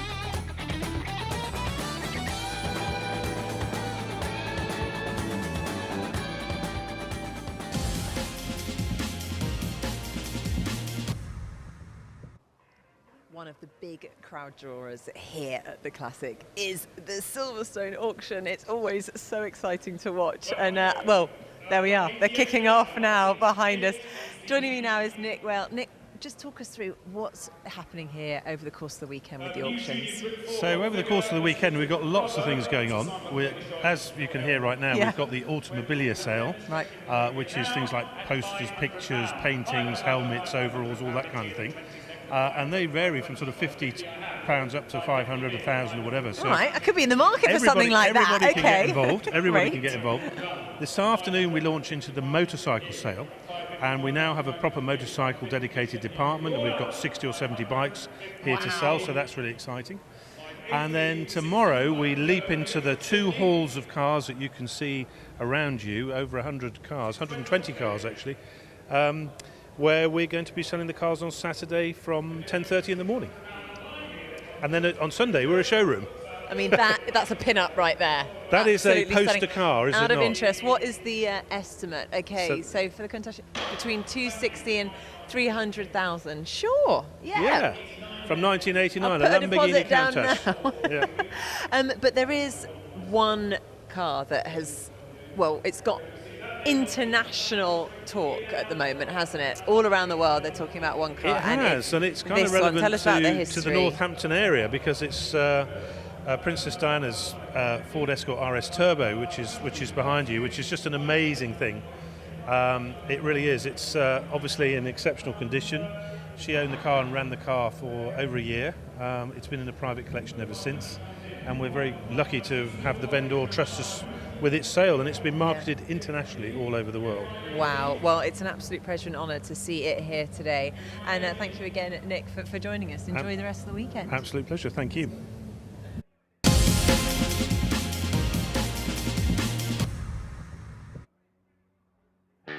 What a huge grid, what a race it was there in the Classic GTs. Let's get straight to the podium then, shall we? And welcome in third place on that epic race, John Davison. Well done to John. Well done there, John. Second place, it was James Dodd. Well done, James. And our race winner, we have two race winners, of course, because there's a two-driver team, but one has disappeared to get off into the Group C class for the demonstration. But a big round of applause for Julian Thomas. Well done there, Julian, along with Callum Lockie, and to give out the trophies, Paul Denman once again from Close Brothers Asset Management.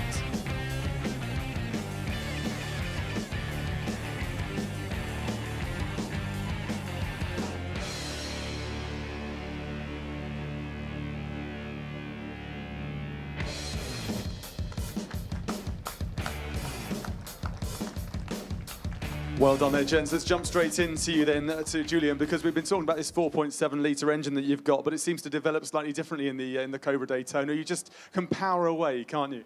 Yeah, it's got lots of traction coming out the slow corners, and that's where I think the TBR, with all its short wheelbase, tends to lack a bit. But a bit less power for you with a 3.8 litre engine in the Jag, but still nice to see a Jag on the podium. But once you saw, Julian, and Callum behind you, there was no chance really for you. Not really, no. I mean, at the start of the race, it was fantastic to watch. They're having an amazing time at the front, so I had a good bird's eye view. But once I see Callum at the end, I thought I tried to stay with him, but unfortunately not possible.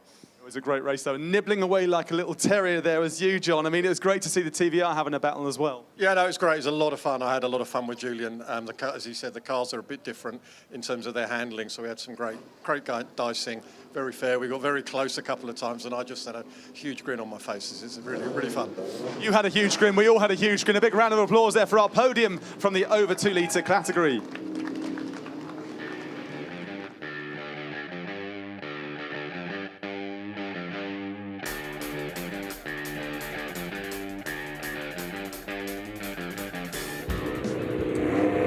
Now the 40th anniversary of Group C, and what an era of sports car racing it was. Silverstone Jaguar here, driven by Alex Brundle, and that 962 driven by Derek Bell, who was obviously such a star during that period. The Newman Haas 956, now the 956 Porsche was the one that was built before the 962, a little bit shorter, but what a fantastic era of sports car racing. The first Group C race was in May 1982, and where was it? It was right here at Silverstone. So what a fantastic place to celebrate the birthday of this championship. That's all of the cars now out of the assembly area, so that's all from us down here.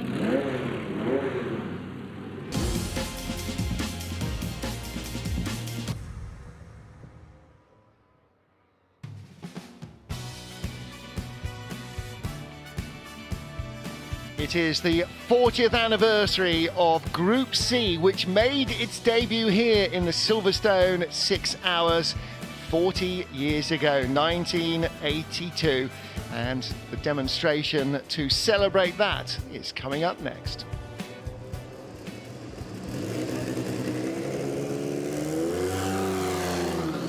One of the great eras of sports car racing, Group C. It was a fuel economy formula. The teams were given a certain amount of fuel and a very great latitude with the regulations to go and design different cars. The team that got it right best, or the manufacturer that got it right best, was Porsche.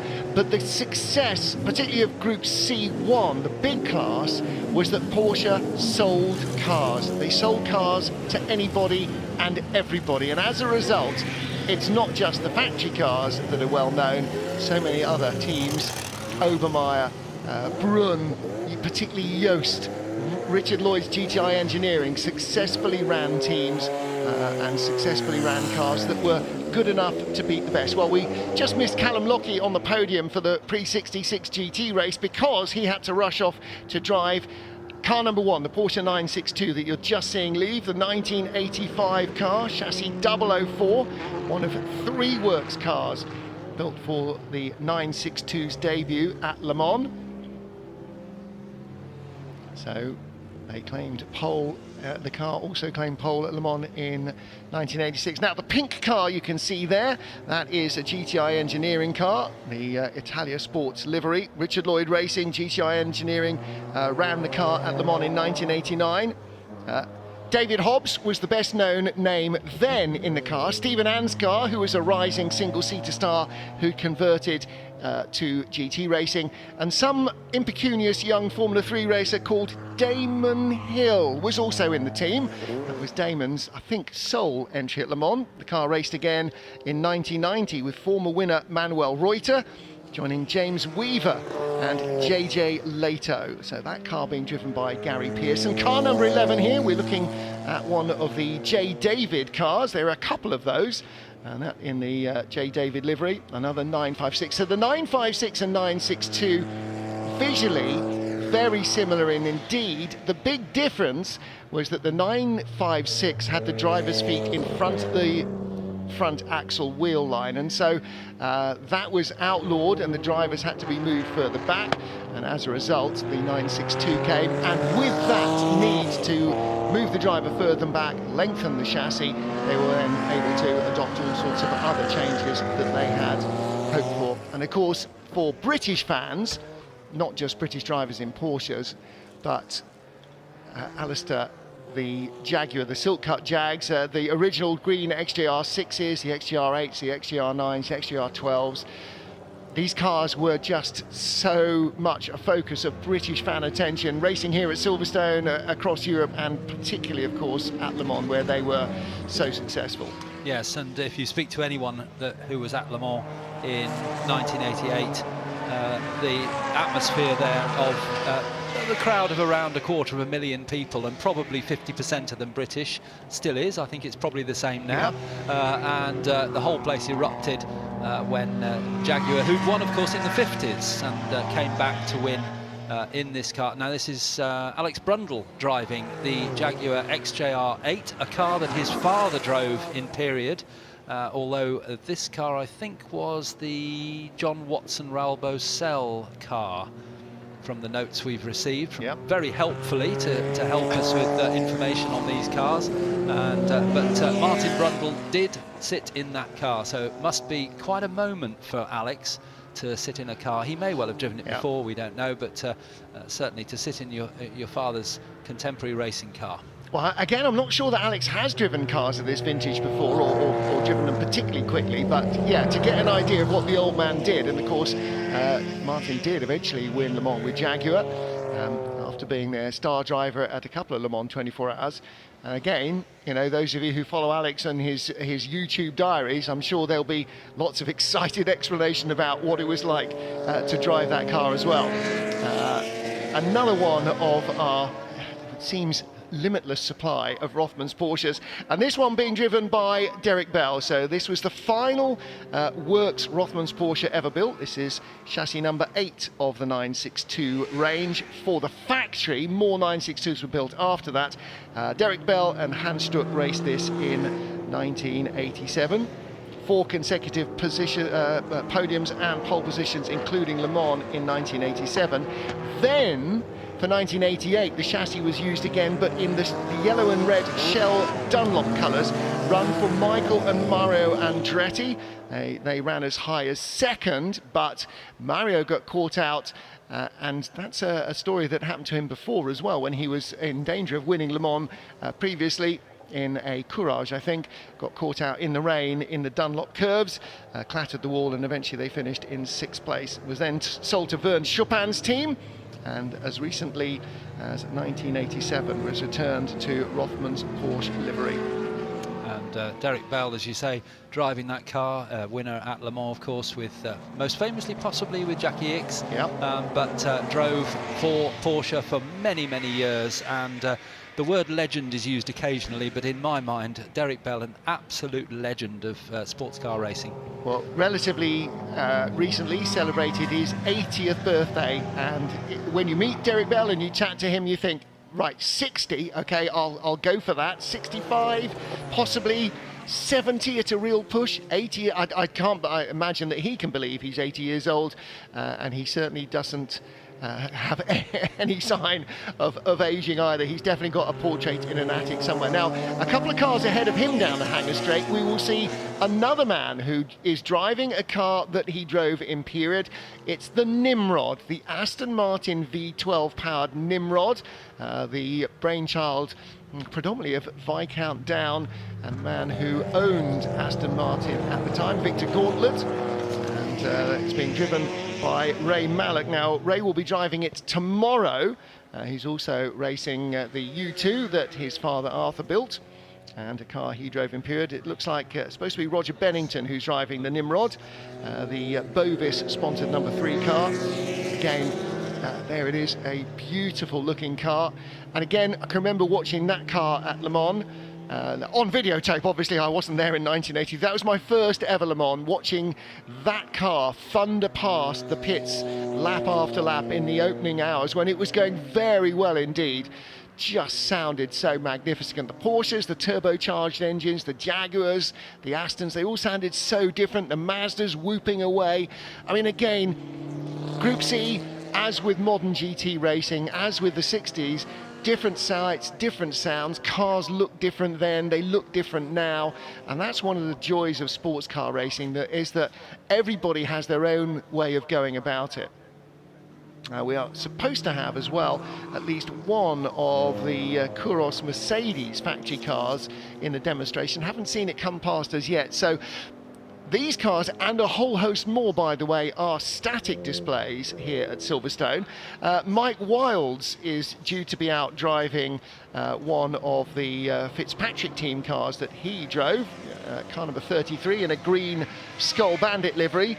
And in fact, it has just come whistling past us now. There's the Kouros Mercedes.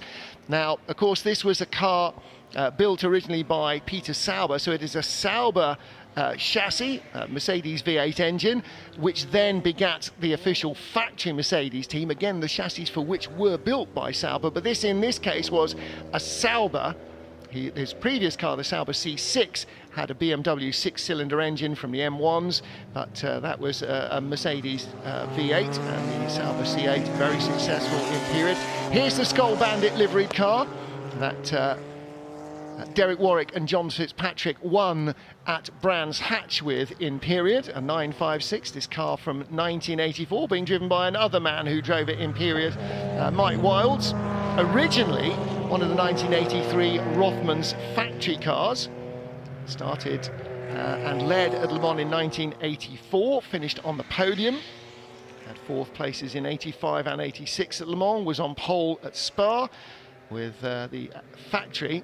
And in this livery, I think it may be this chassis or a similar car in the Skull Bandit J. David livery that Fitz and Derek Warwick won at Brands Hatch in 1,000 kilometres. So a couple of the J. David cars, the white and blue car, and the very distinctive Skull Bandit. If you don't know what Skull Bandit is, you probably know what Newsweek is, or you can guess because it says the title.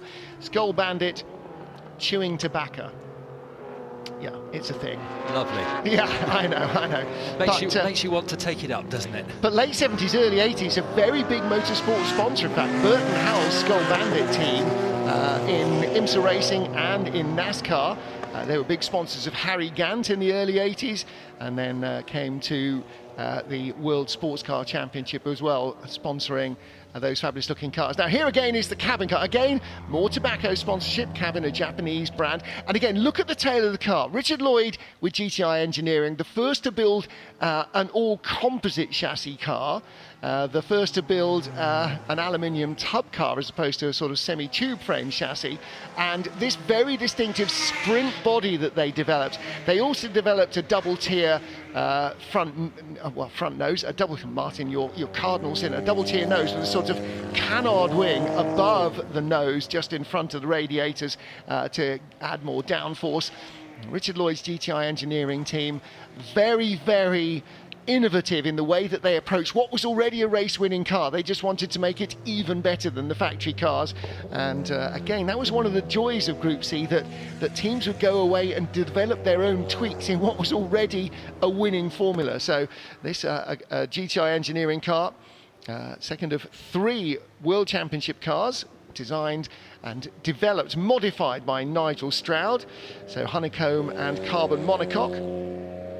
Derek Bell and James Weaver had this car in 1988 and finished on the podium in something that I forgot ever happened, the Group C World Challenge in Tampa, Florida. Goodness me, that's something I haven't even contemplated in 30 odd years.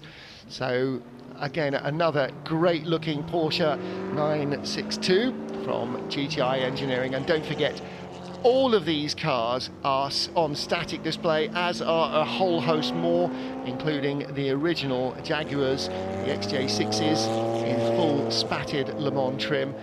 Go and have a look wherever you are around Silverstone. Make it a target. Look at your map in your program, figure out where they are, and just go and have a gawp. If you watch them in period, it'll just make you feel like a boy again. And if you didn't, you'll get a great opportunity to see some fabulous Group C racers. Well, so much going on track, but there is so much to see here at the Classic, as always off track. Just lots and lots of it. Well, whether you are in the market for a new car at the auctions, some new clobber, everybody has got you covered. And there's something for all the family. I would never get my grandson out of there without emptying my pockets, and I'm sure that there's an awful lot of dads around who are in exactly the same situation. Probably a lot of them buying for themselves as well. Don't forget, of course, the Car Club displays, as ever, so many fabulous machines on offer, some of them even lovelier than my Morris Minor, and that's saying something. Now, it might be called the Classic at Silverstone, but behind me there's some really quite modern endurance races. So come with me, Gordon. We're almost going to get run over by a safety car, the irony there. Front row of the grid, we've got Tim De Silva in the car here. Harinder, can I just nab you to the front of the garage? Harinder, I guess you're getting in the car second. What tactics have you got? Well, he's going to go as fast as he can and give a big lead to the old man. And hopefully I can stay in front. Perfect. That sounds very simple. It's now, very simple. Yeah. So there's a lot. You've got a lot of mechanics. There's a lot going on. There's a lot of data. How much do you rely on the data they had from the period to run it now? So a lot of the setup information comes from period, because they always had a lot of experience with the car in that time period. So I think without the history, it would be actually hard to do a good job running the car. Fantastic. Well, best of luck. Thank you. Right, let's, Gordon, come around this way. And on pole, we've got Steve Tandy. Now, the diesel Peugeots are really probably the quickest cars here, but they didn't have very clean qualifying yesterday. So what we're going to do, I think we're going to get dodgy reception here. So we're going to head through the garages and past the front 1, 2, 3, 4 rows of the grid, and we'll get through the other side. One of the big differences you notice between, so supposedly classic cars and these, just the sheer number of mechanics. There's so many mechanics. There's computers, there's tyre warmers, and also they all go up on their air jacks so that you can move them around quite easily. So they're quite silent in the assembly area. And let's go over here and see if we can catch Matt Wrigley. He's in an open top car. And guys, can I just jump in? No, okay, they're very busy. Let's carry on down the grid. And let's see who we can find next. All these people are obviously about to start a race, so me jumping in is obviously not the most useful of things. But let's see if we can chat to Jamie. Another Golf liveried car. There's one here, the Lola Aston. This is nothing to do with Aston. This is a Pescarola LMP1 car. As you can see, the turning circle is fairly terrible. But let's see if we can jump in and chat to Jamie. Guys, would you mind if I jumped in very quickly? Jamie, very physical cars to drive these. I know it's not a hugely long race in comparison to what some of these cars did in period, but it must be quite tiring. It's very tiring, and you look forward to the break when you come in for 60 seconds. But yeah, you really know you've done 40 minutes worth of work in one of these. No, I've just really interrupted you. What are you talking about at this stage of the game? Who I'm sitting behind on the grid and who I've got to be aware of, who's around me. Best of luck. Thank you. Right, that's the whistle for all these cars starting up. Go on, follow me, and let's see if we can get through the MG Lola here. We've got obviously quite recent LMP3 cars, and then as we go down the grid, we start getting into some of the GT cars. So let's just find the first GT car on the grid. I think it's that Ferrari there, number 14. Yeah, the 458 GT3. Just, yeah, nothing's moving yet, so it's all still quite safe. Mark Higson. Obviously, a lot of these cars didn't have a massively clean qualifying, so the order is going to change quite a lot. And I just want you to stop and have a look at this Viper. There's all manner of shapes and colours of car, but this, I have to say, holds a special place in my heart. I'm just going to see if I can jump in. I've just been saying this Viper is my favourite car on the grid. What's this thing like to drive? Well, firstly, thank you very much. It's my favourite car on the grid too, funnily enough. It's a properly hands-on bit of kit with no auto flip, no traction control, a lot of power under an insanely big capacity, so it's a right blast to run a track like this. Right, I think that's you going. I'm also burning my leg on the exhaust, so I think that will be all from us down here.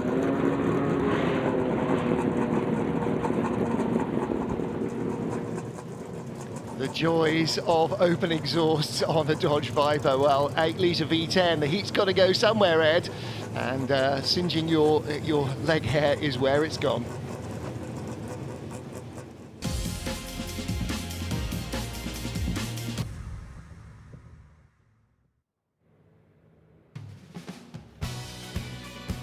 The Masters Endurance Legends race coming up here with cars from the 21st century that would have raced at Le Mans and in world-class sports cars across the planet.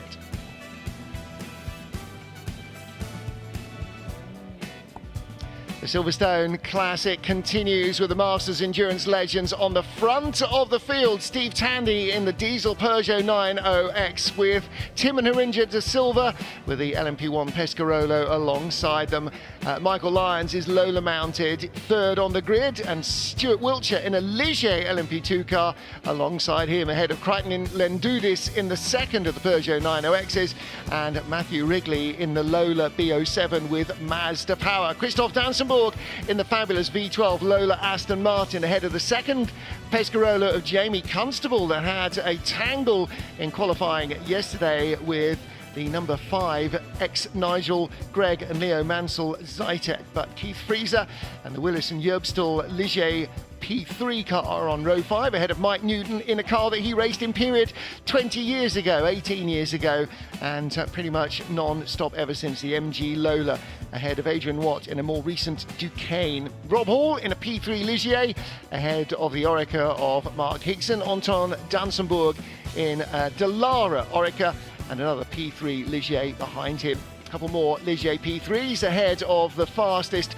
of the GT cars, Ferrari, Mosler, Vipers, and at the tail of the field, the interesting Reynard Pro-Tran, and a bunch of Porsche and Ferraris ahead of the Aston Martin DBS9 of Niklaus Ditting, and Mike Finesse in the Courage that didn't set a time in qualifying, but that prototype out of position at the tail of the field should come through fast. Now, good to see Jamie Constable back in, because the orange and blue Pescarolo there was in the wall in qualifying after being caught out by a spin for Keith Freezer, the red 5 car that was raced in period by Nigel Mansell with his sons Greg and Leo.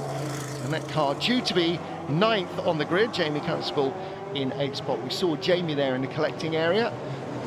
Quite spot whether or not the number 5 car was there, but as everything heads out towards the track, there's a P3 car, so we've got a combination of open and closed prototypes, LMP1s, LMP2s and LMP3s, and IMSA Daytona prototypes, as well as GT cars, GT1, GT2 and GT3 period. So some dating right back to the turn of the century. The oldest car in the field is 2002. That is Antoine Donsenberg's Dodge Oreca. The most recent car cars will be the 2017-2018 LMP3 Ligiers. Mike Newton just going through shot. The car, as I pointed out, the MG Lola EX257, developed as a factory car for MG in their final hurrah in racing. Mike's car was run for him. Tommy Erdos, particularly often in the World Championship races. Can't remember who joined them at Le Mans. Andy Wallace at least once, maybe a couple of times. He raced that in period and has been joyfully reunited with the car since the Masters Legends series really started to take off 5 or 6 years ago. And Mike Newton enjoying racing that car ever since. And I'm sure you will still find ex-RML engineer Phil Barker in the back of the garage running that car. Well, there's one of the two Pescarolas in the race, the pale blue helmet of Jamie Constable. He'll be driving solo. It is, though, a pit stop race, so there are a number of cars that are two-driver entries. And as ever, Alistair Douglas, that means we need to remind ourselves what the rules are. It's a 40-minute race, so there will be a defined pit stop window, which is 15 to 25 minutes, 10-minute window in this race. Tomorrow slightly different, so I'll tell you about that then. But 40-minute race, 15 to 25 minutes, and the cars must be stationary for 60 seconds. We're all used to that, aren't we? And also in this race, we have a couple of drivers who are classed as elite, and also one who is elite, or 2 elite plus actually.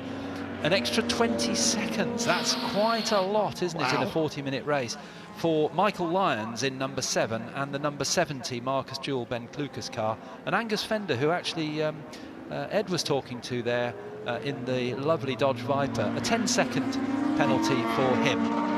Just because the car's so lovely, or yes, that seems rather. It just means that we get to see more of it stationary in the pit lane, so the marshals will enjoy that as well. Yeah, the Dodge Viper in its original, no, in fact in its GT2 factory colours, red and white. In its original colours, predominantly white with red and blue when it was a GT1 car. Of course, run by Uwe Schonach's Oreca concern. The car developed by him, run as a factory racer. Schonach, victorious at Le Mans with Mazda. He ran the Mazda speed program for many years, so the 787B that won with Bertrand Gachot, Volker Weidler and Britain's Johnny Herbert. That was run by Uwe Schonach. Nearly won 25 years later.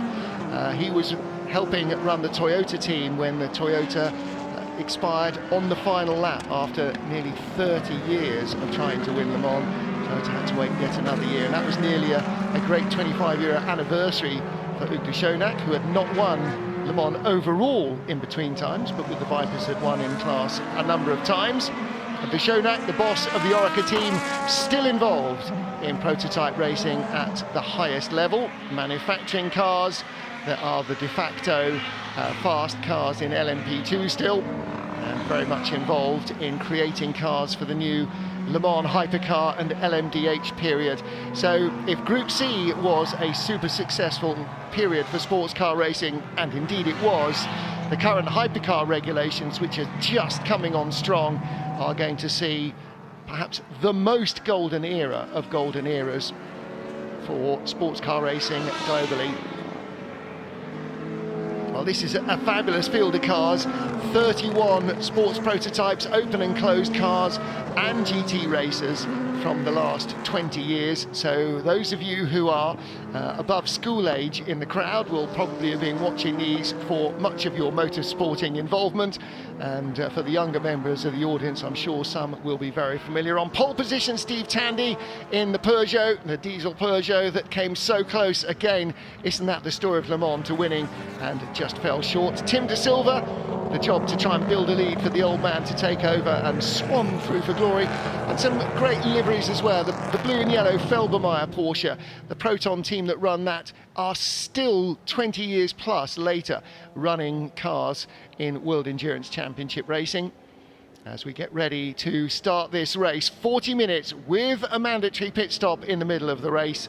We will see who comes out on top. Will it be the super fast Peugeots, or will they be outfoxed by their rivals?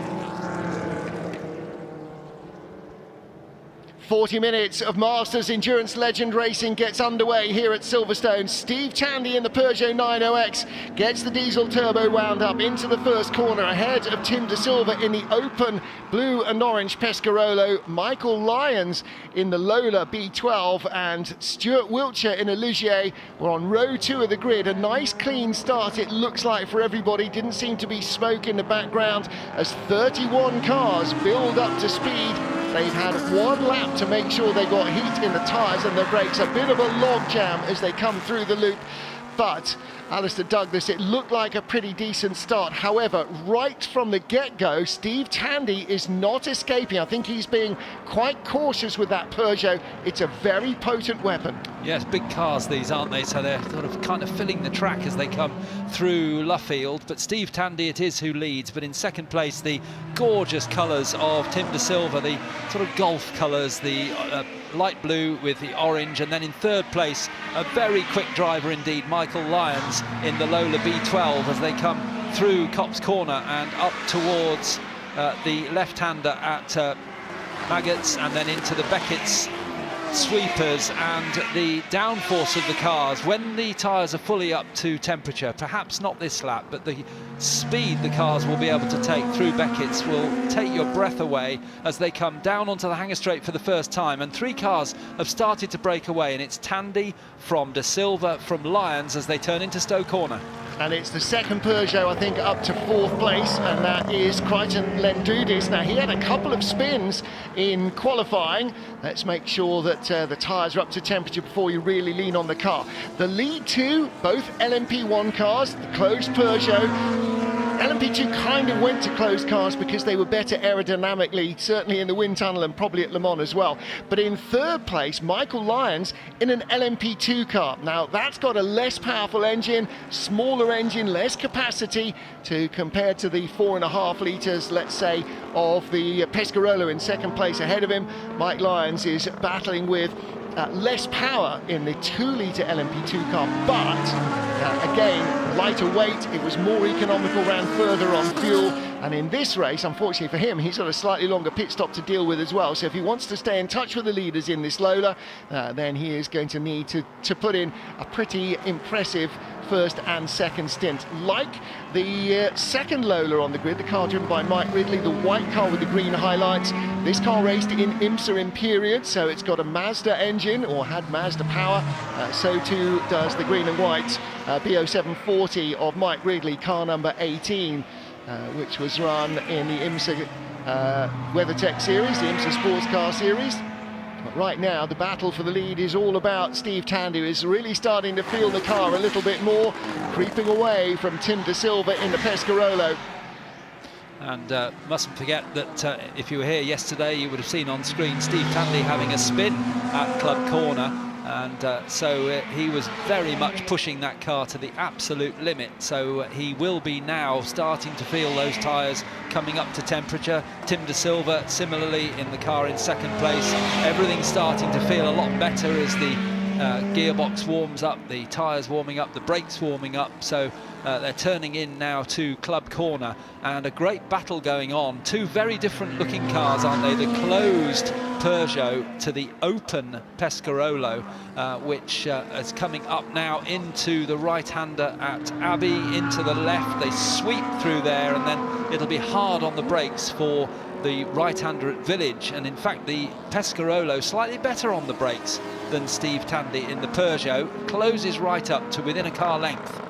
And you get the feeling that if he could get by, Tim De Silva would be able to pull away from the Peugeot. Now, in period, that probably would not have been really that straightforward. However, he's making his speed in a different way to the Peugeot, and he looks down the inside under braking. A car light and nimble under braking, and that's a good move from Tim De Silva. It did look like he was sort of jammed up against the gearbox of Steve Tandy's Peugeot. The problem is, he needs to get away before the Peugeot can really open the taps on the straight and use that thumping torque of the engine to come hauling up behind him. But Tim De Silva already has opened up more of a margin than Steve Tandy was able to hold over him, and that's just down the length of the Heritage pit lane. So Tandy is not gone and forgotten about, but Tim De Silva now needs to get his head down and make the most of this Pescarolo's advantage, which seems to be in the medium and slower speed corners. The Peugeot, of course, designed specifically for one job and one job only, and that was to win Le Mans, and that means long, fast, wide open running. The Peugeot was more of a combative weapon to run in the Le Mans Endurance Series and to win in the European Le Mans Series, as it was in the early days before it became the World Endurance Championship. So it was more of an all-rounder, and the Peugeot definitely built for one job. So in theory, you would think on a Grand Prix circuit like this, the Peugeot might have the slight advantage, but I don't think that Tim De Silva's that interested in the theory. No, he's focused entirely on trying to open up a gap there. We have, as we've already said, we will have a mandatory pit stop, and the De Silvas will switch. Harindra will take over the lead car, but Steve Tandy driving solo, so he will simply stay in the car as we got a battle further back here in the order.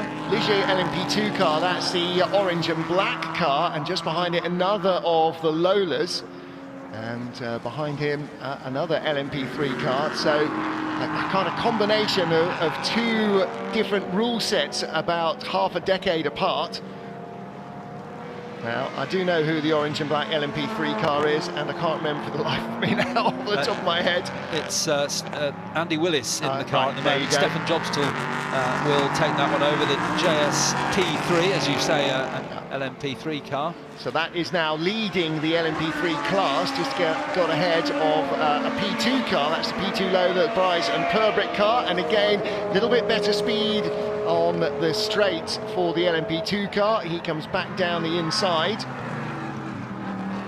And we've got somebody coming misfiring past us. That needn't trouble us too much more. Some good battles going on as they come past us in the GT classes, actually. A couple of all Ferrari battles. That's Matt Wrigley. Now that is, so that's the Lola Mazda, the BK Motorsport car that was raced in period in the IMSA series.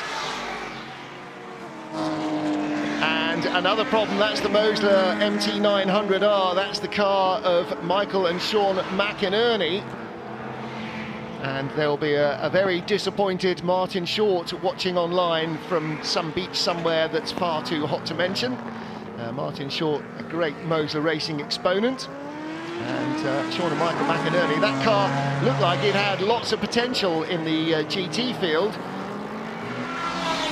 Corvette engined, mid-mounted Corvette engine behind the driver, long before Corvette went that way with their GT cars, and you can see it even uses Corvette rear lights. Very Corvette prototype look to it, but the Mosler, a very effective GT car in its day, and more and more of them starting to come out of hibernation and being raced. But unfortunately for the McInerneys, that looks like their race is done. Again, very familiar period Lister livery there on car number 17. That's Antoine Dansenberg in the Delara Orica, so the car that would have been driven by Didier Tace and his teammates in period. And that car now, the moment we look at that, slowing down. The TDS run Thierry LMP2 car going past them. That's again a much more recent car, and pit lane is open. And so in comes the Dodge Viper. 15, this is the Willis and Jerbstil LMP3 class leader, and the Ligier JSP3 very much the car to have in LMP3 at the moment. Originally the Orica, I beg your pardon, the Norma, which is now transmogrified into Duqueine, as Duqueine Engineering bought the rights to manufacture Normas. The French-built cars, as the Ligiers are, were initially the front runners in LMP3, but now the JSP3 has become very much the car to have. All the cars running with a mandatory Gibson engine, and so LMP3, a fast-growing development ground for drivers, for engineers, and this car wearing the purple colour boards that it would be racing with in the Michelin Le Mans Cup, the supporting championship to the European Le Mans Series. Tim De Silva now 2.1 seconds ahead of Steve Tandy in the Peugeot in second place, coming up behind the Felbermayr Proton Porsche. Another great period livery. That car run in period by Proton Engineering for Horst Felbermayr Senior and Junior, and Horst Felbermayr Junior's son Horst is also now racing GT cars, so the generations continue, and our leader in traffic working his way through these cars. Another LMP3 Ligier just in front of him. And the problem with the P3 cars is that they are pretty quick in a straight line, and not an awful lot slower than the LMP2 and LMP1 cars through the corners either. So a couple of pit stops already.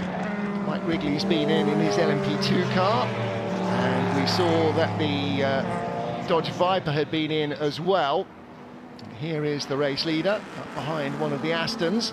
Quite a lot of Aston Martins racing here, from the earliest days of the company right through to pretty modern machinery. And again, another car comes very slowly past our pit lane. Seems to be the place for cars to be going slowly.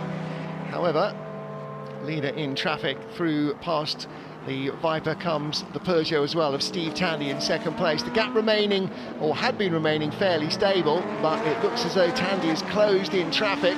Michael Lyons in third place, car number 7, that's the Lola B12 80. Michael Lyons in that red and black machine.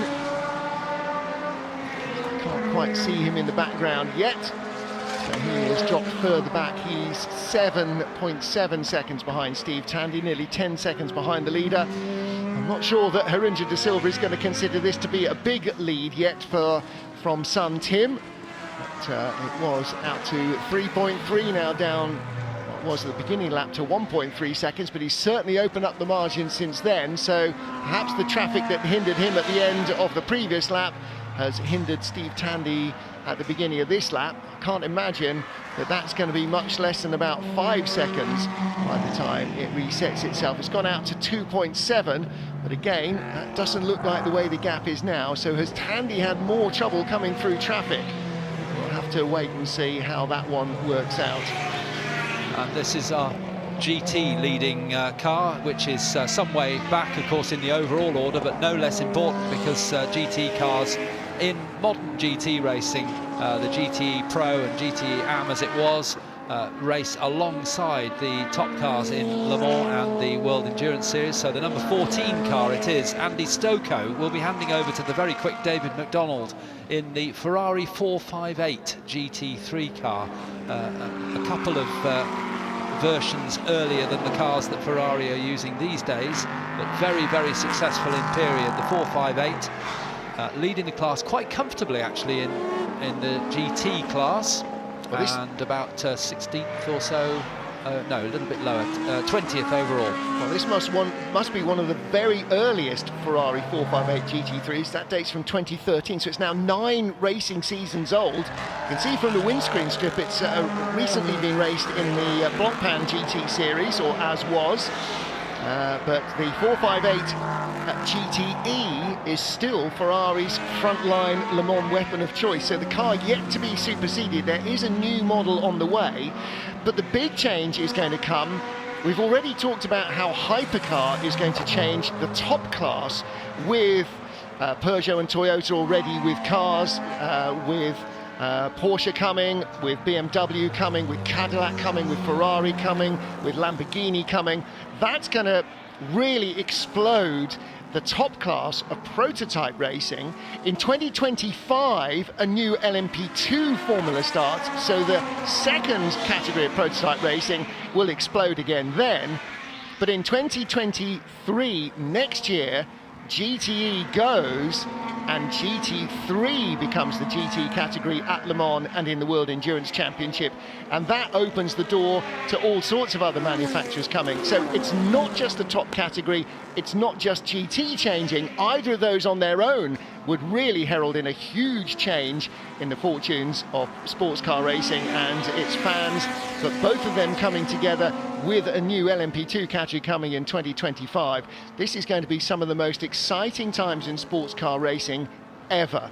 and I include Group C, I include the Cobra versus Ferrari and GT40 wars, I include all generations. At the side of the track, well, that's not a car that's come slow past us, that's Mike Furness in his Courage. Now, that car didn't settle out yesterday. The car built by Yves Courage in his eponymous concern at Le Mans in the workshops there. Several of these cars built at Le Mans. Orica have a facility at Manicourt, but they also have one at Le Mans. The Courage are built at Le Mans. The Ligier JSP3s, I think, also built at Le Mans. And the Pescarolos were built at Le Mans as well. And another couple of GTs on our screens now. The big Dodge Viper, that's Wayne Mars. It looks like number 60 from where I'm sitting, but it's actually 160 Wayne Mars in the Dodge Viper, the enormous 8-litre engine slung out front, and he's chasing after the absolutely classic Aston Martin colours, the lightish green with the yellow nose, and that's Nicholas Ditting in the DBR9, car number 90, and Nicholas Ditting from Germany in the 2005 Aston Martin. And those cars running close together on track. Wayne Mars in 21st place, but leading his class, and Ditting also in 20th place and leading his class. So these are in sub-classes, but nice to see these GT cars running together on the road. Yeah, that 2005 DBR9, that will be a car that Darren Turner, who's here racing slightly older Aston Martins, nearly a century older Aston Martins, in fact, will be very familiar with. That was something that he raced in period as the Aston Martin DBR9 started to take Aston back into the top flight of racing in the World Endurance Championship at Le Mans, and also, of course, they were racing in the American Le Mans Series with the DBR9s. The Viper behind, and behind that is the low-slung Orica. That is the car number 5, the Zytek rather, Red 5, driven by Nigel Gregg and Leo Mansell, and behind is Christoph Dunsenborg in the fabulous Lola Aston Martin, using the V12 Aston engine that was used in their GT cars, but behind in the Lola chassis. And this was Aston Martin Racing's weapon of choice. What a fabulous looking machine it really was as well. Looked great and sounded spectacular. And a lovely little marketing touch, wasn't it, to use the 007 number. They had a 008 as well, and they put that on the side of the GT cars as well. I well remember the DBRs, as you say, driven by people like Darren Turner, but running 007 and 008 just gave you a warm feeling inside, didn't it? Well, look, we've seen so many different Lolas racing already here at the Classic here at Silverstone this weekend from various different eras. And Eric Broadley and his design crew always had a sort of feel for what was a good-looking car as well as a good handling and high-performing car. And this Lola chassis with the Aston Martin engine, or with any other engine in it, it is a great-looking prototype sports racer. And, of course, with the iconic Gulf colours, you can't go wrong, can you? You could put them on almost anything and it would look fabulous. But this is a great-looking car. We're not getting much of it because of our headsets here, but if you're outside at the fences around Silverstone with this car wailing past you, you know what a good car sounds like, and that is it. It's a fantastic device. Unfortunately, relatively short-lived. Aston Martin's progress in the big class, they then went on to design their own car. Big mistake, big mistake. Lots of big mistakes, like the Lotus 40, but with another couple of hundred big mistakes in it, and that kind of kiboshed their top class thoughts, and then they moved back to racing in their GT cars. But just ahead of him is car number 5, Keith Freezer, and this Zytek chassis. Zytek now, of course, better known for their engine supplies, sponsored by Beach Dean Ice Cream, and driven very briefly at Le Mans. Actually, Greg and Leo didn't get a chance to race the car. Nigel started the race and in a rainstorm crashed within 20 minutes of the start, and that was the end of the race. But they raced it elsewhere in the championship, and so Greg, Leo and Nigel Mansell together in that car. And for Nigel, it was a fantastic opportunity to go racing with the boys, and I know if you ask Martin Brundle the same question, that will be one of the days that he remembers well. Hans Stucker's raced with his sons. Derek Bell raced, of course, at Le Mans with his son Justin in the Harrods McLaren, and boy, they nearly won the race. What a story that would have been. But still fondly remembers that as one of his favourite races. So the chance to race with the kids is definitely one of those. Now, Mike Newton in the pit lane in the number 25 Lola MG EX257, a car that he raced when it was brand new, raced in period, raced at Le Mans, raced in the Le Mans series, and has been enjoying racing ever since. And as you see, Tommy Erdos' name on the side. So Tommy's not had a chance to drive this car recently, I don't think, but the Brazilian really, they were at such a good pairing, I think, with Phil Barker at the front there, maybe holding the lollipop. Certainly some of the ex-RML crew that ran this car in period will be around and about. Mike's very keen that the guys that knew it intimately are still running the car. He's had some very good results in this car. It's been, again, super reliable. The early problems that the car had all centred both in World Endurance at Le Mans and in IMSA racing on the fact that the starter motor and the alternator were one unit that was sealed in under the floor, and when it went wrong, and they went wrong frequently in the early days, the starternator, you had to get the car up in the air and take the whole floor off the car to get to it. So it was always a little bit of an Achilles heel. That was solved in later versions of the car, so hopefully that seems to be getting himself back underway. AER turbo motor, which was pretty much the LMP2 motor of choice for a period. There you go, out he comes. Meanwhile, back with our Peugeot 90X, and this is the man who started on pole, Steve Tandy. Now the gap has really grown, and fastest race lap for Tim De Silva, 1:46.1, compared to the fastest race lap for Steve Tandy of 1:47.1. Now don't forget, Steve Tandy, current race leader, and Michael Lyons, and indeed Len Dudis and Dunsenberg and so on will be driving on their own, but Tim De Silva will hand over to his dad Harindra. So that will be a change of pace in the car. So the bigger the lead is, the more Harindra De Silva will like it, I think.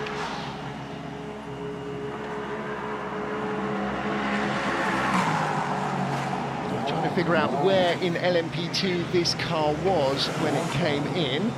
This is the 65 car, Alan Purbeck and David Bryce. Below the LMP2 B090. I think that's leading its class, isn't it? I think it might well be. There are a few subclasses within, so it's difficult to spot them all on the timing screen. But this one was the overall LMP2 leader, but it is in the pits at the moment. Although actually, I think all of its competitors in that class are also in the pits, so they've all come in together. All coming together. Now here's a livery I don't recognise, because this car raced exclusively in the Grand Am series. So this is a Porsche 997 Grand Am RSR, and as you can see, with Chopard Watches sponsorship. So this car running in the GT class, and this has been driven by John Cockerton. So where is he in the overall order? Car number 11 is in 27th place and leading his class as well. So again, based on age and capacity, it's not just all your GT cars, all your LMP3s, all your LMP2s, all your LMP1s. They are in various different classes. So he too is leading his category and driving solo. So rather greedily hogging the entire 40 minutes. Mind you, if I owned one of these cars, nobody else would be getting to go either. So I suppose that's entirely fair. The second of the Peugeots in the pit lane, Crichton Lendudis, car number 8 in the 908X, 90X. Slip of the tongue there. I'm not quite sure what the difference was, you may remember, but do you know what? It does escape me. Yeah. It will be some marketing nonsense. So just checking the just dropping the tyre pressure a little, perhaps, as it's got more heat in it through the stint. Oh, trouble for one of our Ferraris. I think that's the Pearson brothers, isn't it? John and Gary Pearson's car. It's unusual. And Crichton Lendudis returns to the track. That car was in 3rd place before it came into the pit lane. And still, assuming it all shakes out as it was before, it looks like Steve Tandy. Michael Lyons, we know, had to do a slightly longer pit stop. And the De Silvas showing at the moment in 5th place, but we're yet to fully unwind from their pit stop. Yeah, absolutely right. Horenzo De Silva is on his first flying lap. The 4 cars that are in front of him, Tandy in the Peugeot, Lyons in the LMP2 car, Lendudis in the Peugeot, and Donsenborg in the Lola Aston. They're ahead of him on the timing screens because they stayed out a lap longer after he'd come in. So we'll wait to see again how that unwinds. Mike Furness in the Courage, that's the word I'm looking for. Sorry, Mike. He started last on the field. Oh no, in real trouble. Just got in the car. Harinder De Silva, father of Tim, who started the car, and that was our leader before the pit stops, and a problem for the Pescarolo. What a shame. It's great to see that car out. Very, very well driven. You can see who drove it in period on the side of the car. Yeah, I'm now trying to think. Jacques Hu, Olivier Hu, and Alexandre Hu. I don't know. I don't know. Raced, as you can see from the sticker, in the Intercontinental Le Mans Cup. So that was the sort of global forerunner of the European Le Mans Series stroke World Endurance Championship. It's all sort of separated and re-amalgamated over the years. So, unfortunately, any chance of a Pescarolo victory at Silverstone, and it might not be the first ever Pescarolo victory at Silverstone. They may well have won here before with cars like that or the closed coupes, but it does look very much as though we're going to have a Peugeot win. And I'm going to have a very quick Google of something that I should have looked up less yesterday evening. Might you have said in a contemporary Le Mans commentary that you were looking forward to a Peugeot win one or two years there, Martin? Very dangerous to say that. Yeah, well, I have to say, a number of years it looked like it was highly likely and didn't happen. However, of course, of all the teams that have got heartbreak stories about winning Le Mans, nobody trumps Toyota. Absolutely not, no. Well, not for overall victory, but WRT a couple of years ago got further round the last lap before the car broke down. Toyota retired at the line, or broke down at the start of the last lap in the battle for LMP2 honours a couple of years ago. The WRT car that was going to win and comfortably broke down in the S's. So, yeah, there are lots of hard luck stories at Le Mans. Jamie Constable here, being flashed by Michael Lyons. And that rapid flashing, that is a sort of predetermined flash. You hit a button and then the headlights flash. They were restricted legally, not just to flash incessantly, but to, I think, 5 flashes in a row. There you go. And there again, the 33 car, the McInerney's, not the McInerney's, the Ferrari is going again. Was it the McInerney's and the Ferrari? The Pearsons in the car. I knew it was a family car. I think started by John and handed over to Gary, so presumably it's Gary on board if they've done their pit stop. Has he done a bit? Well, they must hopefully have done their pit stop because the window's closed, so I'm not sure if he's done a bit of mechanicking or just done the familiar Control-Alt-Delete that you have to do with everything that doesn't work, that's not thrown a rod out of bed. Now then, here's another of our Ligier LMP3 cars, car number 52, and this car is in 4th place in the P3 category. We haven't talked about them for a moment or two, for a while actually. The 52 car, where did they start on the grid? Oh, I've got 2 grids and no entry list, so that car started in 16th place, the Davison Maiden car. And coming up behind a very distinctive Red Bull liveried Ferrari, which I'm now immediately trying to remember who drove that in period, and again I should know things like that. Absolute disgrace that my memory lasts about half an hour. Well, I take no credit for this. It's all down to our researcher Cameron and Google, but those 3 names we saw on the side of the car in the pit lane: Alexandre Prima, Jacques Nicolet, and Olivier Pla.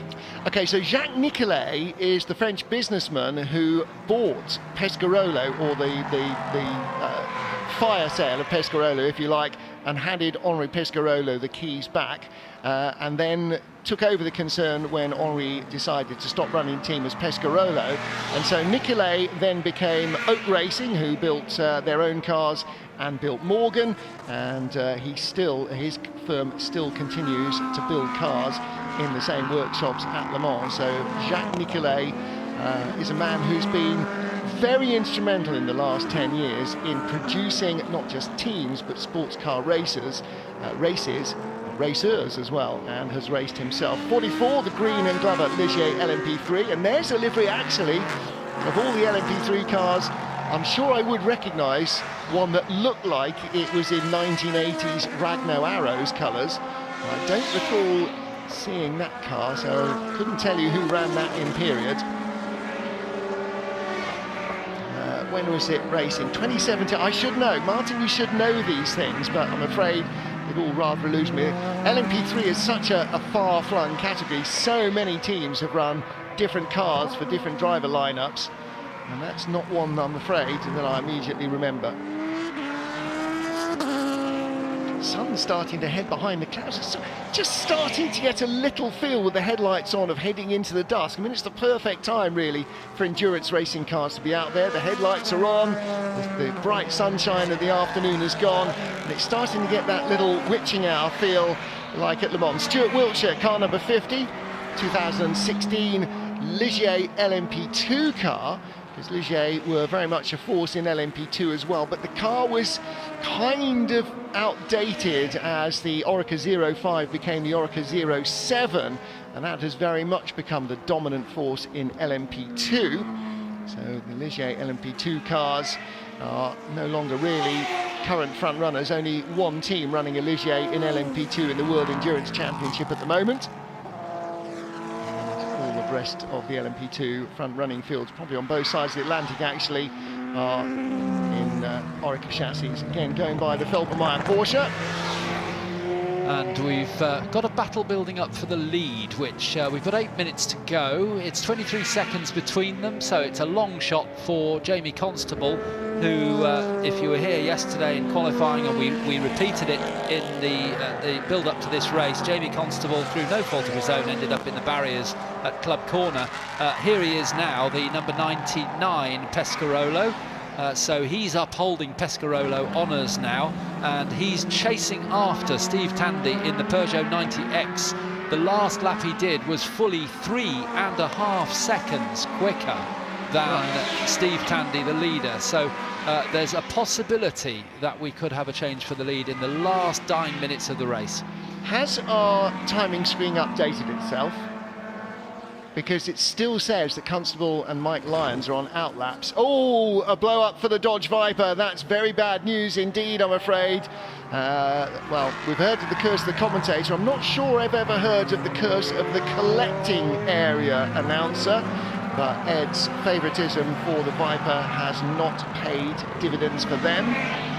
Now, the Union flag on the side, I wonder why that would have been. It's in factory PlayStation livery. Why would it wouldn't have been a Hugh Chamberlain run car. It's in the Oreca factory colours. I'm not quite sure. However, here's our race leader as the Viper pulls off in smoke at the side. The end of the race for Angus Fender. So at least the noise has stopped.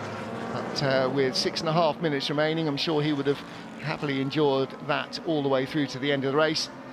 And Steve Tandy leading from Jamie Constable. Michael Lyons in third place in his Lola. And in fourth place in the Zytek 09 is Keith Fraser, car number 5, red 5, the blue car, the blue open prototype. And there, hopping over the barriers, is Angus Fender. Now, unfortunately, not quite sure why the car stopped, but it does seem to have trailed a bit of oil there into its hiding place. So that's not good news for them. I think that was Wayne Mars, was it? Oh, was it Wayne Mars? Yeah, may well have been, actually. I think in the Dodge Viper that retired was Wayne Mars, the fruit stall market trader from London. Races every weekend. We're looking now at Michael Lyons. under pressure from Crichton Lendoulis, who's not the car immediately behind, but who is the blue and white roofed car, 2 cars behind. The Peugeot closing right up on Michael Lyons in the closing stages. They were just 0.8 of a second apart, but Lyons has been very nippy through traffic. You'd see the Peugeot there in the background of the shot coming steaming down the inside. Does he get through safely? Lendoulis had a big spin there in qualifying. Being a little more cautious, I think, this time.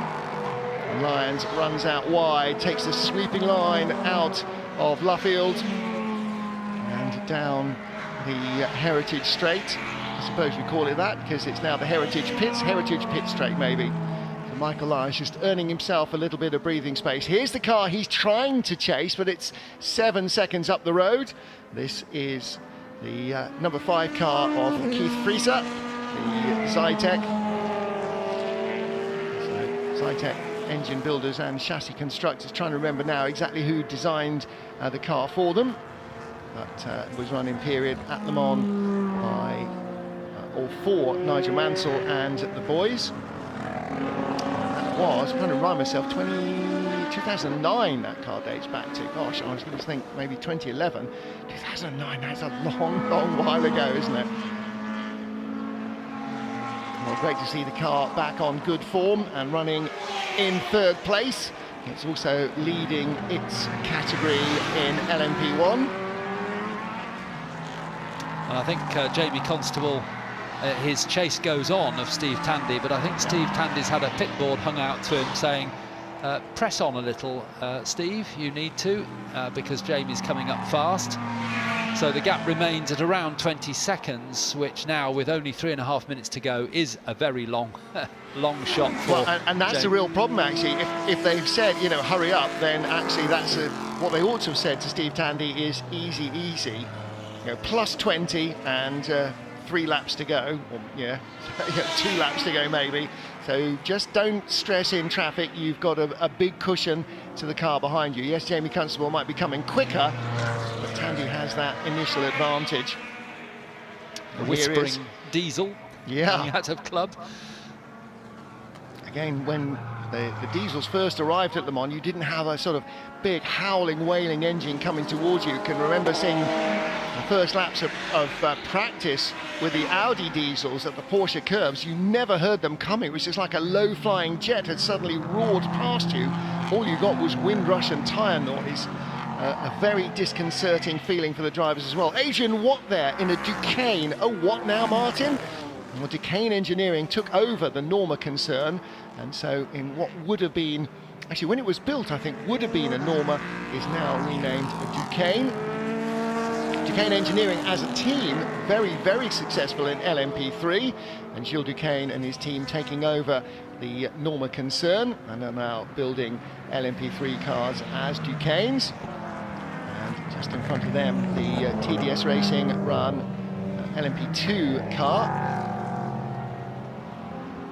And we've got pressure from behind as well.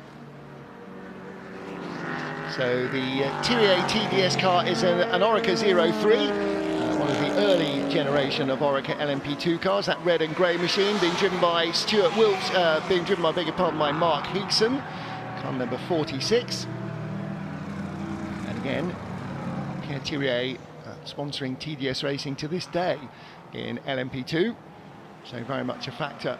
Car number 14, the black Ferrari, leading its class in GT3, the Stowe McDonald car, and that now up to 17th. Where did they start on the grid? 17th. So despite all the trials and tribulations of those ahead, and I thought this car had gone by the board early on, doesn't seem to be going very quickly again. The Lola Mazda, the ex-BK Motorsport car. In fact, going so not quickly that the Ferrari breezed by it, which had the Lola been healthy would definitely not have been the case. And does he come out? Well, Mike Newton's gone by him. Mike Newton in the NG Lola behind.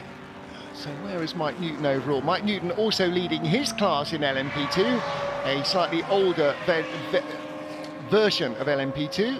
Mike Newton up to 9th place overall. And here is our race leader. We're on the final lap. Just 30 seconds remain on the clock of this 40-minute race. Temperature is dropping as well. Can feel it in the commentary booth here. I'm sure those of you who've been out around the circuit all day, particularly the marshals and the track workers, will be very, very relieved that the real burning heat of the day has gone, and probably the cars will respond well to it as well. Steve Tandy will make the best of this final lap to enjoy driving this fabulous device. Not too often you get to drive a real high-tech, top-spec Le Mans racer like this. This was absolutely state-of-the-art, within almost touching distance of where we are now. Steve Tandy in this car that raced at Le Mans and very nearly won just over a decade ago. Peugeot then, of course, did go on to win Le Mans and have returned with their brand new hypercar as well. So Peugeot back in the top flight of sports car racing. They came and raced after Le Mans at Monza for the first time. I thought maybe Le Mans was not the best place to try a car out. Steve Tandy, though, in the Peugeot, claims victory here at Silverstone.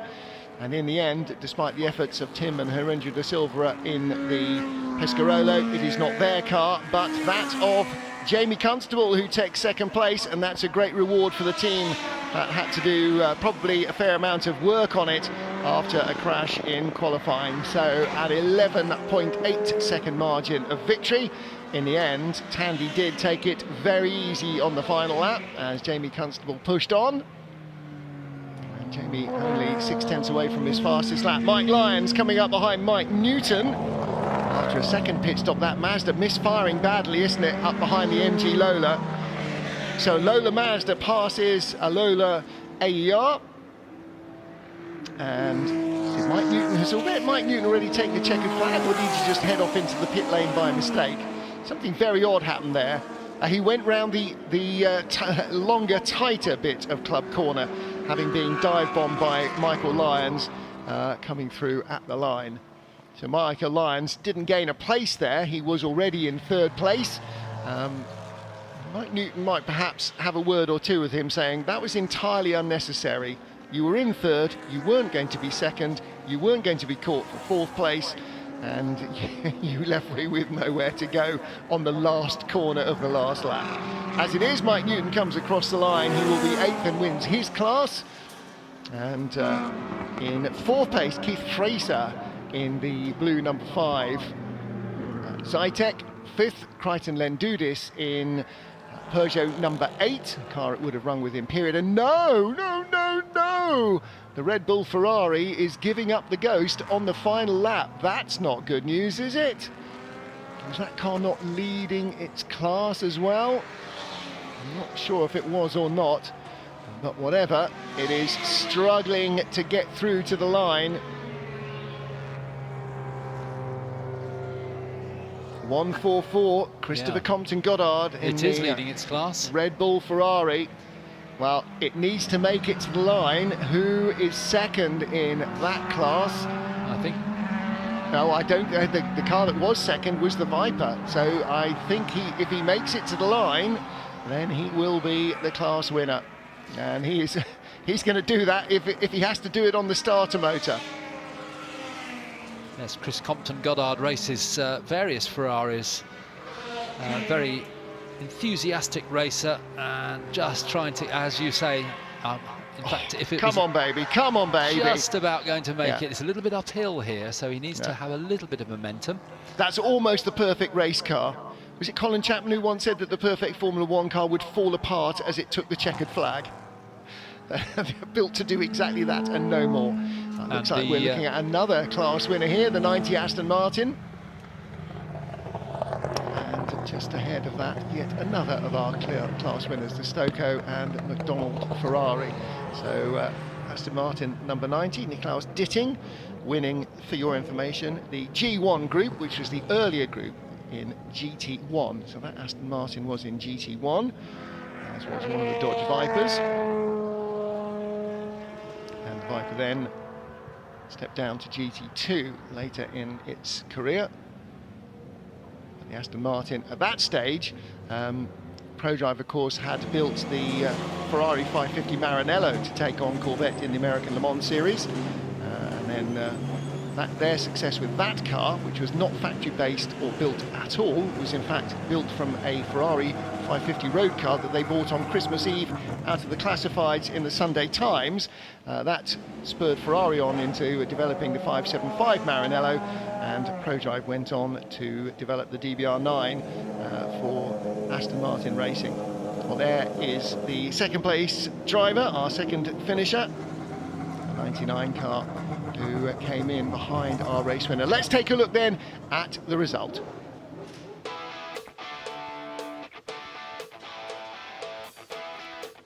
The pole man for the Masters Endurance Legends at the Classic at Silverstone, Steve Tandy, claiming victory after an up-and-down race where the Pescarolos got the better of him. Tim De Silva leading early, only to retire. Jamie Constable coming through in the repaired Pescarolo that crashed in qualifying. Michael Lyons finishing third in his Lola Mazda.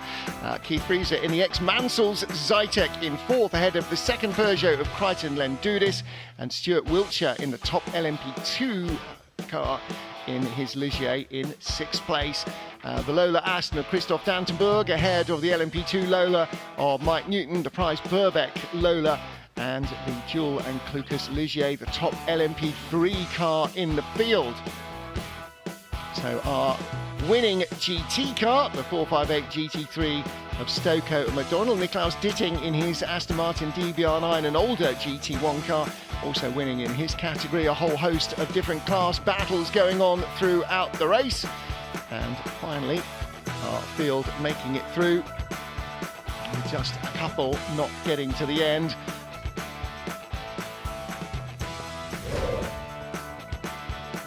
Racing from the late afternoon into the early evening, a taste of Le Mans over the 21st century. GT cars and prototypes from the last 20 years of sports car racing internationally, with the Peugeot at the front of the field. Lots of close battles between the prototypes, LMP1, LMP2, LMP3s, and between the GTs, GT1s, GT2s, GT3 cars, and as ever, the car's been driven right on the limit.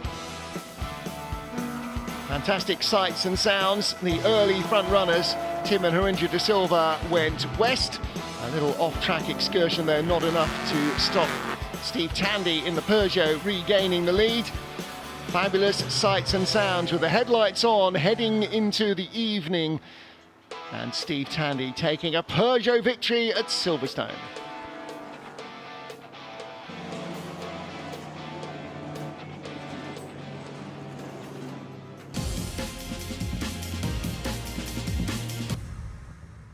Jono, first of all, tell everyone that's watching, who are My Energy? Because you're relatively new, but you're growing so quickly at the moment. It's a name that everyone needs to know. We are relatively new, but we're making a big mark on the industry in a minute. But we basically are an energy tech company that basically provide energy independence for domestic houses around the world. So that's through a car charger, an Eddy over there, which is an energy diverter. So all different devices where you can utilise your own energy and then put it back into your home and save as much money as possible. That's what we wanted to hear. Save as much money as possible, because that is obviously a big talking point for everyone at the moment with the energy crisis that's going on.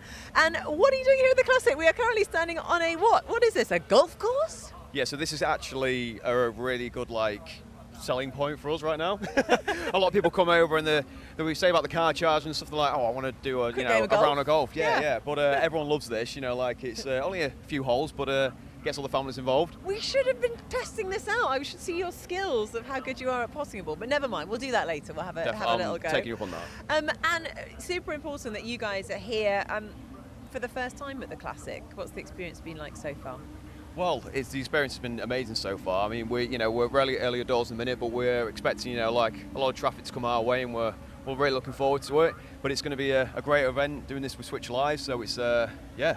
Yeah, so if people want to come down and have a quick game of golf, but also check out your stand, check out the chargers and the other kind of innovations that you've got showing off, whereabouts can they find you? They can find us right in the centre of the Switch Live event. We've got the Manager Theatre, we've got obviously our Manager stand, and we've got the racing bug next as well, so you can only have a game of golf and you can go over and have a game of racing. with the family. Ah, so that's currently hiding behind a little white tent. What's going on in there? Yeah, so basically that is a little racing centre. So there's little miniature cars all branded up as My Energy, and you can have a little race in there with the family. So and I feel like anyone that is here who loves racing is very competitive. So come down, have a chat with Jono. He'll be here all day with My Energy.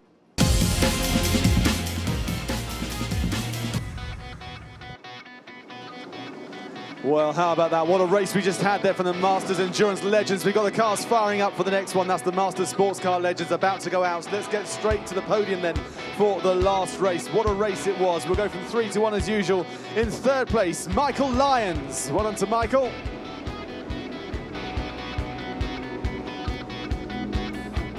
Here he comes, Michael Lyons, third place overall. Second place overall, Jamie Constable. Well done to Jamie Constable. And our race winner out on track was Steve Tandy. A dominant performance there from Steve. Well done, Steve. I'll get these trophies to you right now. Kat is here, our podium manager. She's going to be presenting these trophies. Well done to all three.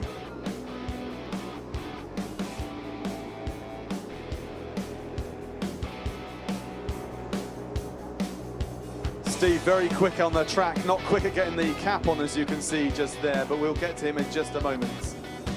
There we go. So Steve, I'm going to dive in, get a quick word with you first of all. Steve, an incredible performance. Great to see the Peugeot out there on track. It was one of these things really that you had the pace, more pace than any of the others, it appeared.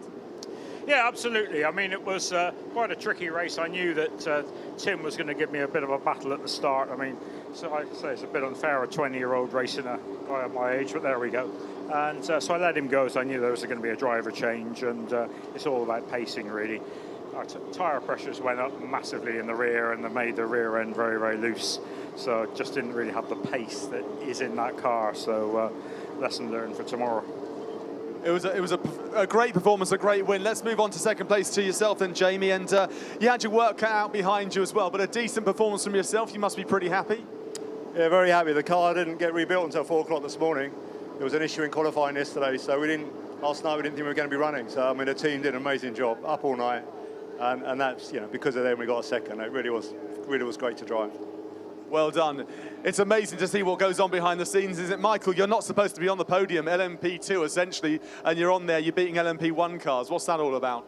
Wow, it's down to the effort that Julian and Sash and all the guys have put into getting that car built. They've had it for 14 weeks. We drove it for the first time on Tuesday on an airstrip, so the effort they've all put in as a team at Simpson Motorsport, unreal. The car, when we hit the track on Thursday, was pretty good. Even in the wet, I felt pretty comfortable and pretty happy, so credit to those guys. I've had a lot of fun playing with it today and can't wait for tomorrow. Not a bad team effort, not bad pedaling from you as well. Well done there to our top 3 from the race. Congratulations.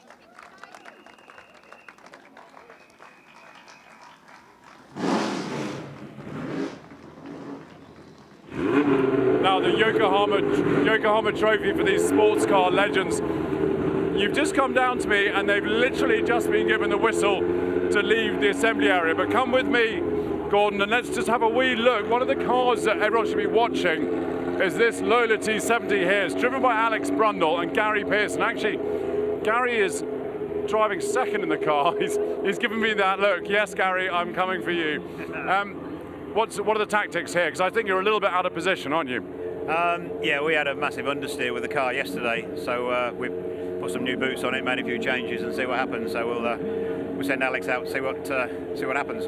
But I think we're probably inclined to leave him out there because I've damaged my wrist, so I'm really struggling with my right arm at the moment, with my right hand. So we'll see how it's feeling. We might just leave him in the car. The good news is that it's not a Lola T70 or anything, Gary, so it'll be fine. Well, yeah, not like it's going to go fast or anything, so... Well, exactly, you don't need 2 hands. No, we've got the right boy in it. It'll be good to watch, actually. Gary, best of luck. All right, thanks.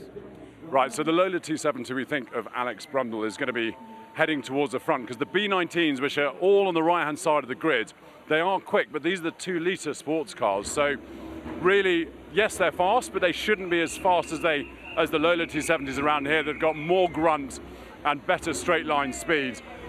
Even Alex Brundle admitted to me just before that actually with the Lola T70 getting past these cars, you just put your foot down and off you go. So Gordon, let's swing round back, let's go this way. And let's go back up. We've got a 3-minute board, so avoid that one. Let's go find out. We haven't spoken to him yet this weekend. Nicholas Padmore, 1 minute to go, 3 minutes to go. Oh, we're getting started. Any tactics? No. Right, well, that's all we're getting from that. I think we are now about to leave the assembly area. Yeah, they're all getting fired up. So I think that's a wrap from me.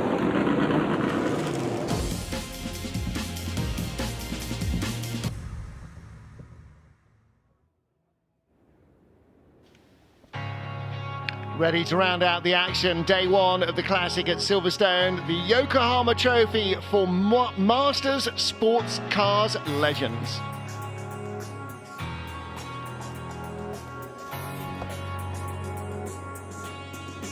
Tom Bradshaw will start on pole in what we are billing as Eric versus Derek. Bennett versus Broadley. It's Broadley, chevrons versus Lolas. Chevrons, as Ed pointed out neatly, on the right-hand side from pole backwards in the first few rows, Lolas on the left-hand side of the grid, just behind the Brundle and possibly not Pearson Mark 3B Lola, though the field all starts to get a little bit more mixed up with more chevrons and Lolas dotted around. And again, the 2-litre Chevron sports racers and some of the 2-litre Lolas will maybe have their work cut out, holding back the big banger T70 Mark IIIs. But Lolas, B19s, B8s and B16s will be still very, very fierce competitors.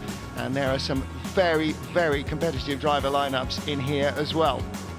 A little bit further back, you'll see the Chevy Corvette, the Tadek, the Darren, and a couple of interlopers as well that didn't come either from Chevron or from Lola in Huntingdon. You see the Cooper Monaco, Ford GT40, Lola T70 Mark II Spiders, the open version of the car that was originally so successful in the Can-Am series in the hands of John Surtees. Well, it is a fabulous array, predominantly of big banger sports cars versus nimble 2-litre rivals. So who comes out here? Is it going to be a win for cubic capacity or for nimble light handling? Well, the safety car has not blown up.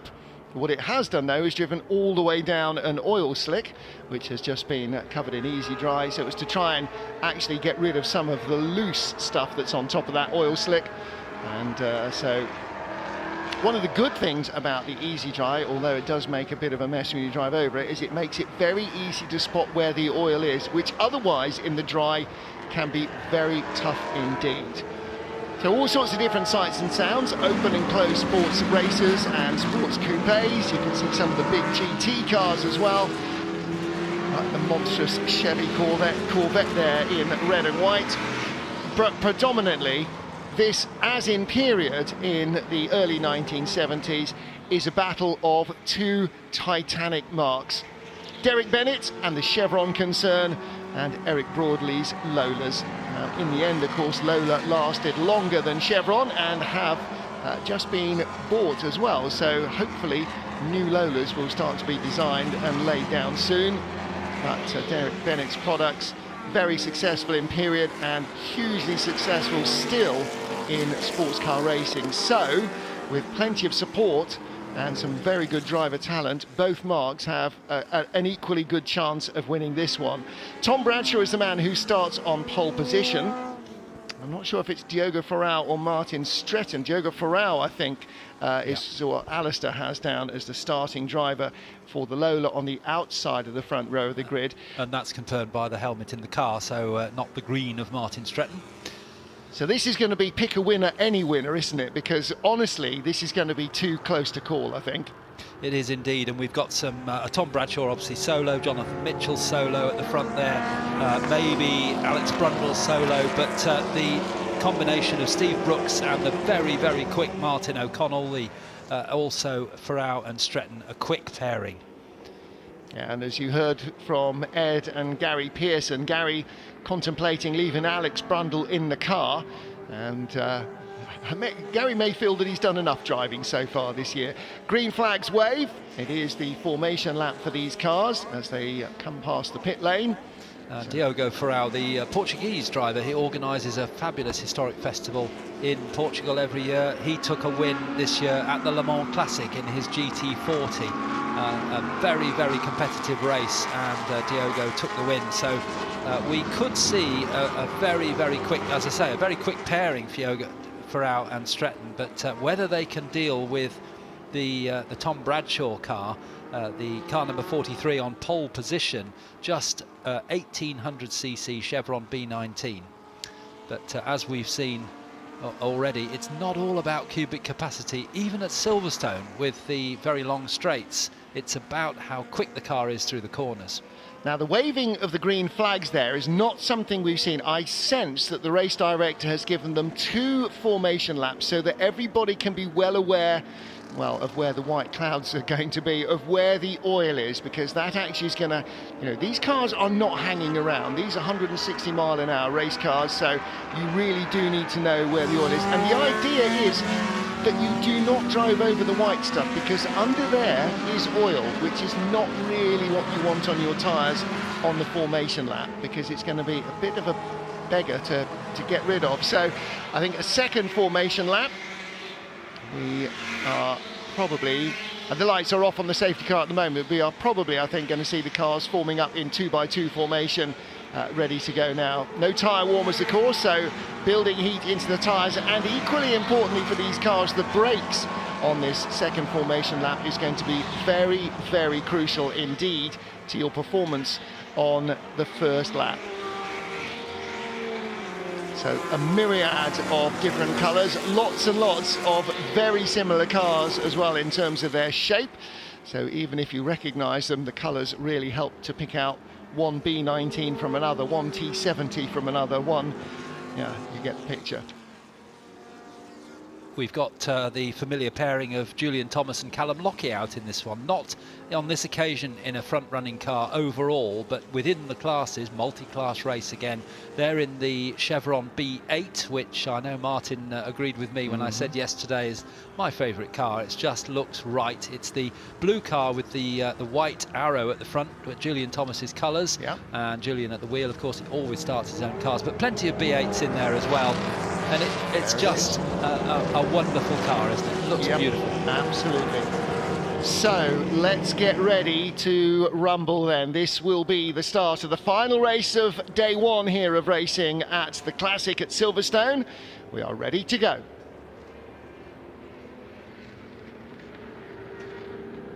The Yokohama Trophy for Sports Cars Legends. We are ready to turn the lights off as we get underway for the first lap of 50 minutes of racing. These cars all raced in period in the very late 1960s, early 1970s.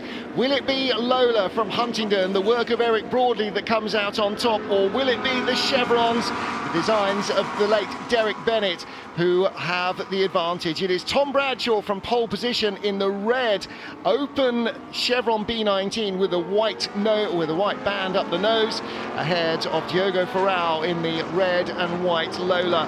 That's the front row men, first and second. The yellow car, Jonathan Mitchell, another Chevron in third place. Everybody very clean so far, and the reason for that is they're all filing in single file down into the loop before they're allowed to really commence racing. And here down the inside, the first of Lola T70s, that's the Brooks and O'Connell car, looking to make a move already. The big closed coupes, their big capacity engines, the V8s in the back, the Chevy V8s in the Lolas, make them a very formidable device in a straight line. But the smaller Lola and Chevron sports cars may well have the advantage in the corners. And out of Woodcote Corner and now into Cops Corner, Tom Bradshaw has left the traps like a greyhound, hasn't he? Absolutely charged away from Diogo Ferrao in the Lola T292 as they come through the left-hander at Maggots. They're still really warming their tyres up properly, but these drivers will know just how far they can push the car before the tyres are fully warm. And Tom Bradshaw with that wonderful shape, the Chevron B19, and we've already got a car stopped, which is one of the Ford GT40s. Yeah, that's a Frederick Wakeman, the Mike Grant Peterkin car. It's got going again, so that was maybe a quick spin. We didn't obviously catch that on our cameras, and we can't see it from our commentary box, but he's back underway again. Yeah, not a car we want to lose from this race, is No, it? really, what a pretty car. Looped it around in the loop in front of the BRDC suite, so that's exiting Brooklands into Luffield. And the little flap that allows the driver to converse with the outside world or let a bit of air in, that has popped out of his plastic window. Won't be too much of a loss for him. So here is our race leader then, Tom Bradshaw. 50-minute race, and a number of these cars are two-driver cars. That means, therefore, that it is a pit stop race. And while the leader has got a significant advantage, what's the story with the pit stop window in this one, Alistair? It's 20 to 30 minutes into the race. Quite simple, 10-minute window, 20 to 30 minutes into the race, 60 seconds stationary. And that's it. There's no elite driver extra stop penalty. So, Tom Bradshaw, a little bit wide there, just got his left-hand rear wheel onto the grass. Diogo Ferrao also going wide. They're all trying to sort of miss this bit of treatment that's been put down. And again, the Lola T70, this one is driven by Alex Brundle, is trying to get past Jonathan Mitchell into Brooklands, now through Luffield. Not able to get by there, but he may have another try on the exit of Woodcote down on the run down to Cops Corner. Well, you can almost immediately see why Gary Pearson is minded to leave Alex Brundle in the car, and Brundle uses the grunt of the V8 behind him to power past that yellow Lola, so moves up to third place ahead of Jonathan Mitchell. Now, of course, they now move into the Beckett's S's, left through Maggots and sweeping into the Beckett's S's, and this is where the lighter, smaller capacity cars will really make their advantage. But while his tyres are fresh, Brundle needs to attack. He needs to attack hard. The car is bigger, it's heavier, it rolls more, it'll be harder on its tyres, it will possibly take longer to stop, a little longer maybe, really to get that crisp response off the throttle. And Brundle now looking for second place. Diogo Ferrao right in front of him, the Portuguese driver in that red and white Lola T292. So it's Lola on Lola. Very different cars though, the big T70 Sports Coupe with its 4.7 litre Chevy engine and the little 2 litre T292 in front. And Brundle really working hard behind the wheel. The tight stuff is not what suits this car, but there's a lot of fast open sweeps and long straights at Silverstone, and that's where the T70 is going to be at its best.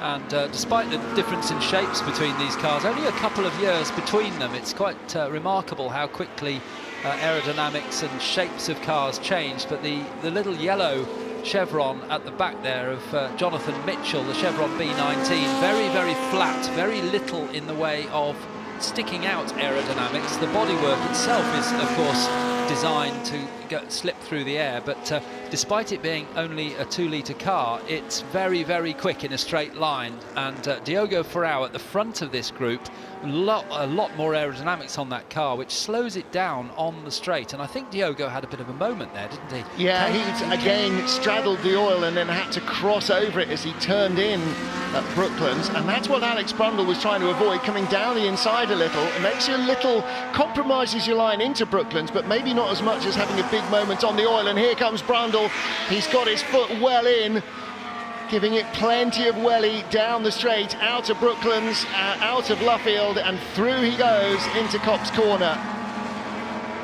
Another good move. That's exactly where he made third place his own. Now he makes second place his own, and now the charge is on. Tom Bradshaw, fastest car on track, 5 seconds up the road at the beginning of this lap, and Brundle may have lost a little bit more getting by Diogo Ferrao there. It looked like a pretty clean pass, but you never can tell.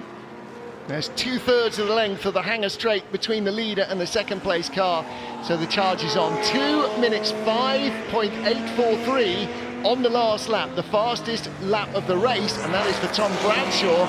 Alex Brundle did a 2 minutes 7.9 on that same lap, so very nearly 2 seconds slower, but in the last 2 laps he has passed his 2 nearest rivals. He's up into second place, and so now he's got to try and chase down Tom Bradshaw.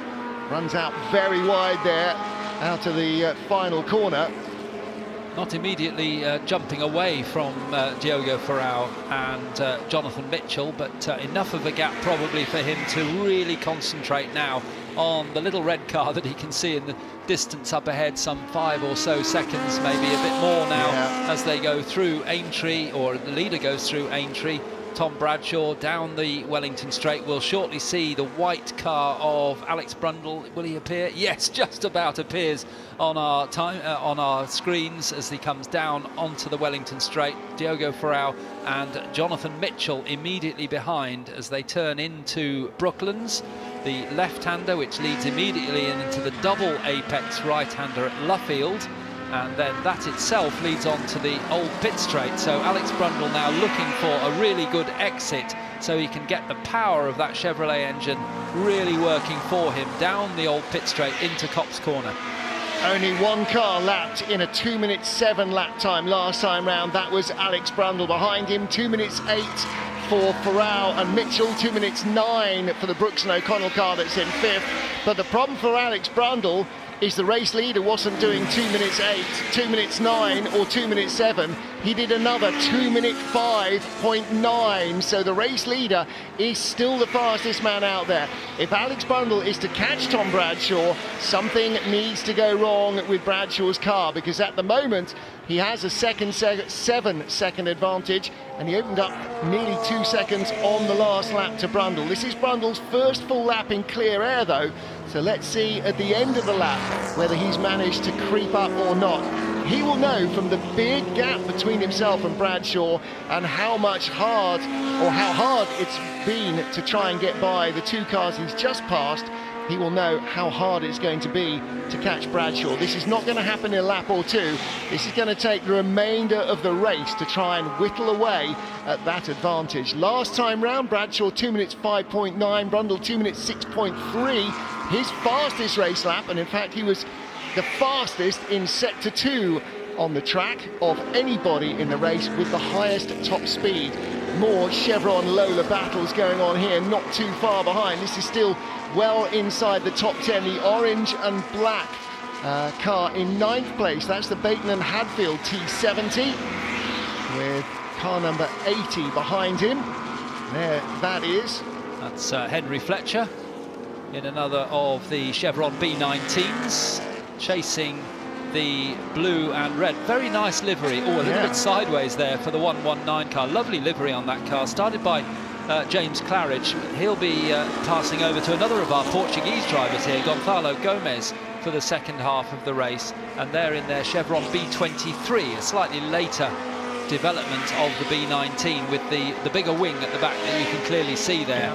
In that car. Just I like the colours on that car, very nice.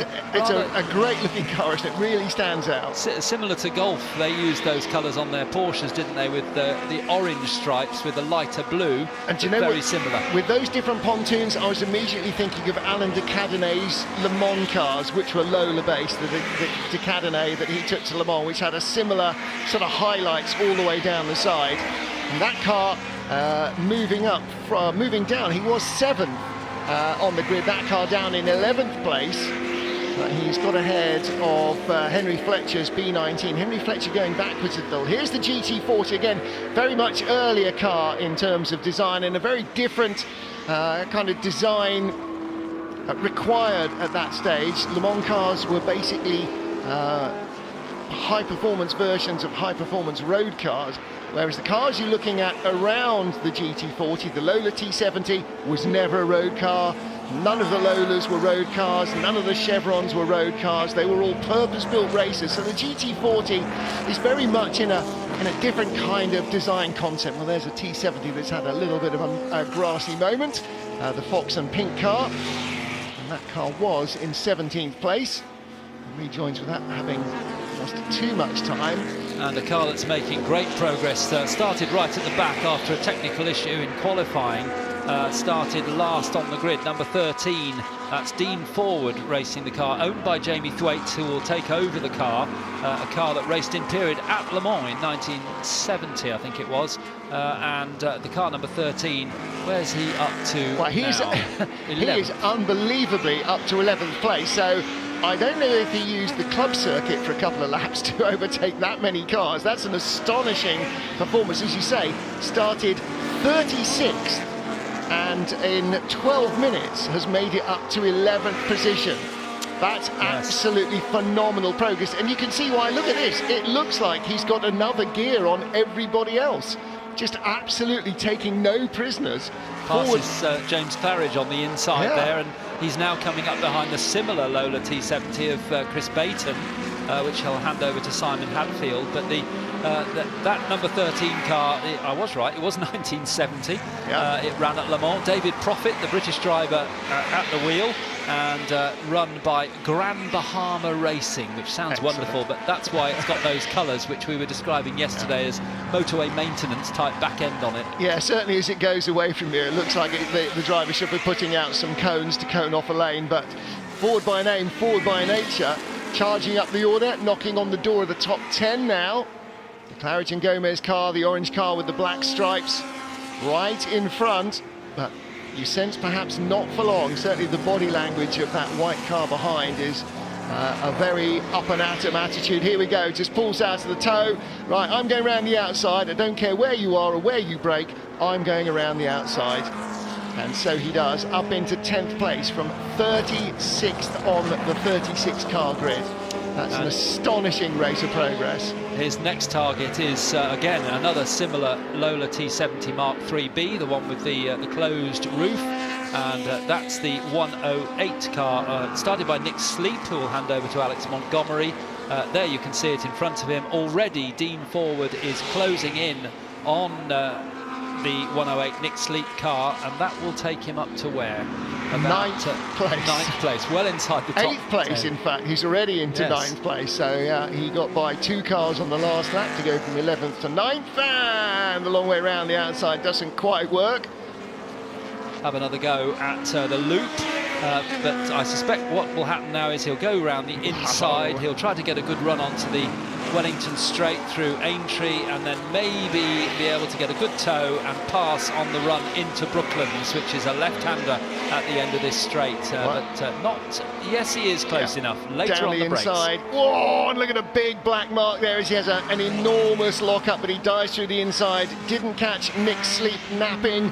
Sleep knew what was coming, but a very big move down the inside. That's a huge effort there to move up into 7th place from Dean Forward. Well, now then, here is the Chevron B8 battle. Let's just take a moment to enjoy the beautiful lines of what still, to my mind, is the most beautiful Derek Bennett design. Yellow car number 24, driven by Till Beltersteimer. He's the man. 1968 car. He's the man that's bought Lola, so he's driving a Chevron, but he's just bought the Lola company. And that car, the Chevron B8, the yellow car, was owned by JCB, the digger manufacturers, J.C. Bamford, and it raced at Le Mans in 1969. Oh, trouble for the leader, Tom Bradshaw, smoking heavily. Now, somebody came past us with a chronic misfire. It wasn't him, but that is very bad news. Tom Bradshaw, he's not, well, he might last the pit stops, and listen, you can hear how badly the car is misfiring. Let's listen as it comes past the camera. All right, make a liar of me then, but it is definitely, unless my eyes have gone as well as my ears, it is definitely smoking badly. It did sound like it had a bit of a misfire. And that is not good news. And I'm afraid that he will probably be getting very disappointing signals inside the cockpit. Of course, because it's an open car, although the smoke is behind him, it's not been generated from much behind him, and so he will be able to smell that as well. Any driver of old cars, and particularly open old cars, is always orally aware, but also nasally aware of what the car is doing, and that is laying smoke like the battleship Potemkin. This is not good news for our race leader. So suddenly, yeah, look, he's looking around in the cockpit now. He's obviously got an oil warning light on or something, because he's having a look around him. Still progressing at speed as he goes past the Team Surtees Lola Mark II Spider, ex-John Surtees car. Pit window not open yet, not for another lap. Dare you risk it? If he stops now and the car is survivable, he's going to have to pit stop again, and that will guarantee he gives away a win. If he doesn't stop now, it may not make it to the pit stop. There is Alex Brundle, 9.8 seconds back. So the last lap for Tom Bradshaw, 2:06.6. Brundle a 2:08.6. Despite the smoke, the car has not gone into the pits. It is still 2 seconds a lap quicker than Brundle's Lola. But I don't know, Alistair, I don't see a car that's smoking like that lasting another 30 minutes. It's always very worrying when the smoke stops. It is still smoking.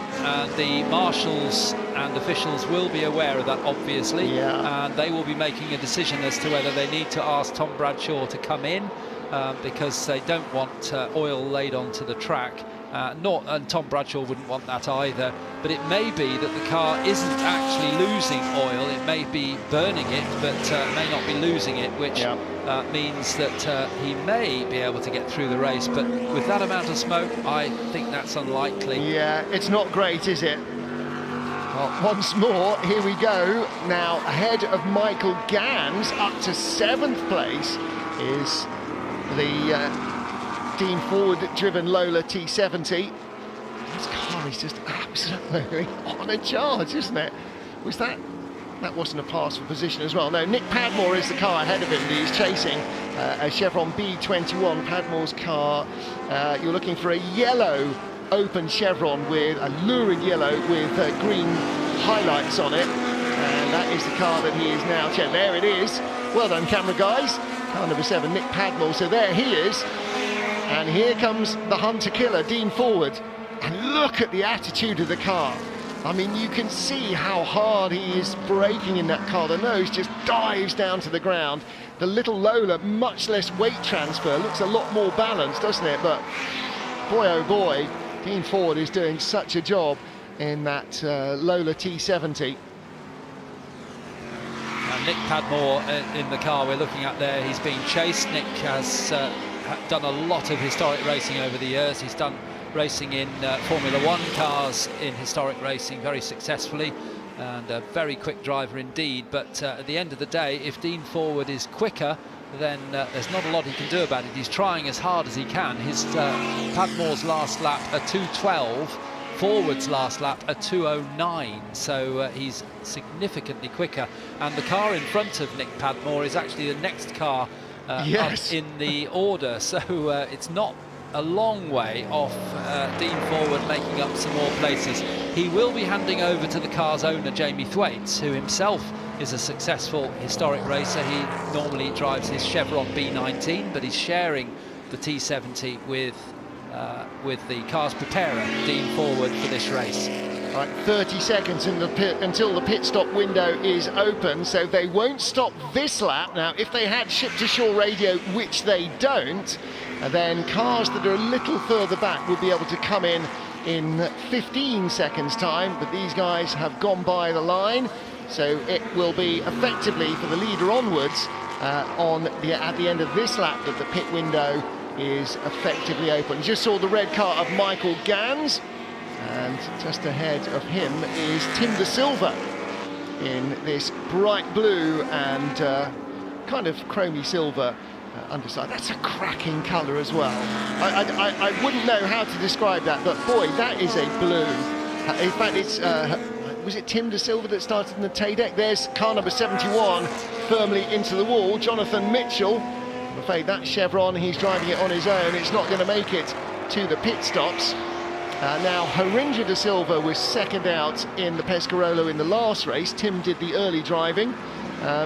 You might be better on helmet identification. I would sense they might be trying to do the same thing in this race. Yes, I think that is Tim that started, and it's certainly the pace of the car. We know that Tim is a little bit quicker than his dad. And actually, although the entry list had both of the drivers in it, our timing screen says it's A De Silva, not A De Silva, but one De Silva. So I would think, yes, not Antonio or anything, or Adam, Adrian, or any other A names, but I think that is only Tim De Silva on his own. Meanwhile, back with Nick Padmore. Okay, so pit window is now open. And we have our first caller. Let's document that. It is car number 32, Charles Allison, Peter Thompson's Chevron B8, one of the red Chevron B8s. Doesn't narrow it down much because there are several. There you saw another one. Well, I saw more orangey red, car number 51. But we have our first pit caller anyway. That was Christian Pittard, Darren Berg's car you saw. And here in the Lola, Still charging on is Dean Forward, now up to 6th place. So he has made up a mere 30 places from the grid. I mean, that makes Alex Brundle going from 6th place to 2nd look like positively pedestrian progress, doesn't it? Yes. But the leader again, now either the car has burned off all the oil that there is to burn off, or the problem has cured itself. Now, being again an old car owner myself, I find that seldom happens. So we've possibly not seen the end of that story. Tom Bradshaw is, though, still lapping 2 seconds a lap quicker than Alex Brundle in the chasing Lola T70. In fact, Brundle dropped down to the 2 minutes 10 on the last lap. Tim De Silva in 7th place did a 2 minutes 7. There's a few 2 minute 8s behind him as well. And this car, Dean Forward, 2 minute 8.4.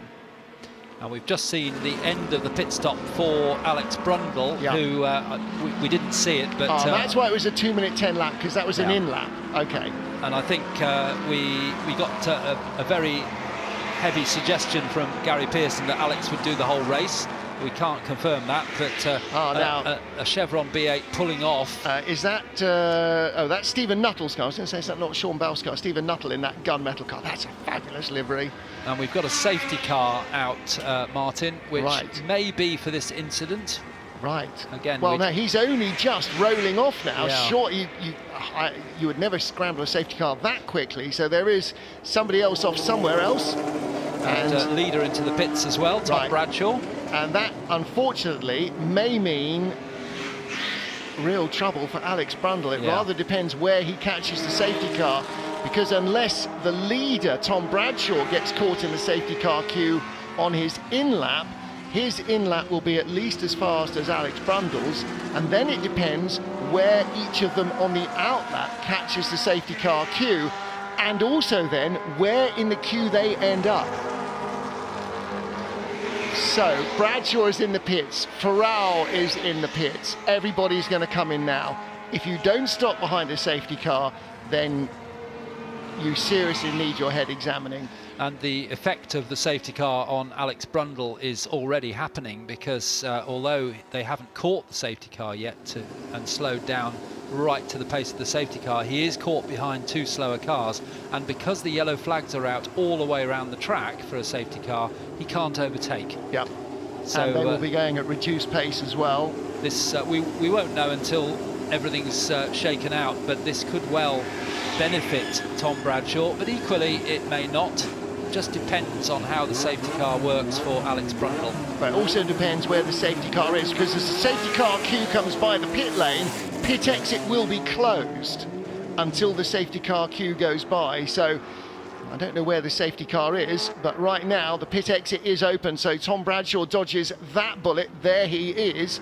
Safety car is due to come by us in a moment or two, so it is halfway around the lap, and Alex Brundle is stuck in that queue. Bradshaw then will make up more ground. There is the safety car, and in fact is the Team Surtees Lola Mark II Spider that is immediately in the queue behind it. That's Ewan Surgison's car. Ewan does like a red and white car, doesn't he? He does, and he also likes helmets that match his heroes as well, because in the earlier race he had a helmet matching Clay Regazzoni. Yep. In this one it's Graham Hill stroke Damon Hill, either one. But not John Surtees, interestingly, who would have been the Surtees team leader in period. So, and that would be an easy one to do, because John Surtees' helmet was basically pretty much all white. Right, so apparently Alex Brundle has had a little bit of problem in traffic as well. Here he is. So what happened here? Camera's picking this up, and whoa, now was that?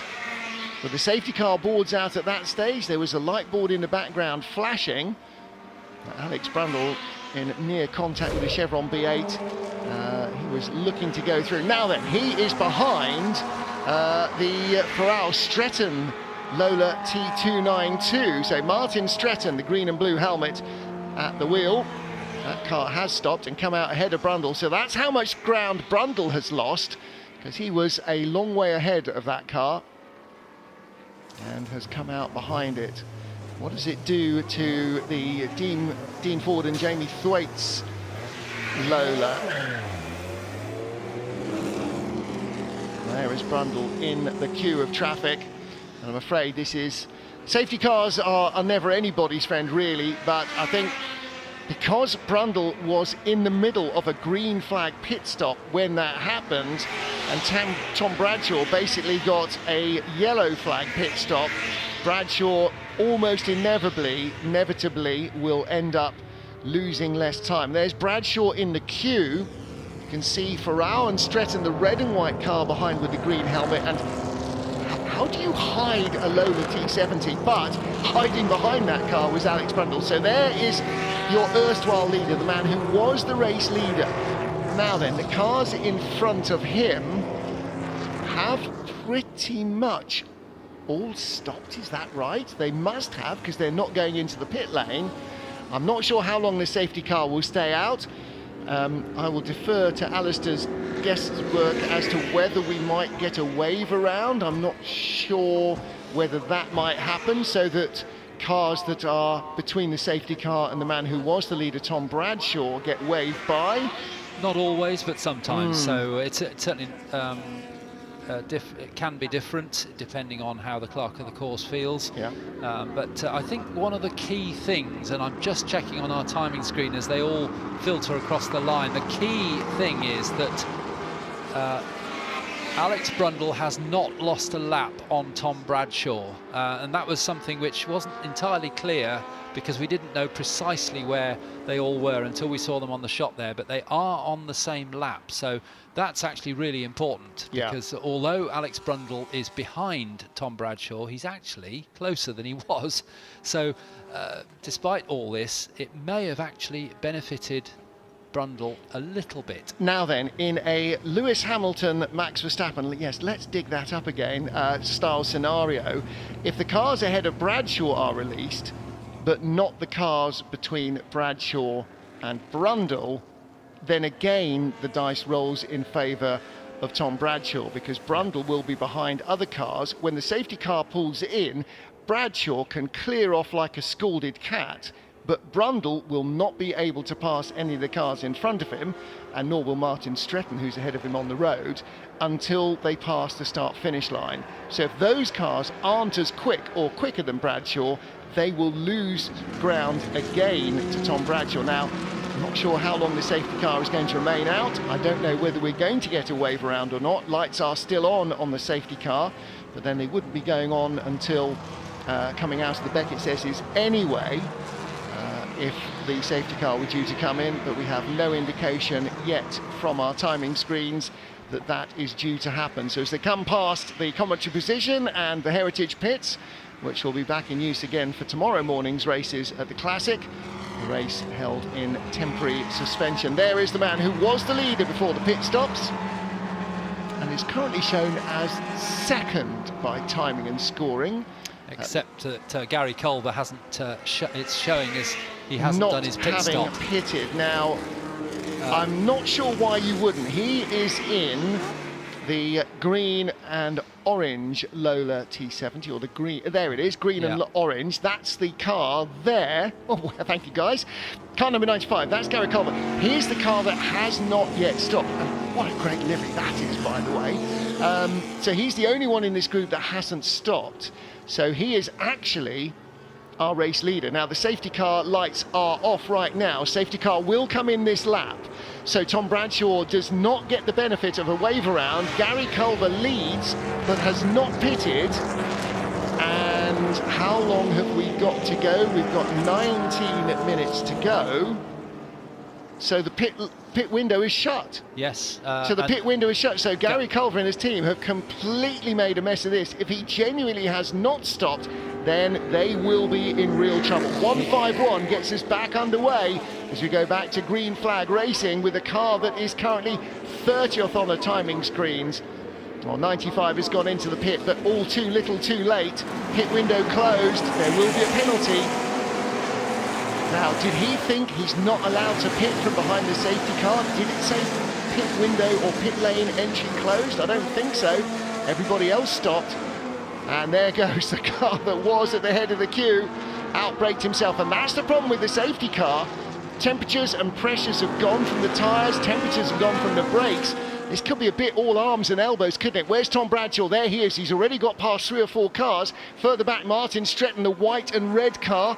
There he is. Alex Brundle right behind him. The white Lola T70 with the green stripes. Brundle's through to second. Bradshaw, though, has put 6 or 7 cars between him and the rest. There is your race leader. He's got a few slower machines between him and Alex Brundle, but you're absolutely right, Alistair. Actually, I was saying this could all be doom and gloom for Alex Brundle, but the gap was much smaller. He goes through the gravel, so too did Martin Stretton around Luffield. Just too much machinery in the way. Still 4 or 5 cars to pass. He'll gobble up a B8. There's a T70 in front of him. He'll dispose of that in fairly short order, but the gap to the leader from Brundle was 3 seconds, whereas before the pit stops it was around a dozen. So has that really changed the face of the race? We're inside the final 20 minutes of this race, and it is game on for Alex Brundle. He is passing left, right and centre. And I think there's only 1 car between him now and Tom Bradshaw. Yes, there is, just the B8 between Alex Brundle and Tom Bradshaw, but Bradshaw's made the break. Did you see how 5 seconds in it, and there's a double T70 clash there, I'm afraid.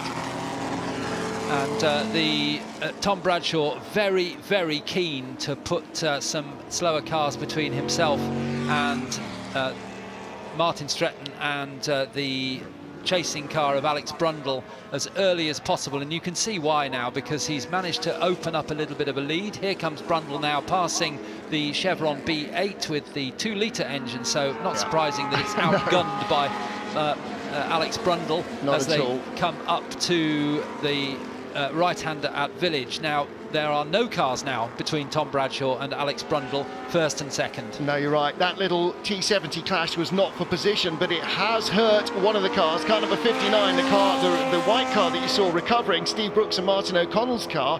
That was in 9th place. It's now down to 13th, and it's pitted. And the other car, 61, Chris Fox and Nick Pink, that was a lap back. So their Lola T70, that wasn't a battle for position, but both cars have lost bits and bobs. There is a bit of debris, and that's right on the racing line, right on the exit of Luffield, that is, isn't it? So there may be a little, not Luffield, so here we are, that's out. There is Luffield. Is that where the damage was? Oh, up at Beckett's, we believe. Okay, so here is our leader, Tom Bradshaw. And there is Alex Brundle, was 4.8 seconds, or 4.6 seconds at the line, and they are lapping at similar pace, both in the 2-minute 10s, but Bradshaw again opening up more than half a second on Alex Brundle, and another half a second in sector 1 of the lap as well.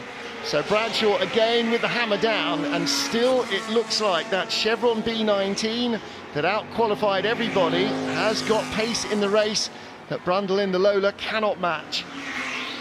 Coming down the Hanger Straight towards Stowe Corner, we've got just about 15 minutes remaining in this race, and Tom Bradshaw, oh no, I thought the smoke had returned there for a moment, but it was just the light shining off the rear spoiler. But Tom Bradshaw turns into Club Corner. You can see Alex Brundle in the background in the white and with the green striped Lola T70 as they come out onto the Hamilton Straight once again to complete another lap. So Bradshaw leads. There's Alex Brundle in second place. Both solo driven, these cars. Gary Pearson didn't get on board the number 23 Lola T70 as he suggested would happen in an interview with Ed before the race started, as they come up to Village now, and you can see the second place car in the background, and what you can't see is anybody else in that picture. No. These two are so quick.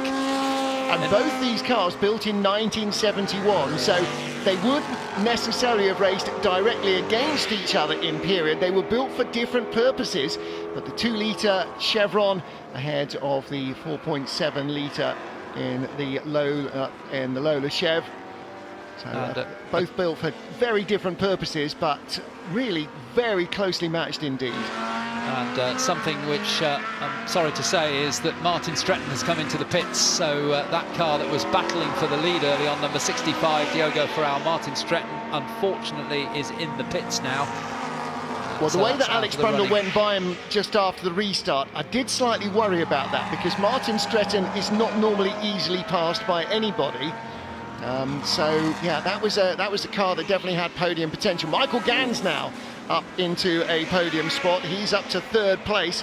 Where did Michael start in his red car? He started car number 25 down in 9th spot in his Lola T290. So Michael Gans up to 3rd place. The Claridge & Gomez car in 4th. And Jamie Thwaites in 5th place now in the car that he took over from Dean Forward. So 36th on the grid, they are currently in 5th. Is it conceivable that they might be in the podium? Do you know what it is? I think we need to leave the Alex Brundle chase of Tom Bradshaw and look back at the battle for 3rd, because Michael Gans 18 seconds back, 7/10 behind him, the Claridge & Gomez car. Here we go. This is what we're looking at. Michael Gans car number 25, the Claridge & Gomez car 119. And it's already past him, I think. And Thwaites, yeah, the Lola has gone by. So where has the Lola T70 gone? Well, that's changed to Jamie Thwaites now, and I'll say it again, with all due respect to Jamie Thwaites, he's not as quick as Dean Forward. He's a quick driver, but Dean is outstandingly quick, as we saw earlier on. But this, the battle here between that's Simon Hadfield. Well, hang on, Michael Gans has dropped way down the order as well. Simon Hadfield's just come through into 3rd place, getting past Gonzalo Gomez. Simon Hadfield, another of those historic drivers who prepares, used to be a Formula 1 mechanic, and very, very quick indeed. But the Portuguese driver also quick as well. Fantastic stuff. Simon Hadfield in the orange and black number 81 Lola T70, and back past him comes Gonzalo Gomez in that really distinctive sort of dark blue, blackish coloured car with the red tabs all the way down the wings, car 119. And again, the Lola down the inside, grinding the nose on the ground as it dives under braking. No anti-dive or anti-squat on that car, that's for sure. And right behind them, car number 2, that is Tim De Silva, that lurid blue car. So this is for position. 3rd place, 4th place and 5th place all together. Car number 7, Nick Padmore, is in there as well. That's the bright yellow and green car there with its headlights on. So he's gone by Michael Gans. Michael Gans losing ground in this battle. Car number 25 on the tail of this group. But this is a, 1, 2, 3, 4, 5, 6, 7, 8 car battle for the final podium spot. As Alex Brundle 5.3 seconds back. Brundle now fastest lap of the race coming up for him. He set the fastest first sector, he set the fastest second sector of the race of anybody. And Alex Brundle, the moment I said, all right, let's go away from the lead battle, let him chase in peace, is really setting the timing screens alight. And Bradshaw, another new fastest lap, 2:05.73 for him, 2:05.58 for Brundle. 2 new fastest laps on the same lap from our 2 race leaders, and we barely dare tear our eyes away because the battle for 3rd rages on, nose to tail. And the car leading this group is in 3rd place. That's Gonzalo Gomez in 2nd in the group. 4th place is Simon Hadfield in the orange and black Lola T70. Then the blue Tay-Deck of Tim De Silva. Also in there is Nick Padmore, and Jamie Thwaites doing very well indeed, just going through the back of the picture there. He's not quite as quick as Dean Forward, so he's not making that progress, but he's holding his own with this fantastic battle for 3rd place. Yeah, just got shuffled back to 7th place from being in 6th, right in the thick of this action. And Michael Gans, I think, just chasing him from behind. And there is the yellow and green car of Nick Padmore. Again, he's just lost a little of touch with this group, so it's really a 3-car battle for 3rd place. And again, you can see the orange car of Simon Hadfield just ahead of number 2, Tim De Silva. The orange and black car, number 81, the closed Lola T70 Coupe, having a real lunge at Gonzalo Gomez in his open chevron, and did not get by him. Down onto the old pit straight down towards Cox Corner, a classic shot here, and Simon Hadfield going for the inside, but Gomez has got the line through there, so Hadfield not able to get through into that 3rd place. So 119, Gonzalo Gomez stays in third. It's 81, Simon Hadfield immediately behind him. Then number 2, Tim De Silva in 5th place as they come through the Beckett sweepers out onto the Hanger Straight. As we look at the leader, Tom Bradshaw, who is gradually being caught, but perhaps not quickly enough by Alex Brundle. Not quickly enough, and I think that battle between Hadfield and Gomez for third, again, T70 versus Lola, a slightly newer version of the Lola as well than Bradshaw, I think that gives an indication of how hard it would be for Brundle, even if he was right up behind Tom Bradshaw, actually to make a solid move to get through, because again, Nick Padmore in that orange car, nobody's fool, into the pits, Tim De Silva just shot into the pit lane at absolutely flat chat. So I don't know whether he comprehensively outbraked himself or whether he had an issue, but that moves Nick Padmore up to 5th place in the yellow and green car, up to 6th again. The Dean Forward, James Thwaites car, Michael Gans up to 7th, and Tim De Silva in the pit lane with 7.5 minutes on the clock. So the chase of the leader continues. It is still the red number 43 Chevron with the white stripe. That's Tom Bradshaw. He's your race leader. Alex Brundle on his own in clear air, as is Bradshaw. That's the benefit of the safety car bunching the field.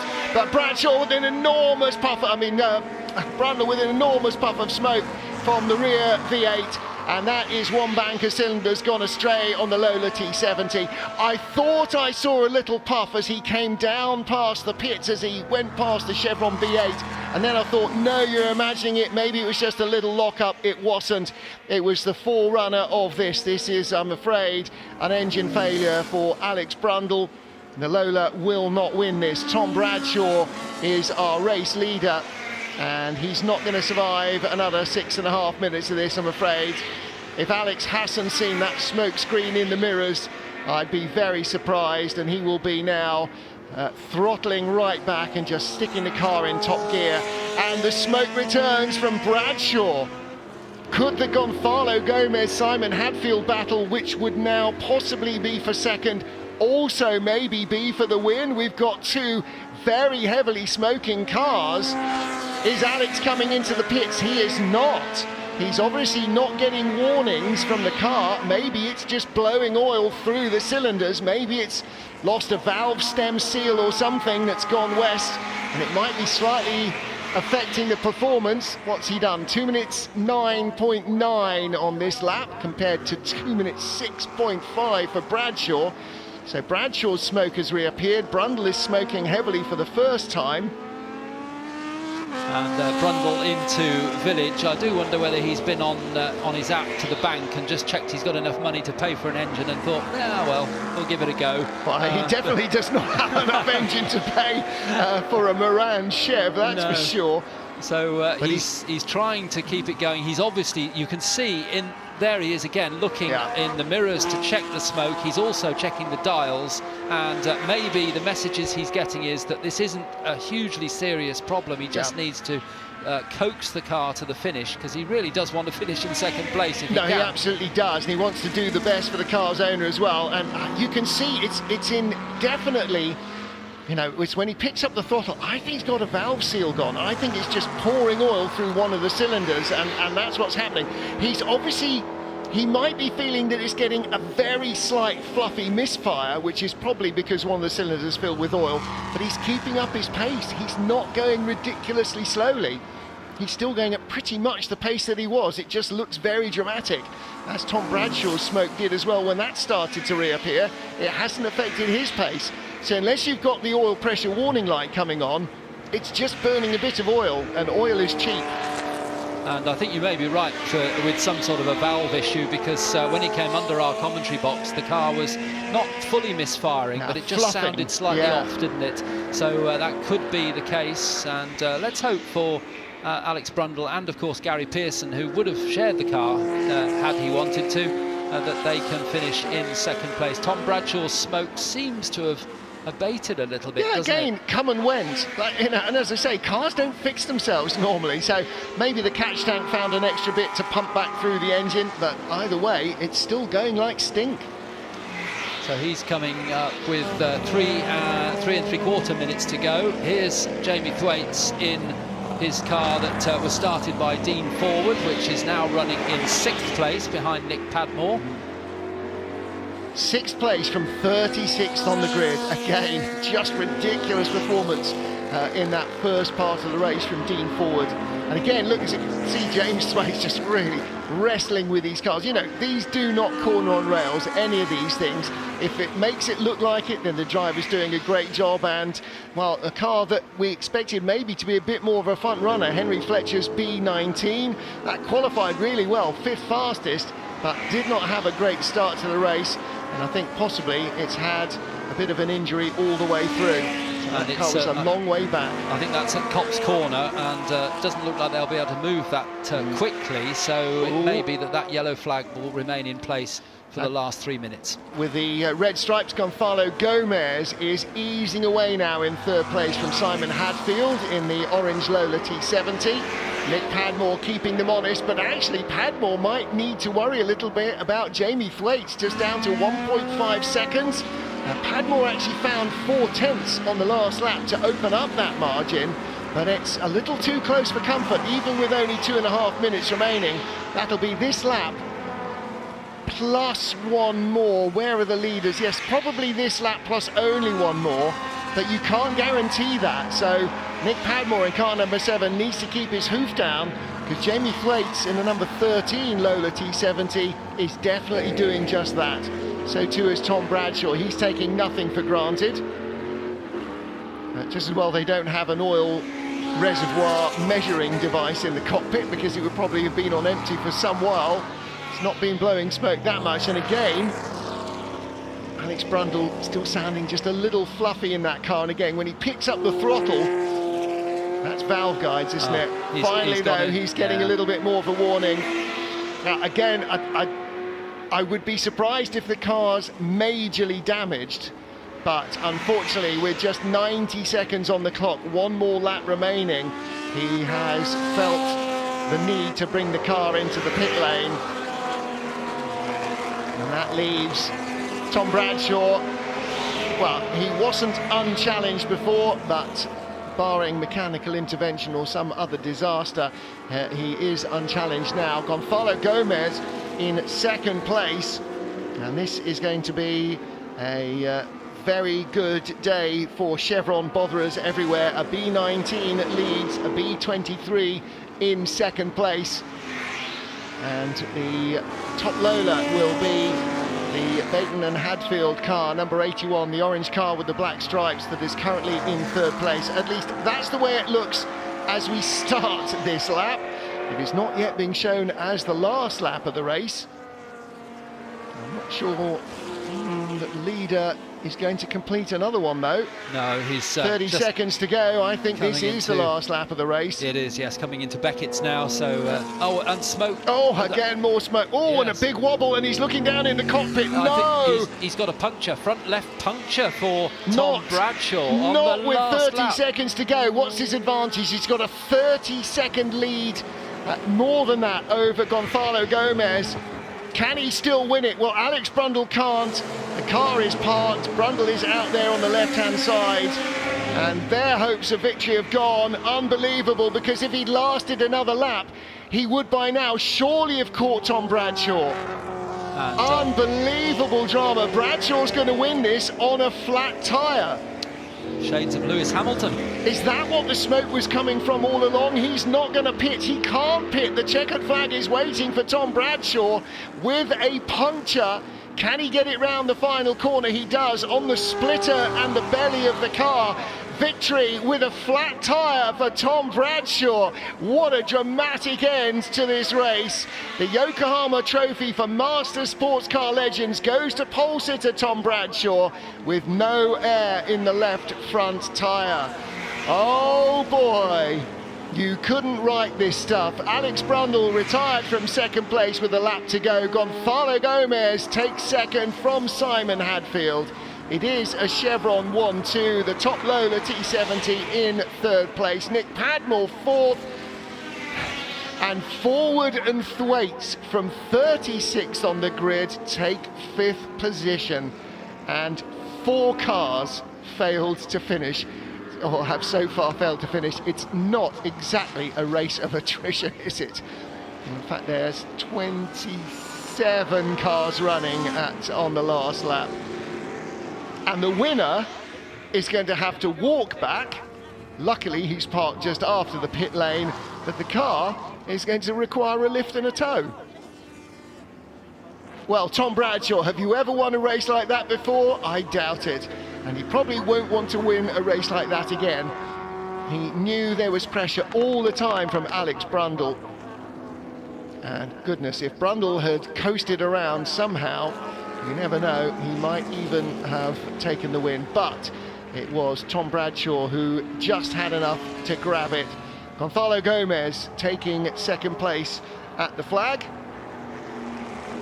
And in third place with the door open. Yes, I bet it's been pretty hot work, even with that furnace behind. Well, there is your race winner. A happy, stroke lucky, stroke fortunate, stroke well-earned victory. That's a real can't believe that just happened look, isn't it?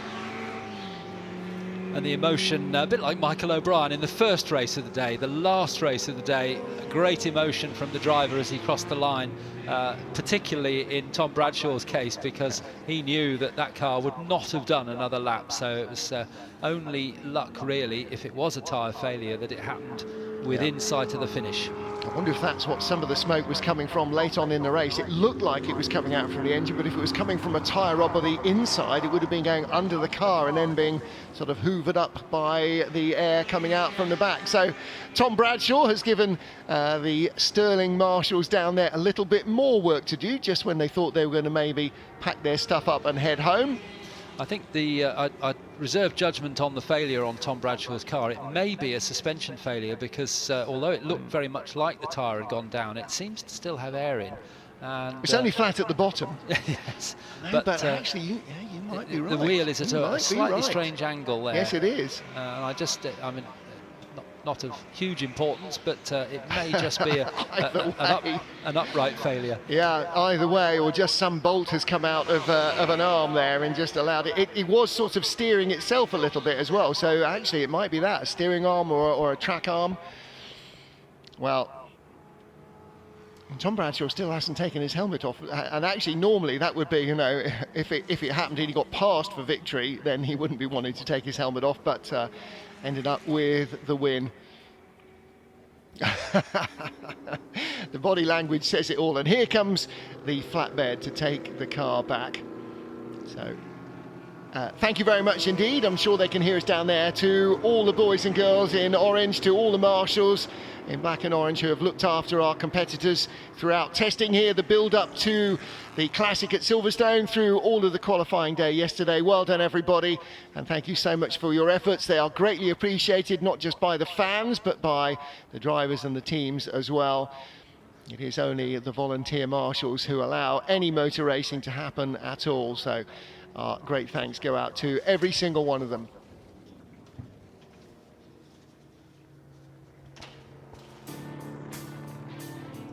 Final race of the day, just as dramatic as every other one has been pretty much. Tom Bradshaw with the front suspension collapse, it seems, still hanging on to take victory after Alex Brundle's challenge faded a minute and a half from home.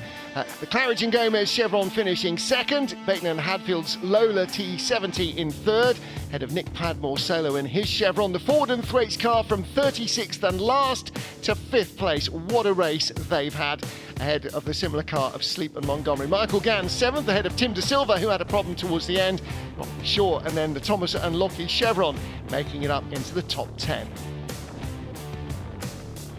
Alex Brundle in the end will be classified as 12th place, but a lap behind. 1 lap and a little bit less of a fluffy oil misfire. Perhaps they might have had a chance to win it, but ifs, buts and maybes don't make for trophies. There are the remainder of the top 20 finishers and our other cars that made it through to the line. Well done to everybody for putting on a great show. Quite sure what happened to the Diego Ferrao Martin Stretton car. Looks like it might have picked up an issue just at the end of the safety car period, but they retired to the pit lane from what looks like a pretty nailed on podium spot.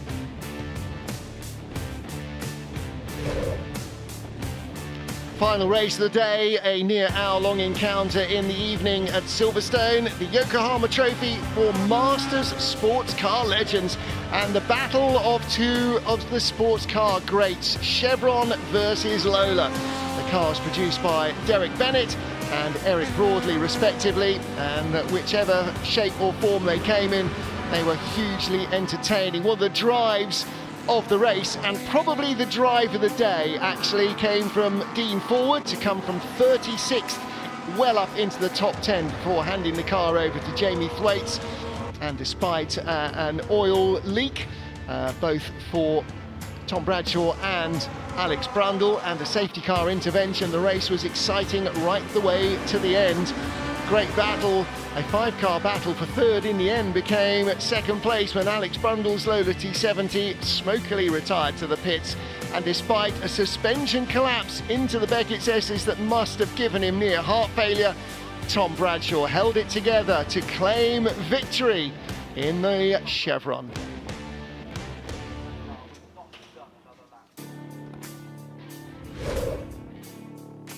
Well, there you go. That is the final stage of the slowing down lap for Tam Bradshaw's car. It's on the back of the truck, and that brings a hugely dramatic day of racing to a hugely dramatic conclusion. Well, congratulations to everybody involved in running day one of the Classic here at Silverstone. From the commentary booth, from Alistair Douglas and myself, Martin Haven, thank you for being with us wherever you are, trackside or across the world. We'll be back for lots more racing tomorrow, Sunday, at the Classic.